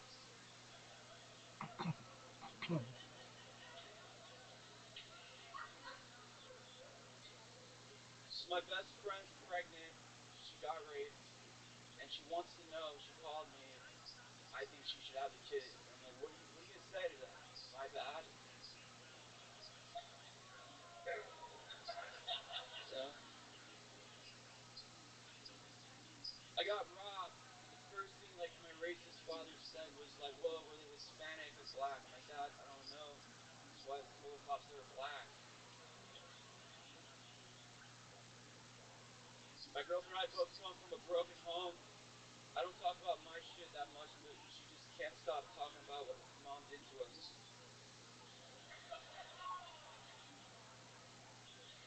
Ryan Joseph, ending it right before the bear.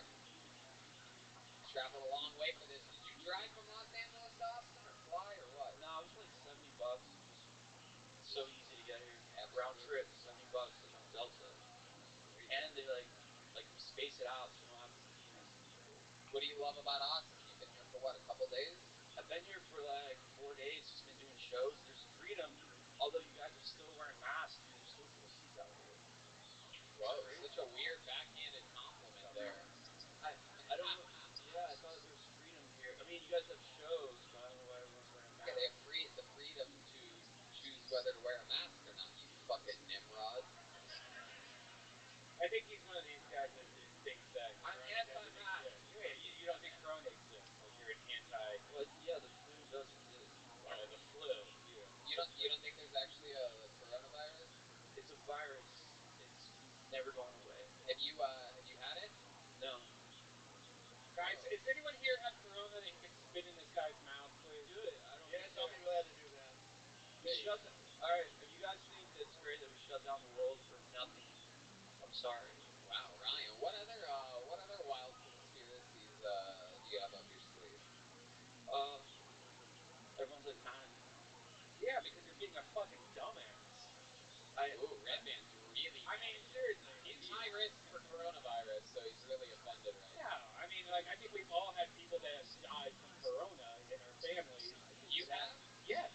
Really? Yes. My cousin's girlfriend died, 18, head of the swimming, like, she was in perfect health, died.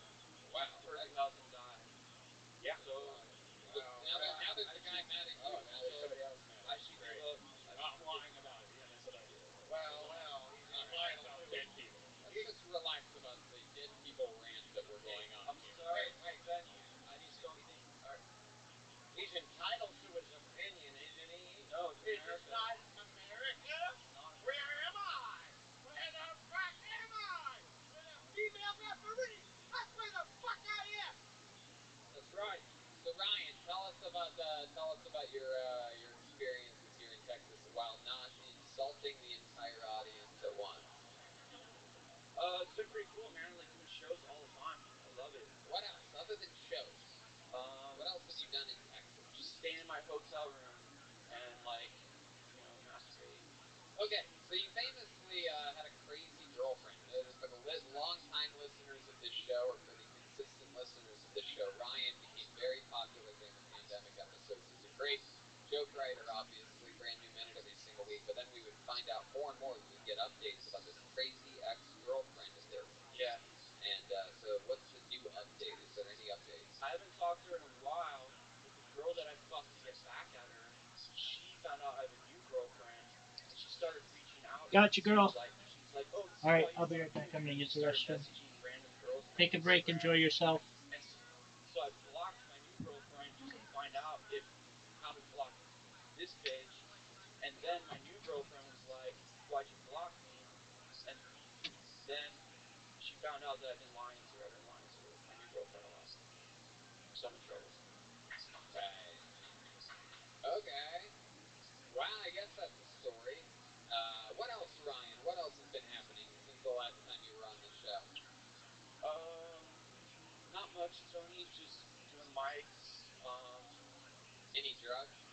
Drugs, yes. I'm addicted to an Eastern drug called modafinil. Wow, tell us more about modafinil. I think everybody here would love it. What is it? What? Dude, it's not. What type of Eastern? You mean east of the 35?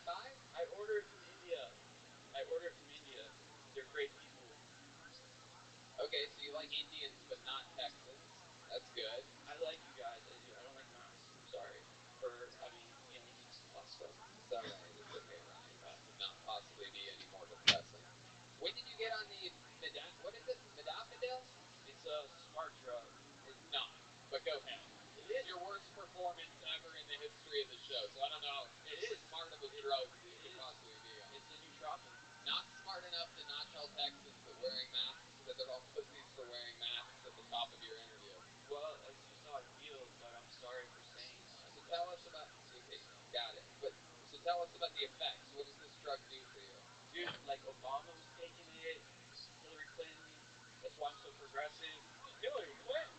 Damn. Okay, what it does is they prescribe it. They prescribe it to like narcolepsy patients, right? But they use it off-label, like in Silicon Valley and CEOs, and it just makes you like a genius. Yeah, did it make you a genius? Obviously. What type of genius decisions have you been making in life since being on? I'm still on paid administrative leave from my job because they found out I write the jokes that I write, and they're investigating me.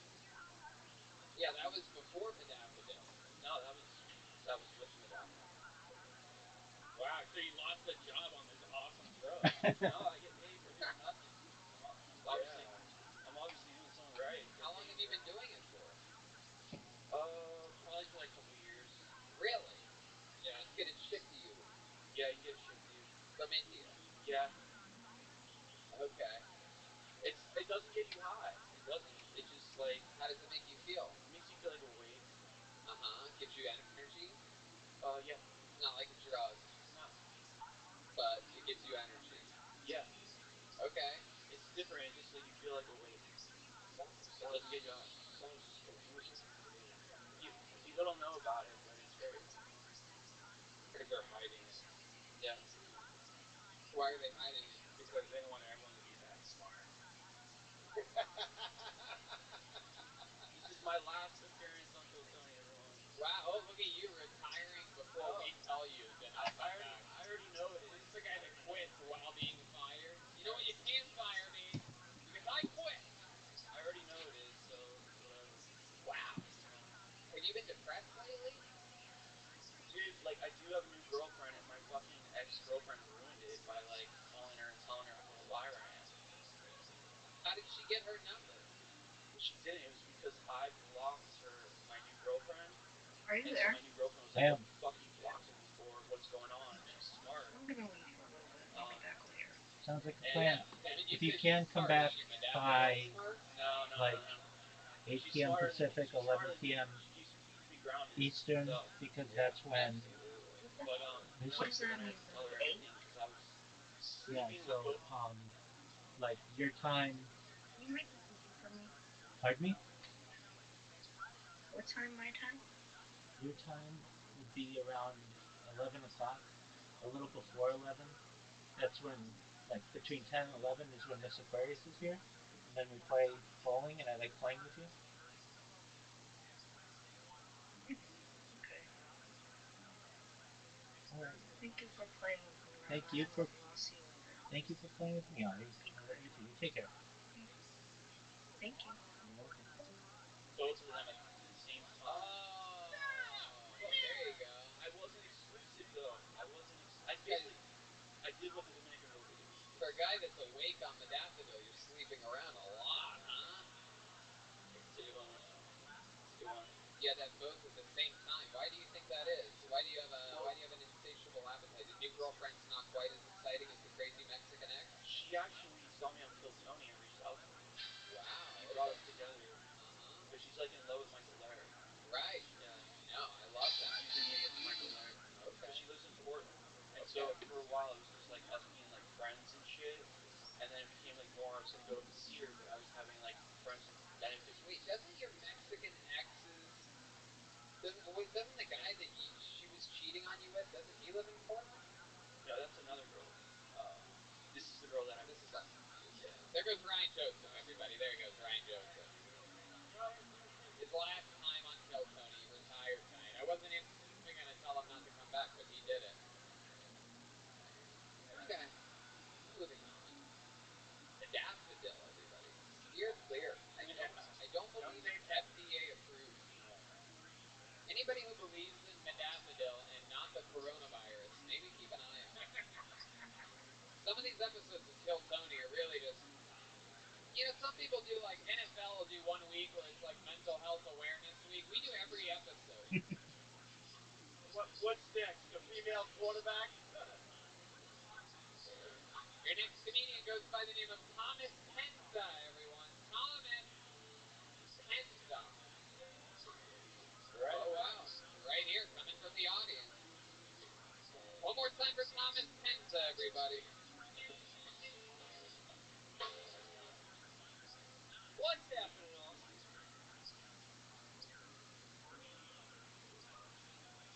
Listen, I don't know about you guys, but I don't understand, like, what the obsession with politics is right now.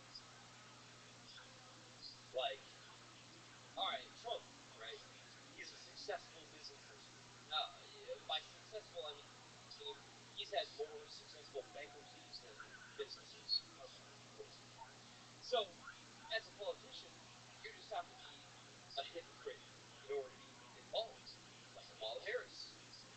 Have you seen her prosecutorial record? Everyone's like, oh, she's so good for the minority community. But she was, as prosecutor, AG of California, she kept people for slave labor. She hid evidence that would release a person from jail. I mean, it doesn't seem good. That's all.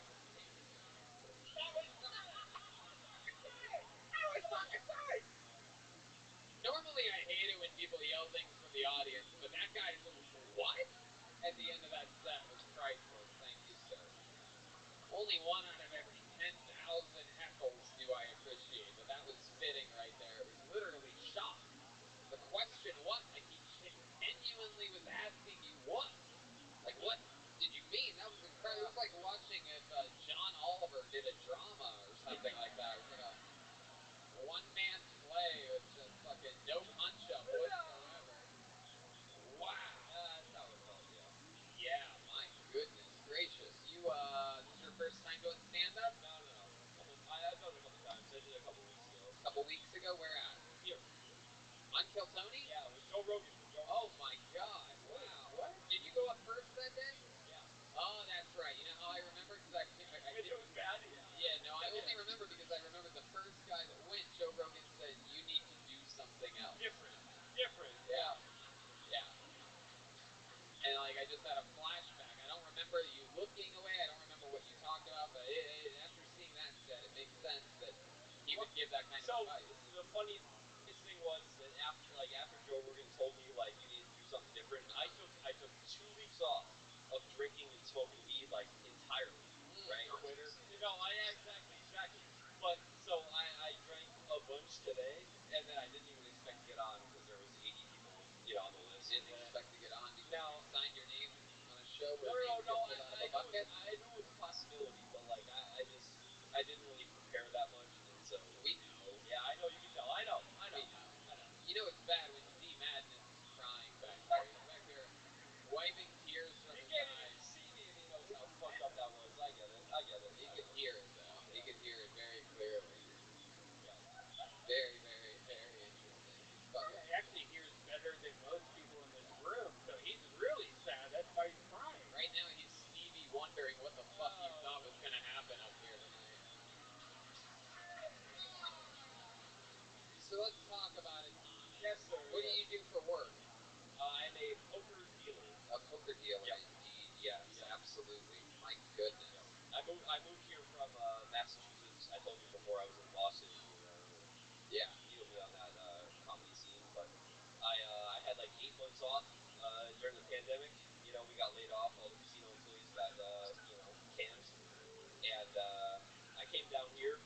because I felt like, you know, there was a bunch of people that I worked with that liked it down here, and, you know, they were doing some open mic stuff, and I said, fuck it, like, let's go, you know, let's see what happens.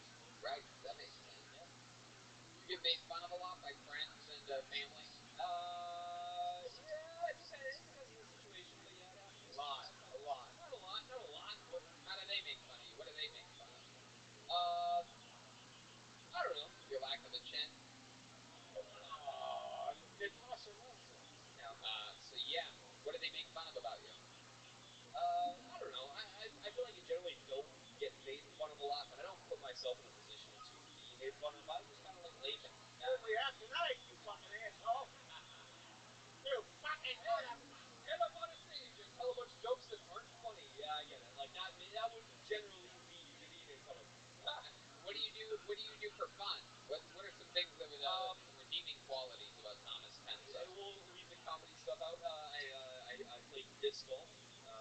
Okay. Yeah. What else? Regular golf. I play poker. Like you know, play cash game tournaments. Okay. Do you have any posters in your bedroom? So I have actually one poster in my bedroom. When I went to Vegas, the first year I went to Vegas, I played the $10,000 main event, the poker tournament, and I was at Fremont, and there was a guy doing like freestyle art, whatever, and it was like a Star Wars, you know, poster. So there was like a Death Star, and then like Luke and Vader, like you know, battling. Fucking. I know it's Star Wars in your bedroom. Yes, sir. I got that on the wall. It's one of my favorites. Dork you are. Yes, sir. He's a professional nerd. Professional nerd. Right. What do you think's the nerdiest thing about you? You said that like that. Cool. There's a lot. There's a lot. It's a really special Star Wars poster. One of a kind. I was in Vegas checking out the Fremont Hotel. Like so much information in that fucking dog shit Star Wars poster story.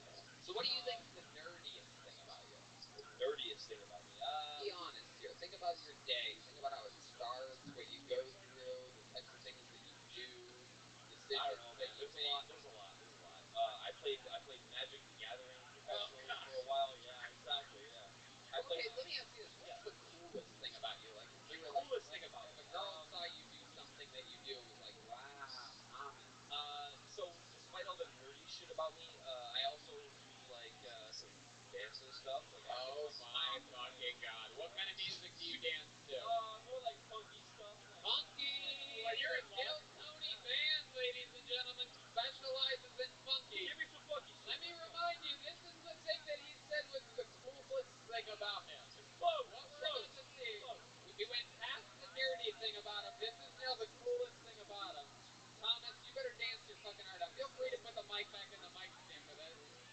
Ladies and gentlemen, Thomas Penza looking for redemption right here. Oh, shit.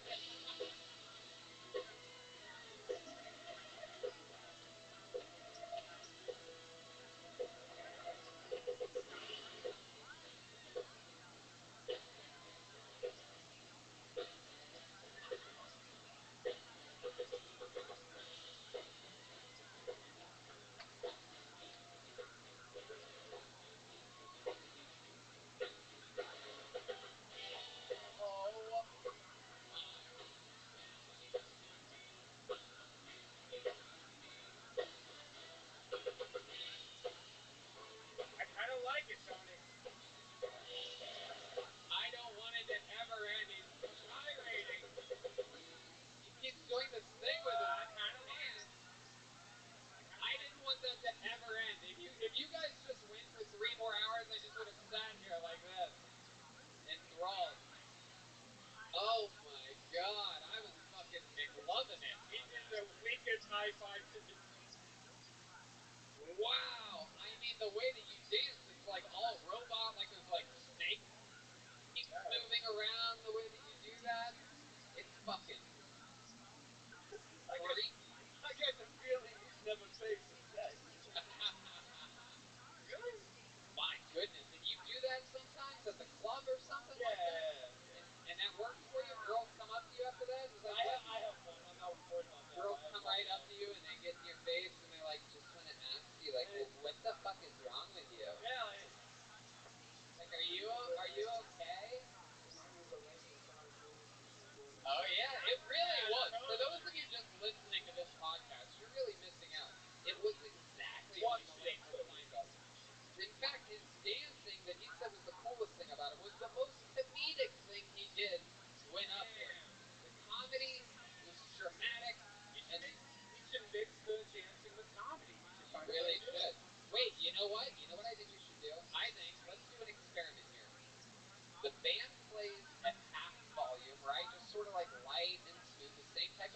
just playing, but just a voluminously lower. And you do the exact same act that you did while doing some of your dance moves during it. Just keep just do everything with the one arm and keep the one arm, the mic in front of you. This is going to be 60 seconds from Thomas Penza, doing the act he did earlier that got 0 laughs, but while dancing and doing the exact same act. This is a great experiment. This is Thomas Penza. All right. You guys did it. You know what I learned about the past year?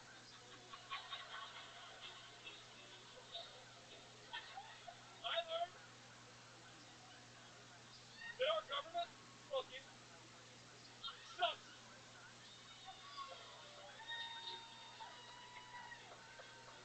I mean, think about it. Look at the pandemic. Trudeau, he's up in Canada. He's giving everybody $2,000 checks. He's in blackface thinking he's Oprah. Oh, you get a check. And you get a check. What do we get? $1,200. Well, 1 month's rent was, thank you, Sam. Are you sure you don't want any change? Incredible. The crowd goes wild. Hard laughs throughout. We figured it out. We figured it out. Sometimes on Kill Tony, we do all the math in just a few minutes about how to take someone from 0 to fucking 40 miles an 0 hour. plus 1. And then Dane Cook was created. Wow. Yeehaw. Giddy up. You did it. You figured out your stand-up. You took some jokes right on the part between your neck and your bottom lip there. Ladies and gentlemen, congratulations. You've had a huge breakthrough here today. It's Thomas Penza. Thomas Penza figuring it out. I think you should do also some dance moves after each punchline. Yeah, like that. Yeah. Oh my God. Coming to the Paramount Theater in the next year. He's going to be headlining his own shows. One day I'm going to be opening up for that guy. You guys want to go to the bucket one more time, huh? All right. Your next comedian goes by the name of Ben Horn, everyone. Ben Horn has been selected. He's coming in from the back door. I like that. I think it's like, if he actually had a band behind him and did comedy, it would probably work. Yeah, people would really... It worked here. Just to let you know, we know that won't actually work. But it worked here. Shit, here he is, Ben Horn. Thanks. So before I did comedy, I was infantry in the Army for 10 years. And yeah, thanks. And a bunch of people always ask me, have you ever killed anybody? And I always say, yeah, I used to have 2 sisters. One of them wouldn't put out, so... I picked up a lot of bad habits from the military, like I pee in the shower. My girlfriend thinks it's weird, but I think it's because I sit when I pee. Also, I take baths, so... I watch way too much porn, too. I didn't think I had a problem until the other day I noticed the keys were getting stuck when I was typing. Yeah, my phone's a touchscreen, so... Alright, thanks. You have 20 seconds left if you want to do any more. If you want to be done, you can be done. Now I'll close it. That's it. That's it. 38 seconds from Ben Horn. Getting out while the getting is good. I love it. So, Ben, welcome to the show. Is your first time on? Yeah, first time. Hell yeah. I like your style, man. You were in the Army? Was, yeah. You look like you clearly fought in the Civil War. Yeah. No, that's Steve Renazizi, man. And he solves mysteries. I literally just got that for the first time outside, like 5 minutes ago. Yeah, absolutely. So there you go. So when did you get done with the Army? Like 2.5 years ago. And that's when you started stand-up? Yeah, basically. Okay. Where'd you have to go for the Army? Stateside, Did you vomit in your mouth a little bit when there was a Palestinian up here earlier? Where'd you go? Stateside? like when I was stationed here, it was New York, Kentucky,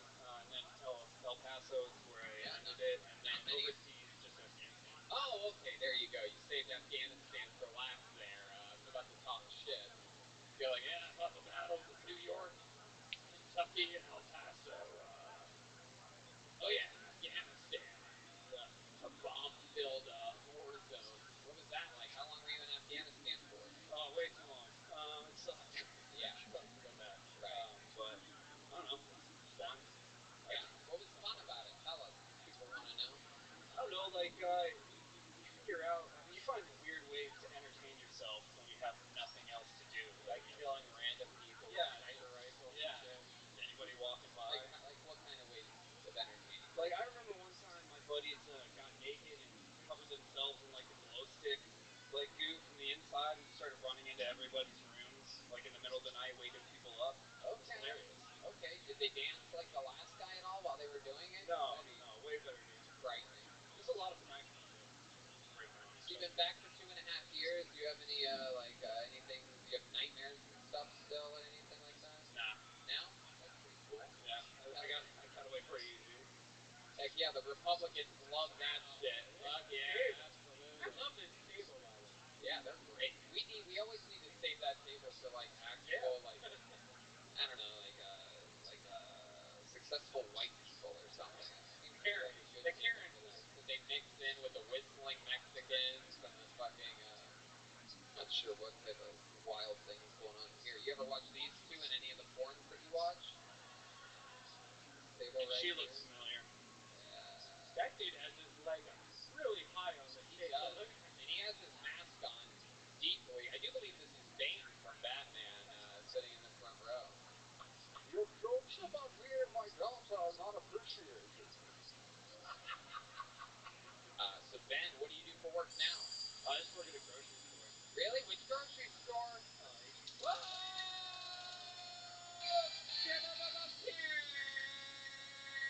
We love HEB here at Kill Tony.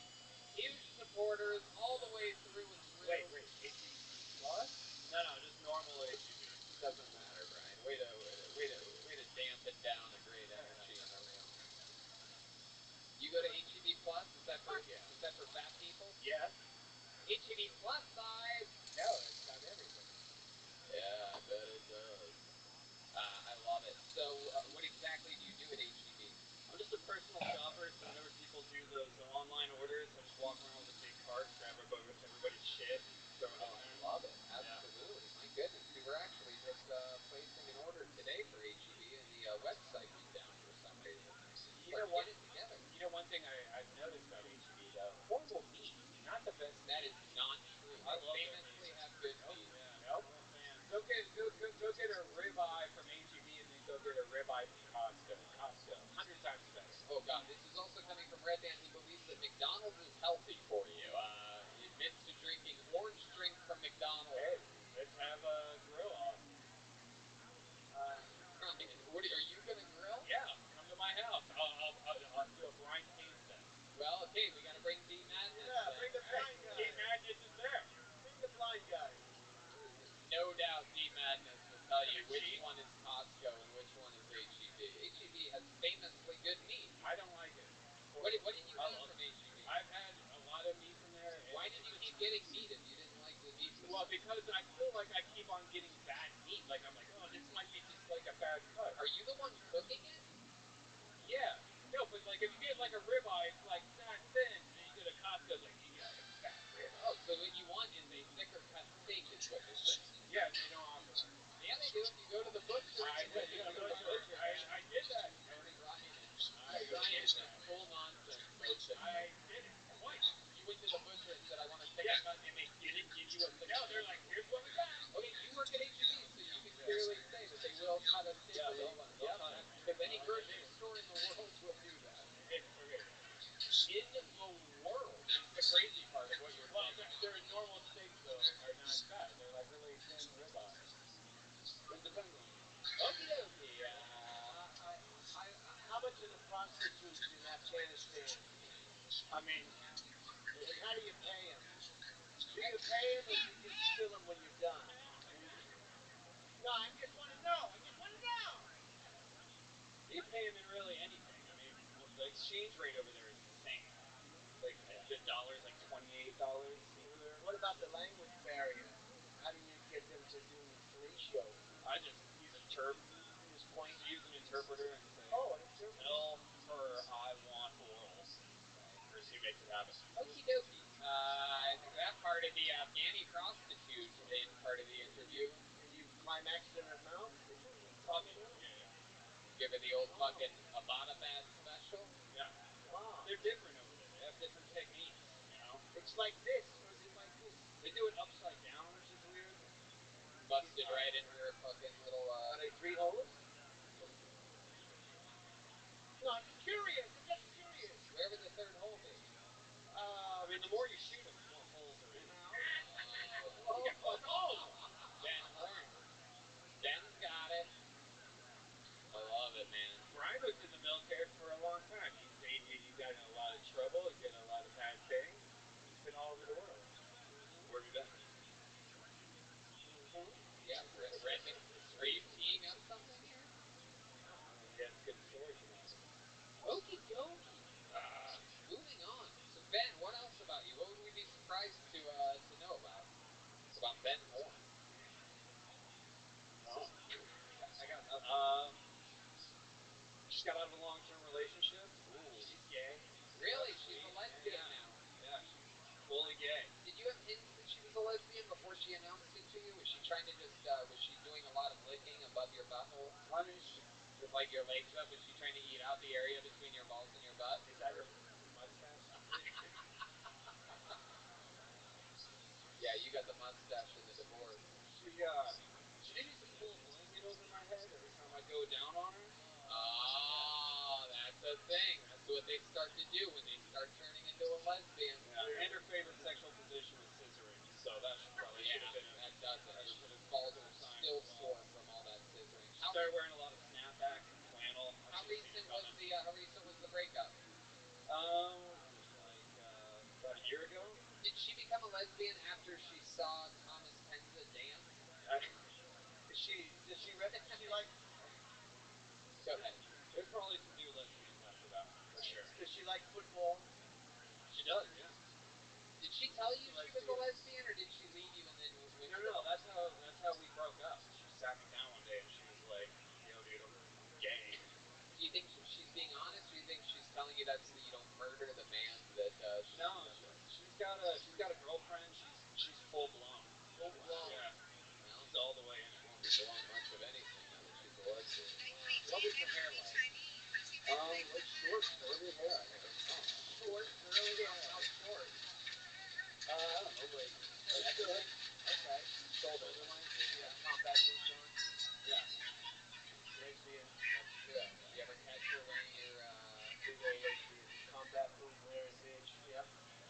I hate men. I hate men. I hate men. Well, fuck you. We hate you.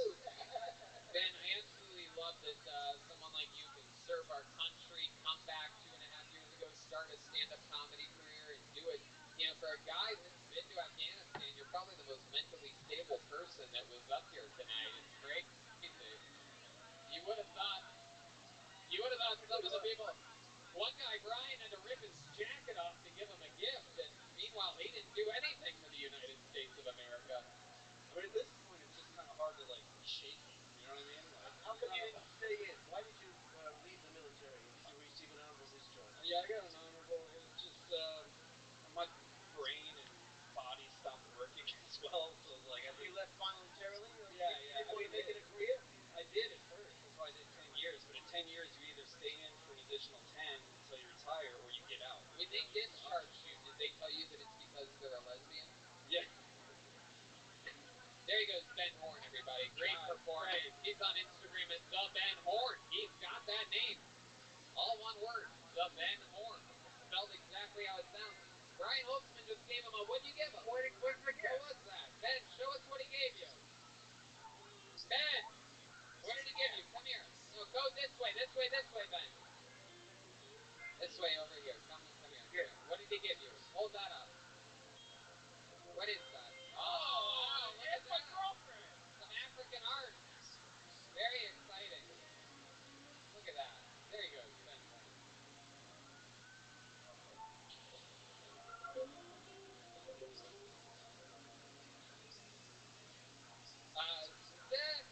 Are we ready for that thing? Okay, ladies and gentlemen, it is a special treat. Here we go. This is also one of the newest residences of Austin, Texas, ladies and gentlemen. A regular on the show for quite a while now. Absolutely unbelievable. Trained originally from Brooklyn, New York, Queens, New York. Trained in the art of improv in Chicago, Been doing comedy for over 20 years. A new minute of Kill Tony here by the regular. The one, the only, the great Michael Lehrer, everybody, is here. Wow. Crowd goes wild.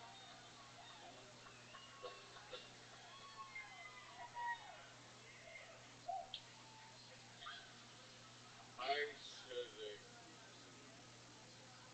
I said it. I do a character on this show. And this is a new character named Titans. Titans, the unknown Sim comic. Now, Tony, do you know what Sim means? I know what means? Sim. Sim. S-I-M? Sim. Stem? Sim. S-T-E-M. Stem. Yeah. Yes. What does it stand for? Science, technology, engineering, and math. Yeah. I'm the unknown Sim comic, and now I'm a classically trained thespian, so I want to develop this character in front of you, alright? First off, one, we need to know that I'm the unknown science, technology, engineering, and math comic. Thank you. Now, I need to find my voice of this character. Now, my inspiration is Buffalo Bill from Silence of the Lambs. Alright? So, I'd like to go through the table until you're hearing in my ear if the three of you, one at a time, can say, put the lotion in the basket. Brian's beginning. Put the lotion in the basket. Boo! I'm next. Okay. Put the lotion in the basket. Alright, has no one seen this fucking movie? Yo, John, you know what I'm talking about? Thank you! Oh, I didn't know you wanted us to say it like Buffalo. I was playing it like myself. I would have done it the best. You asshole. Really?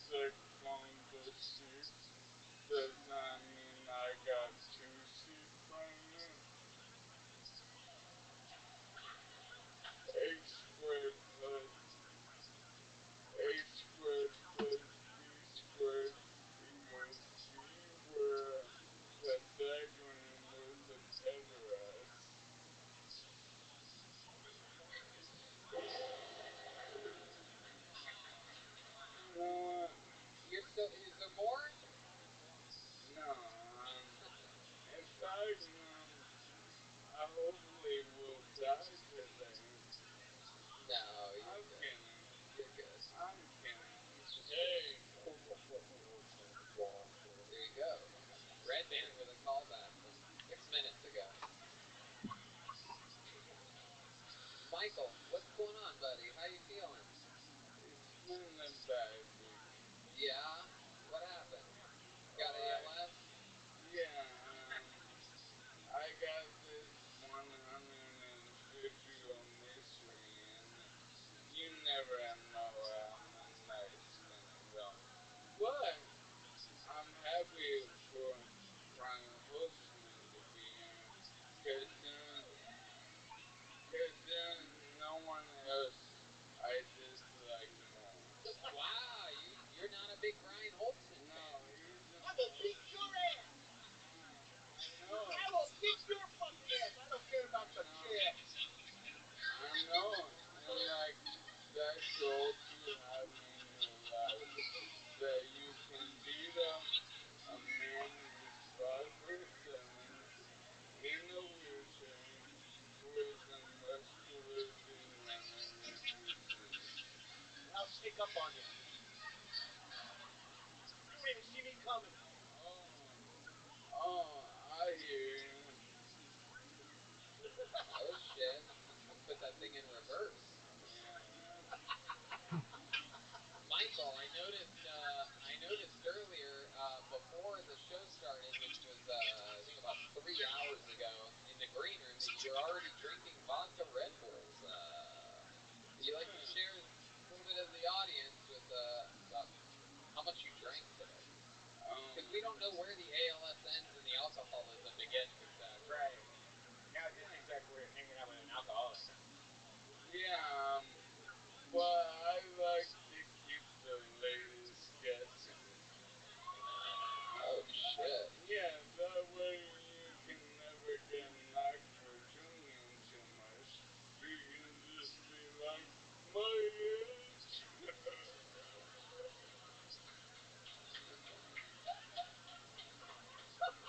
Michael Laird, I mean, I noticed that a lot of ladies, like, absolutely adore you. This guy gets, just like what's his name, Ryan Joseph was saying earlier, he has girls hitting him up, flirting with him, in order so that they can eventually just get somewhere close to Michael Laird. Yeah. Tell us about some of the magic. How do you think that works? Like, what do you think it is? Well, I've heard many theories throughout the year. Years. One of them was with women. I'm like the man you want to marry and the kid you want to have. And then precocious, I'm a motherfucker, and I step to anyone, just don't want to look on my bluff. Right. Yeah, and I got a regional accent, rather intangible than one my choice. Like, I have a cute face, I'm precocious as a motherfucker, I have a regional accent, I'm reciprocal, and then on top of that, I built, the genius comedy you saw tonight. Yeah. Yeah. Hell yeah. Plus he has a left hand that doubles as a vibrator anytime he lifts it above his. Well, Tony, my disease is deficit, and I know some guys that dance just to try to end up looking like you. You ever seen a guy dance like this? Because we did tonight. Thomas Penza sitting right over there, still hasn't killed himself, everybody. Sorry to cut you off, Michael. Is there another Is there another what? handy here? Another hand in here? Handy. There's not another handy in here. No, there's a guy literally missing a handy out front, though. I don't even know. Can we call that guy handicapped or just cat? No. He's just cat. He's just cool. He's fucked up. He's definitely fucked up. I can call back anything, but not when I'm interrupted that much. Right, absolutely. Why do you get to go on the airplane first? That's what I want to know. Yeah, but Sick and tired of waiting for you to get on the fucking airplane. When I get off, you get off last. When I get off first. Yeah, but they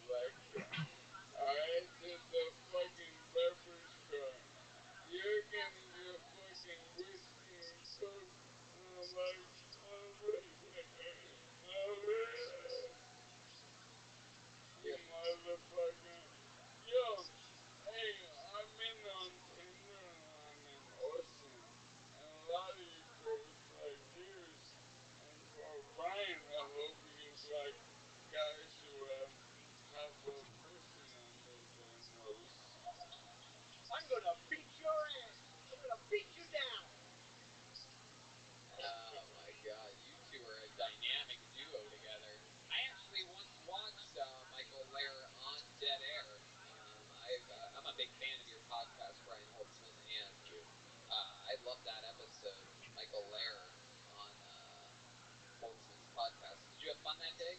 Yeah, but never again. I'll tell you why. No, for real. We're not putting any ramps in there. All right, that's it. Yeah, right.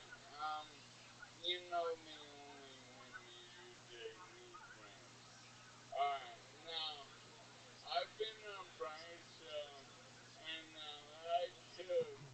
Absolutely killed. But I made the mistake of bringing with me a friend with balloon-sized titties and an extra small sports car and always wears Lululemons. So, even though I could, he had her on 10 episodes after me. It's true. And never me again. Hollywood mothers, reporters, were billionaires. We're pretending to be exported. My goodness gracious. Wow. It's a me. I feel like I made up for the earlier part of my set. Yeah, you did. Yeah. Yeah, this is great. You're in the zone right now. It wasn't great, but it was good. I'm particularly this morning. Do you have lights inside of your jacket? Yeah. I'm seeing lights from my angle.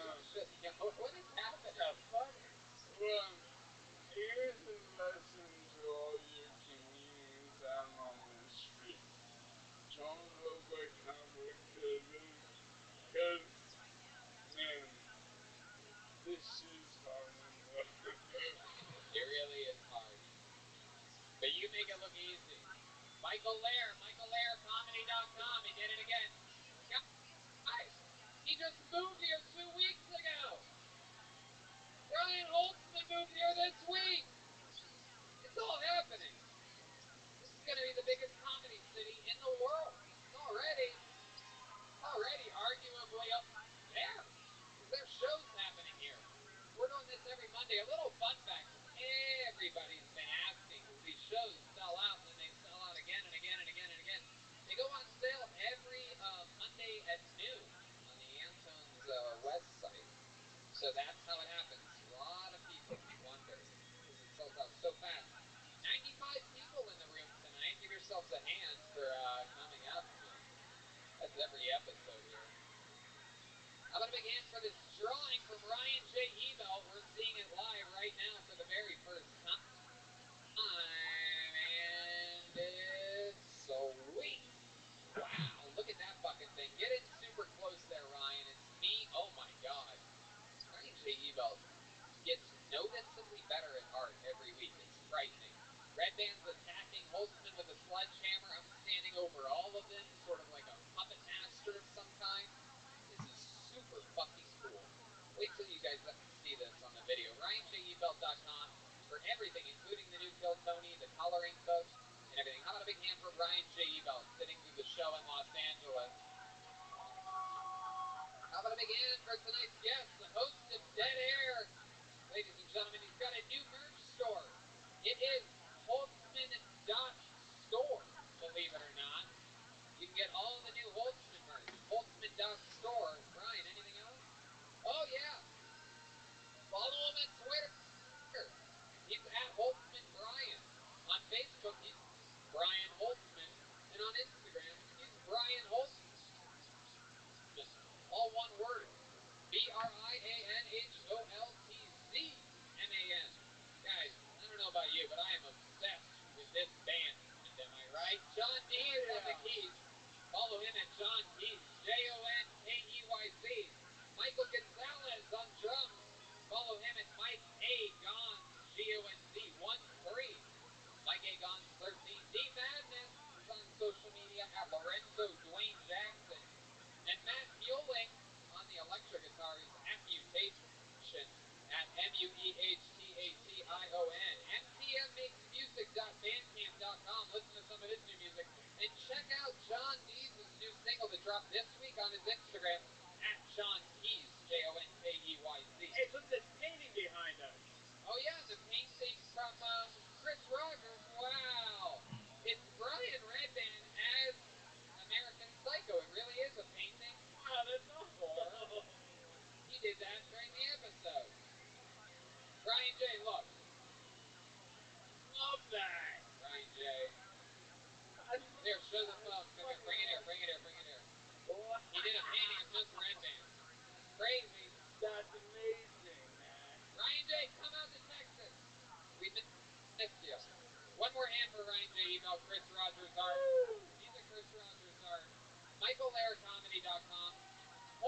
store. Rippin'? Hey, you know, Holtzman just moved to Austin. We are bringing back the podcast Dead Air, Brian Holtzman's podcast. We do a new episode this week. Go to DeathSquad.tv to check that out.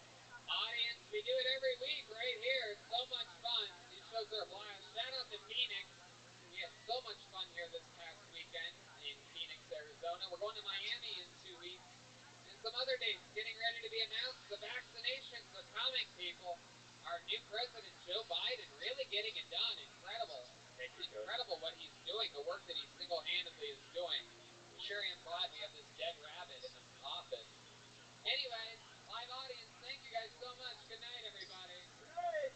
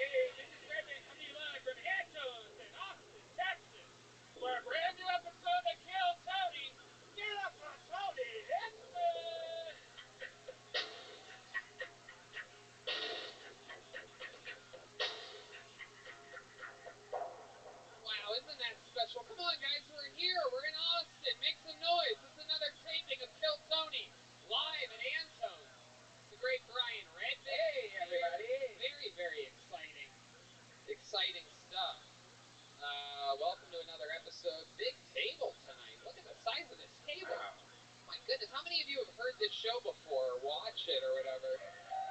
Very good. Then you guys know what you're in for. The great Ryan J. Ebelt is at home in Los Angeles, California, drawing tonight's episode right now on this screen right in front of us. You can't see him, but we can. He draws every single episode of the show, every tour poster, everything. Some incredible stuff over RyanJEbelt.com. Get the new Kill Tony the Coloring Book. How many of you, by round of applause, have pre-ordered your Kill Tony coloring book? Look at that. The first laugh of the night, Ryan. Can you believe it? It's dead silence here. I just got it. It's awesome, man. I had no electricity, no power or anything, so I started coloring this whole weekend. It was great. There you go. I made you green. Oh, red band.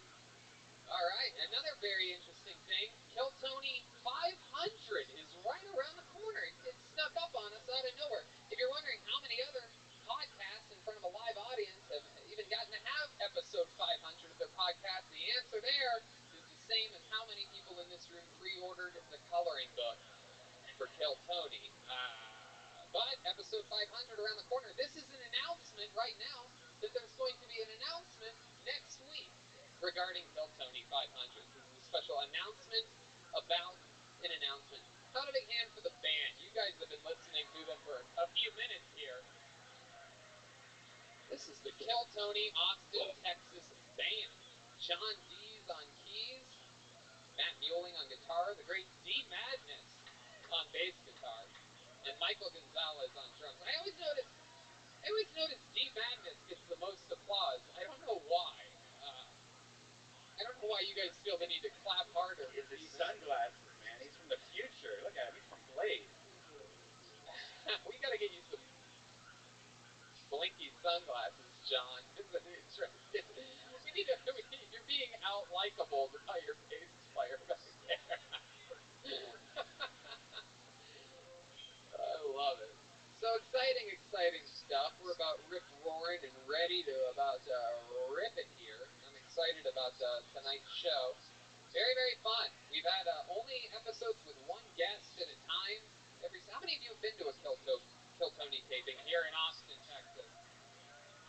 Every week we've done one guest at a time. This week we're going to do two. And we might even, at one point, believe it or not, hit three.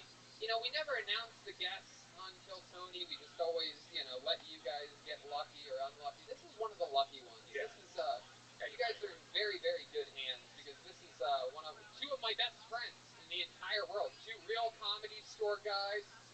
You guys are going to have so much fun. Ladies and gentlemen, it is Brian Moses and Joe Rogan.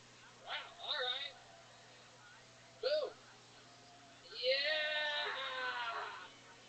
Yee-hoo!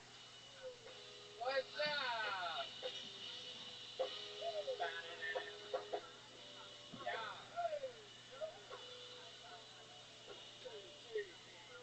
This episode's so crazy, Freddie Gibbs might even be joining us at any moment. Who knows? Anything can happen here tonight. Hey, a special shout out, guys, to Clarissa and Thomas. They made a new Kill Tony Texas bucket. Look at that. Huh? He's that little guy right there. It's The Undertaker. Wow. Austin's own The Undertaker. I found out The Undertaker lived here after moving here. I'm not stalking him. But I do wear the championship belt every day. Right after drying off and before putting on clothes, I throw on my Undertaker championship belt. Welcome back to the show, guys. Moses, you're back. It's been you were on one of the audience list Kill Tonys at the Comedy Store during the global pandemic, and now you're here. How does it feel to be back in front of an audience? We kidnapped him from LA, everybody. It's a real black man, Brian Moses. I love this. Yeah, we're smuggling Negroes into Texas now. Yeah. It's like 1865. Heck yeah, it's the above ground railroad we're calling it. I love this shit. Joe Rogan, welcome back to Kill Tony. Thank you very much. Have you here. It's COVID-y as fuck up in this bitch. You guys did a People podcast. don't know about it. Yeah. Oh my god. Freddie Gibbs went crazy. He might have got us all canceled. Oh shit. Like for real. And there's some parts where I was like, this might be an issue. Right? Yeah, you noticed me a couple times. I was like, yeah. Well, what can we do now? When you let Freddie Gibbs on anything, you got to be careful. I love it. Yeah, He He crazy. choose like that. He could show up at any given moment, man, so I'm excited. You guys know how it works. We had a bunch of people sign up before the show out, and on the way in, some people are here, some people's first time, some people have been trying forever, some people have been doing stand-up never, and some have been doing it forever. And the names are in the bucket. If I pull your name out, you get 60 seconds uninterrupted. You know your time is up, and you hear the sound of a kitten. You hear that? Hear that little kitten? Let's hear it one more time. Let's hear the kitten. All right. That means wrap it up then, or else you're going to bring out the angry 4th Street Bear. There it is.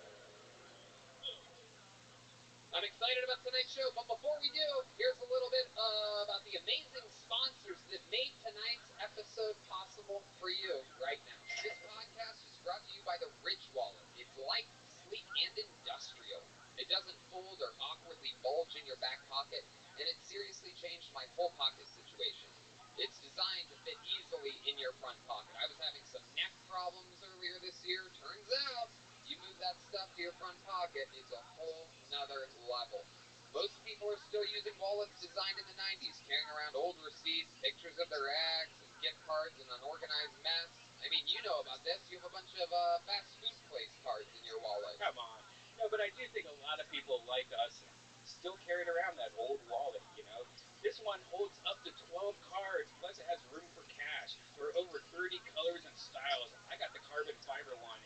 It's awesome. If this wasn't enough to win you over, check out the 40,000 5-star reviews. The durable material means each wallet comes with a lifetime warranty. You can buy this wallet and carry it for life.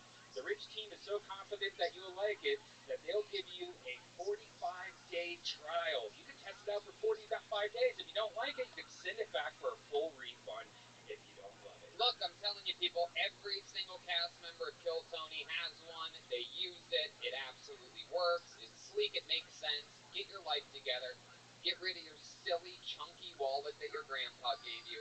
And have a better life with the Rich Wallet. Get 10% off today with free worldwide shipping and returns by going to ridge.com/KillTony. That's ridge.com/KillTony. Use the code word KillTony. Don't forget, get 10% off. It's an amazing thing. Treat yourself. You'll thank me later. And we're back. Who's ready to start tonight's show? Oh my God, it's so fake. I have to leave. I can't do this. I'm too high. It's too fake. Here we go. And your What's first an audience like? It could be anyone, ladies and gentlemen. That's the craziness about the show. Lately, people have been signing up that should not be out in public. So we're going to see what happens here tonight. Your first comedian, 60 seconds uninterrupted, goes to Alex Frank Encenia. Alex Frank Encenia is first. A lot of people socially distanced, spread out on the sidewalk. Alex Frank Encenia has a nice steady pace. Very excited. Here we go. How about one more time, everybody, for Alex Frank Encenia. Anthony's, how we doing? Appreciate ya. My name is Alex Frank Encenia. Austin was pretty icy this past week, you know. The Mars rover also landed on Mars. There was ice time on Mars for the second time also. Yeah. So many Mexicans up there too. Here we go. Nope. Okay. It's Austin's crowd. All right. I'm half Mexican. I'm from a South Texas town. I'm half Mexican and half racist, so I can say what the fuck I want. Yeah, but it's a weird racist because it's South Texas, so it's like all of my grandparents' grandkids are half Mexican, half black, but they have a dog named Jigaboos. Nobody really knows how to work with it. But I am half Mexican. I'm not Jewish, even a little bit. Please, I know what I look like. Whoever giggled over here, I know what I look like. I like Mexican wood. You know how good my whistle is? To convince these Mexican dads that I, can take their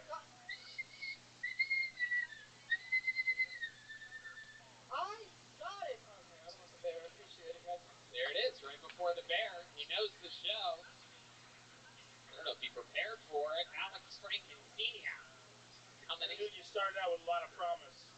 Good stuff. I thought I kept The it. opening words, I was like, maybe this guy's got a handle on this. Oh, good enough.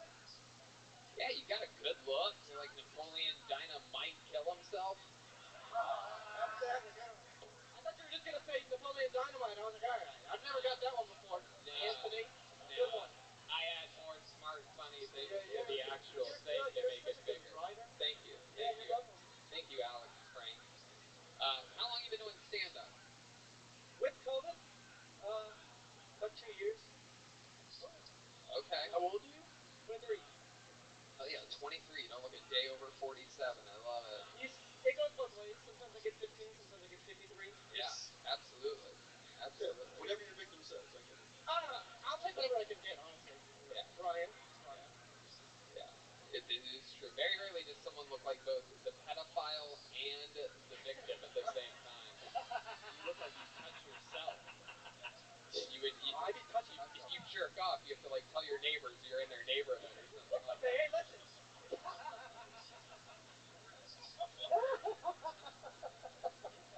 What do you do for work, Alex Frank? You're 23. You're here in Texas. I bartend on the weekends, but I produce bigger comedy shows for professional comedians. Let's talk about the bartending. Let's talk about the bartending. We're not. I'm not lying. No, ever since Ronan Farrow dropped his documentary about him, now he's in brownface trying to make his Mexican. Oh, Yeah. Where are you bartending? I didn't know they had bars in Hogwarts. Like, what type of drink? Are you making spells? What are we talking about here? Butter beer. Only butter beer. It's a place called Doc B's. It's fine. Head on. It's not a cool bar. They let you bartend back there? Nobody You sees have me. to They check keep me other in back. people's IDs when they come in? No, but I get to make their drinks, and that's my favorite thing. Oh, okay. Crazy. Oh, come on.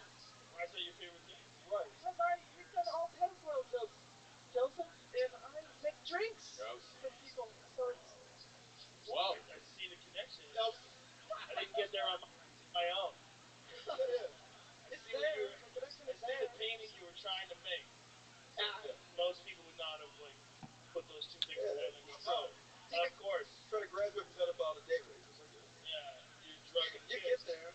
Take a back step towards that keyboard and so you square up to the audience. Face them. Face them out there. Sorry. Yeah, look at that. So they could all look at that fucking grandmotherly face that you have. Like Unabomber energy. Look at that.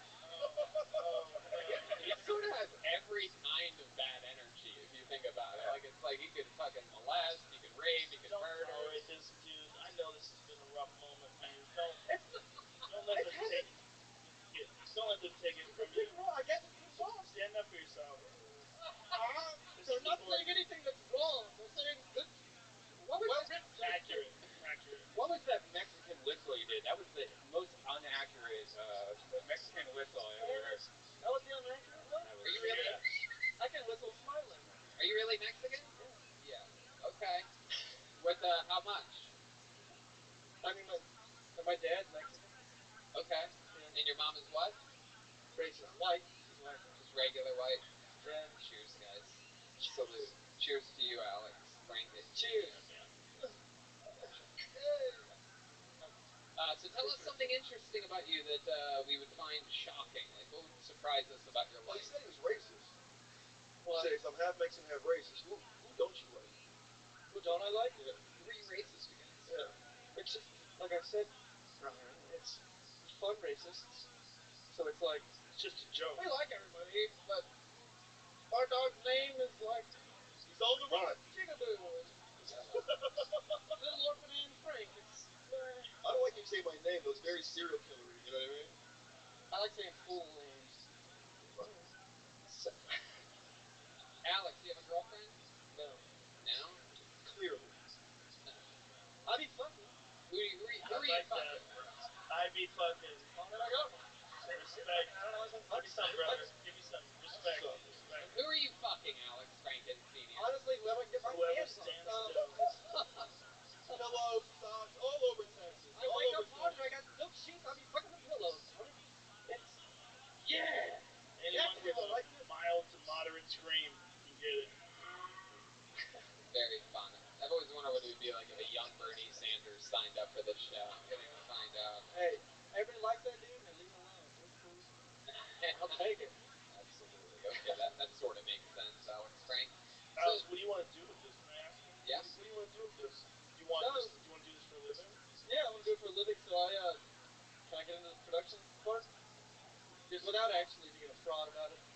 What are you asking? I got into producing comedy to produce comedy for professional comedians, so that way whenever they heard my name as far as being funny, it's a good idea. It's a good idea. Here's the problem: is that people that put on comedy shows are literally the worst. I know. I've heard it all. Everybody that's gonna remember your name is gonna be like, oh, he's one of those fucking fucks. I know. I've been trying to fight that, but shit, I'm moving to Austin in a couple months. I don't live here. I'm trying to produce when I can on Friday nights. Where do you and do live? comedy. Do I live here? Is this lasting too long for you and me? What do you think? Am I rushing you? Where do you do your show on Fridays? I have one in Brenham every third Friday. I have one in Get your alibi right, Alex. I have one every first Friday in Bryan, and every Tuesday I have a show in Bryan. Mark Norman was supposed to be here last week. Okay. That's he's like, yeah, I'll definitely make it. Went from every Friday to every third Friday. When has Mark Norman ever skipped a show ever? Bro, he ducked you. It was the snow did. The deposit didn't believe clear. It's snow. Okay. All right, Alex Frankensteinian. You're a wild little one. I feel like it's about time for you to go turn into a were-rabbit or something like that. I don't know what exactly. Keep it together, bro. Yeah? Appreciate it. There you go. Alex Frankensteinian, everybody. Your first comedian here on Kill Tony. That's how it works. I pull a name out of the bucket. They perform for a minute. You came out good, right? Some good energy. He's got a number. He can blow on those flames. Hey, look who's here, everybody. It's Lieutenant General Zach Bogan. Bogan ass. All right. Pulled another name out. Mark Pena is next. Mark Pena. Let's see what happens here. Coming from the pit of comedians, deep in the back, is Mark Pena. It's a long walk here in Antone.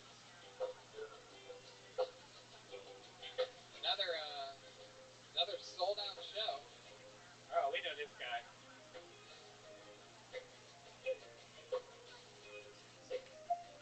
All right, here he is, finally. Ladies and gentlemen, one more time for Mark Pena. Hello, everybody. Hi. Man, I've had a lot of free time since this whole COVID thing, man. I've had a whole lot of free time. You ever, like, pop a pimple, and it keeps coming back, and you pop it, it keeps coming back, man? Did that ever happen to anybody, man? I think I'm growing a nipple. Yeah, it's really bad, man. Before this whole COVID thing, though, I was a tour guide in the double-decker bus here. I'm sure there's a bunch of new people here to Austin, right? Okay, a few. Well, you might appreciate this, then. Austin, live music capital of the world. That's a true fact, man. There's more live music here per square capita than any other place anywhere else, man. Wow. What a fun, positive spin on the homeless, right? Just like a guitar and drum circle in every corner here, man. You know, good for them for being positive, right? It really depresses me. It makes me sad whenever I see it. I see these men, they're so down on their luck, man. They're so weak, they're so fragile. The music is barely live. Give it a week. The AIDS will win. It will win. All right, that was my time, man. Mark Pena, everybody. Isn't he adorable? There you go. Welcome to the show, Mark. You were on recently, right? Yeah, I was the dude that sold plasma and fucked fat chicks. Wait, what? The guy that sold plasma and fucked fat chicks. That's right. That's right. That was me. He does fuck fat chicks. Moses, what do you think about this guy? Sells plasma, fucks fat chicks. Hell of a resume. I think you should open with that next time. Yeah. Oh, I opened it last time. That was actually kind of fun. That would have been a good idea. Hey, you fucking any fat chicks since the last time you were on the show? That's a yes. No, actually, no. They weren't fat. I wouldn't consider them fat. Hey, multiple girls since your last Dude, appearance. not so bad for a plasma. No, right? that's their program. Do you also be fucking? Do I also what? Do you also be fucking? Yeah, Sometimes. Yeah. Sometimes. I get lucky. Right. I catch a break every once in a while. Yeah. What's the wildest thing you've ever done in the bedroom? 300 pounds. She sat on my face. She was 300 pounds. Wildest thing? Oh, shit, man. I don't know, man. You know the one. I don't want to say it. It's embarrassing. Go ahead. That's the whole point. That's what makes this show so much fun, is that You're in front of an audience. Wildest thing. Let's see. I'm guessing right now. No, I would love to hear it. I would love to hear it. No, you go ahead. You tell us your straight man. one. Wildest thing, shit. Come on, tell us the real one, Mark. Stop thinking about your second scariest memory. I really can't. Mark, please, I'm begging you. Oh, fine. Let's see. Wildest thing ever. I don't know. I'm choking her out and she's grabbing me by the nuts. Like, there we go. It's a give and take kind of thing. It's not creepy. Mark is mental and a soul. You're a liar, Mark. I don't believe that's the weirdest thing. Cold case files are being opened up right now as we speak. Shouldn't have said that. I didn't want to say that, but I did. That's the wildest thing? No. But it's what I'm going to say. Yeah. Can you just give us a hint of what the other thing might be? Basically more of that, I guess. Yeah. More choking. No, you can do better than that. Can you do better Come than on, that? Tony. It's like, you guys, Mark. I'm the Night Stalker. Mark, I'm going to keep asking you the same question until all the cord is bundled up around your arms. He's slowly wrapping himself up like a mummy right now. Nervously. He's got a noose already made. Welcome to Texas. It's terrible. Throw it over the beam. Bang this. Mark, does it have a... Alright, forget it. I guess I'll stop that. You're not going to tell us anything about it? Oh, that one was pretty wild, I think, right? No, what? Mark, how long you been doing this? How long you been doing stand-up? I think 9 years in February. Yeah. Wow. What? About. Oh, no. 2 years? 9 years, yeah. Oh, my God. Maybe next time you should squeeze her nuts and, like, her choke you out. Maybe I will. Maybe I will. Wow. Jesus, Mark. What else do you do for fun when you're not fucking fat chicks and bleeding blood? What's another hobby of yours? Choking people to sleep. What else, Mark? Oh, man, I'm, you know, I just read a lot of books, man, basically. Books? Yeah, just read. What kind of books? Cookbooks that the girls leave over his house? What was I reading? The Death of Common Sense, that's a good one. My judge recommends that one, actually. Wow. It's a name dropper. The guy.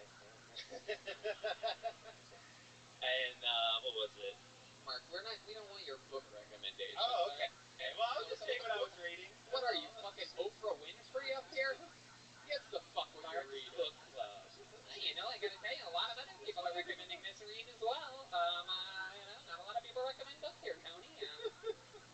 Well, that's what I do for fun, basically. It's not very fun, but it is cheap and free. I'll just read, fucking run. Dude, you're depressing the fuck out of me.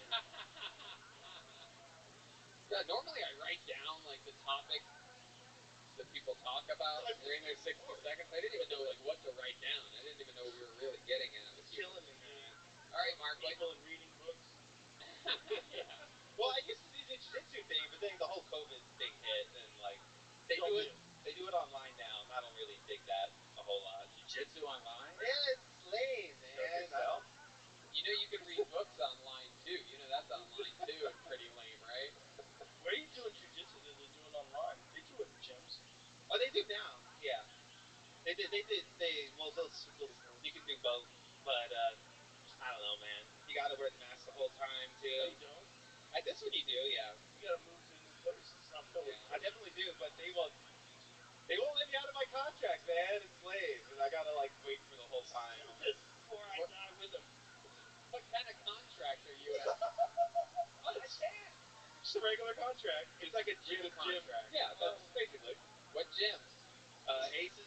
Aces? Mm-hmm. Yeah. I think that's a hardware store, son.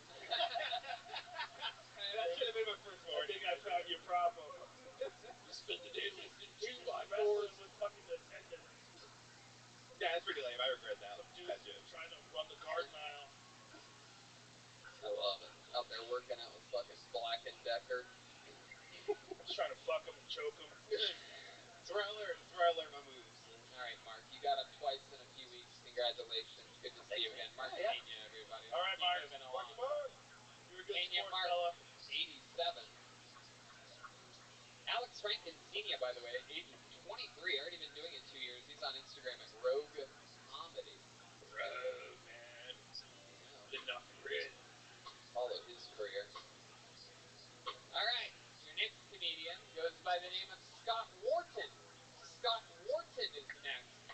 comment from the audience. Must be the sidewalk. You guys having fun out there, huh?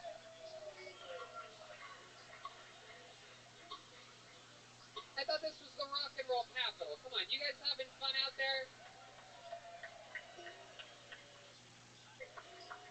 It always works. The rock and roll capital, huh? Yeah. Oh, Jesus. Oh, wow. Look at that. Very unorthodox entry. One more time for Scott Wharton. What is up, everybody? How you doing? Make some noise one time. All right. So my dog ate my LSD. We've all been there. Don't act like I'm the only one, Joe. You know what I'm talking about.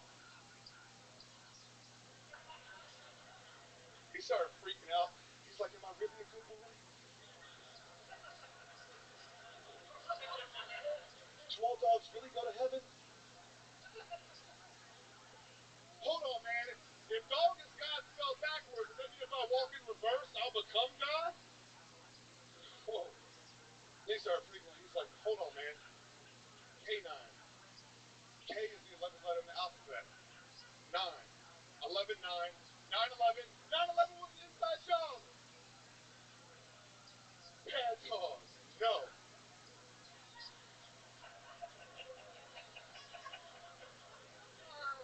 I didn't write that joke, man. George Bush wrote that joke, y'all. Wow. It's an inside joke. Look at that. Scott Wharton. Give it up for Tony, everybody.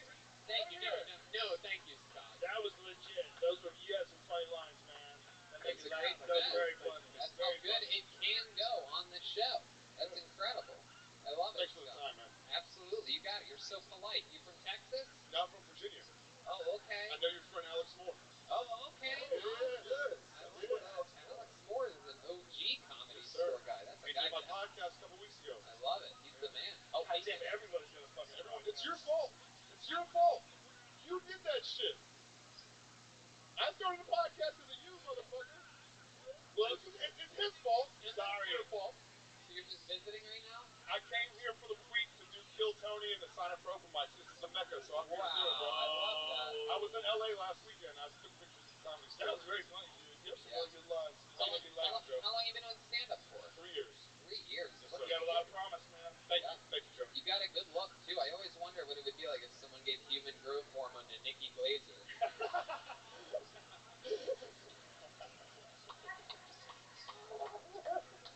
I know what I look like, man. I got a club foot, too, so it works out. Yeah, dude. You don't see it. I know. I had that if you're wondering, I had that locked in my head 5 seconds after he grabbed the microphone. I'm like, oh, I know one that'll definitely work on this guy.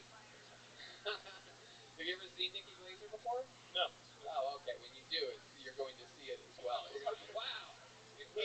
If someone gave her like the Bane treatment, this is what would come out of the other end. I've created a super Nikki Glazer.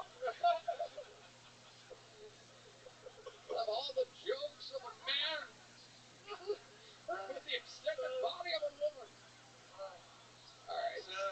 Scott, I like Nikki Glazer if she was a volleyball player. Now, do my version.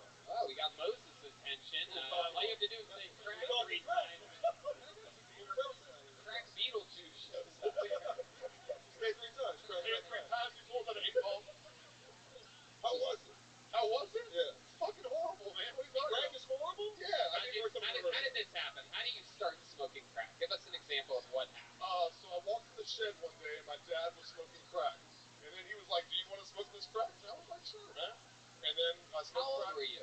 27. 15, dude. 15 This years story old. just got a lot sour. Wait, why? Through the power of LSD, I overcame my crack addiction. All right, I've been clean for 3 years. Wow. Right, right after I started doing comedy, I got See, clean. I don't. That's sad too. It's like you burned out, man. You should have paced yourself. Then you I wouldn't got have my 16. cocaine stage out of the way before I got into entertainment. Those people that like they go crazy and then they're clean. Like, just are you sure? No, Really? I'm doing comedy, Joe. You don't want to be a clean. You can't. Don't do it. You need drugs. You can still smoke crack, by the way. Very important. Richard Pryor was one of the greatest comedians ever. Nothing but pre-rolls. That's true. That's Talk true. about that today. Exactly, yeah. Talked about today on the podcast. Take a step back so the audience can see. Square up with the crowd Yeah. so they can see the face of a she-man over here. Yeah. He should do coke, right? You should do what? Coke. Oh, crack. Very rarely do we get I'm Joe gonna get to this clean shit. prescribe somebody cocaine on this show, but this is a new one. How long have you been clean and sober for? Since 2018. 2018. So That's not good. Wait a minute. All right. Joe loved me at first, and now he's like, fuck this guy. I don't care about Just him at all. kidding. I know. Stay clean. Wait, so you doing crack for 12 years? I did crack for a long time. Don't leave it behind. Go back in business. Yeah. Everything's Still better in crack. moderation. Like an old Girlfriend or something. Hey, crack. Yeah, maybe like an old girlfriend you broke up with, and then you got your shit together, and she got her shit together, and you go, hey, crack. what else do you do, Scott, when you're not doing stand-up or podcasting or... Fuck, man. Hanging out with my dog. That's my life. What's your dog's name? Bo. Bo. Yeah, he's a boxer. Wow. Yeah. How long have you had Bo for? Fuck, man, like 5 or 6 years. Wow. He's a rescue. I'm his third owner. Wow. Yep. In dog years, it's probably time to take it back to the shed and smoke crack with him. keep the family tradition going. There he is. Oh, shit. We got him on the line. He's live streaming from Virginia right now. What's his name? What's his name? Bo. Bo. Oh, that's He right. remembers. Bo, are you okay? Poor Bo. Do you have a dog coughing on crack? Something, right? What do you got there? He actually had it. That sounded like that dog smoking crack. So wait a minute. All right, so you've had this dog for 6 years? Yeah. And you've been clean sober for 3 years off the That means 3 years he got to watch me smoke. 3 years. Uninhibited. What was your rock bottom? You were like selling fucking alcohol, being like, we got to stop this. Yeah, pretty much. Really? I mean, yeah, man. You're selling dogs? Wait, what kind of crack are you getting? When you fall off the bike, you get back on and you relearn. You don't just give up. I started a podcast, did comedy because of Joe, so I think I'm going to start smoking crack. Get back on the crack. All right, for this podcast, you should only interview crackheads, though. Okay. Just walk around Austin and be lit. Just call the show On Crack. And just crack make everybody get lit up. Look, if that fucking wings guy can get everybody to eat spicy foods. Yeah. True. For a half hour, you can get everybody to smoke crack. Yeah. Honestly, I think It's called On Crack. Yeah, I never done it. If you go to Oregon, Do you think Joey would do this? me? No. Joey. Joey Diaz? No, I can't do crack anymore. But if you go to Oregon, it's legal. Okay. You can actually do the show. Thought you were from Oregon. You get this whole You can do everything up there. Yeah. Do you ever smell burnt plastic and miss it? Like, do you Sometimes. Sometimes. Yeah. Is that one of those side effects? You know? No. Crack smells like Red Band knows. That's my guy. How do you know what it smells I've like? smoked crack before. You have? Yeah, once, twice, something like that. What? I used to date a girl Crack who once for 2 weeks. I used to date a girl that her roommate sold cocaine, and one of their things they would do is make crack, once in a while. And then I was like, "What's this all about?" It was horrible. It was like the worst. Yeah, sauce some ever. people make cookies. So it wasn't good? I'm sure Red Band tried the cookies too. It was like a dirty high. Really? All those to the side. Red. It's a finish Friday type bullshit. Indeed, and Don't go back to crack. We're just joking. Without a doubt. You're very funny, clean, and sober. Very funny. And congratulations on a absolutely fantastic 60-second long set. It's not as easy as it looks up here, and you nailed it from beginning to end. And look, you made this crazy trip. I always love it when the bucket, decides that someone is worthy, like you, instead of the two pedophiles that got up before you. You know what I mean? It's a whole different thing. Yeah. You made this trip, you took a big chance, and it fucking paid off with like 50, 60 names in this thing. You got pulled. Right. Congratulations. There goes Scott Wharton, everybody. Thank you, everybody. He's on social media at _Scott. There he is. He's getting fist bumps, everybody. There goes Scott Wharton. I'm going to pull another name out. Let's keep it moving along. Marcus O'Lind. O-L-I-N-D. Marcus O'Lind.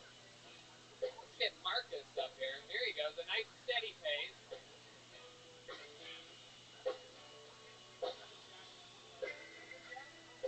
Make it 3.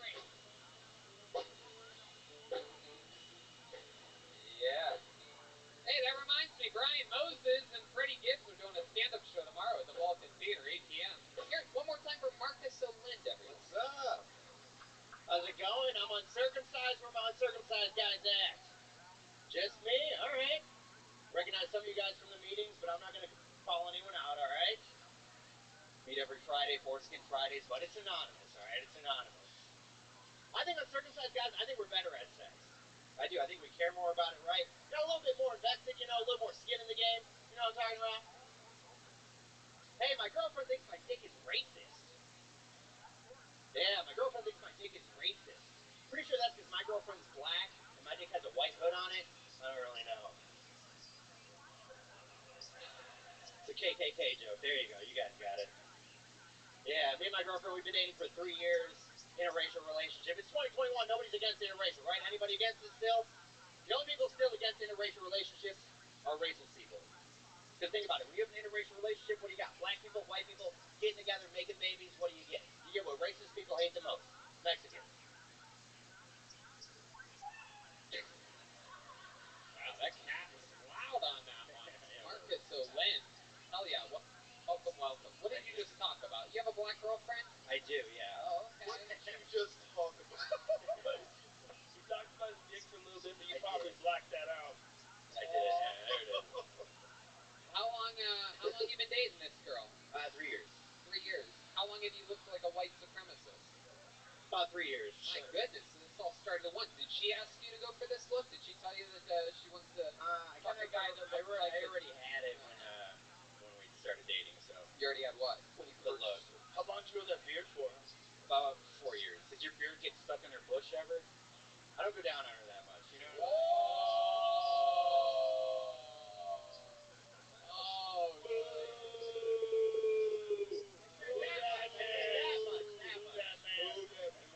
Who that man?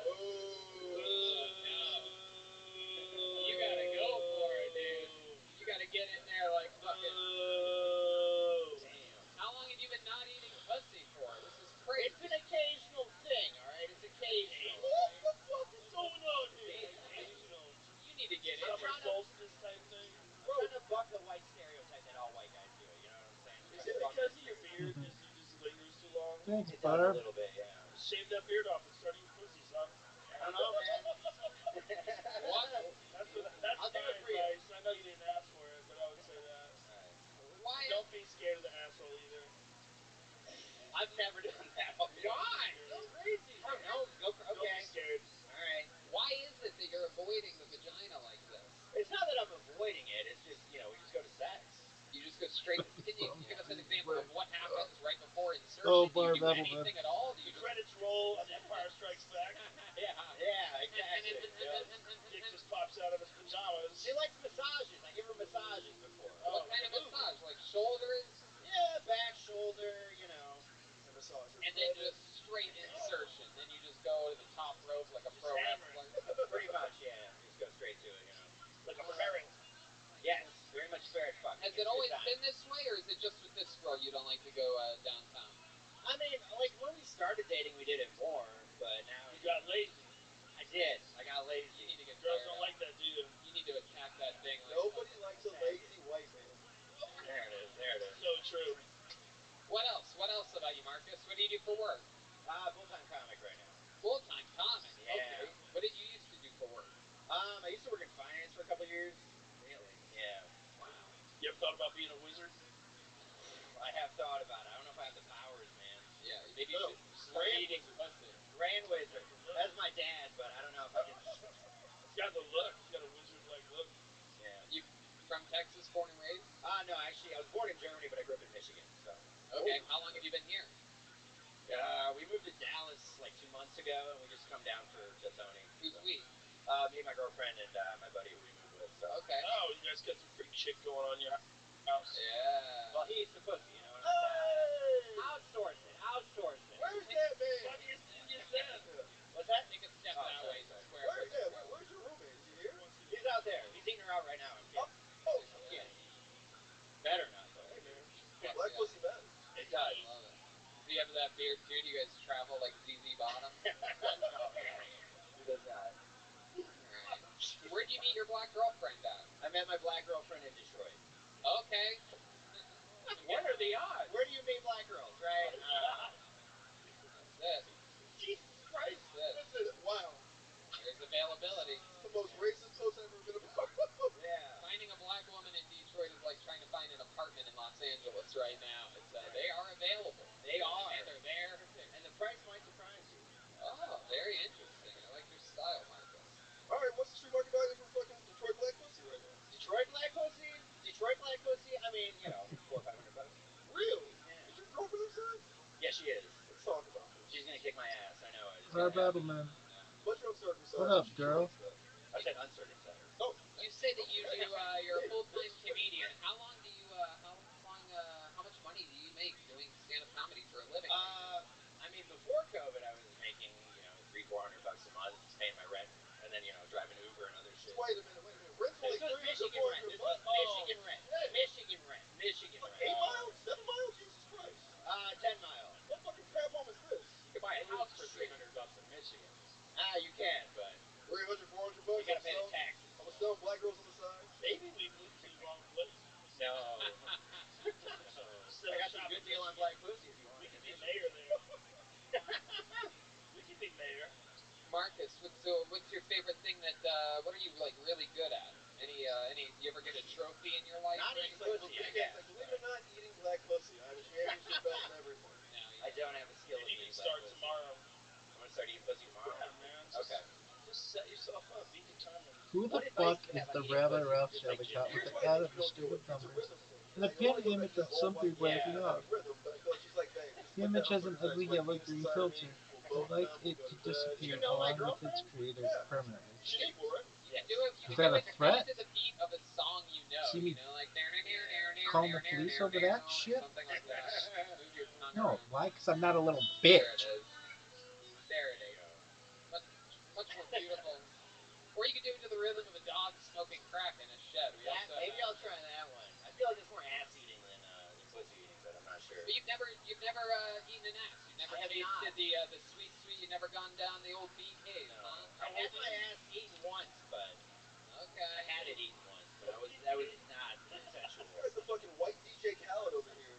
I don't eat pussy, they eat my ass, they suck my dick, and then we go to bed. That's it. Is that wrong? Well, not for you, obviously. I'm really happy with your progress. You're a selfish lover, white boy Rick. Why were you born in Germany? How did that end up happening? I was just born there. Military? No, not military. My parents actually met in Michigan and moved back there. Exactly, Nazis. They went back to Germany? They went back. She grabbed a white man from Michigan and went back. Okay. She's like, we're gonna breed. It was a scientific experiment. You know? Breed? Oh my god, forthright. I was Captain bred in America forthright. movie. My girlfriend does think like I'm an underground German spy, but I don't know if that's true. I'm still waiting for my trigger word, and then I'll just jump into the shit. Sure. Now, when you say trigger with this black girlfriend, you feel me, Texas. Dangerous. You love those double G's out here. Hard R. Does she ever call you the N-word in bed? No, she has not. Man, you guys haven't had any fun yet. I know. Maybe you should eat my pussy. Yeah. It's true. This is all good advice. I'm eating her pussy and she starts calling me that. I don't know what I'm gonna do. I keep Keep going. going. Keep going. Okay. I don't know what I'm gonna do. Should I stop? Should I question my mom? Yeah, so if a black woman calling you the N-word while you're eating your pussy, you're doing something absolutely right. Ask for Okay, instructions and shut your mouth. Okay.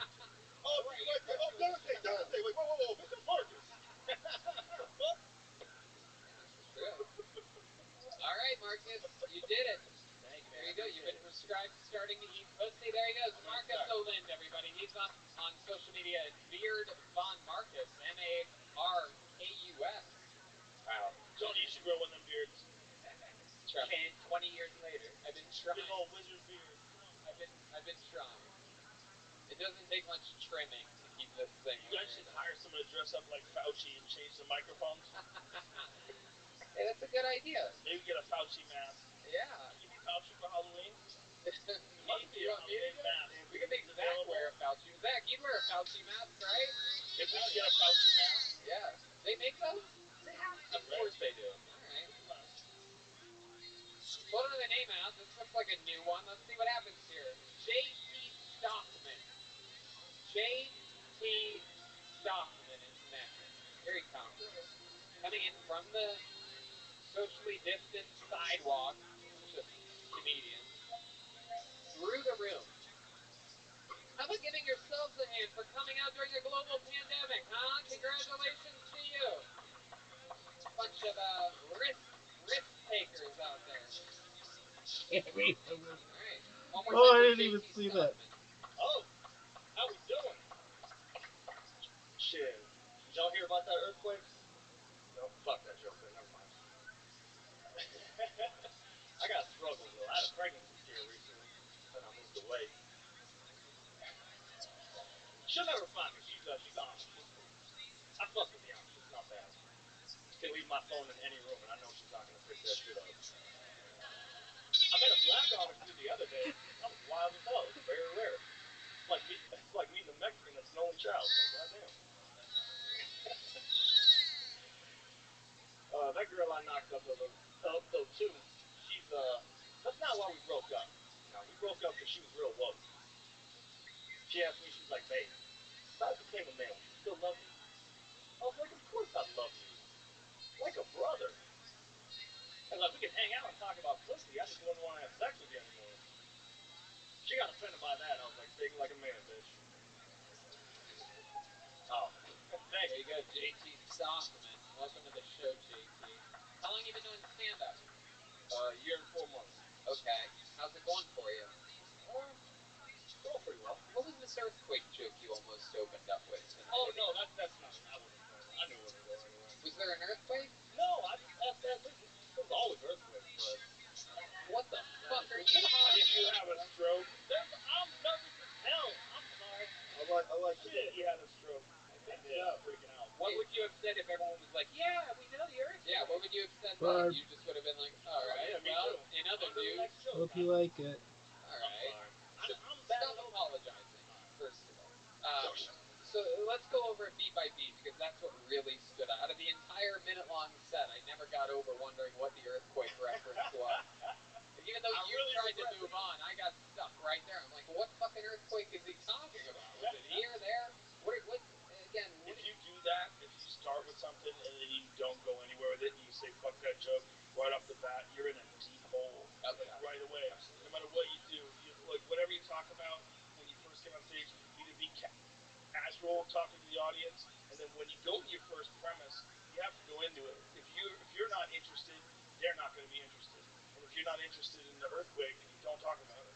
That's why, like, if you're trying a new joke out, doing it at the very beginning is like the worst idea, because if it fails, the whole rest of your set, everyone's like, what the fuck was that at the beginning? That's good advice, except sometimes you should start out, because you have other jokes, but maybe something just happened and you have this idea, and if you jump into it, like it forces you to be funny. Yep. Like it forces, and sometimes that's the way you find like funny shit. Like maybe you have a premise, something just happened in the news, you watch the Woody Allen documentary, and you're like, hold the fuck up. Yeah, you have to measure it out. It's based on what's in the zeitgeist, right? Like last week I did a show at the Vulcan on the Thursday that all the cars got into accidents on the 35. There was a massive pile up, and I did this wacky joke about how I drove from Fort Worth. There was no traffic. I threw a banana peel out the back of the convertible. And blah, blah, blah, blah. And it went really well because it happened that day. It wasn't like I went up there and asked about an earthquake that never happened. So I'm going to ask you again, like, bailed. What made you, there must be something. You must have something.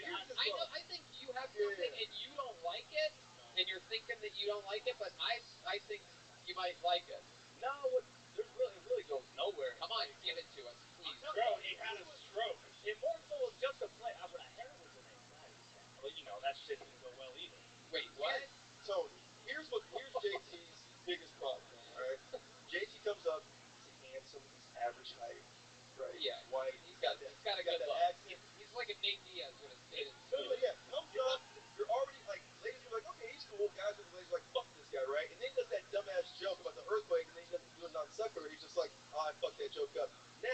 is JT, you're handsome, right? And half the people don't like you, half the people do like you. If you were the first guy, the Frankenstein guy, you can do that joke because you look weird. You don't look weird, right? You're a print model. You're leaving out funny, so I get it, man. I'm leaving out funny because that's not what happened. He went down everything else and was like, not funny. You're incredibly handsome, right? Yeah, and that's it. I don't know if he's that handsome. I mean, God, suck his dick, Brian. What are you doing? He looks like a Neil Patrick Harris at I'm saving leukemia. comedy right now. I'm getting this guy out of there. He's going to be a print model or a construction worker. I was a construction worker before this. Clearly, I see the thermal. I know what's going on. Where were you? You were a construction worker at what? What the fuck's it called? Abercrombie and Fitch. Abercrombie and Fitch. Teddy. Build shelves. What's the mill strip club called? Teddy. You're not a geek though, JT. Chippendale. Don't being a geek. Go in there hard like you do that Amish joke. Fucking get in there with the meat first of all. You know what I mean? You're a meat dude, you know? Look at meat right here, you know? Go in there and fucking nail these motherfuckers. What's going on over here? Relax. Sorry. I'm talking JT. I'm saying like go in there with meat. Don't go in there with some like non sequitur fucking East Side LA bullshit like you're a fucking alt comic. Go in there being like, yeah, Amish bitches, fuck them. They can't check my phone, and then go from there. Get in there with confidence. You're a confident looking dude. It's true. That earthquake shit you did left you on shaky ground. Ironically. JT, is there anything interesting about you? Something that you've accomplished or a trophy that you've won in your life? Something that you've done successfully? Something that you're good at?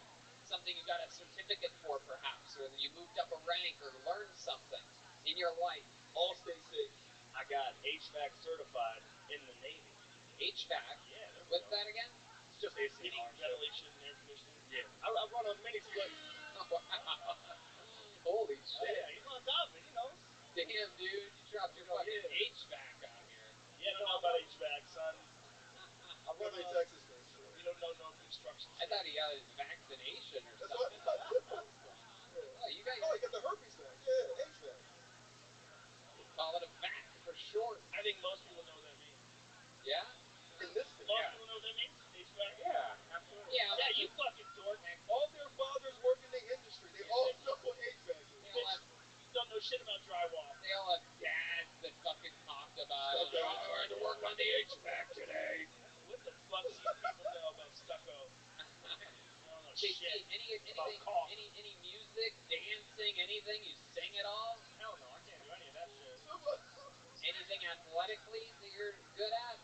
I mean, nah, I just work out and everything like that. What kind of workouts do you do? I do body weight workouts. Bottom, motherfucker, don't try and switch me up like that. We knew you do bottom. What else do you do? Do you even lift, bro? How much do you lift? Oh no, I don't lift like that. No. I'm not. Oh shit! Look at this. I'm busy working all the time. I got shit to do. We're JC, bro. Yeah, he's doing HVACs and everything like that. HVAC. Hop off my dangles, bro. And you're working construction, you said? No, I used to work construction in South Florida. How about now? Now I run a mini split installation with my buddy out of Houston. You run the what? It's a mini split, just another term for ACs. Oh, okay. Air conditioning. I know all about that. Installation. HVAC, fucking all the way. What do you want to do with comedy? You want to be a professional comedian? I want to get better. I mean, I want to get better. I like to write a lot. That was the big thing. You know, I'm dyslexic, so that was the big problem. That's an issue. It's just right. That explains the earthquake joke. Wow, you wrote your set list tonight backwards. Like, oh, that's how it happened. That's why he ends his set with that. It all makes sense. Yeah, after I say, there he goes, JT Stockman, he's like, thank you, earthquake, good night. Good morning. Good afternoon. Well, I can't even spell the word. Thank you, good morning. Oh, there's a song called Dyslexic Heart from Paul Westerberg. Another song? No. Someone does, though. Alright, that's enough. I don't know what's going on right now. Nah, I was fucked up tonight just building up anticipation back there when your name gets called. It's like, fuck. When has dyslexic ever backfired in your life? Has there ever been a time or a moment when it really, When I'm texting, people think I'm drunk, so... That's yeah. Okay. That's a good... It's not bad. Yeah. It's hilarious. Especially when you're dyslexic after like 1 a.m., right? I do a lot of voiceovers. Do text-to-speech, son. Yeah, I've learned that shit. Alright. Well, JT, hopefully better luck. Yeah. Hopefully, you learned something about how important opening a set with a little bit of confidence and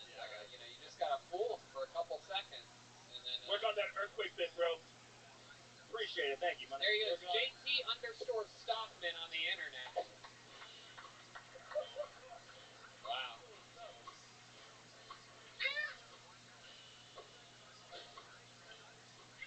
Fun fact, there's a comedian named Earthquake. And you might be wondering, does Earthquake ever open up with a JT Stockman joke? No, he doesn't. Alright. Hey, look at this. Put your hands together for Thomas Siska, everybody. Right there in the front row. Oh, wow. I do believe this is the young man that made the new Texas bucket. One more time for Thomas, everyone. All right, yeah. You know, everybody thought I was real stupid when I told them I was going to start a snow plowing business here in Austin last week. But boy, I made some money. And for everyone else, y'all hit me up on Instagram, Born to Plow. That's Born to Plow. I like the show Naked and Afraid. I feel like they should switch it up a little bit. Like, maybe do the Urban Jungle Edition, where they drop you off at 7th and Red River. Just hope for the best. Preferably in the middle of the dark winter. Or better yet, how about we change up the rules? We do Clothed, Armed, and Confident, where they just give you all the tools to get out of a sticky situation. I'm going to come out a winner.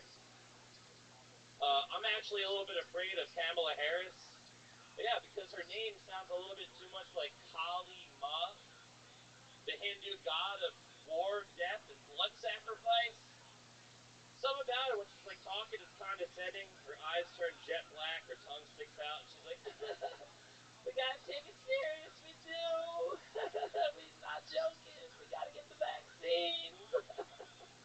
Who's my favorite rapper? Tupac. There you go, Thomas Siska. Going over his allotted time to do that joke. Welcome to the show, Thomas. Is this your first time here? This is my first time performing here in Austin for Kill Tony. There you go. I did a Kill Tony set in Plano, Texas. Okay. Plano. How did that go? I think this went a little better. I'm doing better right now because I'm facing the audience. And last time everybody just stared at my ass, so I was kind of turned like this, and the angle of the camera. I was looking forward to not showing my ass the whole time. So. Okie dokie. Wow. Yeah. Really your own thing going on there. So I'm already winning. Yeah. Do you have a plow? Do you have a plow that you put on your truck, and what's your number? Well, it's a Jeep Patriot, and it's a work in progress. No, I think he was joking. Yeah, I do. That's what I thought was weird is that, like, in Ohio, everybody has plows that they could attach to their trucks. Everyone has trucks out here, but no one has plows to attach to the trucks. Yeah, it snows more in Ohio. It's different Well, vibe. I'm just saying, if you had that. I can't figure it out. When I was in Alaska, everybody had plows. I think the ice is growing every year, so it's a smart investment. So. Yeah, I agree. I mean, whoever gets there first, is going to make some money. Indeed. It goes up and down. The amount of snow that we get goes up and down. Season to season. Yes. Yes. So, Thomas, let's talk about your real life. Okay. Stand up. How long have you been doing it? 2 years. 2 years. All of it here in Austin? I started here in Austin. I've done some sets in New Orleans, traveled around a little bit, did some shows outside of Austin. And okay, what do you do for work? Currently, I'm unemployed. Sure. Yes. How long you been unemployed for? March 17th when the shit hit the fan. Right. What were you doing before that?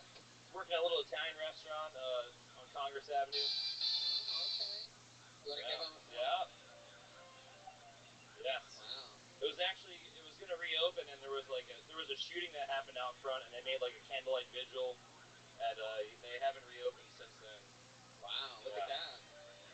How Italian is this restaurant? When they lit the candles, for the vigil, did they at least put like some shrimp scampi above it and a ham or something like that? Yes. Who got shot? The guy with the AK that had like the paraplegic girlfriend. Oh, yeah. My goodness, I didn't even know that. That one closed down your restaurant? Well, I warned the owner like a week before. I was like, hey, a lot of people are canceling reservations from these protests. I guess they're feeling a little threatened. She's like, really? I'm like, yeah. She closed that night, and I was already in Louisiana visiting my family, and that shit happened. And I was like, shooting there because I don't know about this AK-47 paraplegic thing. Yeah, I know. It's there's a lot going on there. I mean, there's plenty we can laugh at, but it's really unfortunate. What are you running for governor right now? The fuck are you talking about? Yes, born to plow. I'm asking you to describe to the listeners who might not know the local accent. Okay, so this man had an AK-47 and a paraplegic black girlfriend. He was a white man, and he felt that he needed. Wait. Why did she have to be black? Because it was a Black Lives Matter march. Gotcha. I was getting there. There it is. She's black and paraplegic. Yes. Oh, I'm not gonna make it. Oh, come on, Tony. No, you go ahead. I'm gonna think of it. Yeah. I mean, yeah. I mean, put your nubs up, right? Wait, stop. Stop. I don't know where this happened. Sorry, Thomas, over here. Thomas, stop fucking talking right now. Just look at me, pay attention, and breathe. She's the one that got shot? No, Tony. Okay, she did the shooting? No, Tony. Well, how did she fit into all this? She was getting pushed around by the boyfriend, right? In the middle of the street on Congress Avenue. They didn't have a permit. They're just marching the street with guns and paraplegic people. Wait, and somebody. Hold on. May I tell the actual story? Yes, please do.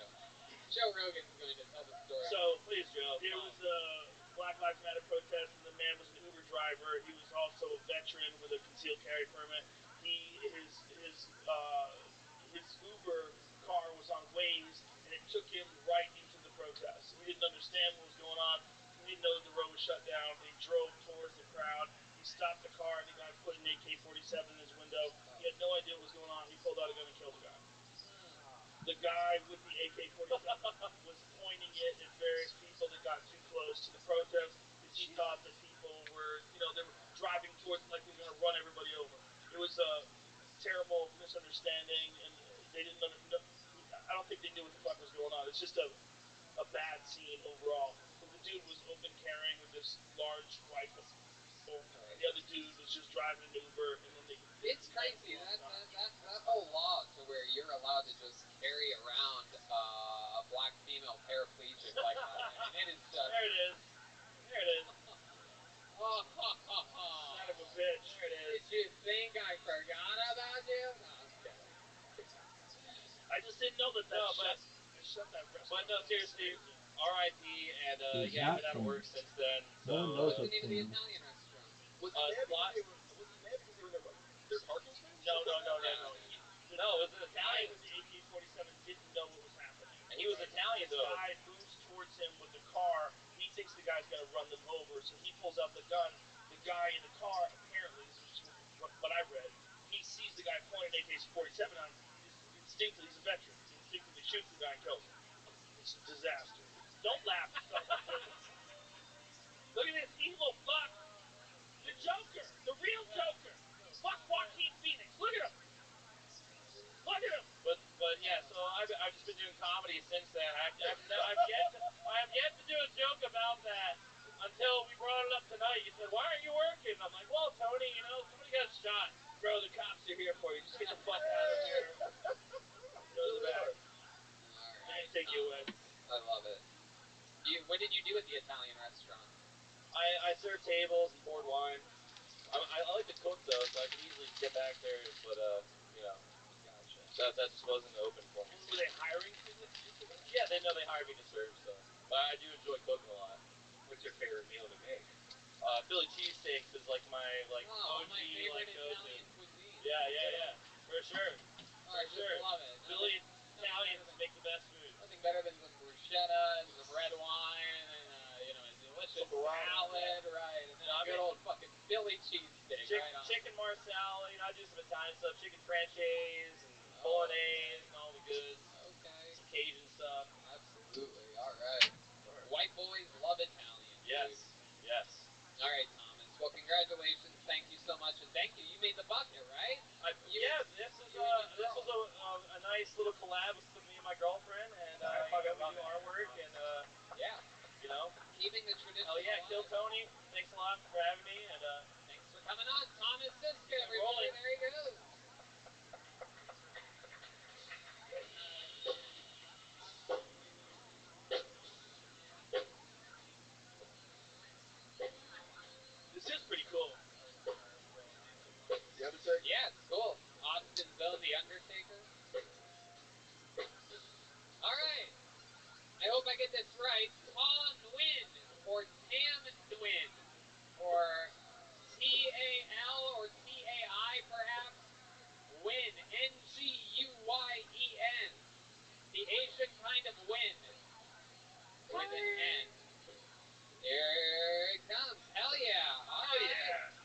He knows Cam to win. This is the return of a. It's been a long time since we've seen this guy. Here he is, everybody. Cam wins. Hey, what's up, everybody? Can everybody hear me?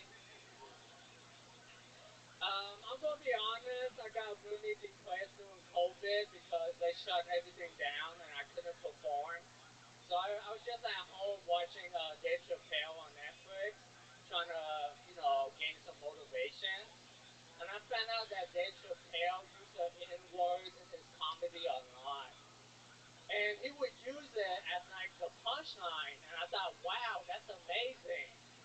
What could I find for Asian that's the equivalent to the N-word? And I thought about it for weeks. And the only word I could come up with was accountant. Hey, what's up, my accountant? You want to hit the strip club and make it rain on them hoes proportionally? Girl, I'll do your taxes for some man dance.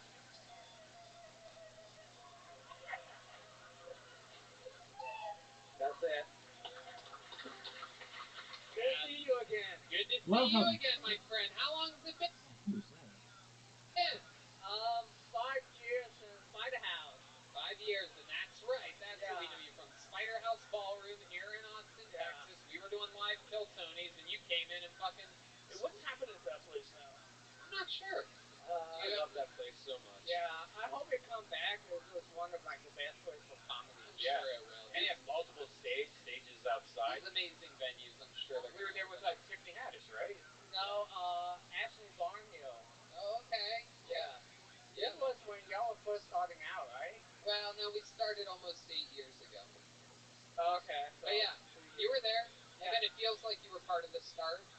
It was your start of being on the show. Yeah. How do you say your first name? The handwriting. Ty. Ty Win? Yeah. Ty Win. Okay, got it. So Ty, what have you been doing the last 5 years? Other than working on that Asian fucking mullet you got going on back Yeah. there, huh? So Party in the back.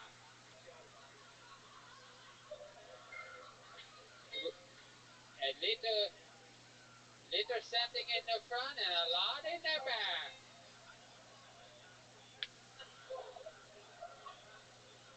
The hair in the back, long time. Bro, don't tolerate this. I was gonna say, Ty, you ain't gotta take that, Ty. Throw a ninja star at him. Time for action. Come on, guys. I'm allowed to make fun. I've known him a long. This is my math tutor, everybody. This is my math tutor. So, Ty, what have you been up to the last 5 years? So I shot a stand-up special at the Paramount, and Right, man, relax on the Asian. Welcome, Zoot. How you living, pimp? Right. What's good in your neck of the woods, son? What? Yeah, I do. Just give me a moment. I'm starting to make moves on Blue Sky, and they're starting to take down my accounts. And I've got to figure out like what about it is making them take down the account. I think it's not a video I'm sending. I don't think their systems are smart enough to know like to digest an entire video. But I think it's banning me when I upload a picture, a certain picture. Like they've got something in their system that says like if anybody uploads this picture, ban their account. And so I am ready to play, and I'm going to send you an invitation, and I'm going to beat you. And I'm not just going to beat you, but I'm going to beat you silly. Okay? Maybe. Because I've got to focus on these bots as well. But I got enough time and enough sexiness to beat you all day. Maybe even beat you 5 times in a row. We'll see. We'll see how many times in a row I can beat you. I've sent you an invitation.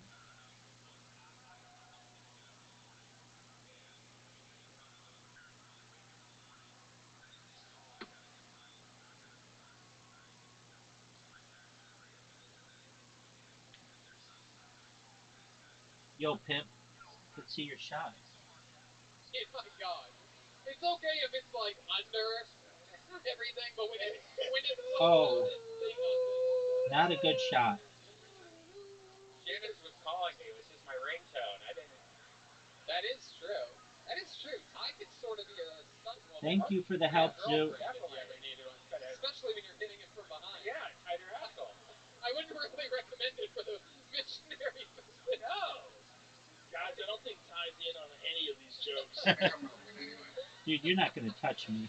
Look at his face. He's like, This is the exact same thing that happened 3 years ago. Yeah, absolutely. It accidentally, and you get it. That's the fun part. Okay, well, that's a nice theory that you have.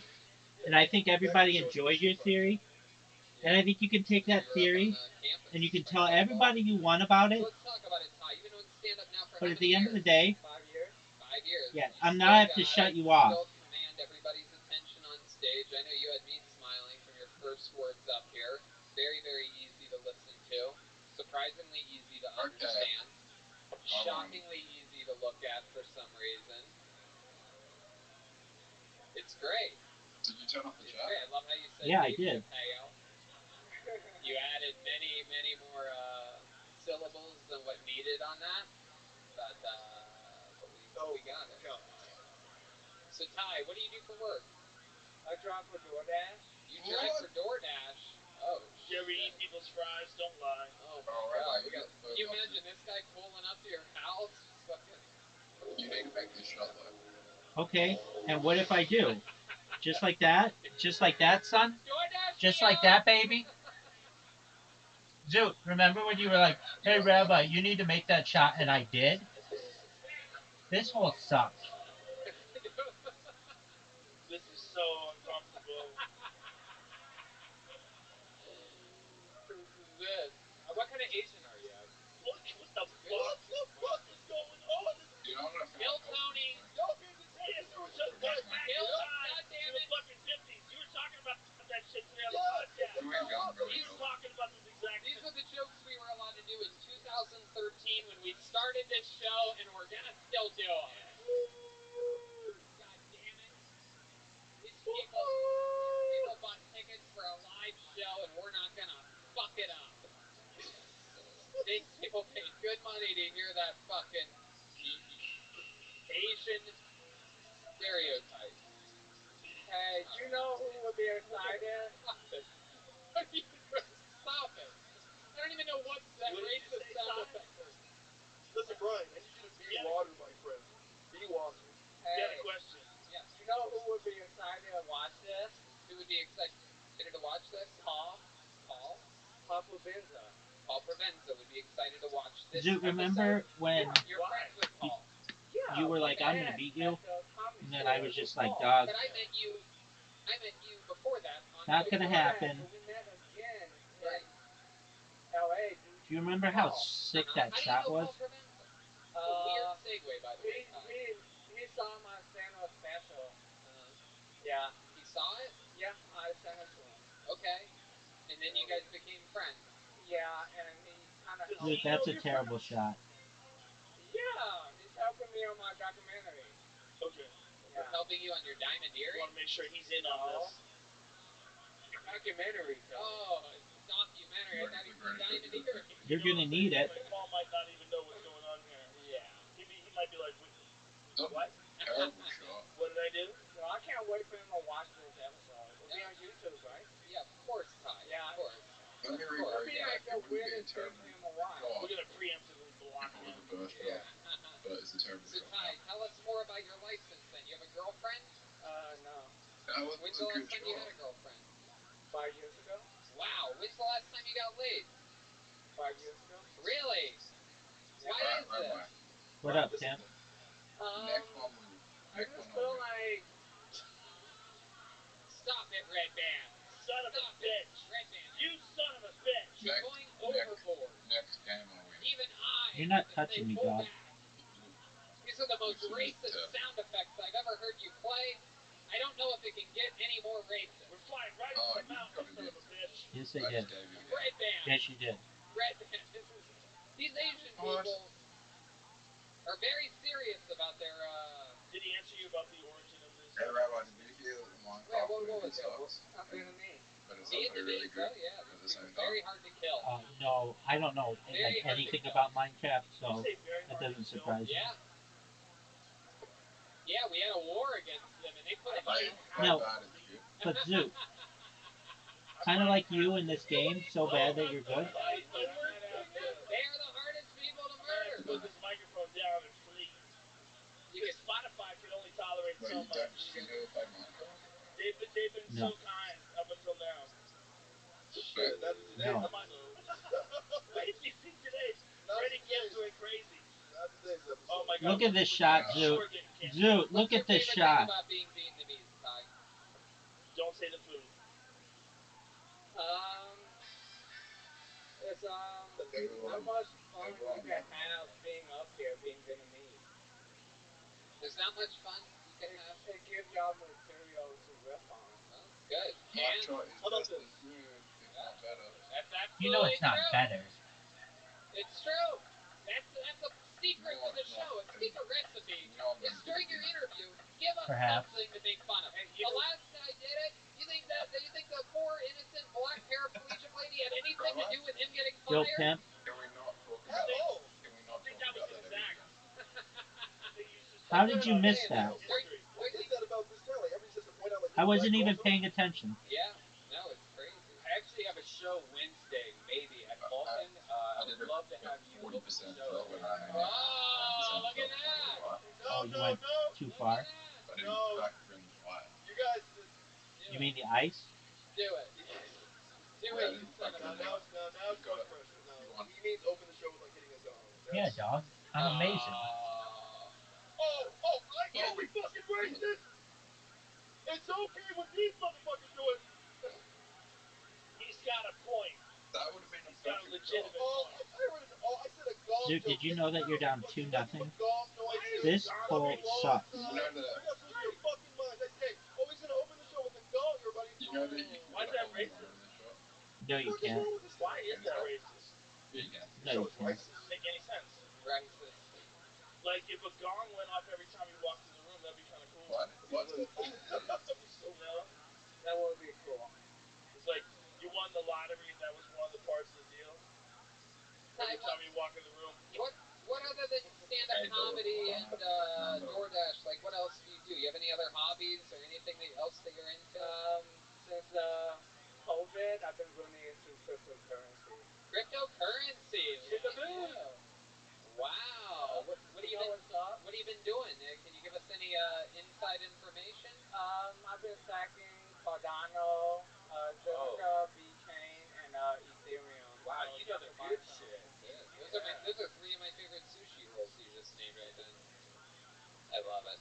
All right, Ty. Well, Jesus Christ.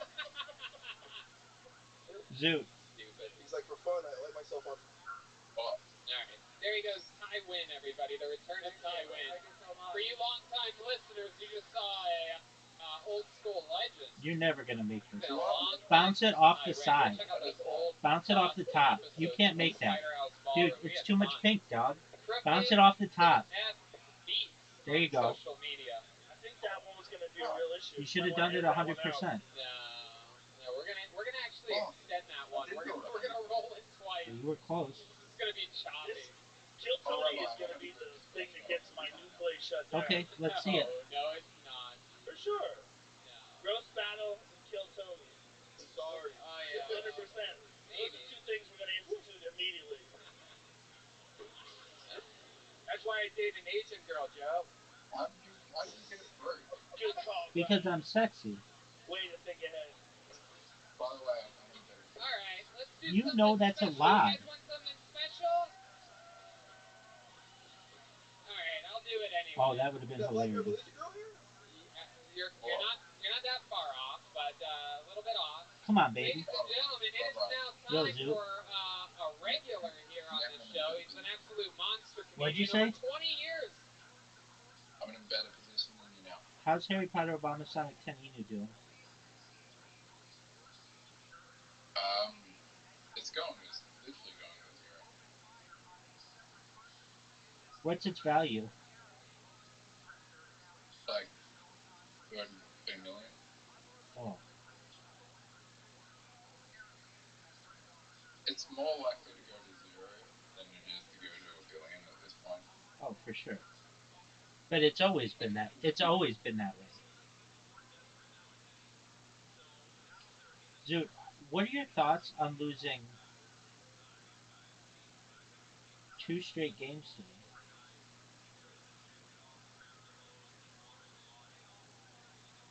Perfect game, Zoot. Did you know I had a perfect game? Not only that, but you have to make this or you get skunked. You know that? You must make this, Zoot, or you get skunked. Zoot is gonna get skunked. Uh-oh, uh-oh, uh-oh. Oh, fortunate. You lost. I had a perfect game. Zoot, that's 2 wins. 1-5. 2 wins in a row. Alright, I'm gonna win this game. Are you sure? You just got lucky. You just got lucky. Zoot, are you sure? Yeah. Oh, by the way, I got really unlucky last night. Why is that? I had really bad luck. I didn't win the lottery, it was bad luck. Oh, okay. What happened? I should have played my own numbers instead of buying a random generator ticket. That was a good shot, Zoot.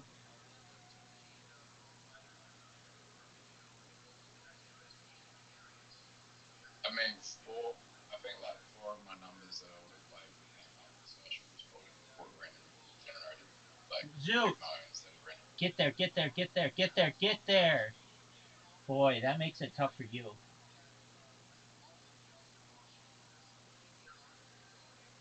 Fucking hell, this is the most difficult shot ever. I've got an idea though.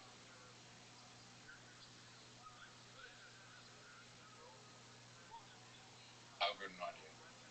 What's your idea, big dog? Put my ball in? I mean, you can do that. That doesn't seem like a very smart idea. I was trying to water bump you. Okay. I wasn't even paying attention.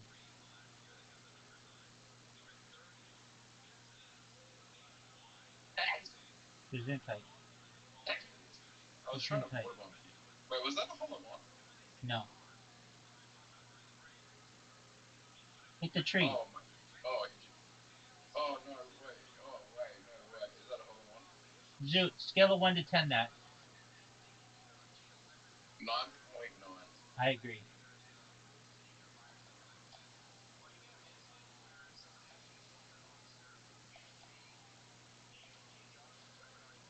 Wow, Zoot, what a shot. Why would you do that? That's hilarious. That still went in. And it actually was not what I wanted to do. 9.9. Yeah, you had a very good shot as well, dude.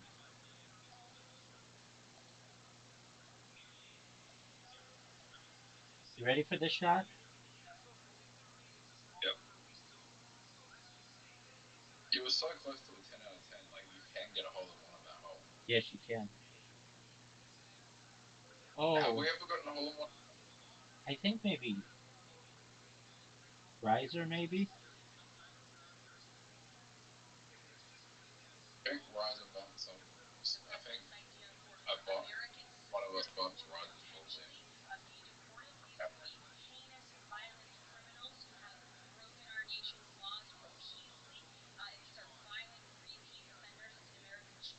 Yeah. What are your thoughts on my shot?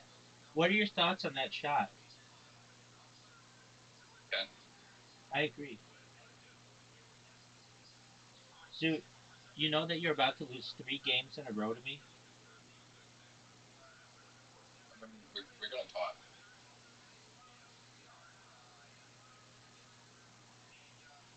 The good news is, I'm going to take this off. No, you're done.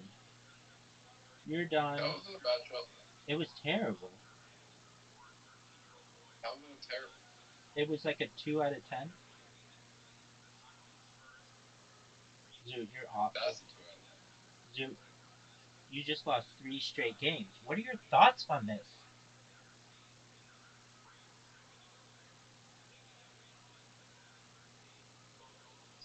Rabbi, Yo, Pimp. how many rabbis are in the world? It's a good question. Depends what you define a rabbi as.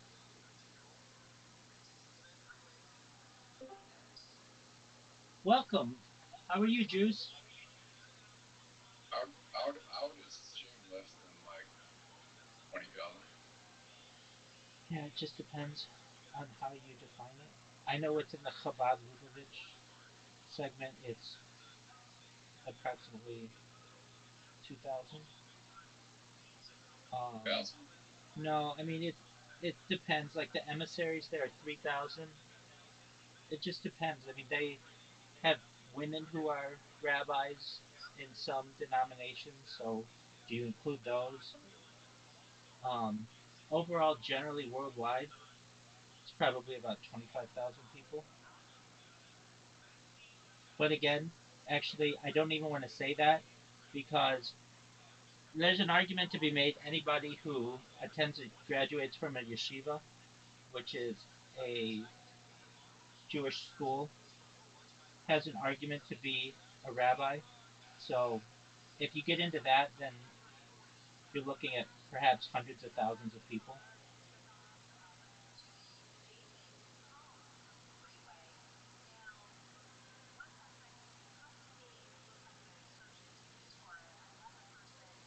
Looked up another stat last night.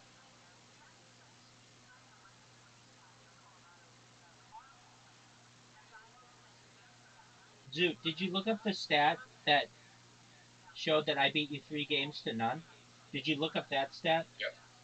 Okay. And were you Yep. satisfied with the results?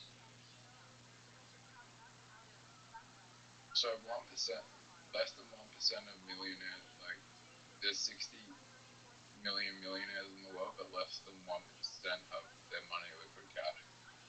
Of $1 million liquid cash. Interesting. How many of them have lost 3 games in a row in mini golf?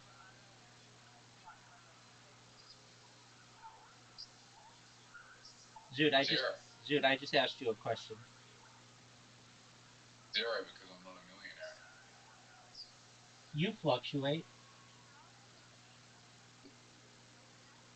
Oh, Zoot, you know that's a good shot, and it like completely blocks me.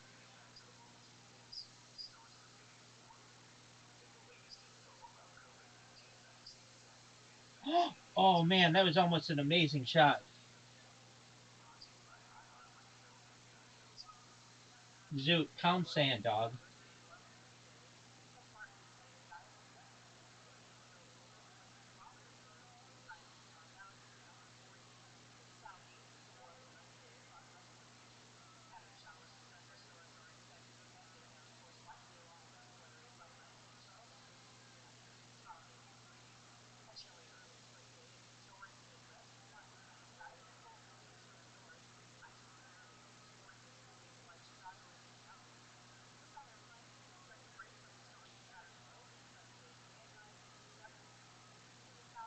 Zoot, are you happy with your shot?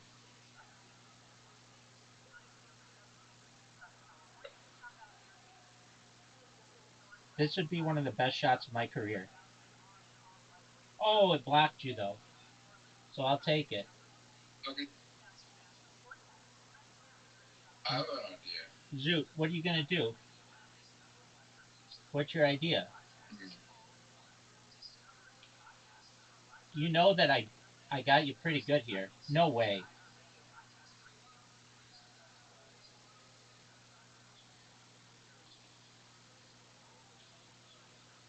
You ready for this, Zoot? Oh, you fucked it. I did. I was not paying attention. I fucked it.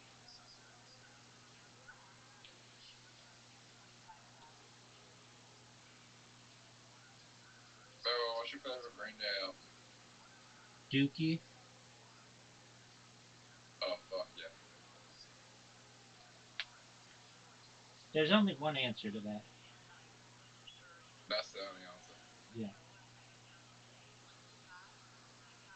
Well, a lot of people would say American Idiot, but They're, that one, I'm not a they're big fan. losers and they don't know anything about music. What? They're just, that was like a newer album. Dookie's where Green Day became famous. And that's one of the best albums of all time. American Idiot is 21 years old. I know. It's not new. No, I know, but it was like a newer. It was like Green Day was big in the mid '90s because of Dookie, and then they kind of weren't as big until that American album came out, and that really, I would say, it probably had more impactful songs because it was very big with the Iraq War and September 11th and stuff. But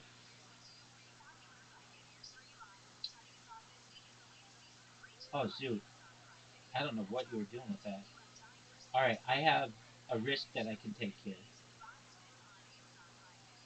Oh no, Zoot! Whoa!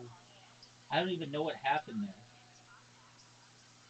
I mean, they've done musicals with American Idiot. You have to make this. This would have been. Oh no, Zoot! You fucked it. Yeah, F that, man. That F that, experience, man. I don't want to talk. coming from I don't want to Cypress talk City about in it. Chicago, started stand-up Zoot, I'm gonna after win the finding next two out that he holes. got ALS because he always wanted to do stand-up and was ridiculously good at it. He's been writing and performing a new minute on this show ever since. Been killing it on all the shows here in town. Killed it on my show. Killed it on Red Band's show last week doing stand-up. Ladies and gentlemen, you're in for a treat. It's a brand new minute from the great Michael Lair. Fuck yeah. Come on, guys. You got to get loud for Michael Lair, everybody. Because Fuck yeah. Trump dump the fucking stock market since the beginning. Well, he He's got didn't dump this it. shit. Guys, one more time, Michael Lair. Arab man did dump him. He quit it. Yo, my doctor said I might be an alcoholic. Because every morning at sunrise, I've Roll some down. sunrise medicinal medical beer, right? What a shot, Zoot! Oh, what a shot! That was one of the best shots I've ever had. I'm a professional public speaker. What I'm saying to you right now is memorized. The rest of me is a fucking dumpster fire. Why the fuck are we talking about the mission? Look at my hand. I can't even sign the birthday card of the son I abandoned. Zoot, I'm going for a comeback. Dementia, though, right? Don't be a water hole. You're bad at this hole. Zoot, you're bad at this hole. And I get them, it just collapsed to the ground like Tower 2 World Trade Center. 9/11 never forgot!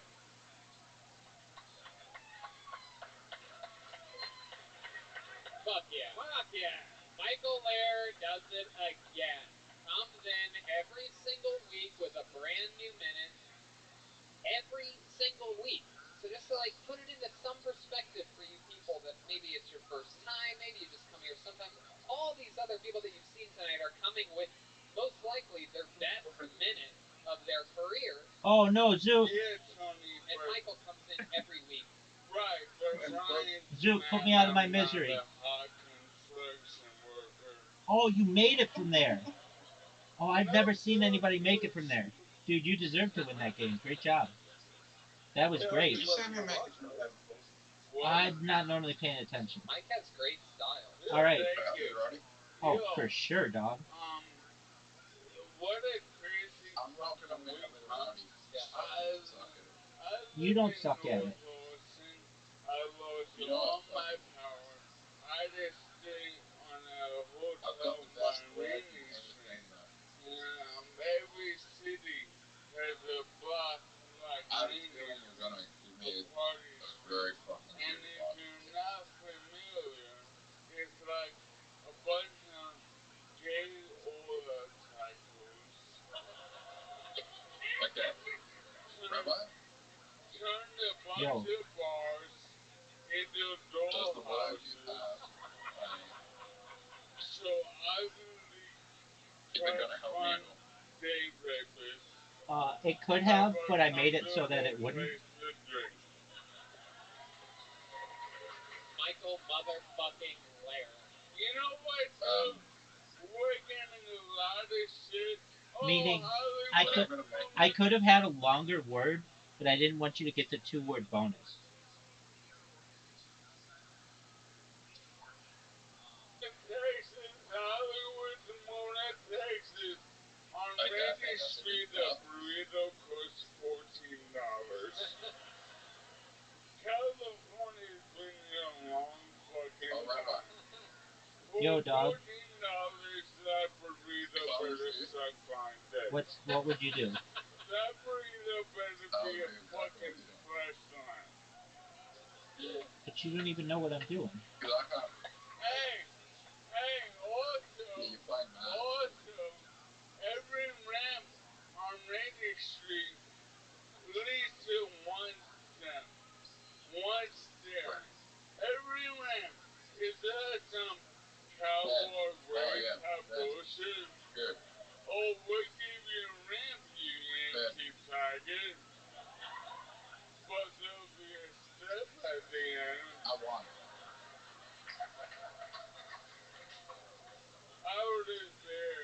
Ordered beer on Rainy Street. Bartender's like, that'll be $12.65. I'm sorry, I wanted the beer.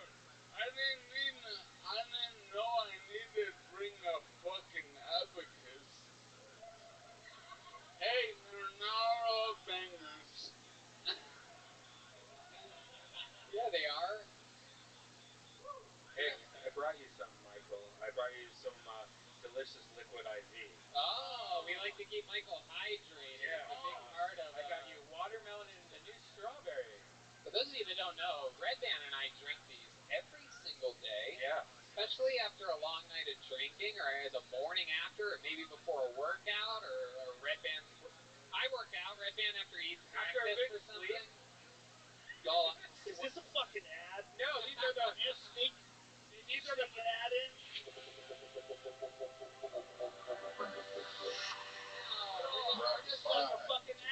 We're just sharing liquid IV with Michael. I mean, it just so happened. What a coincidence! If you use the promo code Tony, you get 20% off. But I mean, we're just being good friends. Yo, I might as well be the blind guitar people good person, cause I can't see anybody. Wait, why can't you turn You were around? doing good about 30 seconds ago. Why can't you see anybody? Oh, we're back here behind you. Bro, Yeah. can you not put it down there? Don't turn around, as the great Ace of Base once said.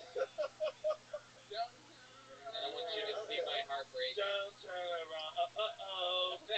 You guys all sang different songs. Thomas Hudson Tyler.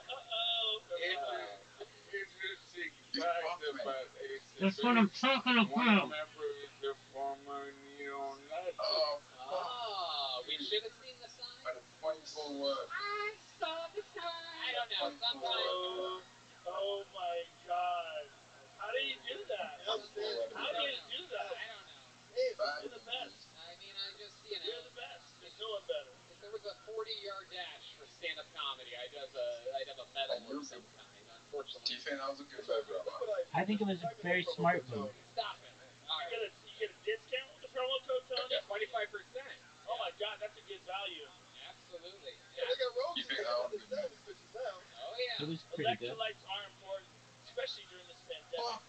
That's what I'm talking about, baby. The West Side Gangster. The East Side Pimp. People in this crowded room with no masks on. Keep on stealing my She's fucking concerned about our electrolyte levels. Absolutely. It really is. This stuff works. Man, I hope I get to meet the dude behind If you want, dog. Hilarious. That's what she said. How dare you? You John son G's of a on the bitch. keys. He pulled that microphone towards him one time the whole show just for that joke. That's what she said. Michael Lair, everything's good. You did survive this snowstorm. Yeah, I got a haircut. Oh, look at that. I went to an African American barber. Oh. And every time I go to an African American barber, I go, here's what I want. And he goes, I got you, I got you, I got you. And then he cuts his hair, my hair, to look exactly like his. and ignores everything I told him. Wait a minute. Does this African American barber have does a perm? Like pride dilate to the side? I've never seen a black barber with no wave. Okay, well, Yeah, cool. I think there's more to this joke. No, Brian, you're right. I took home my do-rag back there. That's all I wanted to hear, Mike. It could have been that's worse. not that good. Your black barber could have been a female paraplegic. I know, man. It's It's hard to find scissors with holes big enough for the nubs. Alright, okie dokie, yeah. Michael Lair getting a fist bump there from Moses. Buy haircut of Homicide Comedian. Michael, we are going to get one more comedian up here because we realized we haven't had a lady up today. So we're going to pull from the bucket to get one girl up here, and then we're going to end the show. That sound fun with you guys? Okay. Wow, not a big fan of female comedians. Not a big fan of the females of this audience here. You guys didn't mind Nikki Glazer on HGH. Alright, here comes Zach Bogus going some direction. You keep Michael up here. Michael, back up towards you might Michael, come sit next to me, brother. Can you come over here? Come over there. Sit next to Joe. Yeah. Yeah, when I said back up, I didn't mean just hit it reverse right now. I thought you'd pull forward first. I'm sorry, life is so fucking easy for me. Here we go. Here goes Michael. Hey. Did you guys have fun tonight? Zoot, do you see the scoreboard? We haven't had a female up here. Believe it or not, racist You can jokes, come back. this, that aside, we are equal opportunity partners here at Kill Tony. So we believe that even though a bunch of guys signed up, that a woman deserves a shot, even though the odds of the bucket are balanced against her from Stevens and Justins and Charleses, literally a guy named Guy. Here we go. Your final comedian of the night and your first female this evening goes by the name of Ashley Simon, everyone. Here she comes. From the audience. This is very exciting. Our first tonight audience bucket pull. Everyone else has been comedians coming on the sidewalk. One more time, Ashley Simon. So I've had epilepsy since I was 7, so obviously I've got some good epileptic attack stories. And my favorite's actually whenever I went on a hinge date and we drank a lot that night, went back to fucking his place. I ended up having a seizure, but I didn't have the heart to tell him it's because I'm allergic to mezcal. I just let him think his dick was that good. But I've taken medication my whole life, and it sucked so bad that I put a magnet inside of me, and that helps stop seizures. And my friend takes medication for epilepsy, and he just gets random boners. So I was like, that's not fair. Like, Let's see what you got, big dog. And Let's swipe see what it you've to got. stop seizures. Like, what would my ideal situation be? It would be fucking orgasms, right? Like, Do it. every time I swipe my magnet, I have an orgasm. I wouldn't have to fucking, like, fake orgasms with guys from Hinge. Oh, you fucked me. Now I'm blocked. There you go, Ashley. Ashley, welcome. How long have you been doing stand-up? I don't know, like... There's a minute. Nice. Go ahead. I finished faster than that guy did. Hey. I've done theater for a while. Haven't really done stand-up. So this is your first time? Yeah. Ashley Simon, everybody. There you go. Stop this. Brian's playing strobe light video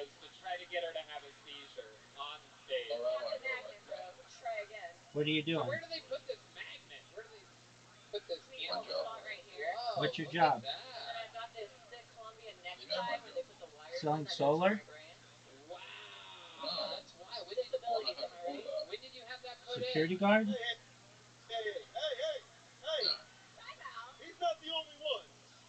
Oh, Zoot, good Talk job, like that. dude. What you got? I may less you're retarded. Fair enough. I can still collect a disability on it. There you go. So did they tell you why you ended up being predisposed to seizures? Just like a shitty luck of the draw. Okay, let's see it. Okay. It's like a DNA So thing. the magnet has wires and the wires go up. Yeah, it's called. Just bet you didn't know you were gonna learn something tonight. It's called an HVAC. Nope. Vegas nerve. Fastest gun in the West, dude. Son of a bitch. Okay. Son of a bitch. Very fast. Is that going to make you a good The vagus nerve stimulator literati runs player? the wire of your vagus nerve and massages it all nice and sends electrical impulses to regulate brain activity or some shit. Apparently, I paid like $60,000 for it. Whatever. Wow. Thanks, Medicaid. And it's inside of your body. Yeah, I give consent to touch. You want to touch it? Does it ever run out right here. of juice No. or anything? No. It's not like an iPhone. It holds charge for There's really no long. battery or nothing. Yeah, no USB. 5 years, 6 years, just like my IUD. Wow. You have an IUD as well? Obviously. My goodness. Hell yeah. I don't like to bleed on blood, bitch. Absolutely. A lot of metal in that body. Cyborg. Hell yeah. The wires go up your neck? Yeah, the vagus nerve. The vagus nerve. Wow. Why did they call it that? I don't know. I don't remember. It's just Spelled like Vegas, different. Vegas. VAGUS. Oh, okay.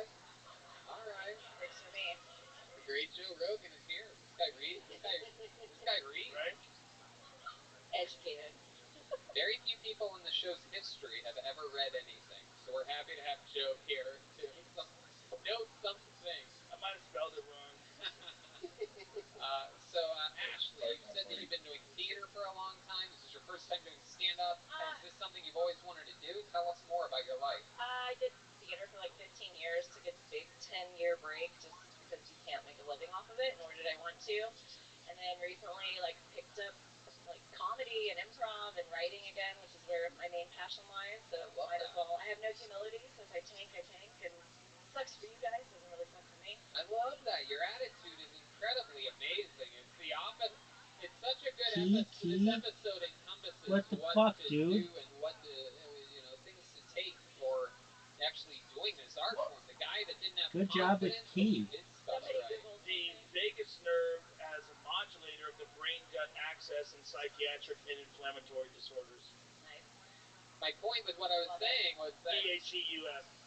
Forward it to me. I didn't do any research. Like the earthquake guy was All right, totally let's see it, dude. concerned about what the people thought about him specifically, and you don't care what people think. I want to see. Let's go. Right through that seizure thing. That's that city batteries for you.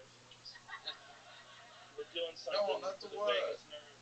Good job, Ashley, Zoot. I'm thinking of getting one. Thinking about getting a battery. Really? Yeah, maybe it's good. Power bank. We can swap magnets, make it weird later.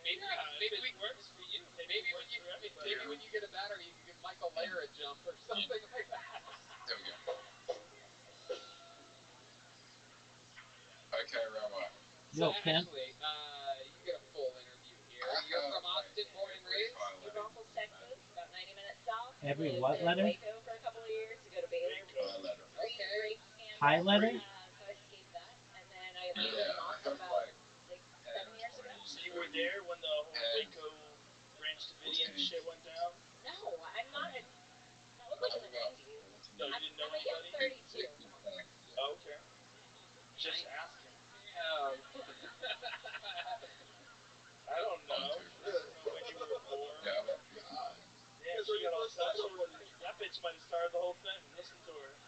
Super suspicious. I have. What's New Braunfels like? 90 minutes south. What do you do for fun down there? Just look up at the sky and watch politicians fly out of snowstorms? No. Tube and Tuesdays at 2 was the whole thing. Like, me and my friends would show up. You have a It was date? an open invite, Tuesdays, 2 o'clock, Comau River. We all had weird front tans because we would just tube, drink Lone Star the whole time. My friend now, he's the went up her vagina and laid eggs or something. So watch out for the Guadalupe. Wow, look at that. That's called anecdotal evidence, ladies and gentlemen. Sometimes you should ignore it. Well, IUDs protect you from parasites and sperm, so there's that. What'd you say? The IUD prevents pregnancies and parasites from the river. I don't think it prevents the latter. Okay. Are we I think you need to talk to your doctor a little bit more. It's there to catch sperm, not lizards. Them water lizards, they'll make their way up the canal. It's dangerous. How long have you had the IUD for? Since I was 25, I just got it replaced. Okay. Oh shit! You got a fresh one in there? You got the new model? New shit! What's it like getting a new IUD or getting an IUD? Like getting your tires changed, son. I know. I'm real excited to hear More traction. Is there a boil water warning on it? Say that again. What'd you say? Change them filters, kid. What'd you answer the question again? No, I was just super excited to hear what they had to say about an IUD. Is it painful, the process, getting one put in? Like, tell us about it. Believe it or not, we are not the panel of commissioners on the IUD Council. So never have one, yeah. This is all new to us. That's the problem with bringing up Dude, you're doing really well. I mean, you can beat keep me. that shit to yourself, we'd be okay. You're not down that much. The IUD does not protect you against IUD jokes. Yeah, you once you say it, it's on the table. What's it like getting one put in? You pop it in, and guys with small dicks like to pretend to say, "Oh, I can feel it," when you can't. You can't feel the IUD, guys. Stop saying that. Someone's body shaming. I mean, my God. Wow. Small dick dudes shaking their heads going, I was the fan. What the I can hell? swear I was the fan. Can't feel it. Sounds like a you problem, huh? Michael Lair has his hand raised. You want to share your mic there, Ashley? Oh, shit. I have a huge dick, and fucking a girl with an IUD is like fucking so illegal. I could come with a good word right now. Would you say Like a you're fucking this. Like you're trying to sewing needle? That's literally a needle dick, and that's not fun for us. Well, again, body shaming's not cool. I don't know if people are paying attention. Whatever. But prepare to be canceled. Yeah. When she says us, she means girls with IUDs, not you asshole hoes out there. Look how the table turns to I never asked for free phone girls out there. You can feel the strings attached to the IUD, though. No, an IUD is in your fallopian tube. Talk that shit! Don't talk that shit to even Brian. after your own Talk that warning, IUD shit! even after your own warning, Red Band still will prove that he definitely has a little dick by saying that he can feel it. No, you can feel the strings. What string? Yes. There's strings attached to the IUD, and you can definitely feel those. For a gynecologist. Yes, we all know Red Band and his big I dick think you're energy. thinking of a tampon, bro. They're different things. I can't feel the IUD, but I can feel the strings attached. Is there a string attached to your IUD? Yes, how to get it out. That's how you get it out? A string? I felt that string. It was like meeting the puppet maker. Oh my God, you're mentally ill, Red Band. I wish this didn't happen. Yeah. Rabbi. All right, What up, well, IUD, no IUD, you did it tonight, Ashley. Your first set. Don't do that. Don't do that. Very rarely do you have a girl with an IUD pop her cherry right in front of you, but it just happened. If she didn't bring up the IUD, you could never talk about it. But once she introduced it, it was open game. That's when it became a problem. That's it. That's a part of the beauty of the show. Trying to find out those little fun facts about everybody's the hard part. Let's check out tonight's drawing from Ryan J. Ebelt. Here it comes. He drew it in Los Angeles. The camera flips around and wow, look at that. Zoom in on that bad boy there. We got Red Band breakdancing. Me looking as evil as ever. Moses and Joe Rogan. Look at that, Joe Rogan. What a badass jacket he put together. Talented artist. RyanJEbelt.com for every single print, including this one. So check it out there. Guys, did you guys have fun tonight? So much fun being here in Austin, a place that gives us the freedom to be able to even do the live shows that we want to do. Things are just going to get better and better. Listen to that big Kill Tony 500 announcement.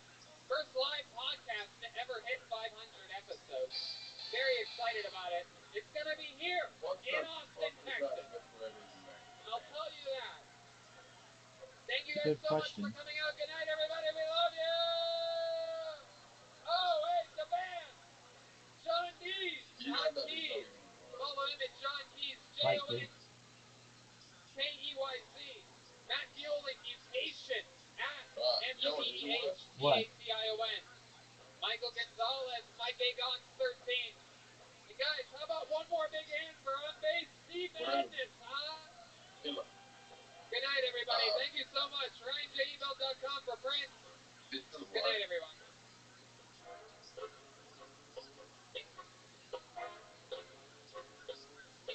Oh, you are.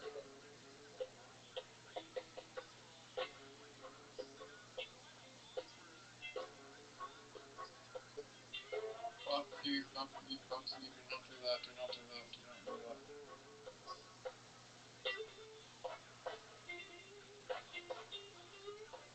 Sorry about that kind of boy.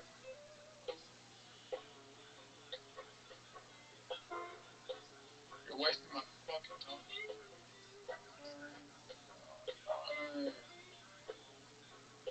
No, Rabbi. No, that's not good. I think I can come back. You might be able to.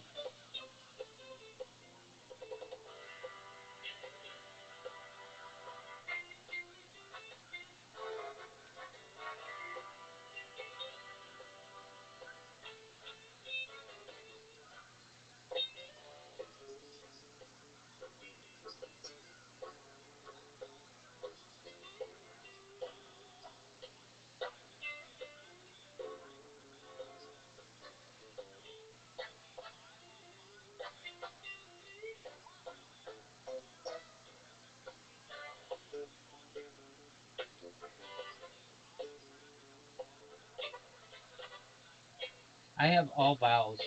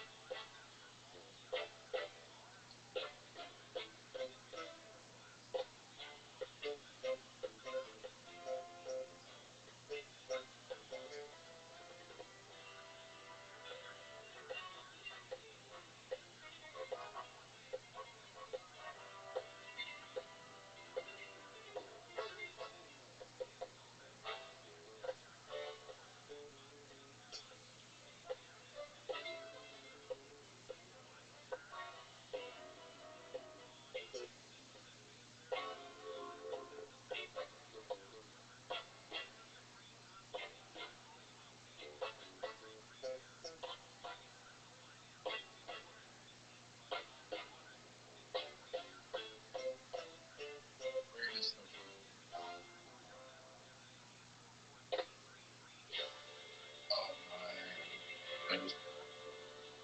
I'm gonna go quick. Let's see what you can do.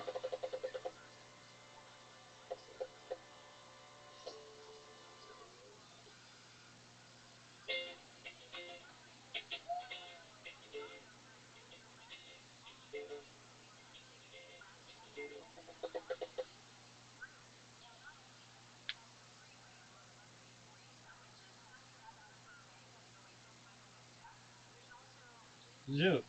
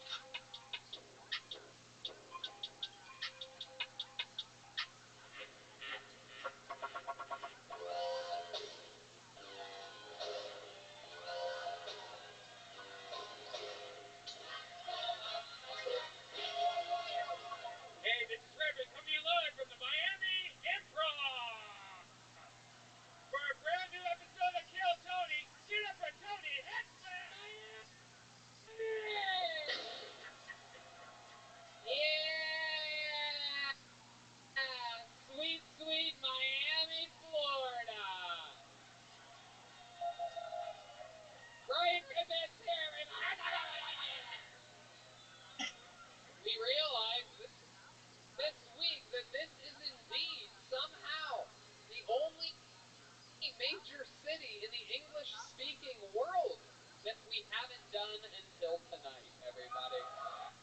This is the first ever Kill Tony in Miami, Florida. Some of you have lived here your whole lives, taking scooters up and down Okeechobee Road, wondering, will there ever be a Kill Tony? What are the local hopefuls like in my city? How will they shape up to the rest of the world?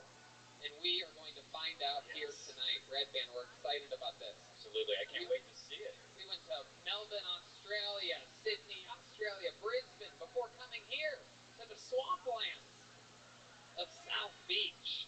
My goodness gracious. You guys excited about? How many of you are big fans of the show? Good to know.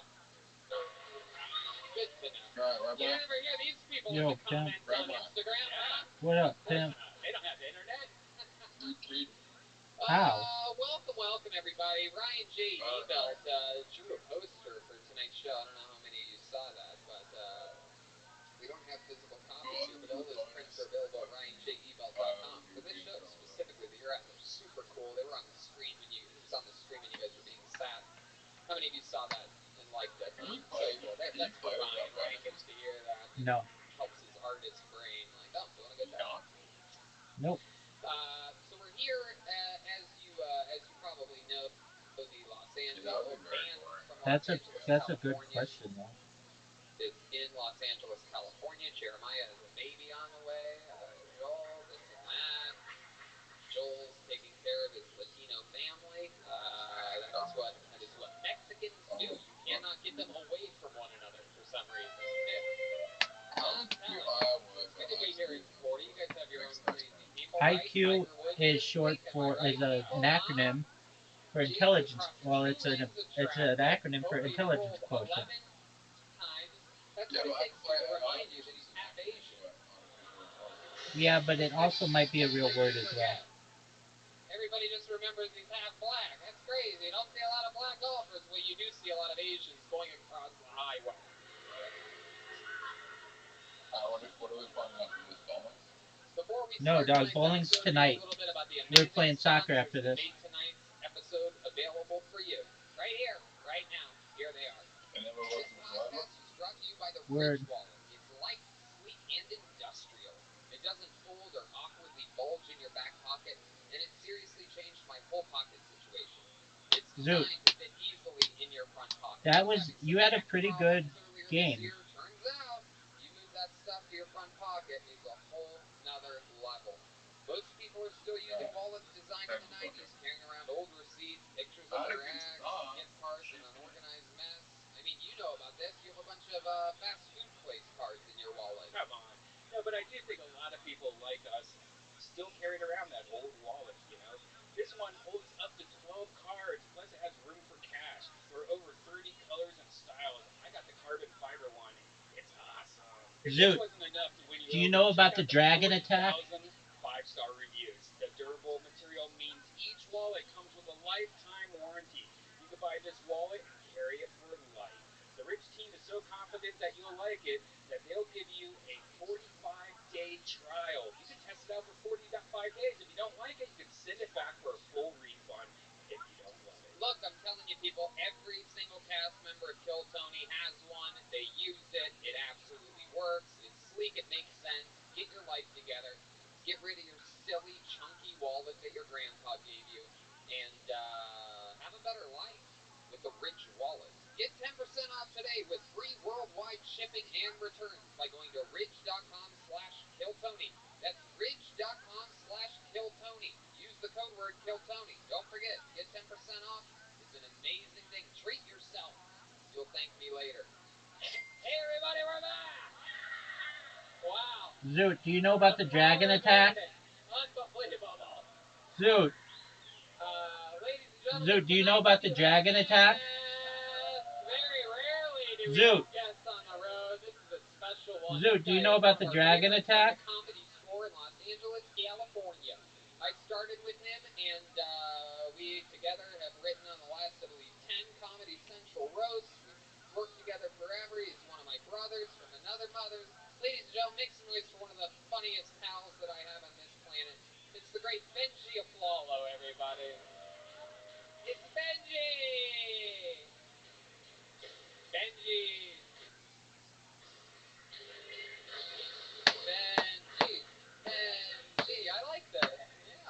That's a risky shot. How nice is that? How'd that start? That started with these fucking nice little Cubans. Why would you do that? Fucking little, you can tell they have mustard on their shirt. That's how I spot the Cubans. I don't judge a person by their skin color, but like, how much Zoot, do you know mustard about the dragon attack? Anyway, welcome back. Benji's been on the show, I think, 8 or 9 times. Guest, one of my favorite human beings to play around. Oh, you're blaming your shitty play on a formation? And so yeah, welcome back, Benj. I'm available.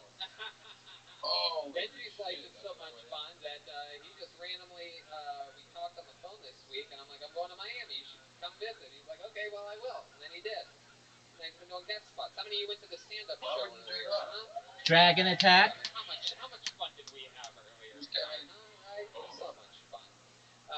So Benji, welcome. You ready to get this thing started? I'm so stoked. This is so fun. I've been locked up in LA. It's great to meet you. Over 50 No, it's not. comedians Dragon or attack. hopefuls or people perhaps it's their first time signed up for tonight's show. You guys know how it works. If I pull your name out of the bucket, you get 60 seconds on this stage. Oh, dude, that was a good shot. Sound of a kitten.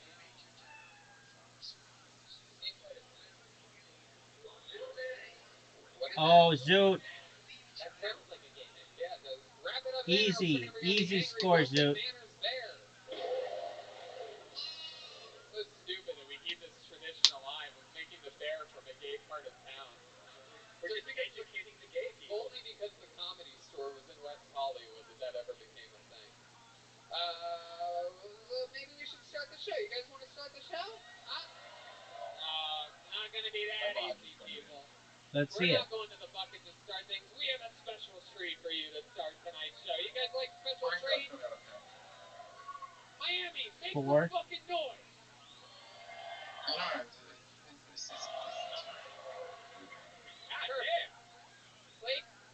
Ladies and gentlemen, starting off tonight's show, debuting a brand new minute. He's a regular on Kill Tony, the longest standing regular in the history of the show. A one-liner specialist who's absolutely been fucking crushing all these shows out here on the road. Ladies and gentlemen, oh, that was terrible, Zoot. Oh, that was good. No way. Yeah, but my defense is too strong. How's it going, Fort Lauderdale?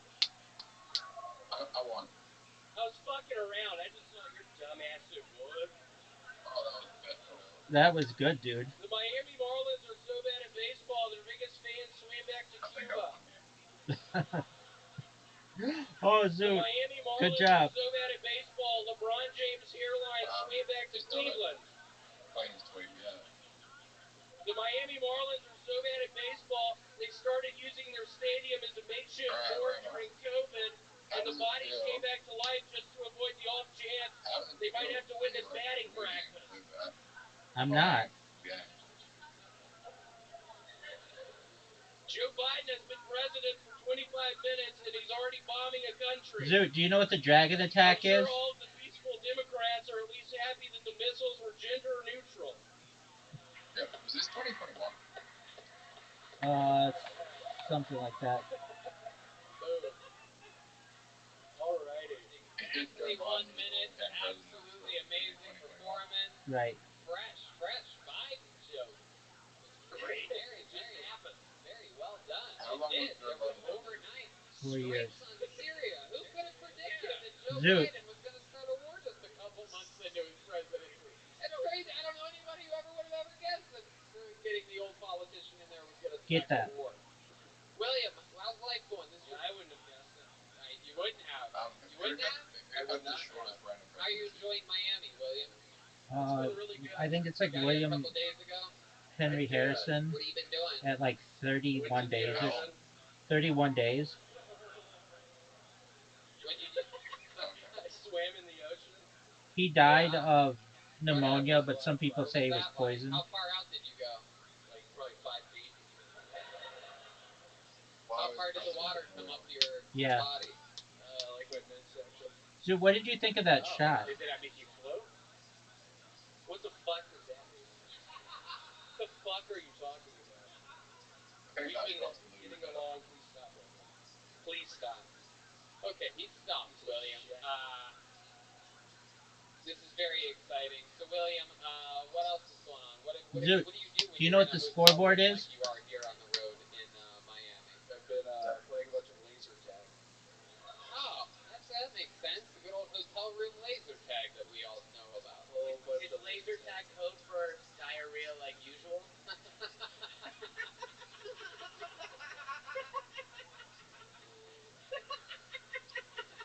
Oh, Zoot.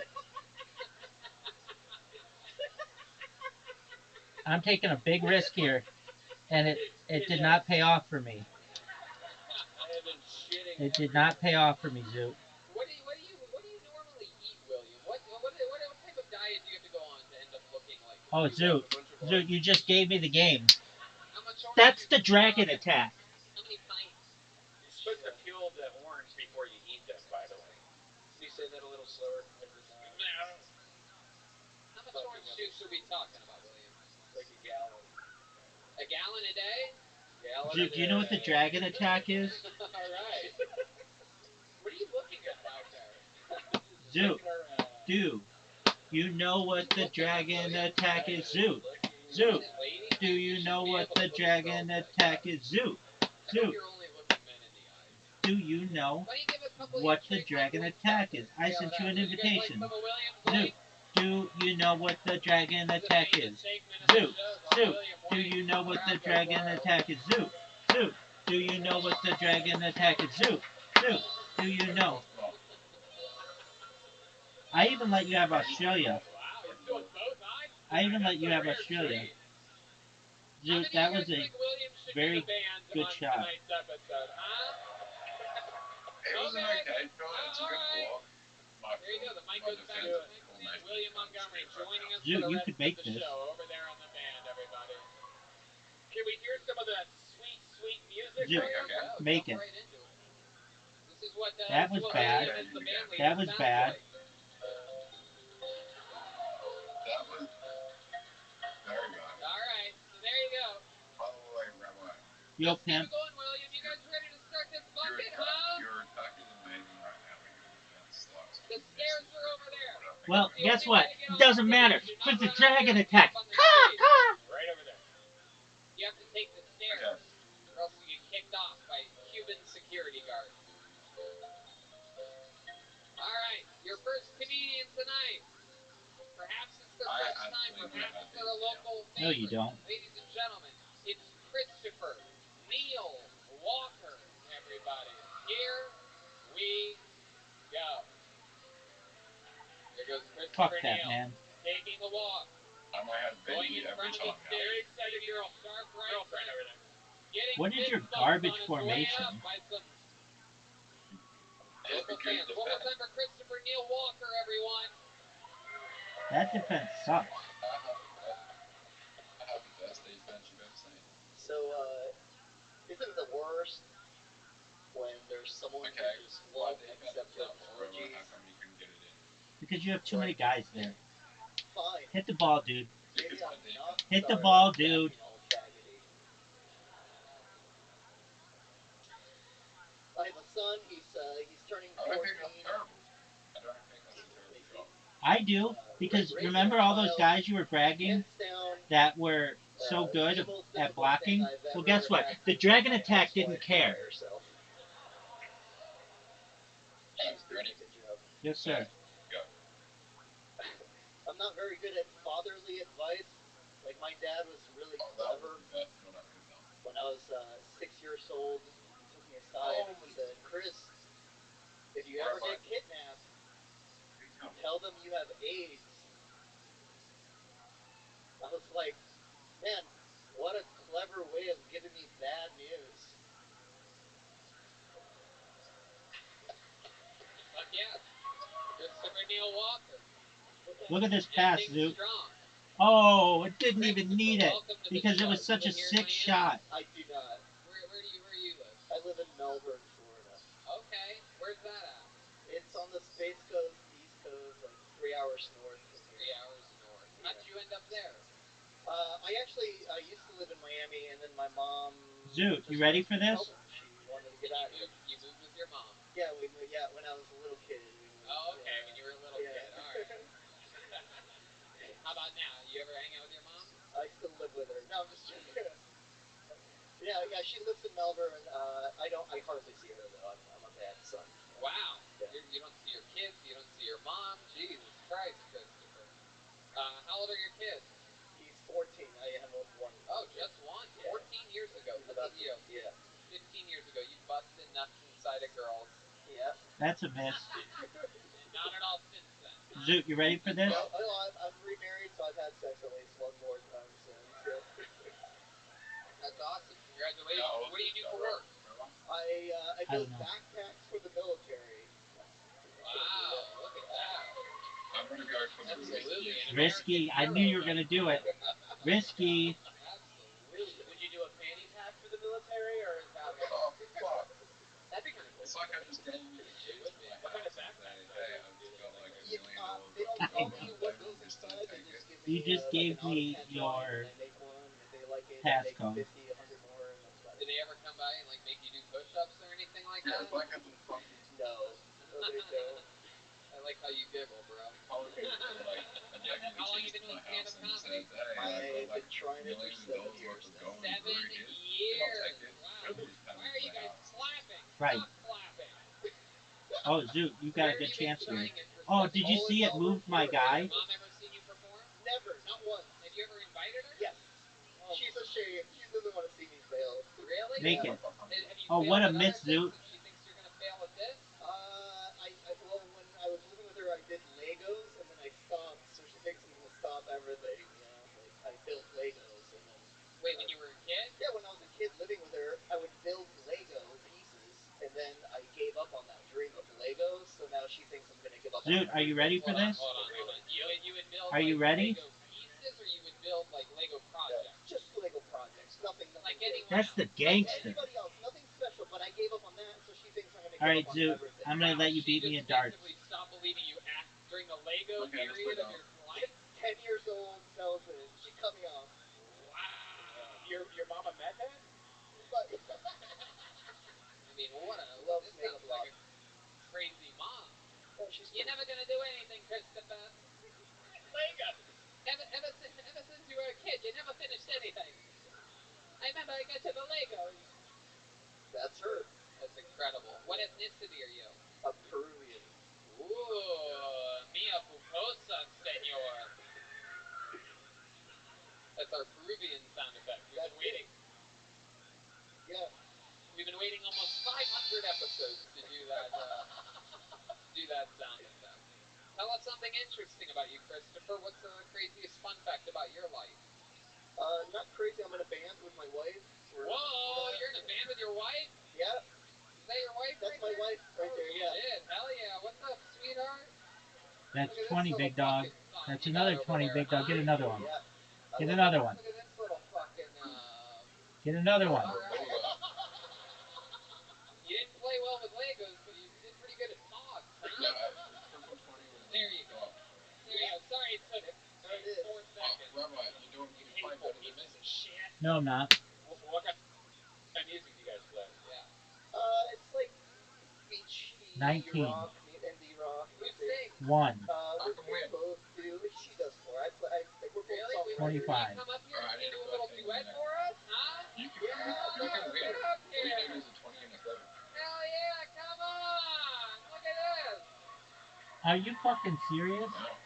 Come on, go around to the stairs. What William, are we give gonna her have her sing? All you need give is her a your mic 13. up. Whatever cooties she has, you can handle, William. Perfect. Come on up here. How about a big, what's your name? What's your Fuck name, that. sweetheart? Hi, I'm JC. Make some noise for JC. How are you not good at I want to hear you guys do a little Check out. duet or something. That's where you struggle. Stop. Oh my god, I know where you struggle. Wait, you know this? It's On the afternoon checkout. Right. Dude, you're playing a song. Yeah, because I don't pay attention. I don't know. Yeah, stop I'm this. Why are you playing a building random bots, dog. Hey, I want you to know it's double out. Sometimes I forget. That wasn't good. It's double out. What songs do you know of?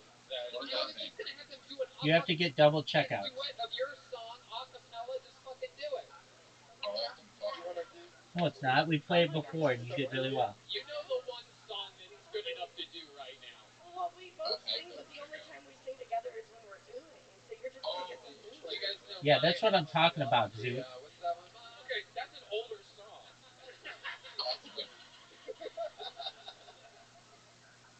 What the fuck do you guys sing? You said that you sing. Now I bring you up here. You just see what we do.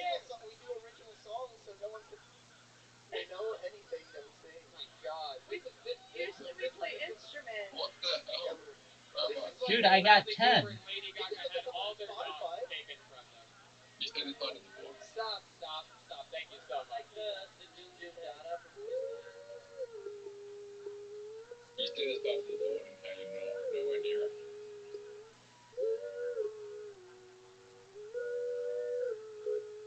Are there aliens invading us? Dude, I got 10 again. I got 10. I got 10 again. I know. I don't know what that means. This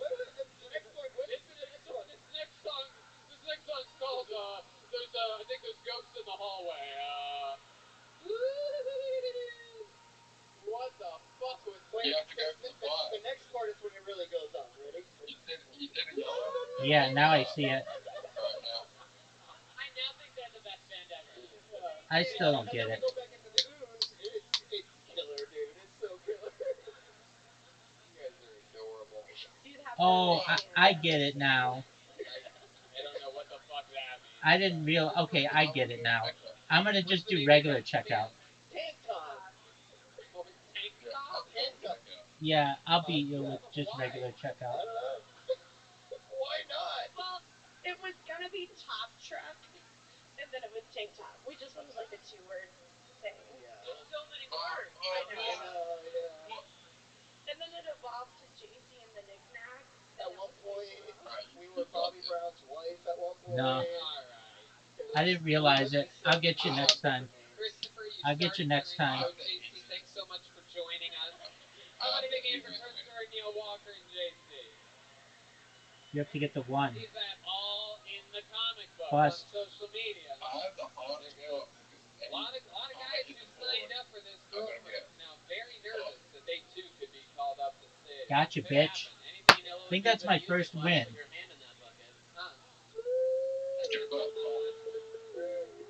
that's crazy. I heard dogs barking Miss it. off stage. I think that's why he's not fertile anymore. I won. I heard that noise and I was like, that'll kill sperm. Yeah. He's got no more one kid. No wonder the 14-year-old doesn't want to hang out with him. Imagine that kid getting bullied in school. Hey, Christopher Jr., we found your dad's shitty band.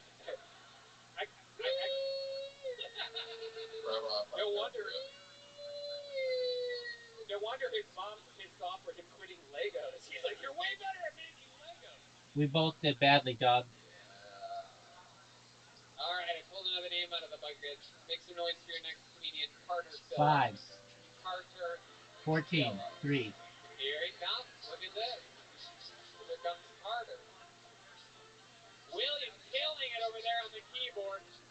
No. 20 times 3. 68. That's what I'm talking about, son. That's the dragon attack. Ah. Big hand for Carter Phillips, everyone. 19. Get that bullseye and win.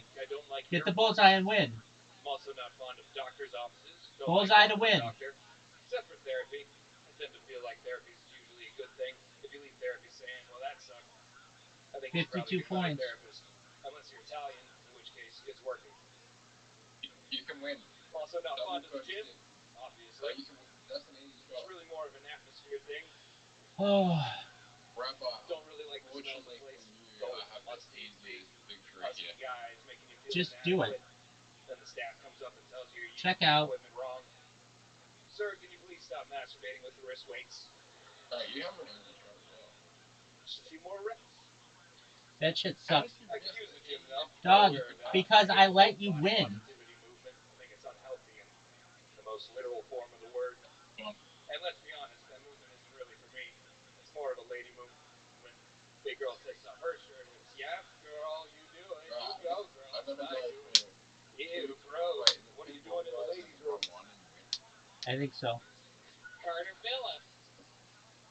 That's not Oh, it. yeah. Welcome, Carter. How's it going? Good. That's How long not it. you been doing stand-up? That's not it. Whoa, first time. Look at that. Wow. I'm in front of you. You weren't. God, I thought you were one half a penny. 40 points right there, son. Can you beat that? Can you beat that, son? Can you beat that? Can you beat? Oh, whoa. Get it. Off of train tracks or something like that? Nice checkout. I went to music school, lived in Boston for 10 years, didn't really do Yep. anything, and then moved back. What did you learn in music school? I was Okay, a songwriter. I let you win. What you mean to say is I let you win. But that's fine. It was some interesting harmonies, that's for sure. We love it. Big shout out to Tank Top. Where can people find your music? All right, let's see it, dude. Spotify. You can find it in a Spotify or your local dumpster fire, everybody. So what did you end up doing with your music education? Not much. Kind of just like fucked off for several years, and then realized Boston was way too expensive to live in, and then moved back, and then the world ended. Mm-hmm. You moved back here to Miami? I love me too, dog. I'm pretty amazing. Now, why Boston and not just try to take over the Miami? Get to 19 and you win. The cold, frigid, angry, ugly What was that? Boston. I don't know. I went to school there, and then I just liked the city so much, I kind of stuck around, and then realized it was really expensive. Zoot, remember that time you lost? Yeah, it is. Oh, it's not as expensive as New York, but it's up there. Right. Why is it expensive? Because there's like 20 colleges for every 5-mile radius. Oh, okay. They can charge whatever they want. Okay. So what types of things do you do for fun? No, I don't. Oh, okay. I remember the time you lost, son. Hard to say. You ever go into an actual GameStop? Not in a long time. Okay. And no, I didn't invest. You ever win anything or set any records on video games or anything like that? Well, I do tend to hit the top score in Resogun every week. Resogun. Oh, good job, Zoot. I don't even know what that game is, and I played video games a lot. It came out when the PS4 did. It's fun. I actually invented Resogun, so I happen to be good at it. I love it. You must. You have a girlfriend? Nope. Nope. Because of the video game thing? Yeah. 88 points. That's a record. It's been a really long time. How about your dating life? What's that like? Is that healthy? Not existent. You don't go on dates or anything like that? 88 points in the first round is a record, son. Get it. Get it. All you have to do is get to 13, son. I find that really hard 6. to believe, man. Get that 7, baby. Guy. You have porn star energies. Bust. Yeah, you look like a Biggest comeback in global history. Or young Benjamin Franklin or something like that. I'm not exactly Biggest comeback in global history. Oh man, I almost did it. Oh, and I busted, so now I go all the way back. That sucks. Just make it, Zoot. Don't cut me here. You just pull it back. Bust. It does.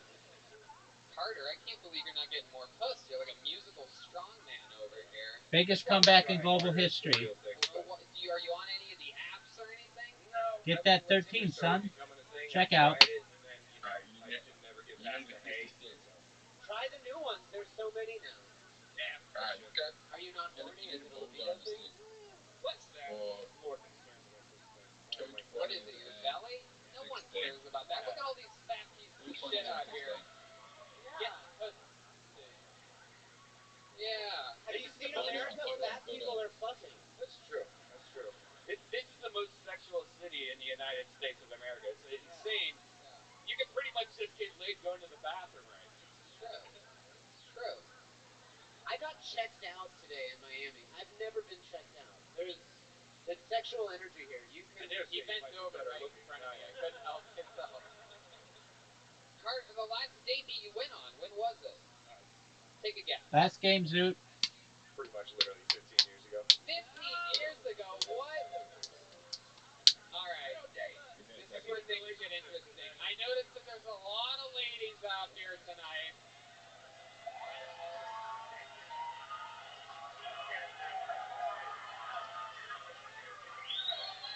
When's the last time that you kissed a girl? Tell the truth. I don't remember. It's been Dude, a long throw the fucking time dart, since I dude. did this, but and this is the first ever show that we've done here That was in good. Miami, so I guess we're really gonna find out what its worth is here tonight. But Look at this game, He son. doesn't have any I'm getting better and better at darts, and you know it. He's Get got it. his mask around his wrist. I mean, he must be super healthy. Get that I 10. love your city. This is the whore capital of the world. It's weird that a bunch of girls aren't. Come on. There's got to be one girl out there with the balls to come up. The whole place will go crazy. Hey, look at this.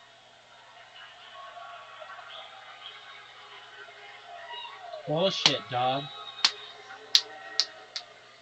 Do it. Yeah. Woo. Nice checkout, pimp. I'm glad I let you win. All right, come back in. Come back in. We couldn't even get away with that shit in Texas right now. Only here in Like Florida. 2 hours, and we'll bowl What's with your Miss name? Aquarius. What is it? Everyone watching Survivor. Okay, let's watch Survivor. Miami reference. In 2 hours. I love it. That's his girlfriend. He's so proud. He's gonna have red mustache hairs on his cock tonight. Also known as Killing Zoe. Yeah. By the way, she went in for 2. The first one was for him. The second one was for her. You know what I'm saying? That was incredible. Oh shit, she's about to suck your dick, bro. What? What'd you say? Oh, she's just coming right up here. Look at this. This is what happens when your boyfriend roofies you before the show. He has soft lips. Damn. Of course he has soft lips. They're in mid-condition. I love that. Zoe's like his Price is Right girl. Like, this has soft lips. Good job.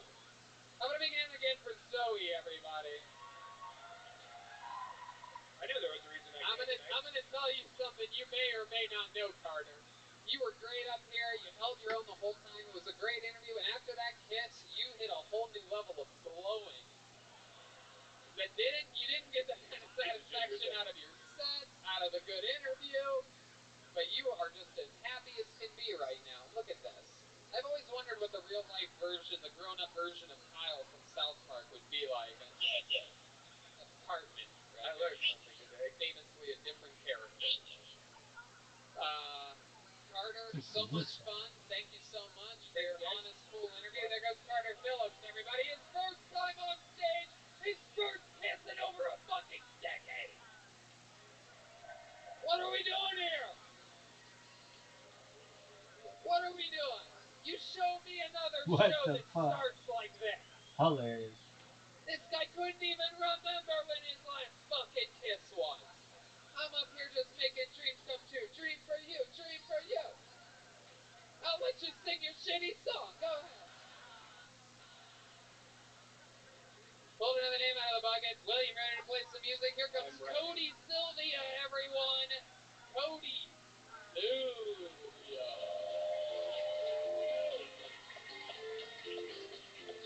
Oh wow, they got Godier on that fucking thing. Here he comes, everybody. One more time, good loud for Cody Sylvia. What's up, guys? So yeah, I'm a new dad. Probably a former or future ex-husband. The thing is, growing with a single mom, you don't really learn how to be a man. The only thing she taught me was, a man is measured by how many trips it takes to get the groceries in the car. But I got a new son, so I'm the captain of the ship, so I gotta teach him. And it's hard when my wife is fucking always testing my manhood. Like the other day, she tried to even order for me at the restaurant, and I was like, she's like, hey, let's start with the pasta visual, maybe some breadsticks, maybe some Alfredo. I'm like, hey. As a Jew, I want you to know that I am personally ashamed of you. Can I get your That's cool, chicken Deborah. fingers and French fries, I please? really liked your gum. Oh, Deborah. Fuck yeah, Cody Sylvia. Adorable. I love it. As a Jew, You're the As one a that called Jew. out the license As a plate Jew. with the Stephen Avery case. As the So biggest you're pimp gonna of all have to time. file Thanks, girl. before